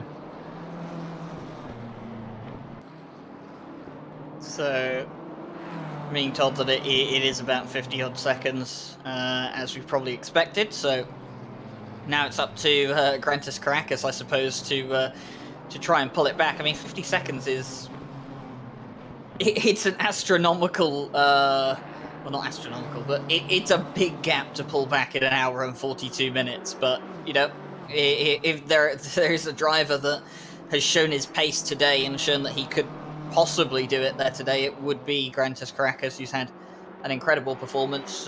George Boothby has not exactly hit the heights that, you know, we've come to expect of him, but he's definitely still been one of the quickest drivers out on the grid so far. And once he goes out and completes this lap, we'll be able to probably have a look at the lap time difference between the two of them and figure out exactly how much quicker or slower Grantis Caracas is right now. He's coming on his way up towards Blanchimont at the moment, and it looks like on my Delta at least he's up by 0.7 of a second to whatever he was doing last time around on his previous lap. So obviously got those tyre pressures and tyre temps up to where he needs them to be, and the car definitely doing exactly what he wants it to do, which is probably why it's been so comfortable for him to just drive this car on the limit around here and be so quick. So it's a 2:25.4 for Grantis Caracas at the moment, and if you think that seems a bit slow, remember we are under greasy conditions. Yeah, so if they're if it's about 50 seconds, there's 20. Yeah, I think it's. They need more than a second a lap. Because in an hour. I think it's less than 50. You know. Yeah, it might be. But we have to. We'll find out in a moment. Caracas is coming up towards the timing line at the end of the first sector. George Boothby's not going to hit the next sector line before him. So we will find out. Oh, no, it's 50. It's 58.9. So basically 59 seconds. So it has gone up actually. Yeah. So I think these lads are doing 27 laps in a stint. So you're gonna need more than a second a lap to get on Boothby. Can it? The question is, can it be done? Well, Caracas had 7/10 a lap over him in the first couple stints, I think it was. But yeah, you are asking for a lot. To be 1 second a lap on average quicker than George Boothby, I don't think that's going to be particularly realistic to aim for. Yeah, well, they've got an hour and 40. See how close they can get, and maybe Boothby might make a mistake. So we'll have to see. We shall see. This is the 500 though, which is and the grid finder Bentley going over onto the grass. I'm not sure if that was a mistake or if they were just trying to avoid the 500 Ferrari. I'm not entirely sure. They've got the leader, or not the leader, sorry, the second place car behind them right now, just giving them a little bit of a flash and saying, "Let me through, lads, thank you very much." And Grantis Caracas immediately on the flashes. You could sense the urgency from that McLaren, couldn't you? Just to say, look, this is the final couple of hours. I still have a chance here. Can we please just get a move on with this? Yeah, I think Caracas, if his teammates are trying to talk to him, he's ignoring them. Like I think there is so much focus. This is the moment where you do the Billy Octane strategy. If you grab the mirror, you throw it out the window. You don't need it anymore. You also start pulling out all the comms communication devices as well. You just start saying, "Don't need any of this. Throw it all away." And just drive to the end, of course, and we'll have to see what exactly comes out of this. The track's still under greasy conditions at the moment. Oh, and I think Caracas, I was just watching him on my end. I think he got very, very close to the wall on the entry to Radion. I don't think he did touch it, but came almightily close, and he's got loads of traffic in front of him right now on the Kemmel Straight. Yeah, he does not need. Oh, he does not need this traffic, Ryan. Oh no, this is. This is your worst nightmare come true right now, and there's the 95 and the 40 going side by side for a moment. Oh, the 95 has backed off now to give that up. I think I can hear from here, Ryan, someone saying, "Get out my way!" Because that's what I'd be shouting right now.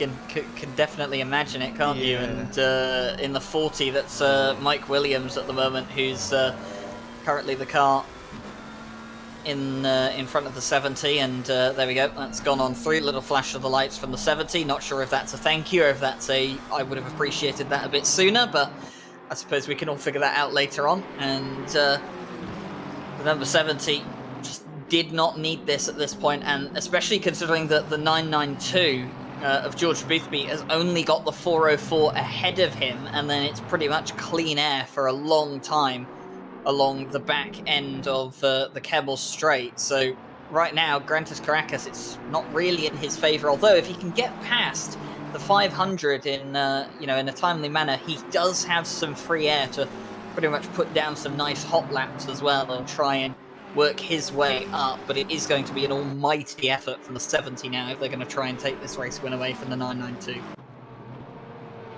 Yeah, they've got to be praying just so hard, because it's difficult. Remember that Boothby made a mistake earlier in the race, though. He was going over the top of Radion in the dry conditions, where he unfortunately went for a little bit of a spin. Fortunately, he didn't hit the barrier, which probably saved their race, if we're honest. If they'd hit the barrier, they definitely would have gone down at least a lap, because the damage that you would have got on the side, the front, back of that car would have been very, very significant. But they managed to avoid it, and avoiding that contact with the barrier might have saved their race. Although the 70 will argue as well that the drive-through penalty that they got for track limits, if they hadn't had that, they would be, well, right up with the 992. And you could even argue that without that drive-through penalty for track limits, they might even be ahead of the 992 at the moment. You say that was Radion, the 992, had an incident? Yes, Boothby had he clipped the bump over the top of Radion, and the Porsche doesn't quite like that, and decided to go for a spin. Alex Rogers found that out in the Mercedes. In his stint, he compressed the front so hard it bounced back onto the rear, and then bounced back onto the front, and back onto the rear, and then he was sideways. But yeah, luckily for him as well, he didn't touch any wall. But it was a hide under your desk moment, is what I would say. Well, hide under your desk moment here for Jan Kavaka, because Ryan Yee's come up to the back of him and he's looking almightily quick at the moment, and the 818 going to have a look on the number 43 here at the moment. The 43 not going to make it easy though, going to go to the inside line and start defending this one. This is not an overtake for position in class, or rather a battle for position in class, but it is a battle for an overall position, and of course we love to talk about that racing driver pride and wanting to get up on the inside goes Ryan Yee. There was just about enough room for a BMW M4 GT3, and he found exactly enough. But incredible credit to João Cavaca, kept him right up against the curb and did not concede. There's amazing stuff there by both drivers. That's one thing, especially at this time in the race. You're both fighting for position. It doesn't matter that it's not in class. It's overall. You know, the Silver wants to be in front of the Pro, just to say, "Hey, I'm faster than you," even though, this isn't good. Oh, that's Nicholas Bosselaar. And how has this happened? This is the curb, isn't it? Yep. You called wet it. Curbs. Oh. You've got a drying track, wet Saved curbs, it. dry tyres, and didn't hit the barrier though, so that is the good news. Oh no! That's oh dear. I think that should have been a reverse there, Ryan.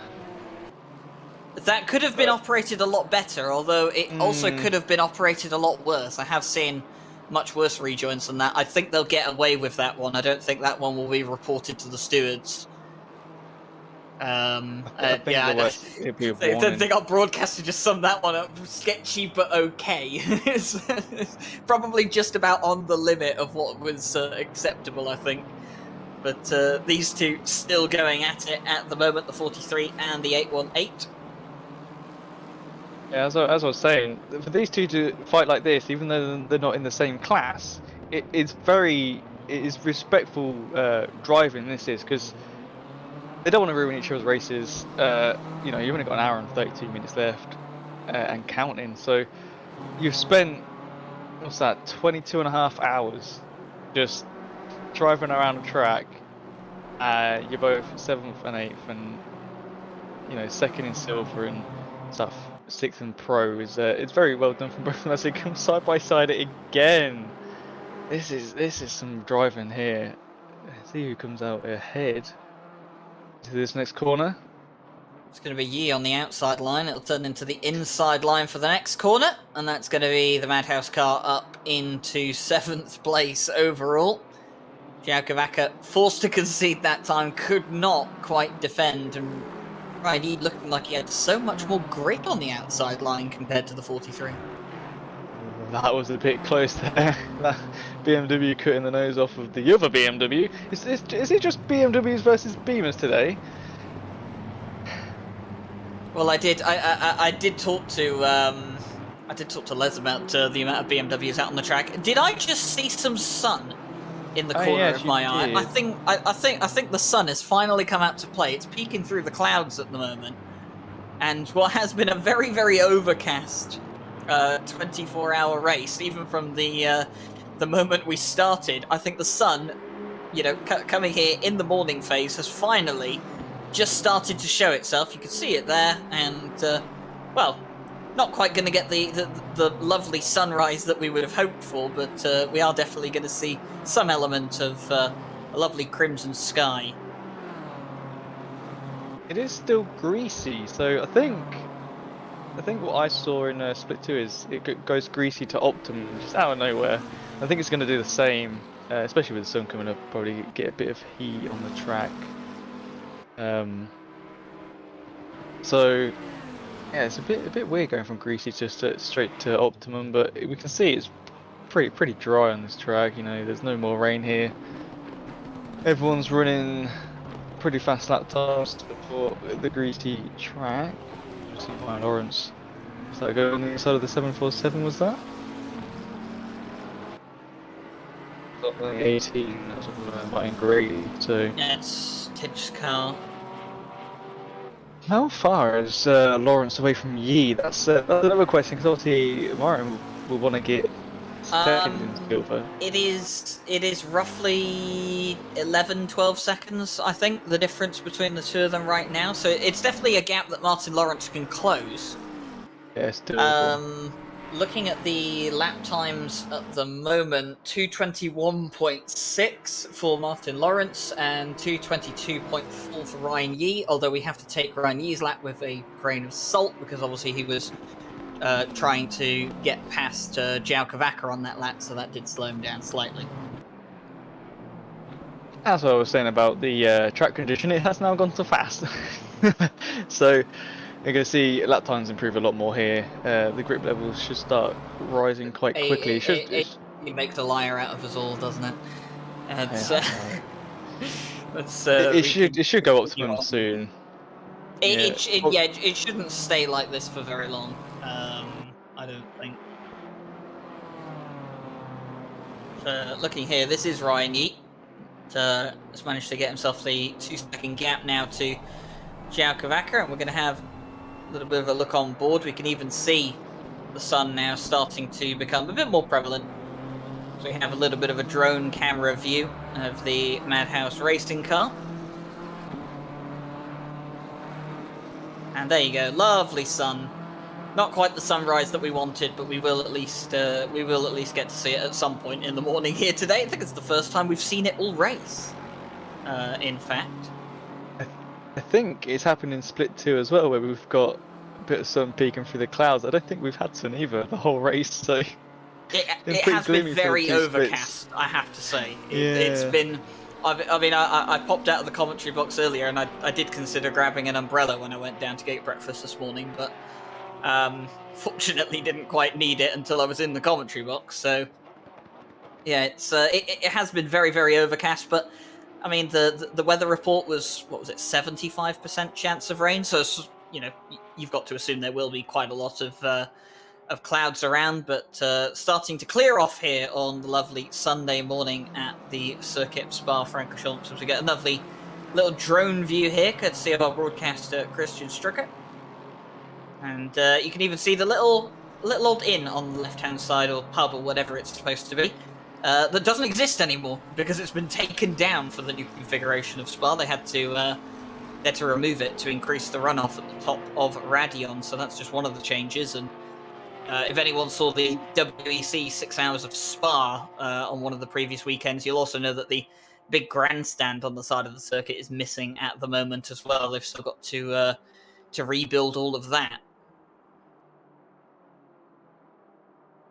Track is now optimum, so we're going to see these drivers go as fast as they can. You know, an hour and 27 minutes. You're just going to put your foot as flat to the floor as you can. So probably going to see Martin Lawrence catch up with Brian Yee. That'd be a nice little fight to see towards the end of the race. And was it 349? We just want to run away as much as it can. And obviously, Caracas. How far away are they from Boothby? Have they gained any in this dry patch since their pit stop? Or are they struggling? I'll find out in just a moment for you, because Caracas is coming up towards the timing line now, and it's pretty much the only timing line on the track in which it will tell us the gap, because they'll be in the same sector. So there you go, 58.6. So he's brought it down by about a second. over the last however long it's been. So Caracas not exactly making the inroads that he probably would have hoped for. George Boothby at the moment, he does have the 18 of Martin Grady in front of him to navigate himself around. And I have noticed that the 404 car, which was just ahead of the 992 at one stage, has actually pulled away from George Boothby. So I think Martin Lawrence at the moment just going slightly quicker than the race leader. Christian's having a little bit of fun here as we're not looking at the race anymore. I believe this is the go-kart track that they have here at Spa. They do rallycross here as well, by the way. I'm not sure if the rallycross track is in this version of the circuit that we have here in ACC. That tyre barrier looks a bit flat on the ground there. Not sure that one was modelled correctly, but yeah, interesting go-kart layout that they have here at the Spa circuit. Unlike some of the traditional go-kart circuits that you see at racing circuits, where they try and make the go-kart track look like the real track. Definitely not attempting to do that here at Spa. But this is always a little venue at Spa that you always see plenty of people at on any given weekend, whether it's Formula 1, WEC, the GT 24 hour. There's always people down at the go-karting section at some point during the race weekend or even the race. Not sure that would be my priority if I was there for a race weekend. I think I would be down on the side of the track or in the stands somewhere, Ted. Yeah, it would be the same. But so, have we got any battles on track at the minute that's particularly close in class? Well, the 80 is quite close to the back of the 89, but that's not a battle in class. The closest battle that we have in class right now, or the closest thing to a battle in class that we have right now, is I believe the 89, which is about 4.9 seconds away from the 200. We also have the 137 that's 2.5 seconds away from the 920. There is also I did not see that one. So we got two in the pro class in the middle of the pack. So and this is two cars on track in the right order. Unfortunately, one lap between the two of them. Oh. The number 40 and the 95. This would be a great battle at the moment if they were both on the same lap, but unfortunately the 95 just a lap down on the 40 at the moment. Maybe going to try and unlap themselves before the end of this race, but I don't think there'll be any challenge for the fifth place overall here from the number 95 team, although they'll be plenty happy with the P5 in class that they have right now, considering where they started this race. That's the frustrating bit, is you're a lap down and they're right in front of you, but you still got to pass them. That's the worst thing you want to see with the hour and 22 you got left. But anything can happen. Anything can happen in a 24-hour race, as we know, right? Goodness me, I don't know how many times I've heard that quote before. But, we'll continue on. There is the battle between the 137 and the 920, like you were saying. 1 second between the two of those, so something on track for us to watch at least. Of course, it's not on the higher up end of the pro scale. I think these cars at the moment, what are they battling for? I think they're battling for 11th in class at this point. So. Yeah, not the greatest thing to shout about, but of course neither of these teams have exactly had easy races, so their main objective at the moment is just to get to the end and see if you can make up as many places as you can. And well, for the 137, that additional place is right in front of them with the 920 Armamentario car right now.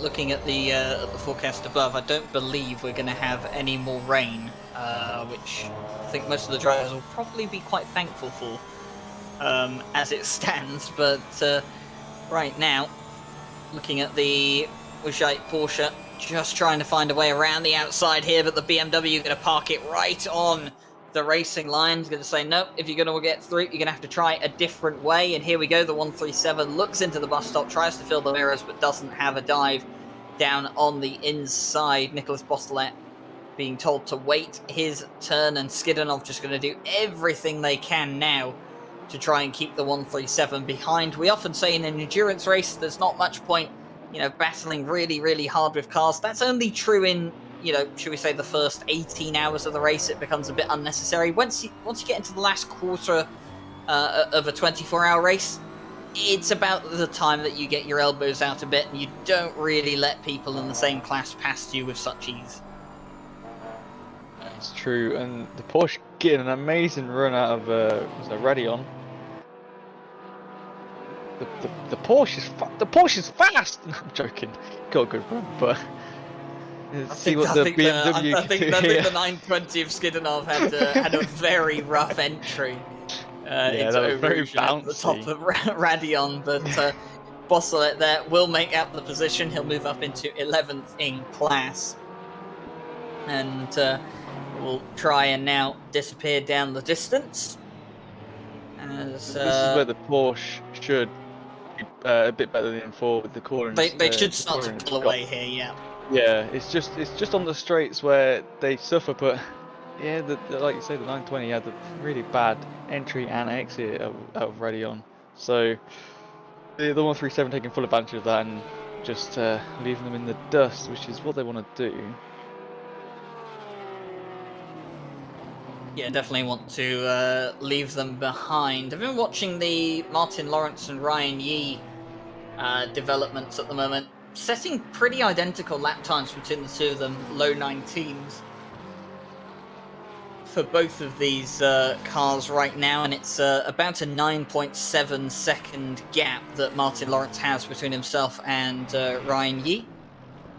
So the 404 car working its way to close it down. Have closed it down by a couple of seconds, I think, over the last few laps, but definitely not enough, I would say, over the course of the remaining 1 hour and 19 minutes that they'll have to try and close down. And remember, they have a pro car to navigate first, 5.5 seconds between them and João Cavaca, and they'll have to get through that BMW if they want to even have a chance at getting to the 818. And well, one of their best chances to get past the 43, if they catch up to it, might be when we come into the next round of pit stops, and what should be the final round of pit stops, when the pit window time for the final round opens in about 13 minutes time.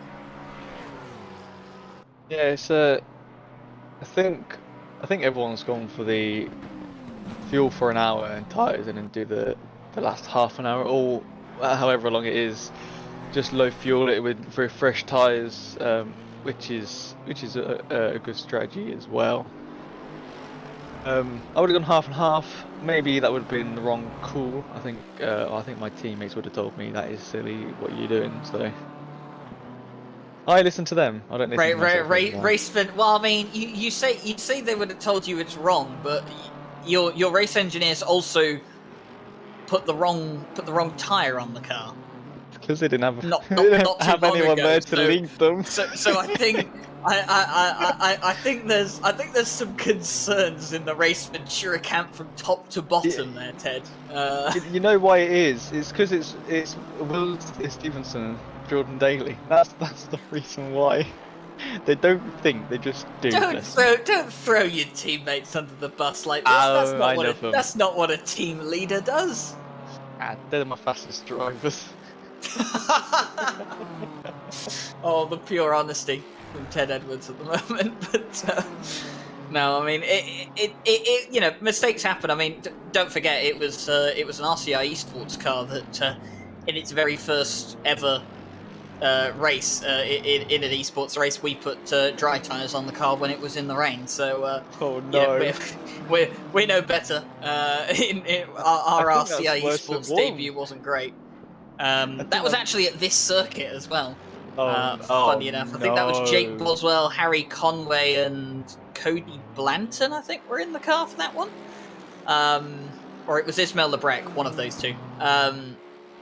So yeah, they shared out the car, and unfortunately, someone put slick tires on the car when it was supposed to be wet. And we've got a 5-second penalty to the 18. That will be for incident on lap 461, turn 1, involving the 349 and the 18. Warning for car 18, blue flag infringement at turn 1. Increased to 5 seconds for being their second warning. That's a big yikes. You don't want to get a penalty for blue flag. I think that's like the worst penalty you could get for yourself. Obviously, you can get your stop and goes and stuff, but having a blue flag infringement penalty is not something you want to have to your name. Obviously, you want to be a good sportsman to the other drivers around you, but Martin Grady, if that was them in the car, which I don't know, that was just over 100 laps ago. So maybe they were in the car, who knows? But it's not something you want to the car, to the team. Blue flag. So it sounds like a Joe McCauley thing to do, to be honest. But I'll refrain from accusing Joe, just because I know Joe will come after me if I'm not careful what I say around him. So, we're not entirely sure who picked up that penalty, or picked up the warning, rather. Important to clarify that they received a warning, which is their second warning. So that according to the rules, when you get 2 warnings, it turns you get given a 5-second penalty. And that's basically how it works for then your 3rd and 4th warning as well. That moves up to a 5-second penalty once you get 2 more. So every 2 warnings is a 5-second penalty. It's pretty much like the first warning is a slap on the wrist to say don't do it again. The second warning is another slap on the wrist, but then you also get to go to detention for a short period of time, just to kind of really rub it in that you shouldn't be doing that.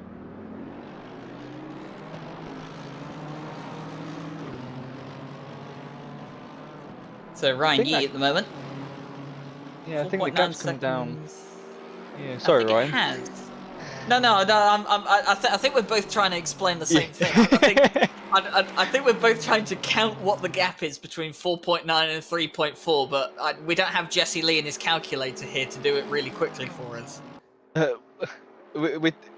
This is like me and Jesse. Our broadcast producer can do maths for us. Thank you very much, Christian. It's 8.2 seconds.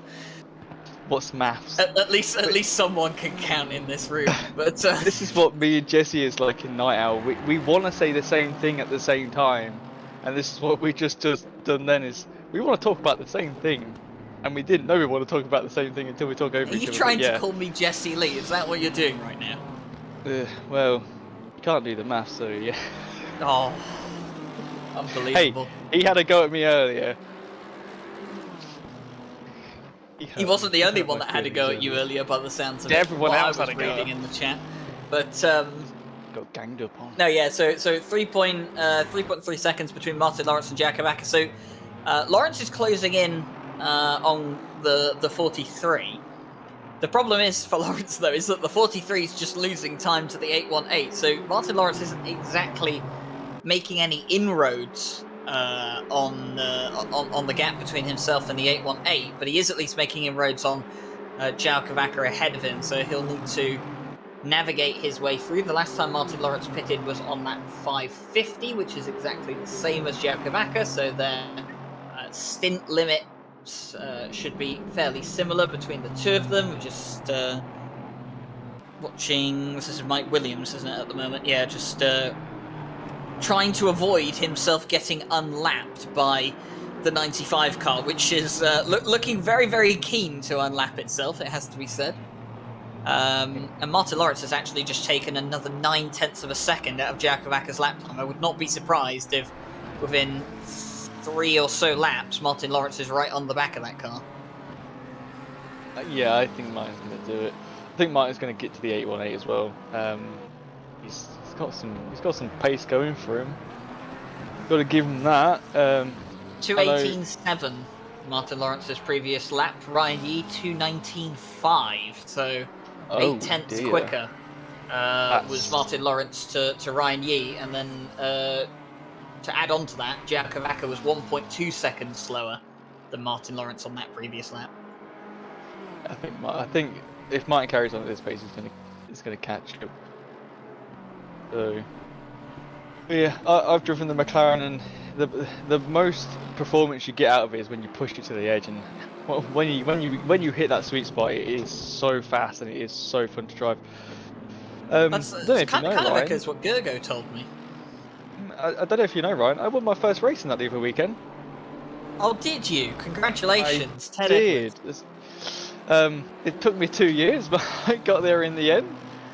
No, honestly, I drove it around Misano, a track I have driven probably 3 or 4 times, with a setup that Jordan Daly just gave me out of nowhere and said, use this, like a week before the race, and yeah, it was so planted, and it just feels so good, and I know that car around here, the McLaren's really good around Spa, same as a Ferrari.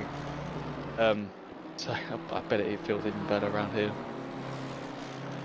Yeah, well, it is a car that is very popular, and you know, to echo what you were saying, Gergo was telling me at one point when I had a conversation with him around this circuit, we were talking about the McLaren whilst we were in an Aston V12. It's a long story, but that was the situation, and he kind of echoed that you really do have to push the McLaren to its limit. If you don't push it right up to its limit, the car doesn't really reward you more than other cars do. There's definitely better choices that you can make over the McLaren if you can't, run it right up to the limit of what's possible. But Martin Lawrence doing exactly that right now, and he's just about a second away from João Cavaca. In fact, another 1.2 seconds quicker on that previous lap. Make it 1.3 seconds quicker than João Cavaca on that previous lap. So just gaining more pace, and in fact, half a second quicker than Ryan Yee as well on that lap. So he is starting to make inroads now to Ryan Yee whilst catching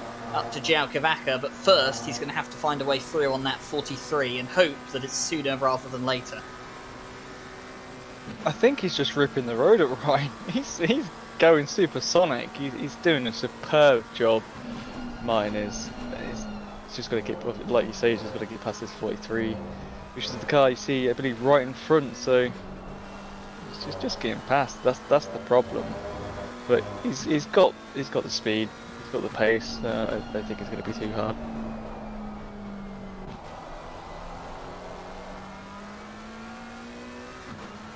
Well, Martin Lawrence will continue trying to make those inroads and see how far he will get. That second place, though, in silver is well within the sights of the championship leader in the silver class.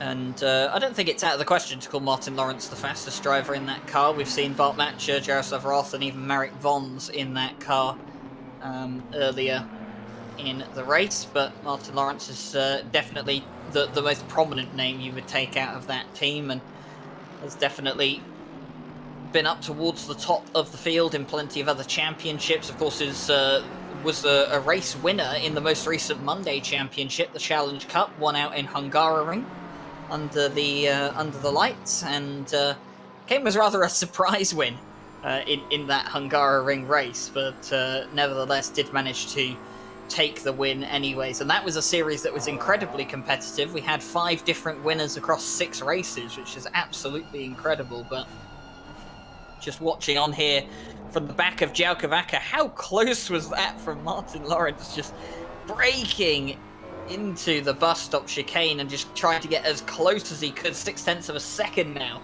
between himself and João Cavaca, and João Cavaca is going to have to get a move on now, or he's going to have to move out of the way, should I say, because Martin Lawrence wants to get through, and I rather get the feeling that the 43 isn't really going to be able to stop him from getting through. I think Martin's getting in the rear view mirror saying, hey, when we get to this Camel Straight, I'm having that suck. And he's just going to fly straight past. Let's see how much he's, well, 6 tenths now, so see what happens. I believe he probably can make it. They're halfway down. Can they? Nah, they can't make it. So see how long they are in the timer line. Is that 4 tenths? That's 2 tenths he knocked off. He's right behind 43 now. So he's got a little bit of work to do, but yeah, I see him doing it. See if he goes for a little sneaky dive in the inside at some point. He's going to carry on through at the moment, just following on with the BMW. The best chance he's going to have looks like the bus stop chicane, judging by how much later he'd braked on the previous occasion, was almost right on the back bumper of the 43. That looks like where Martin Lawrence will have his best chance if he can just stay right up on the back here. And this is where the BMW just losing out a bit, the McLaren a bit more nimble through these corners. And that allows Martin Lawrence to close up, but there's not really a great overtaking opportunity unless you're already side by side with someone after they've made a mistake or gone slightly off the circuit. So here we go then. We're going to come into Campus and out of Stavelot, and this is going to be how they work their way up towards Blanchimont and then the bus stop chicane. And Martin Lawrence now just has to stay in the tow with the BMW, try and claw that McLaren right up to the back bumper of the number 43, and then once we get to the braking zone, send it down the inside, send it round the outside, whichever way he can make it work. I don't know, is he going to be close enough for a move? He's definitely going to brake later, and he's going to be right on the back end, but he's not going to be close enough to make a move this time around, and I don't think he's going to be close enough to make a move into turn 1 either.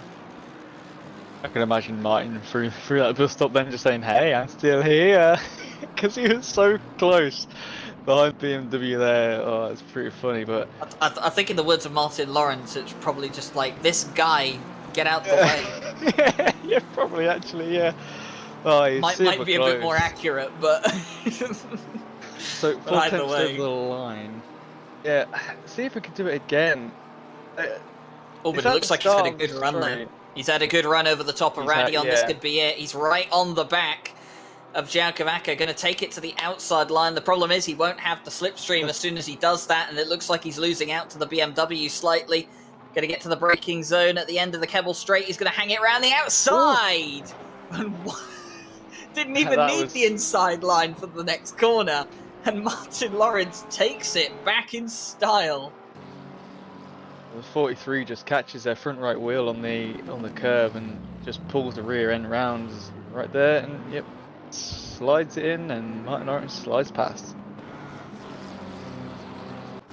Martin Lawrence will be very, very grateful for that. And now that he's on through, it's 6.7 seconds between himself and Ryan Yee. And even with the fact that he was held up by the likes of João Cavaca on that particular lap, he was still staying in touch with the lap times that Ryan Yee was being able to do. We've seen Martin Lawrence in the mid-18s at the moment, and Ryan Yee just managing to do low 19s. So as it stands, Martin Lawrence should, in clean air, be able to go at least half a second quicker than Ryan Yee, but it's never that simple, and he does have a bit of traffic up in front of him with the 107 Mercedes, which is currently driven by Svenček, who Martin Lawrence is very, very familiar with, having raced around in the Czech leagues. What's Svenček's? I didn't even know Svenček was in Split 1. Seen that name around a few times, and that. Well, their car hasn't done very well today, so I was you about would be to say forgiven. the same. You would be forgiven for maybe not knowing if they were in the race. They have had their fair share of grief, though. They have been caught up in a few accidents, self-inflicted, and I think they did get a couple of penalties come their way as well. But it's been a difficult race for the 107, but they're still going, and they're committed to seeing the race out to its end, and massive respect to that. I wonder what gives it away they didn't have a good race today. Well, they're the only Mercedes on the grid, so I'll blame the BOP, and as all professional drivers do. So Martin Lawrence closing in then on that 107 to get past them, and has that 107 got damage on it again? Or is that just... That's why I said it. I said what? I mean, either that's got damage again, or when they've come in to repair the damage, it hasn't visually changed on the car, because that does happen on occasion. When you repair the damage, it does still look like the car is damaged. So, considering how that car is driving fine, and it doesn't look like it's all over the place, I'm going to assume that it's... In fact, it looks like it's completely fixed on my end. But then again, I was completely wrong about the tyres on Malinowski's car, so what do I know? We don't know what's broken. Everything is out of sync here Everything. today, folks. Everything. To Martin Lawrence, though, 6.5 seconds now to Ryan Yee. So even in that moment where he was stuck behind the 107 and had to try and get past them, still took a 1/10 of a second out of the 818. This is our race leader, George Boothby, carrying on as he goes, and Grantis Caracas at the moment coming up towards the sector, and it's 56 seconds between the two of them now. So for the number 70, it does not look like there's going to be any significant inroads made over the course of this last hour, unless George Boothby makes some mistakes, which we have seen from him earlier today, but I get the feeling with such a large lead, he's not going to take any risks now. Yeah, the 70's taken off 2 seconds in the last, I think that's 20, 30 minutes.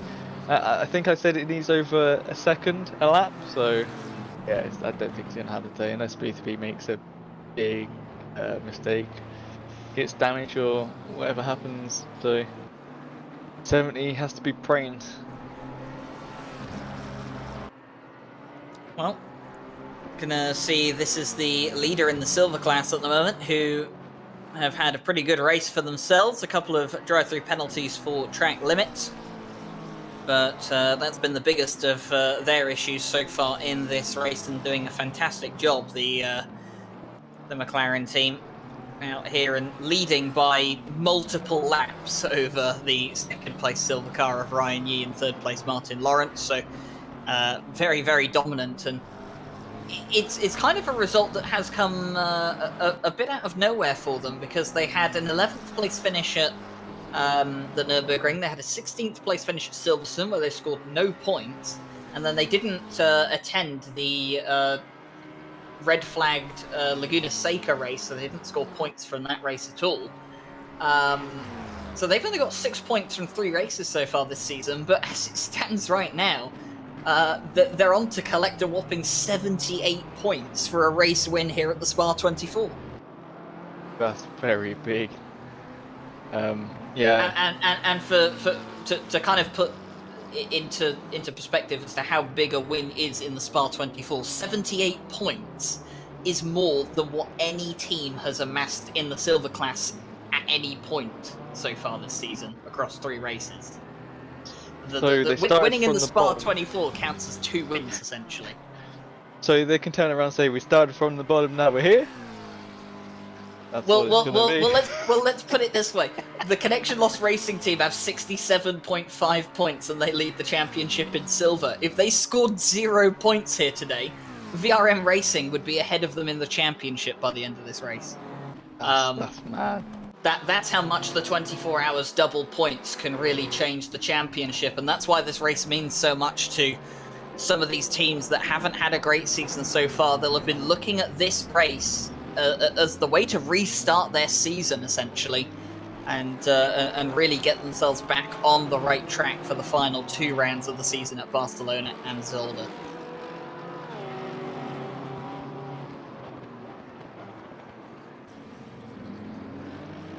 So George Boothby continues to run around, and now he's found himself just behind the likes of Juraj Fencek at the moment in that 107, so he'll have to navigate his way around some of the traffic. And Martin Lawrence right now, I think, is starting to chew into that gap that Ryan Yee had. Yes, in fact, Martin Lawrence has just taken 1.1 seconds out of Ryan Yee on that previous lap. So the 404 is flying into the final hour of the 24-hour race yet. The race is not decided in any of the top 3 positions, and well, 57 minutes left to decide it.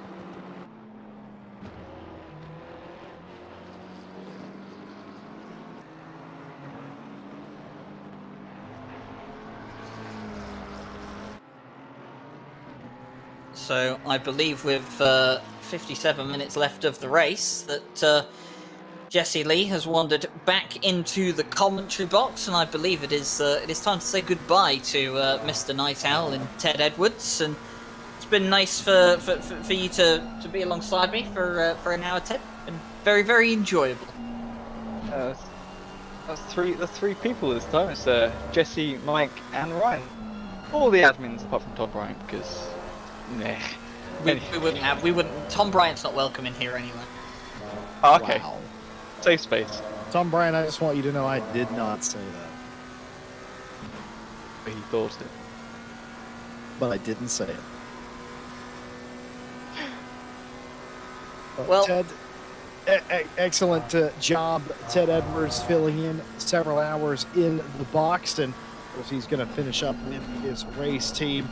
And just myself and Ryan Gill in the box. Hello, as we started 23 hours ago, shall end in 1 hour from now. Ryan Gill, and well, we've still got several positions up for grabs, taking a good hard look at the ever volatile second place in the silver class.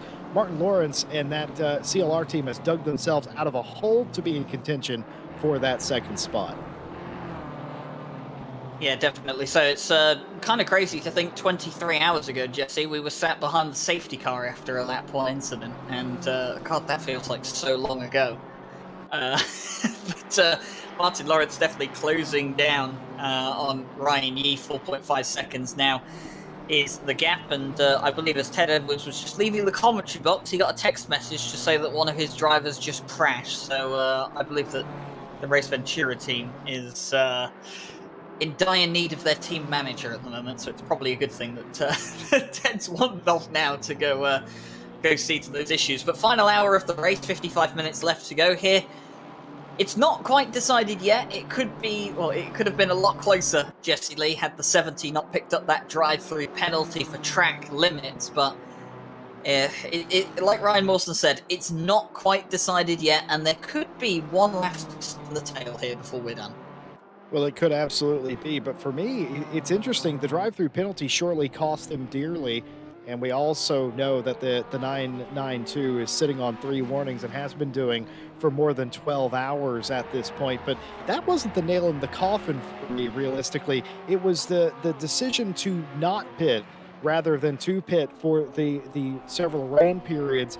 They went incredibly long the first time, and in the brief shower, they elected not to pit. It could have worked out. They were rolling the dice. They were gambling, and none of their gambles have paid off here today. For me, that's the difference in the race, not necessarily the drive-through penalty, though, of course, that is the extent of the damage. But I would argue that even if they got that drive-through penalty, if they would have pitted with the 992 or just done the opposite strategy, it's easy for us to sit here and nitpick, isn't it? But I would still say they would be quite close, at least closer than they are here. So rather unfortunate. It just hasn't gone your way. You have to make decisions. Sometimes you got to face it. You're not always going to make the right one. Yeah, it is very easy for us to nitpick, and I mean, between you and I, we probably couldn't stitch together a 218 to save our lives around this. Absolutely not.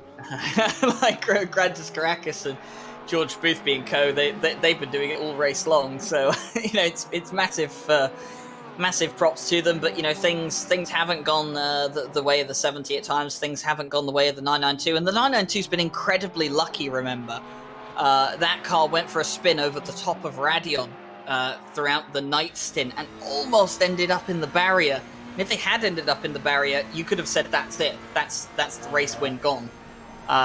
So they got very, very lucky, and that's what you need in a 24-hour race. We talked about it, didn't we? You need consistency, you need pace, you need to stay out of trouble, and you need luck. And that's exactly what the 992 have had today. They've done exactly what they needed to do. They've had a few things go their way, but they have got lucky when it mattered. Speaking about luck, Forza Italia has had absolutely zero luck in this race, but they have remained resolute. They've continued to fight. They've clawed back inside the top 15 for what feels like the 4th time in this race. It could be a made-up number, but it definitely feels like they've had to do this 3 or 4 times in this 24-hour. They're P15. That's Nicholas Bosselet in the Weishite 137 directly in front of them. That's for P14. And the 500 has had a very long day. They're intimately familiar with all these cars, anywhere from between 13th and 18th.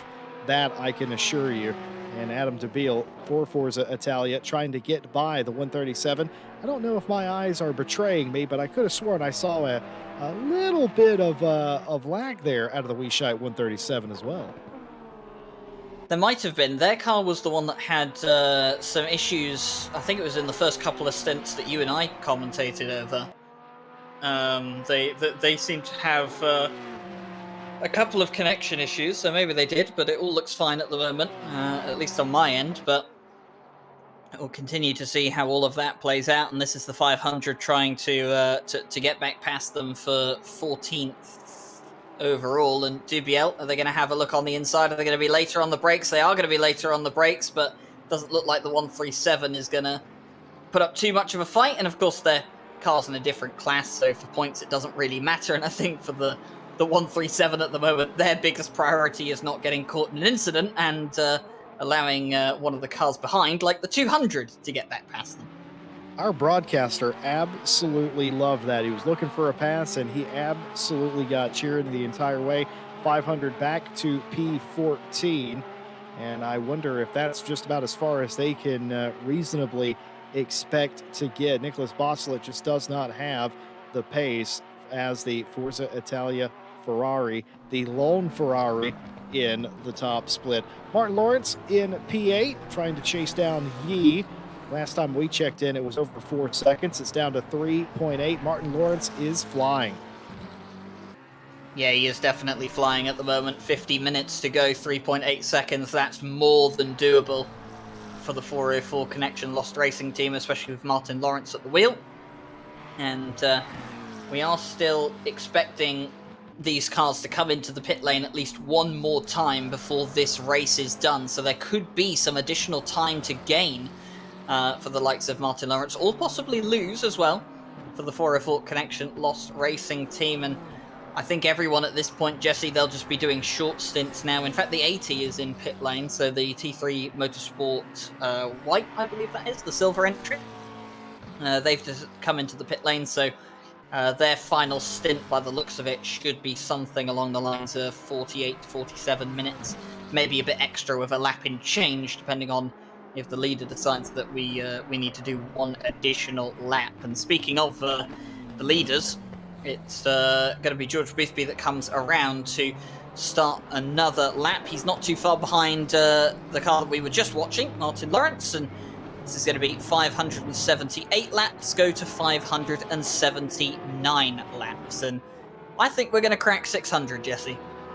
Yeah, I heard you talk about that very early on, about would we crack 600, and it all really depended on how bad the weather was. We have had several weather events, but none of them too prolonged or downpours, so it didn't really affect the race that much. Obviously, it slowed it down for a couple of laps, maybe 10 or so in the 25s, 27s, but other than that, it has been 18s and 19s for the fast drivers. And yeah, I think you're going to get your wish. We are going to hit that magical 600 laps in a 24-hour race.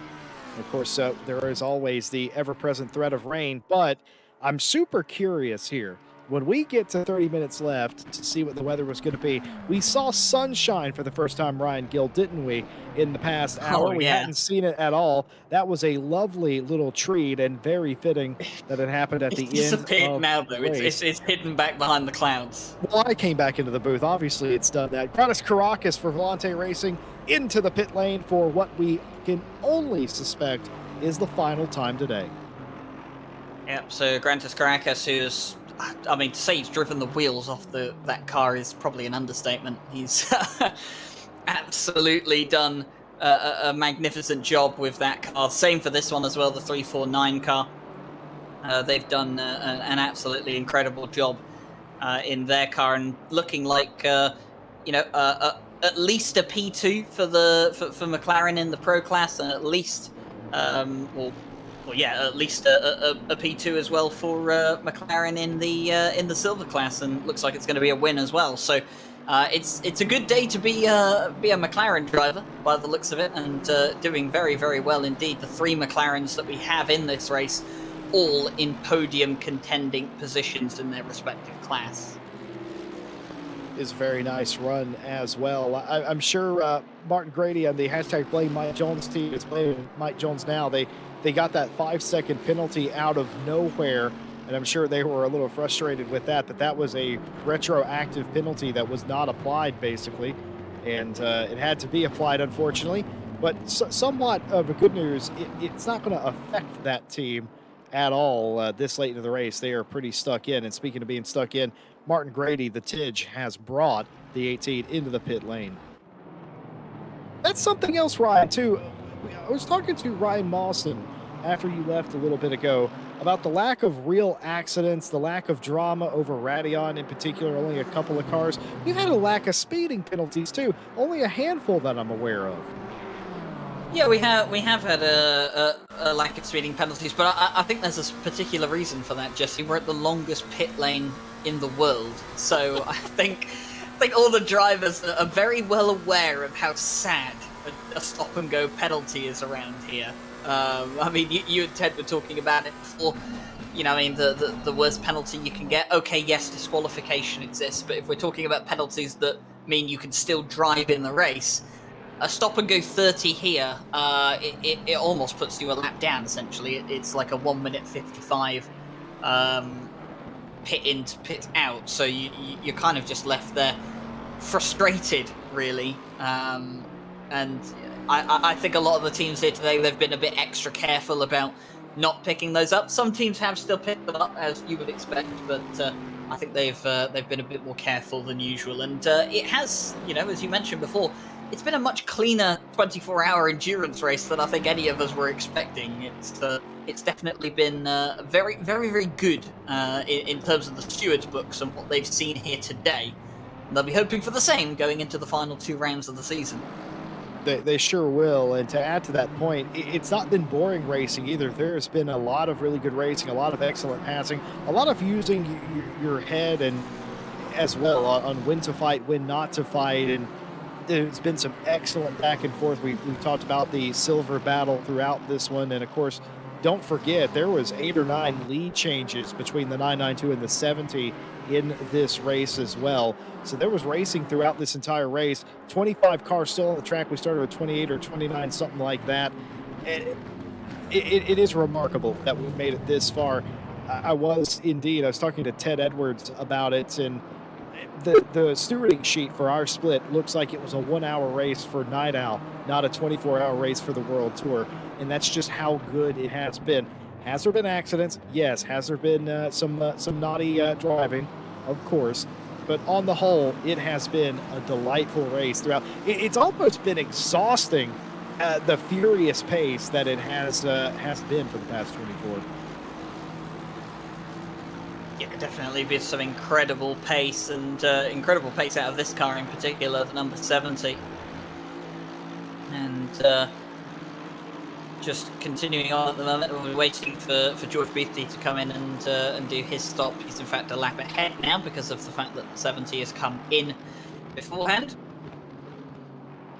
And we'll just be waiting. In fact, I think George Beatty, or rather Malinowski it was, had pitted a couple of laps after the 70, so I don't think that it'll be too much longer before we see George Bithby in. And for the number 70, this is not what they wanted to see when they come out, and they have the likes of traffic in front of them, the Armamentario car. I think that's Gio Cavaca in front of them as well, and there's another BMW in there for good measure, which I think is the 83. It is the 83 of Yilmaz, yes, so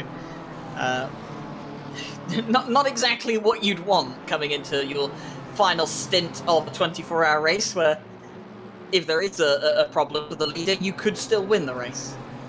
We discussed the element of luck a little bit. We talked about Yahtzee and about how they had very good fortunes in this race to end up exactly where they are with a nice lead. You talk about misfortune, and Volante has definitely been on the receiving end of that, this in particular. And even when the 992 was put in a desperate, difficult situation, especially in that third rain shower we had a few hours ago. Yazdi was just slicing and dicing through the field. Even though they were heavy into traffic, they were able to get the passes when they needed to get them, and I do feel like the 70 has been caught up a little extra as well. Martin Lawrence, continuing on their journey today, and what a journey it's been. That car seems to be in good shape. Their quickest was an 18 something, and their last lap was still an 18.8. So no pace loss there for the 404. They were doing 18s last time around, and Ryan Yee was doing low 19s, although Ryan Yee this time 2:18.2. So getting some pace back a bit, and I wonder if the tyres on that McLaren, the 404, are just starting to fade away now, and it might be a good time for Martin Lawrence to come in, get those tyres changed, put some fuel in the car. Obviously not a full tank of fuel because he won't need it going towards the end of the race, but just put enough fuel in and get that car going again on some fresh tyres and see if he can take the fight to Ryan Yee. Doesn't want to really lose too much at this stage with the 818 on those fresh tyres. We have been told in chat that the 500 should end up at just about P12 because they do not need to come back in, and they suspect everybody else would had to have done so. And I believe we saw the 18 in, and they're still in front of that car. We'll see how that pans out if the 500 does not need to come in. Proshnika giving us that info in chat. We do appreciate it as the final round of pit stops are completed and are being completed, rather. I was looking at Boothby, and I was just thinking the whole time, Ryan, do not speed, do not shift up the second, do not miss your box. Just have a nice, calm pit stop. No need to get off the limiter immediately at the line. Just don't do anything. Don't undo 23 and a half hours of good work right here at the end. That's all I could think about. Well, and he hasn't done undone 23 hours and almost a half of good work, and he'll continue onwards for a 40-minute stint to the end of the race. And Caracas at the moment just going through Blanchimont. So it is going to be around about that 50-odd second gap that it has been for about the last hour now. Martin Lawrence is into the pit lane. I think he was listening to you. And, well, I mean, you know, they've got a good strategist over there, Bart Matcher, one of RCI's very own, and he's been driving in that car today, and I imagine he's the one been doing all the strategy, typically is, for that team.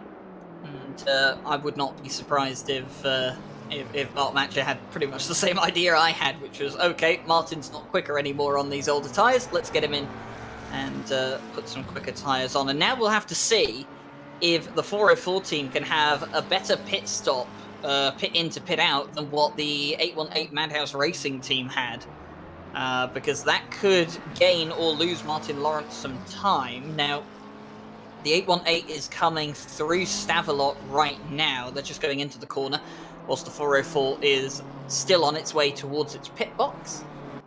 Of course, they'll be bringing the car up. It'll go onto the jacks. Should just be a tyre change for this car. I very much doubt they're going to try and double stint those tyres. But they're going to come in. The car will park and should be lifted up to do its pit stop. And it's about a 1 minute 55 second deficit that you have coming into the pit lane here. So Ryan Yee's was a 153.6 pit in to pit out. And now we'll have to find out exactly what the 404 team can do as the 818 comes around the hairpin.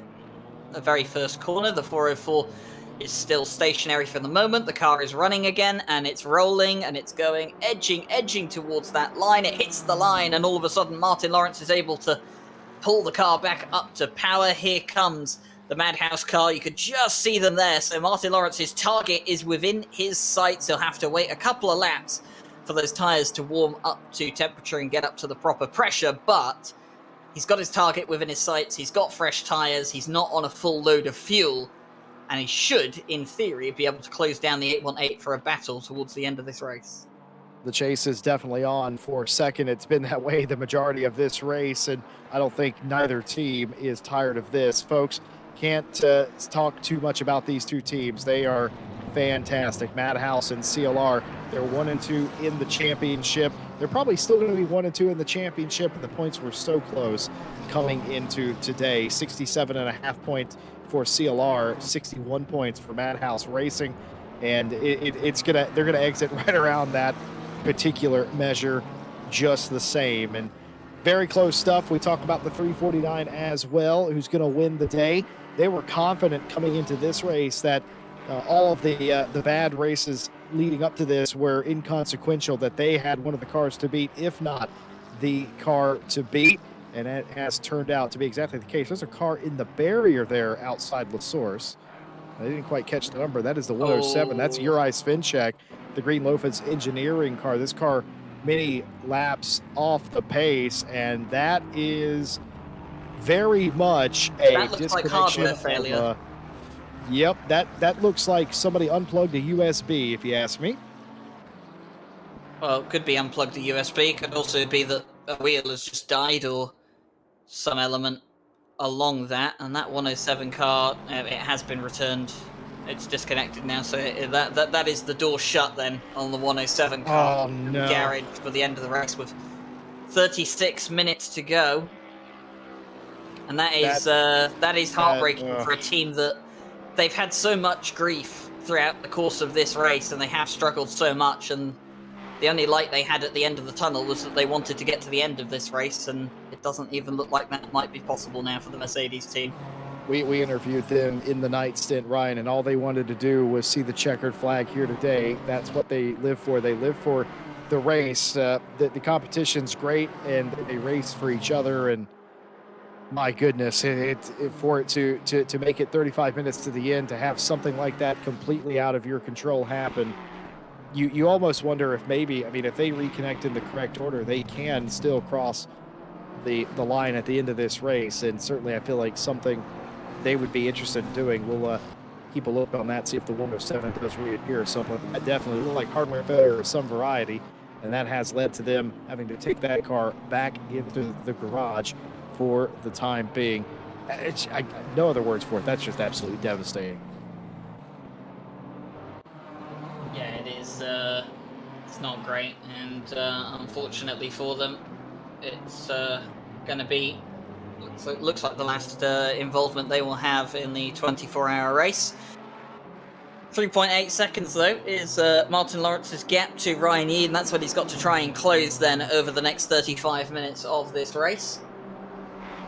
It's going to be, I think, fairly challenging for the 818 and the 404 to get this done. Of course, there's going to be pressure from both sides. The 404 team, which will want to finish ahead of the 818 to preserve their lead in the championship and even stretch it. And then there's the 818 team that will be wanting to finish in front to gain the lead of the championship away from the Connection Lost Racing team. So you're essentially watching two cars that are competing for the lead in their respective championship, and can't get too much closer than that. We're just looking at Sergeant here at the moment in the Armamentario Skidinov racing car, the 920. One of my favourite liveries on the grid, in fact, Jesse Lee. Love the paint job on that car.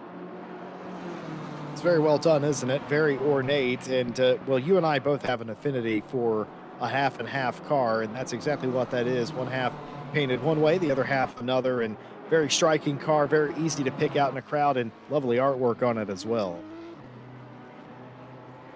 Lovely artwork on this car as well. This is Martin Lawrence Connection Lost Racing car, and he's actually lost a bit of time to Ryan Yee. It's 4.5 seconds now between the two of them.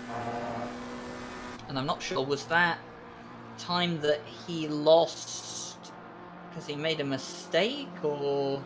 Well, he was definitely 4.2 down, and he's 4.4 down now. So he's lost more time on top of that. Lost 0.4 of a second on the previous now he's lap gained it back. to Ryan Yee, so... Well, Martin Lawrence going to try and make those inroads. And, in fact, where's the 818 at the moment? Do they have any traffic in front of them? No, they don't. Actually, both of them have clean air in front of them right now, so no traffic for either to worry about at the moment. Here, of course, is Ryan Yee, the Madhouse racing car, the Canadian in the 818. Most importantly for Martin Lawrence for CLR, they can see Ryan Yee, and vice versa too. Off a lot of these straights, Yee can look in the rearview camera, and he can see that McLaren still back there, ever aware and ever present that he's being chased down. quite curious what the sector gap will be at the line this time. And I wonder if maybe Sector 3 is just not a sector that's favoring the McLaren for some reason. But nope, there another couple of tenths, 3.9 down under 4 seconds. Martin Lawrence chasing Yi. Of course, Madhouse will know that. They'll be communicating that, and they'll be fighting. I assume this late. I mean, I don't assume. I'm pretty sure I know Madhouse is going to defend as if their life depends on it here, if it comes to that.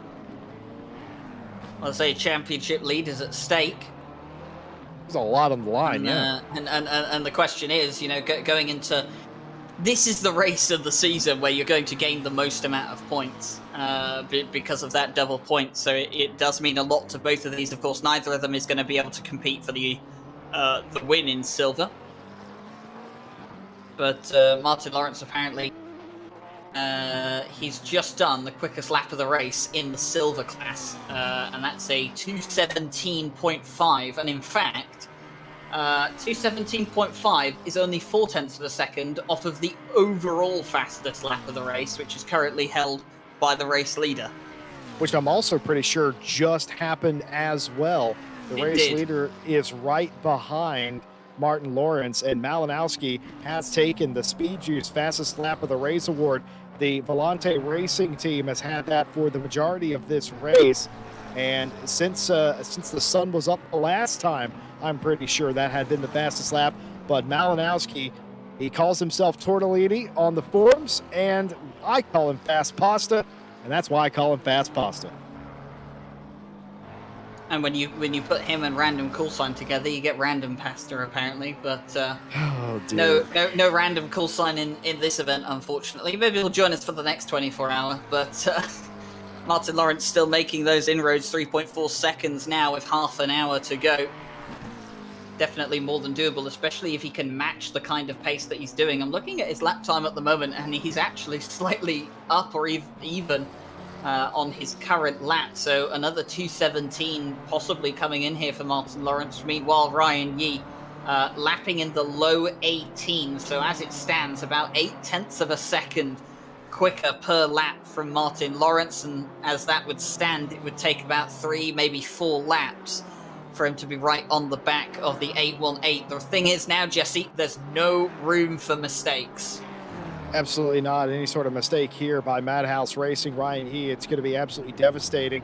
I don't even know if a mistake here would you would get a chance to defend at all. The best chance that Madhouse has is continue to click off lap times, and keep him at bay as long as you can. And when he gets there, make it incredibly difficult to get by.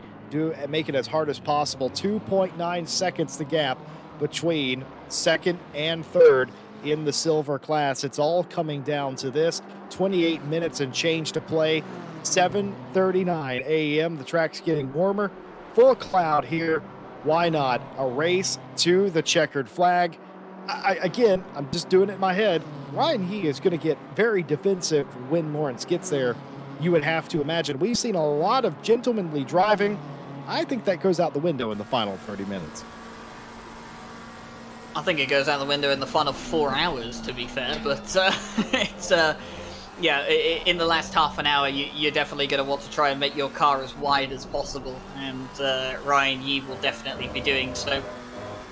For both of the teams watching, there'll be a lot of foot tapping, there'll be a lot of finger biting, there'll be a lot of watching about what's going on at the moment between the two of them, and it's horrible, just when you're there as a bystander involved.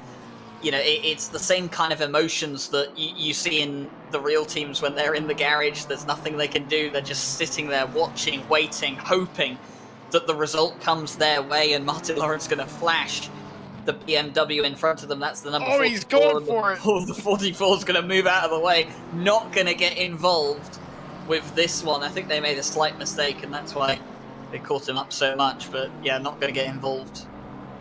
Lawrence was going through there regardless of if he was let through or not. Luckily, the BMW knew that they were coming and went offline, but otherwise I'm pretty sure Martin was not taking no for an answer. Didn't want to lose any time. He wants to catch Ryan Yi, and he wants to have a little bit of time to be able to work on him.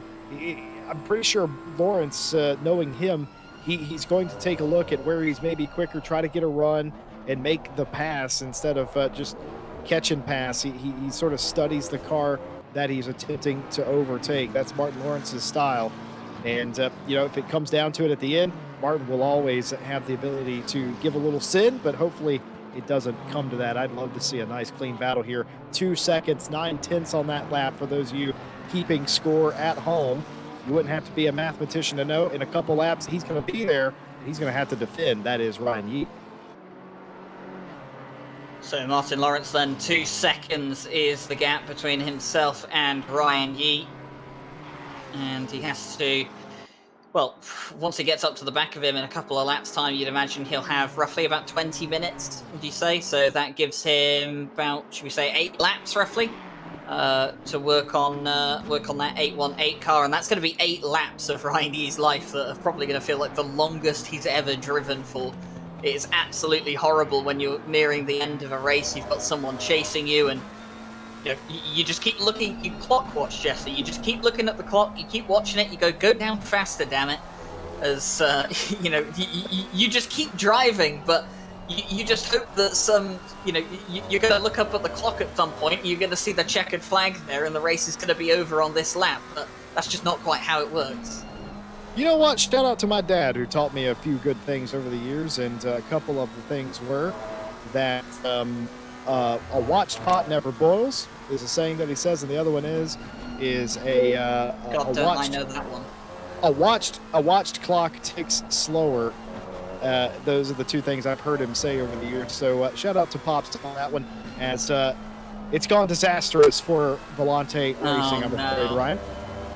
Yep, the number 70, it's another drive-through for track limits. That's 2 that they've picked up so far this race, and that is probably the nail in the coffin now.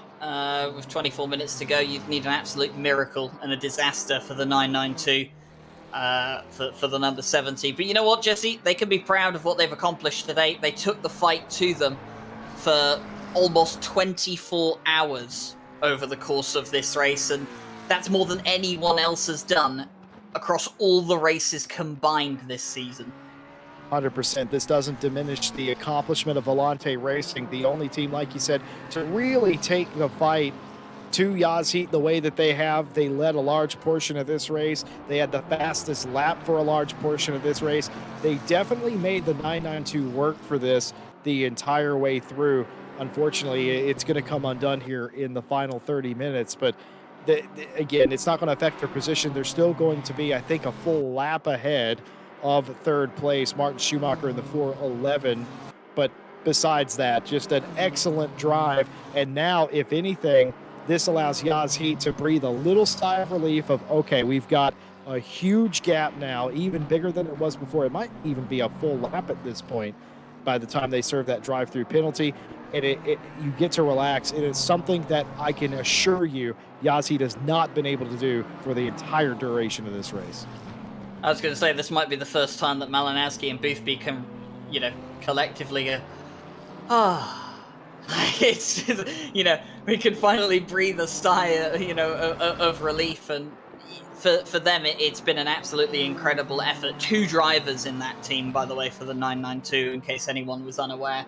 An absolutely incredible effort, but, well, whilst the win in the Pro class looks like it's pretty much sealed now, the second place in the Silver class is anything but sealed. 1.1 seconds is what the split time tells you between the two of the other podium placed cars in the Silver class. It's less than 1.1 seconds now, though, as we're going to reach the timing line coming through Campus and towards Stavelot, 0.7 of a second, and it's Martin Lawrence chasing down Ryan Yeat. McLaren versus BMW, 22.5 minutes to go for second in silver.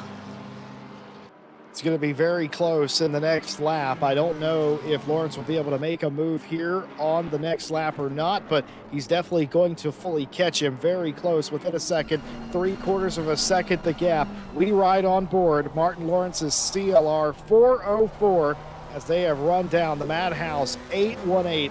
These two have been locked in battle the majority of this race. The 404 had a penalty very early on into this race that was applied during the safety car. They served that penalty. They recovered to fight for a podium spot. They've been locked in a battle with Madhouse the entire championship, really. Today is no different, except the race distance was very, very much longer than any race thus far. The other side of that coin, though, Ryan, and I've just been reminded seeing Martin Lawrence take Radion, don't get a drive-through penalty now. I was going to say it could all go up in tears as well, but here we go. This is Martin Lawrence just trying to fill the mirrors of the 818 car, try and force Ryan Yee into a mistake and see what he can get out of him. But this McLaren looks like it has so much pace, Jesse. I mean, looking at the timings at the moment between Martin Lawrence and Ryan Yee, Martin Lawrence a second a lap quicker on the previous lap.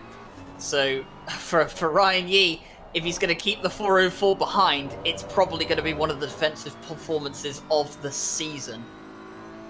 Well, Ryan Yee, the ball is in your court, man. You are the driver charged with the defense of this position.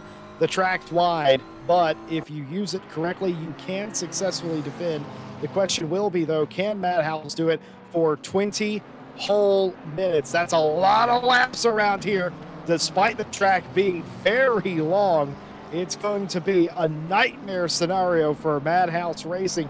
The only solace you can possibly take, maybe keep that CLR this close, maybe have them overwork their tires, grain them a little bit in the wake of your car. I don't know if that's possible, but certainly Yee and the Madhouse boys grasping at anything here. Look at this now.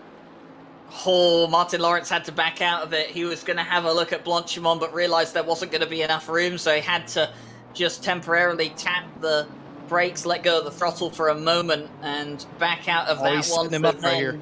Didn't manage to have a move into the bus stop chicane. That will be one of the favorite places, but he might have a look here into turn one. This could be it here for Martin Lawrence. He's going to be forced to go to the outside line here. Is he going to try a switchback? It looks like he is going to try and go back, but tight on the inside line for the 818. They're not quite going to do it. They're going to try and out-drag each other down towards Eau Rouge and Radion. There's no way this is going to work. Is Martin Lawrence going to commit to it here? Oh, he backs out at the last moment. Tried to force Ryan Yee to back out of it. The BMW was having absolutely none of it. The McLaren had to forfeit. But now it looks like there could be another chance for Martin Lawrence. He gets a nice exit along the Kebble Straight. He's going to be alongside. He's going to be in front, coming into the corner. He's going to be on the outside line. It'll turn into the inside line. If he can hold this one through, he's going to get the move done. Is it right? No, it isn't. He slipped. Back to the inside line, and Madhouse still keeps second as we head down towards Bruxelles. Absolutely epic racing here. He had it. CLR had that, but they slipped coming into Lecou. Bruxelles now belongs to Martin Lawrence, rather. Not Martin Lawrence at all. Matter of fact, what's happened to our timing? Oh, Yee, who was scored at the timing line, was behind, but only briefly, getting into Lacombe now through the double Goshen. Very close through there, and not so much in Sector 2 as they take a moment, take a breather, and they're going to have to do it all over again. Martin Lawrence is going to go wide ever so slightly on Lafourche, and that's not what you needed to do. You need to be close coming through Campus and Savalo. You need to be as close as humanly possible. He's not going to get it this time. He's going to hope to make up this distance in the subsequent couple of corners. You think about a move into Blanchimont, but it isn't going to happen this time. The gaps open back up. Maybe the team at CLR telling their driver, calm down, let's regroup, let's get back up there and get him. You got a couple of more laps. By the way, Caracas is in finally to serve that drive-through penalty for track limits. That idea of telling the driver to back up a bit isn't a terrible idea indeed. Martin Lawrence has time on his side, fortunately, 17.5 minutes to go, and he's got the pace over that BMW. We've seen that already. He was able to hang it around the outside through some of these corners. That just shows the additional grip that the McLaren has over the BMW right now. But my word, Martin Lawrence maybe just needs to take that breather for a moment and just recompose himself. He absolutely had it, and I thought he had it in Lacombe, but he just got a little bit loose. He was trying to stay as far left as he could. He got a little bit loose, and that was all she wrote. That allowed Yi to sort of straight shot in between there and Malmedy, and that was all that it was. And right now, I've just realised who's behind these two cars.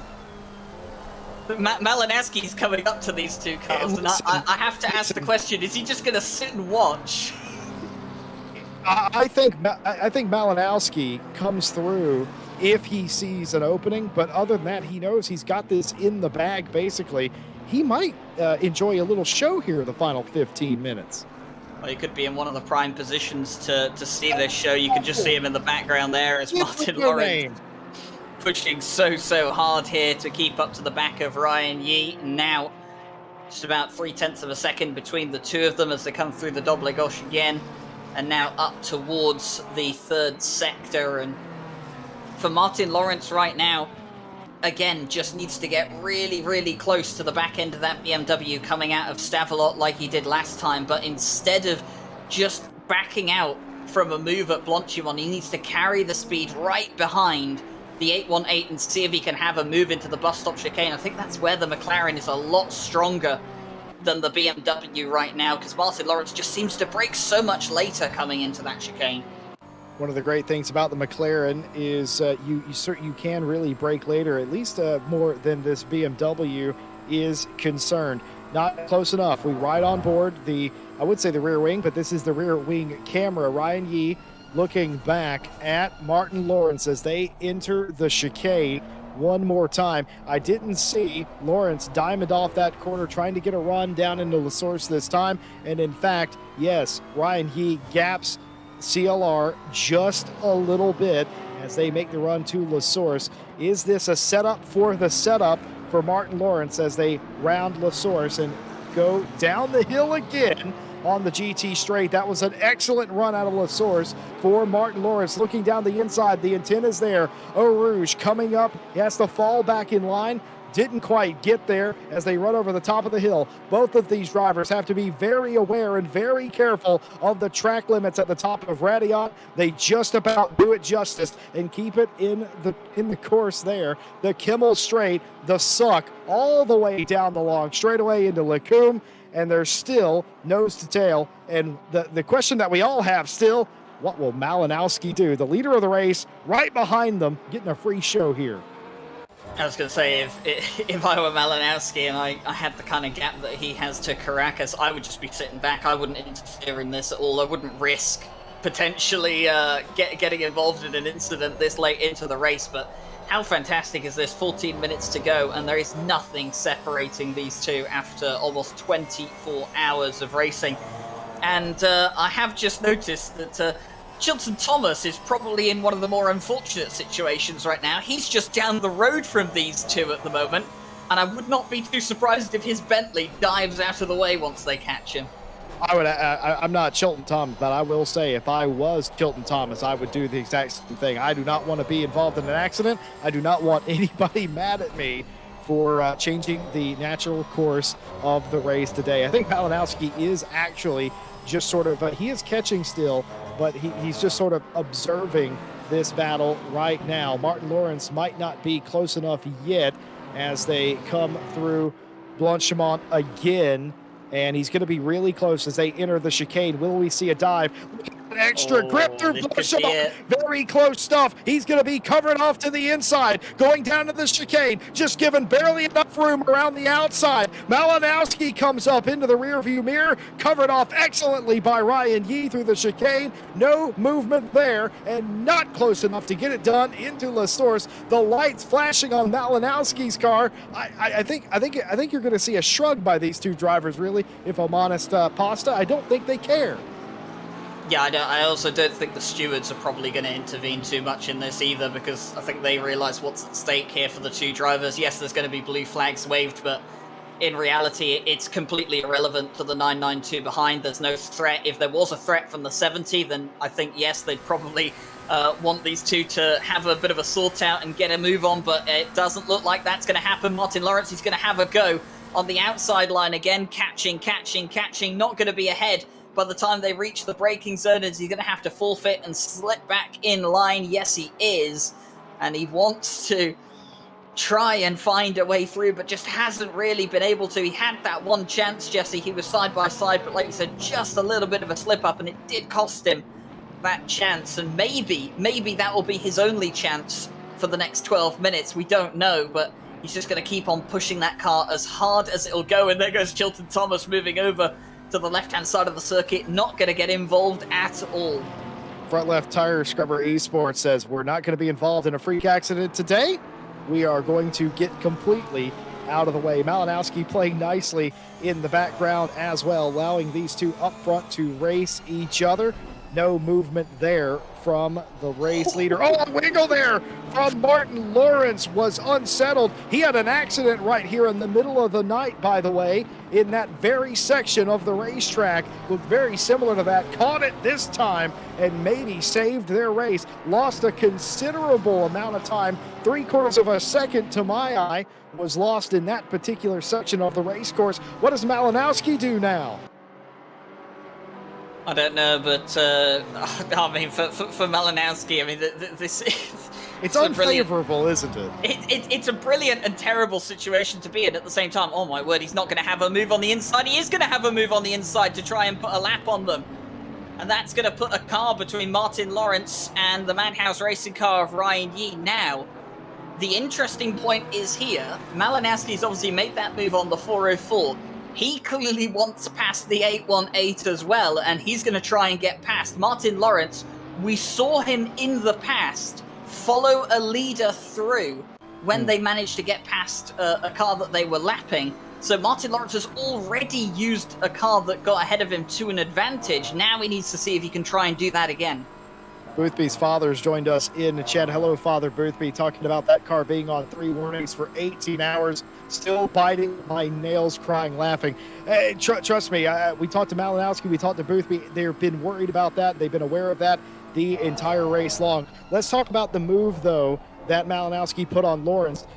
They allowed the two to race, did Malinowski. The second there was daylight, there was a gap between the two of them, Malinowski took that opportunity to make that pass. I think that was completely fine, and it's going to have no effect, in my opinion, here in a minute, because I believe at least Malinowski should make this pass on Ryan Yee. All that's going to do is pull him back to Martin Lawrence, and it's going to be back game on for the final few laps. The thing is for Ryan Yee now is that he needs to be a bit careful about it, because however Malinowski decides to get past him, he's going to lose a bit of time at least, but he needs to try and work it out. They need to work together to lose the least amount of time possible, and well, Ryan Yee will be encouraged to work with that 992 as much as he can. Of course, Malinowski doesn't particularly care what happens between these two. He just wants to get on with his race. He wants to get to the end of this race as quick as possible. And with a man that's probably done about 12 hours of driving and hasn't had much sleep, who can blame him at this point? But just dropping a bit back at the moment, it seems, from the BMW for the 992. And this will be frustrating Martin Lawrence here. He can see that Madhouse car, but he's just got the likes of the leader in front of him with the Porsche and just not able to catch up at the moment. I don't think he's going to have a dive on the Porsche at this point in time, but he'll be likely flashing the lights soon and telling Malinowski, come on, get a move on, get past that car already so that I can have another chance. Yeah, it was unfortunate. Of course, the Porsche is not known for straight line speed, of course, and actually backed up to Martin Lawrence there a little bit on the straight, and that was not ideal at all. That's another half of a lap that Lawrence has made absolutely no progress because of it. Malinowski now right on the back of Ryan Yee whenever the turns twisty, and we'll see if there's a move potentially made at the top of Radion here. It's been a good spot for them so far for making a pass, but of course the long Kimmel straight will play in favor of literally any car except that Porsche. So it's going to be Malinowski close on the back now, going to try and put a lap then on the BMW, going to go down the inside, and surely at this point Ryan Yee's not going to contest it. No, he isn't. He eases off and lets Malinowski through. So there we go then. The Porsche is through. Oh, but this is starting to work now back into Martin Lawrence's favor, and Martin Lawrence very, very wide over the curve. He's digging. He wants it. he's digging deep for pace, all right, and I'm not too sure how much more of it that McLaren has in it, but he's going to try, and it's all closed up back again then, so Malinowski is off. He's going to try and disappear down the road now, and we have 7 minutes of racing left between the BMW and the McLaren. Second place for Silver. It's far from decided yet. The 818 slightly wide through the double gosh, and that's going to please Martin Lawrence even more. Martin Lawrence has told his team at CLR, boys, I've got about 6 minutes of patience, and unfortunately, there's about 40 more seconds of it in the race than I have patience for. You're going to see a move regardless here coming up, but Ryan, he has done an excellent job for the past 15 minutes keeping the 404 behind, and no matter how this turns out, a brilliant drive by the Madhouse team and the Madhouse driver to even make it this close. We were kind of... We weren't entirely sure that it was going to be this close, but here we are coming through Blanchimont one more time, trying to do it on the outside, trying to do it the long way, gets covered off. Martin Lawrence thinks better of it. Will he have a shot up the inside of the chicane? No, falls in line. Is he going to try and get a very long run up? Well, he might do, but that was a very acute angle that Ryan Yee took up the chicane, but it's a net nothing between the two of them as they go into La Source one more time. I say one more time, they're going to do it a few more times. Very close between the two of them. Very respectful, excellent racing here. By the way, 5 minutes of the race to go. Martin Lawrence had the same problem that he had the first time he tried to go for a move at Blanchimont. He was just a bit too close to the back of the 818. That's the problem. You can be too close to the car in front when you're trying to get a move done on them through certain parts of the circuit, but it's a very, very good exit over the top of Radion now for the 404, and it's going to be exactly the same situation. We've seen this once, we've seen it twice. Is third time's the charm for the 404. They're going to go side by side into the corner. He's going to try it. Is it going to turn into the inside line? But the Madhouse car just manages to stay in front and is surviving by the skin of its teeth. But now we're going to go down to Bruxelles, and it looks like Lawrence is going to be forced to the outside line here. The Madhouse car having to compromise its line, staying so tight to these corners, because if he allows a McLaren-sized gap, there's going to be a McLaren up the inside. Legendary defense by He right here. I wonder if he knows that everybody's eyes are on the 818 and the 404. Excellent job defensively. Got completely alongside, did Martin Lawrence. Unfortunately, in Lacombe, it was not enough. Just got up onto the curb that allowed the outside momentum. The car away from him, and this is what we saw in the midnight stint. Very close stuff, losing it just a little bit, gathered it back up. Was that the last gasp of Martin Lawrence? Can he get back to the back of Ryan Yee? Let's take a look at this again. Oh, save that, and impressive as well from Martin Lawrence. He's trying to get every ounce of pace out of this car that's left and just pushing the limits so hard. We said before, the McLaren is a car that you need to push the limit of to get the best out of it, but you can't go over that limit or it will bite back at you hard, and Martin Lawrence finding that out right there. It's a 1 second gap between the two of them now, although it looks a hell of a lot closer than that as we come into the bus stop chicane and now out of the final corner.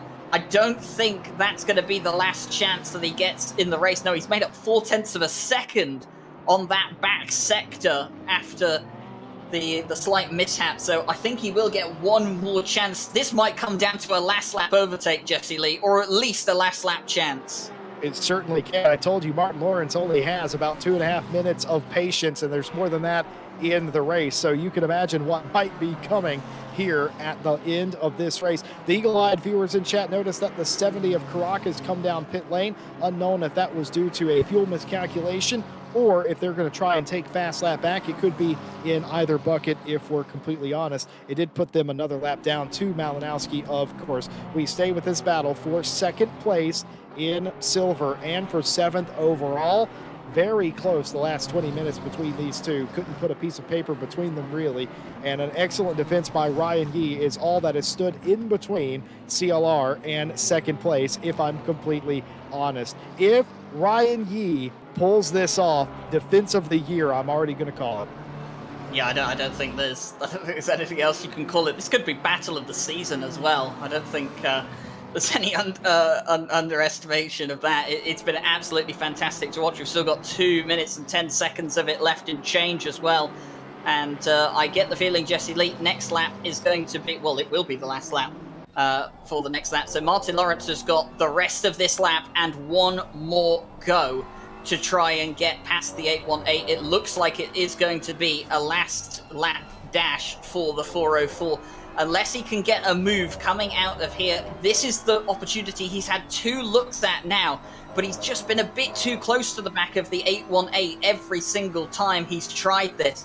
Is he far enough back this time, but then close enough as well, that he can have a completely flat run through Blanchimon and have a look into the bus stop chicane? He's flat on the floor. He hasn't had to lift. He's going to have a move. He's going to be forced to the outside line. Here goes Martin Lawrence deep into the braking zone. It's alongside. He's going to have to try and hook it round. Can he get the inside line? Is it going to be Martin Lawrence? No, just the Madhouse car edges out just in front as they come out of the final corner.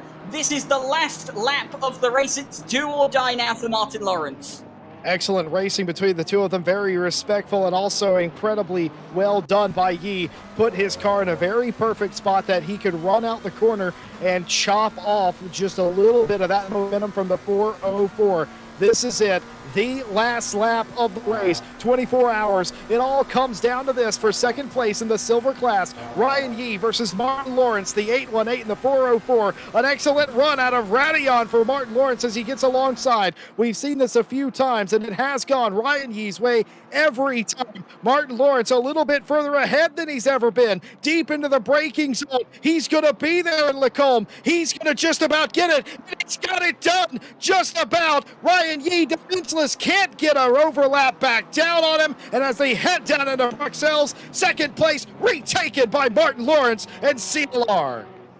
Well, had to leave it right down to the last. Really had one more chance, really, if he couldn't have made it stick there. He's tried 3 times before and just never quite made it stick, and on the final chance around through Les Combes, he gets it done. He makes it stick. It's up into second.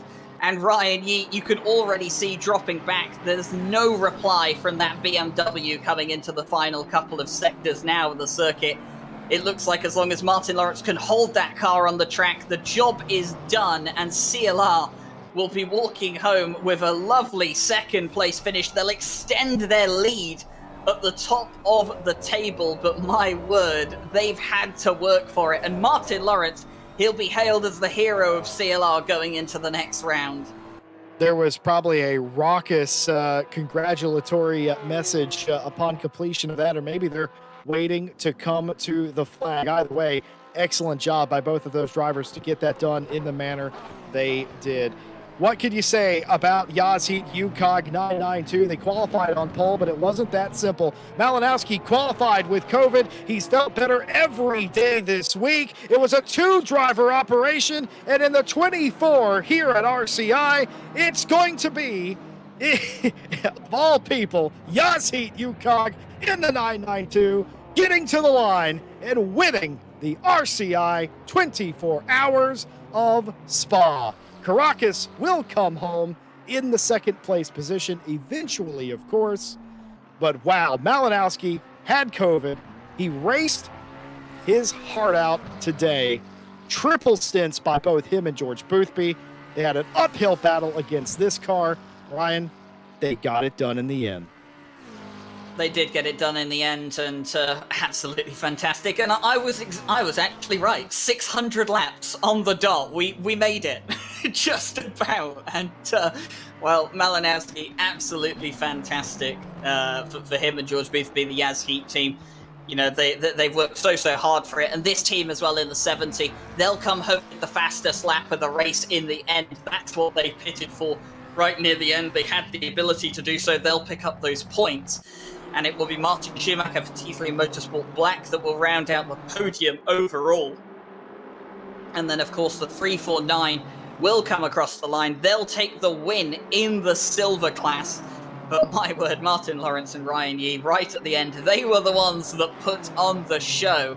And the 404 came out ahead of the 818. And my word, Jesse, I don't think you could have had a better ending to this race if you tried. Well, the race started hot, so hot that we had to throw a safety car, and it ended just as white hot. Shout out to VRM Racing, the winners in the silver class. They dominated the day, and that is an absolute understatement. They've had an atrocious season thus far, but all of those wrongs righted today for VRM Motorsports. They win it in silver today.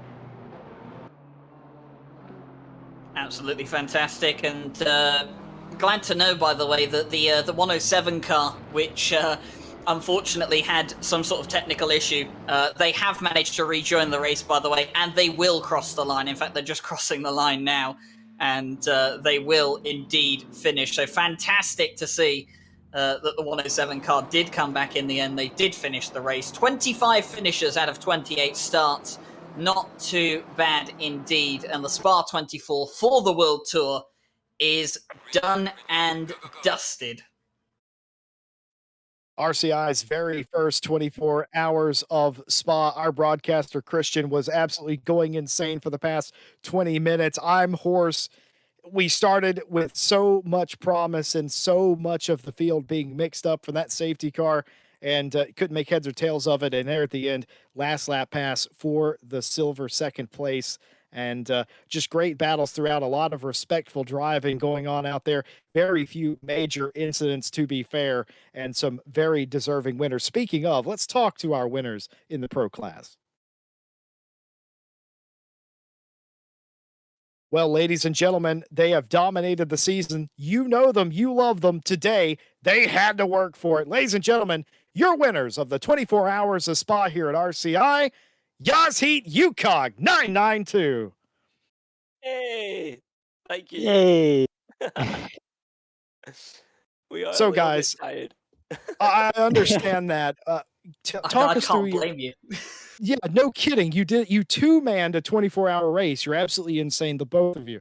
But talk us through your race. You had an excellent battle with Volante in the 70, but in the end, you guys kept it clean. You sat on 3 track limit warnings for 18 hours without getting a drive-through penalty, and at the end of the day, the 992 wins again. What a day. Yeah, I mean, we had an insane battle with the Volante team. They were so fast. Like throughout I think they had the pace on us definitely in that race. But obviously, in a 24-hour race, it's not all about pace. There's just the strategy going on. There's just like obviously you got to deal with all the traffic, and you've got like I don't know. There's so many variables happening. So they kept us on our toes for so long. But I guess what sort of eventually let the heat off us a bit was when they unfortunately got a drive-through about, I think it was like 3 hours towards the end or something like that. I can't really remember exactly how Yeah, far I think away it was just but under 4. yeah, so when they got that, we knew, right, look, we can drive chill now. We really need to not push because it's just not worth us getting a drive-through. So, yeah, but after that, it was a little bit easier, but we still had, the whole we're very tired aspect, and staying awake and just physically driving was quite tough. So Macho was an absolute beast. He did a few more hours than me because he's built different. I'm absolutely dead. My voice is gone. I sound like a 14-year-old boy. Macho is just he could probably do another 24 hours if he wanted to. Nah, I'm tired as well. It's slowly getting to me. Because like I said in the previous interview, like a few hours ago, I was the one finishing. We had slightly less fuel at the end. At the beginning, I had few laps when the car really felt nice, so I really focused and pushed for the fastest lap. I got the purple. That was the purple back then, but just after like few laps of pure focus, that's it. The concentration was gone. So I got that purple then, and just eased off a lot, chilled to the end, just bring it home. Unfortunately for us, Volante got that fast lap later. They actually pitted for new tires, sacrificing a lot of Stole time it. on the track, Stole it. and they stole it. But because of that, we lapped them. So fastest lap is theirs, GG. But you know, it's the position that matters. Let's be honest. So I think I hear a I'm super budding happy. rivalry right there. Maybe a little bit. Well, you two-manned this race. It came out before qualifying Super Pole a week ago that you were thinking about doing it.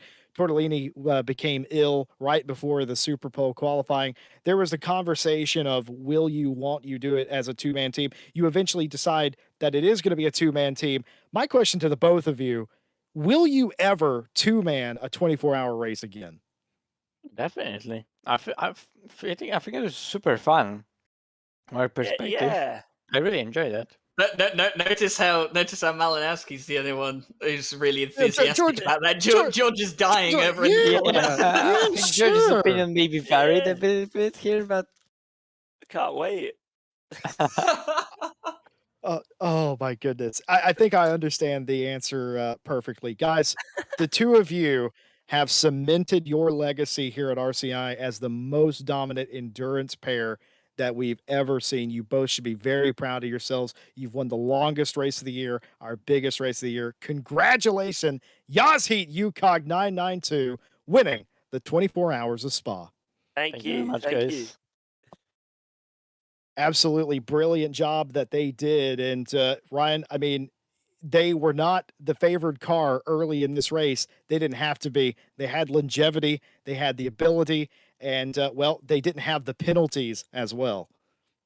Yeah, they did get a penalty at one point in the race, but obviously they were a lot cleaner than most of the other teams. Although it was a very clean race in general, and that has to be said that it was a lot cleaner than what the stewards were thinking going into it. Of course, our stewarding team were essentially live stewarding 4 different splits at once, so you can kind of understand that going into this race there was quite a lot of nerves about how messy it could be.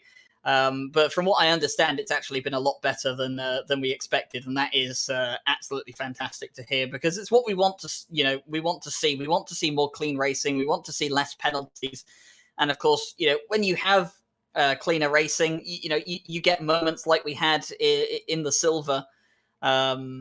In the silver battle for second place. But I think now we're actually joined by one of the drivers who filled out in the winning car in the silver class.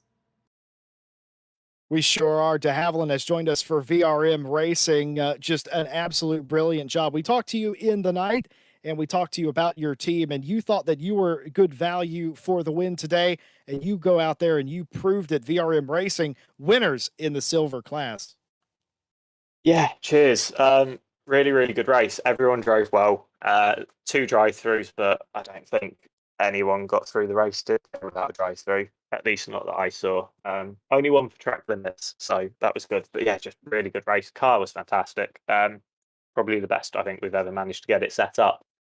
Yeah, it was just really good in the dry, and I had a fun stint in that 30-minute rain shower. I think me and Malinowski were like trading fastest car on track for 30 minutes, which was a surprise to me, but we'd got the pressures right and the car was just great. But everyone drove well, really good fun, really good event, well run, well officiated. I think we only had one like almost hiccup with a car under blue flags, but it was just a case of miscommunication. They didn't realise we were going around the outside. So yeah, went well. Everyone's happy. Everyone's tired.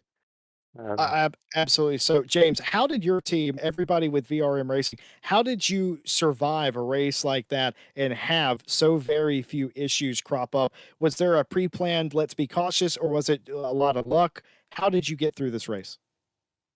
That helped.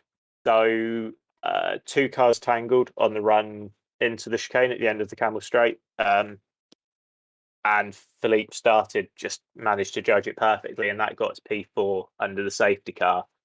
And I think there was a 5-car breakaway on the restart. And if you get into clean air and you're not caught in the pack, it's a lot easier from there. By the time sort of hours 3 come round, for the most part, most cars you come against are under blue flags. And it's a lot easier to keep it clean when the cars that you're trying to pass aren't allowed to defend from you.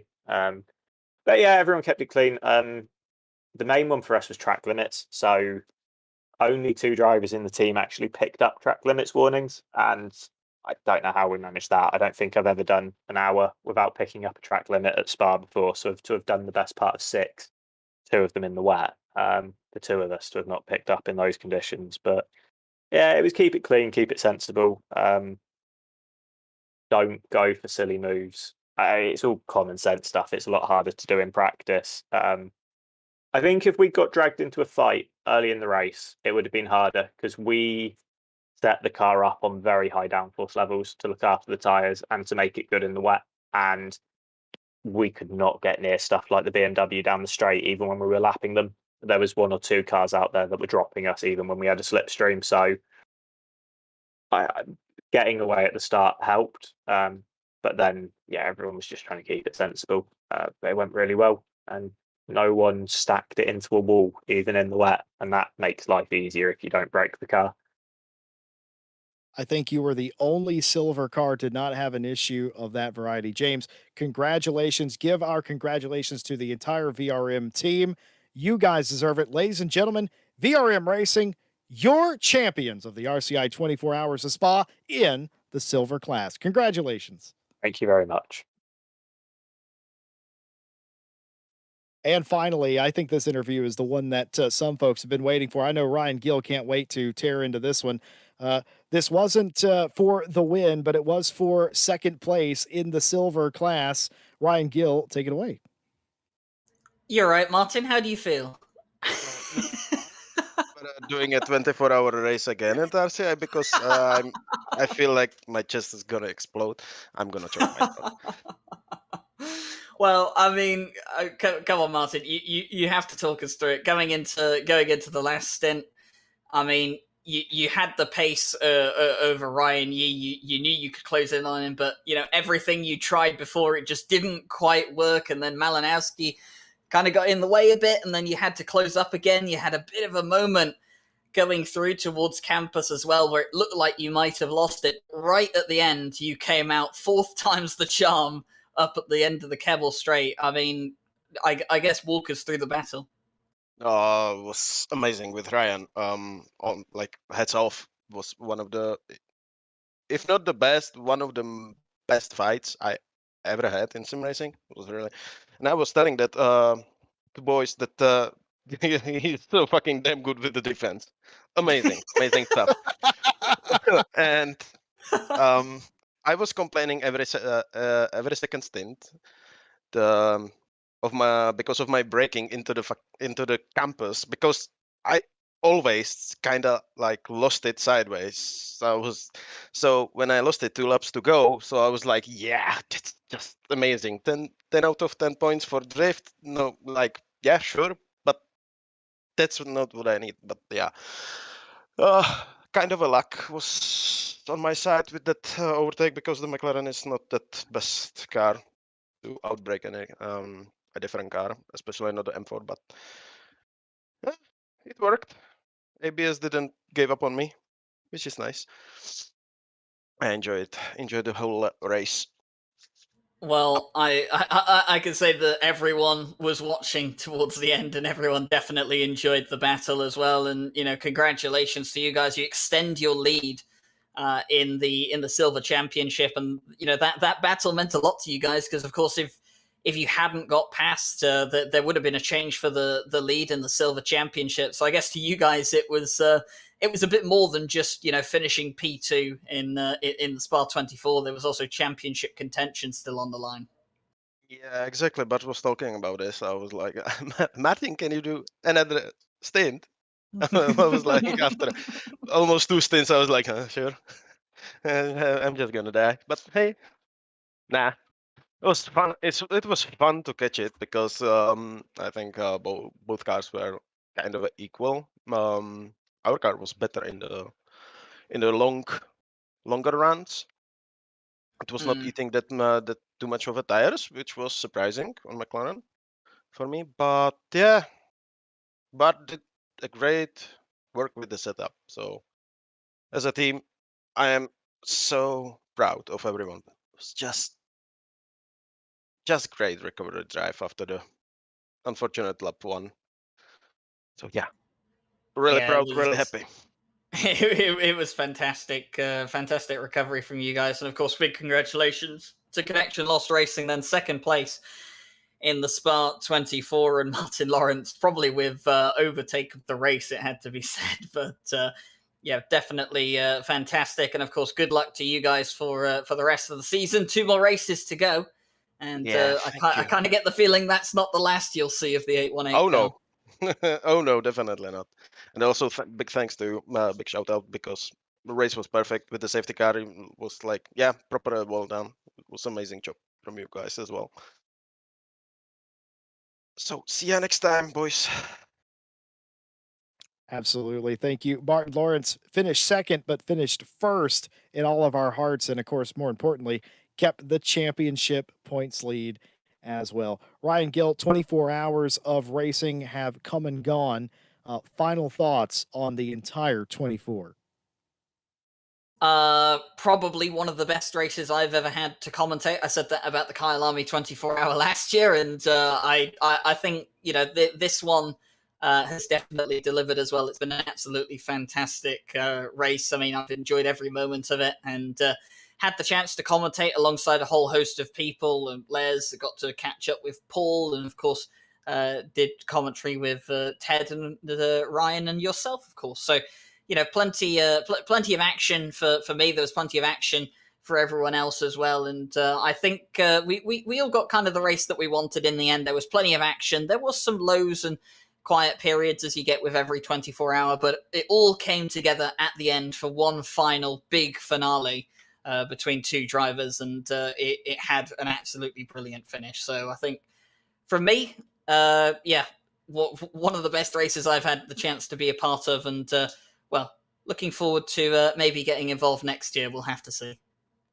Certainly do not disagree in the slightest. Folks, 9 commentators, 4 broadcasters, and an entire armada of stewards is what it took to even run this race today. 4 different splits, and a couple of the later starting ones just finishing up right about now as well. It's been a fantastic 24. It started with drama. It ended with drama. We got some excellent winners, some teams that needed some wins, some that needed to preserve their leads, and one team that is straight up dominating everything in the World Tour. But what a fascinating race it was. It's one of those that you can go back and you can rewatch. It was that interesting. And for our very first 24 hours of Spa, it was as good as it possibly could have been. Well, it doesn't end here today. There's 2 more rounds in the World Tour. We'll be back in June for the next round of that. But in the immediate future, the Friday Championship back live this Friday with myself, and I believe Ryan Mawson's joining me, Stewie on the cameras, and Night Owl with myself and Ted Edwards, with Ryan Mawson on the cameras of that racing action this week. And of course, feel free, if you liked what you saw today, well, you can do more than watch. You can sign up and join us on our website, racerci.com. We have the Monday Championship that is open, the British Masters Championship, as well as the Thursday Championship. Actually, no, we don't have a Thursday Championship open right just yet. So just a Monday Championship. Ryan Gill, talk us through the British Masters Championship.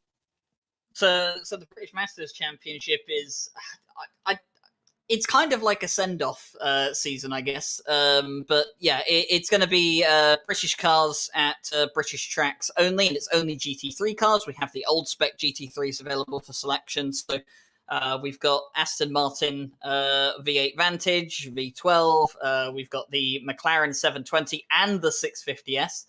Participating as well, and of course the Bentley is available for selection, the Jag, even the old Bentley if you want to drive that for some reason, if you really do like to punish yourself. But they're going to be at the British tracks, and it's going to follow a British GT style calendar, but of course without Spa on that as well. And for me at least, that's going to be the last season of Monday commentary that I end up doing around here at RCI. I'll be stepping down from some of the more regular duties, so I think that'll be the last time on a Monday night, at least for a while, that I'll be filling out in the commentary. And obviously, it's a bit unconfirmed yet as to whether I'll be doing any commentary for any of the other World Tour races. I still need to figure that out. So it's a bit of a special championship, the next Monday one, at least for me, and it should hopefully be an exciting one as well, because all the British cars are, all the recent British cars, should I say, the later spec cars are all very evenly matched across the season around all the British tracks, so it should be absolutely fantastic. And I've just heard from Tom Bryant in my ear that Thursday championship info is dropping tomorrow.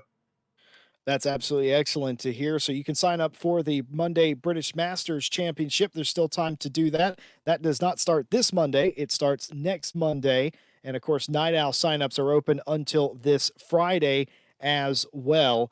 If you want to race late on a Friday, then on a Saturday rather, that is the place to be. And of course, Friday Champ continues this week as well. Folks, it was a fantastic 24. Yaz Heat and VRM winning in both the classes, deserving winners, if I may say so myself.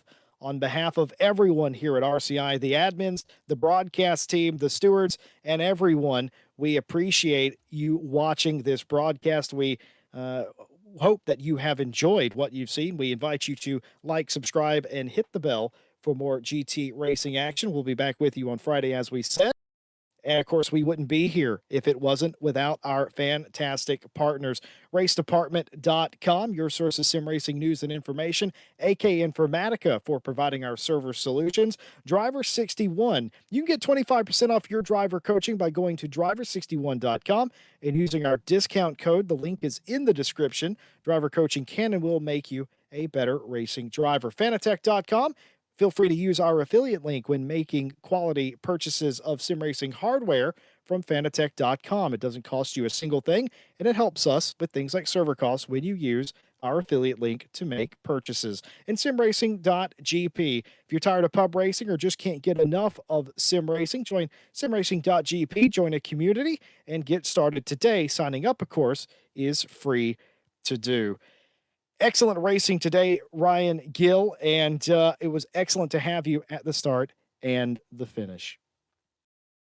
Yeah, it's definitely been really, really fun to be here for the start and definitely for the finish as well. It was very, very exciting, and well, we look forward to everyone joining us for round 5 of the World Tour, the 6 hours of Barcelona, as it is scheduled to be next month as well. The season's starting to come to a close, and hopefully we'll be able to have an absolutely fantastic race out at Barcelona as well. But from myself, Jesse Lee, Christian Stricker, and all the other members of RCI that have helped out here today, big thank you for watching the live stream, and we will see you next time for the continuation of the RCI World Tour 2022.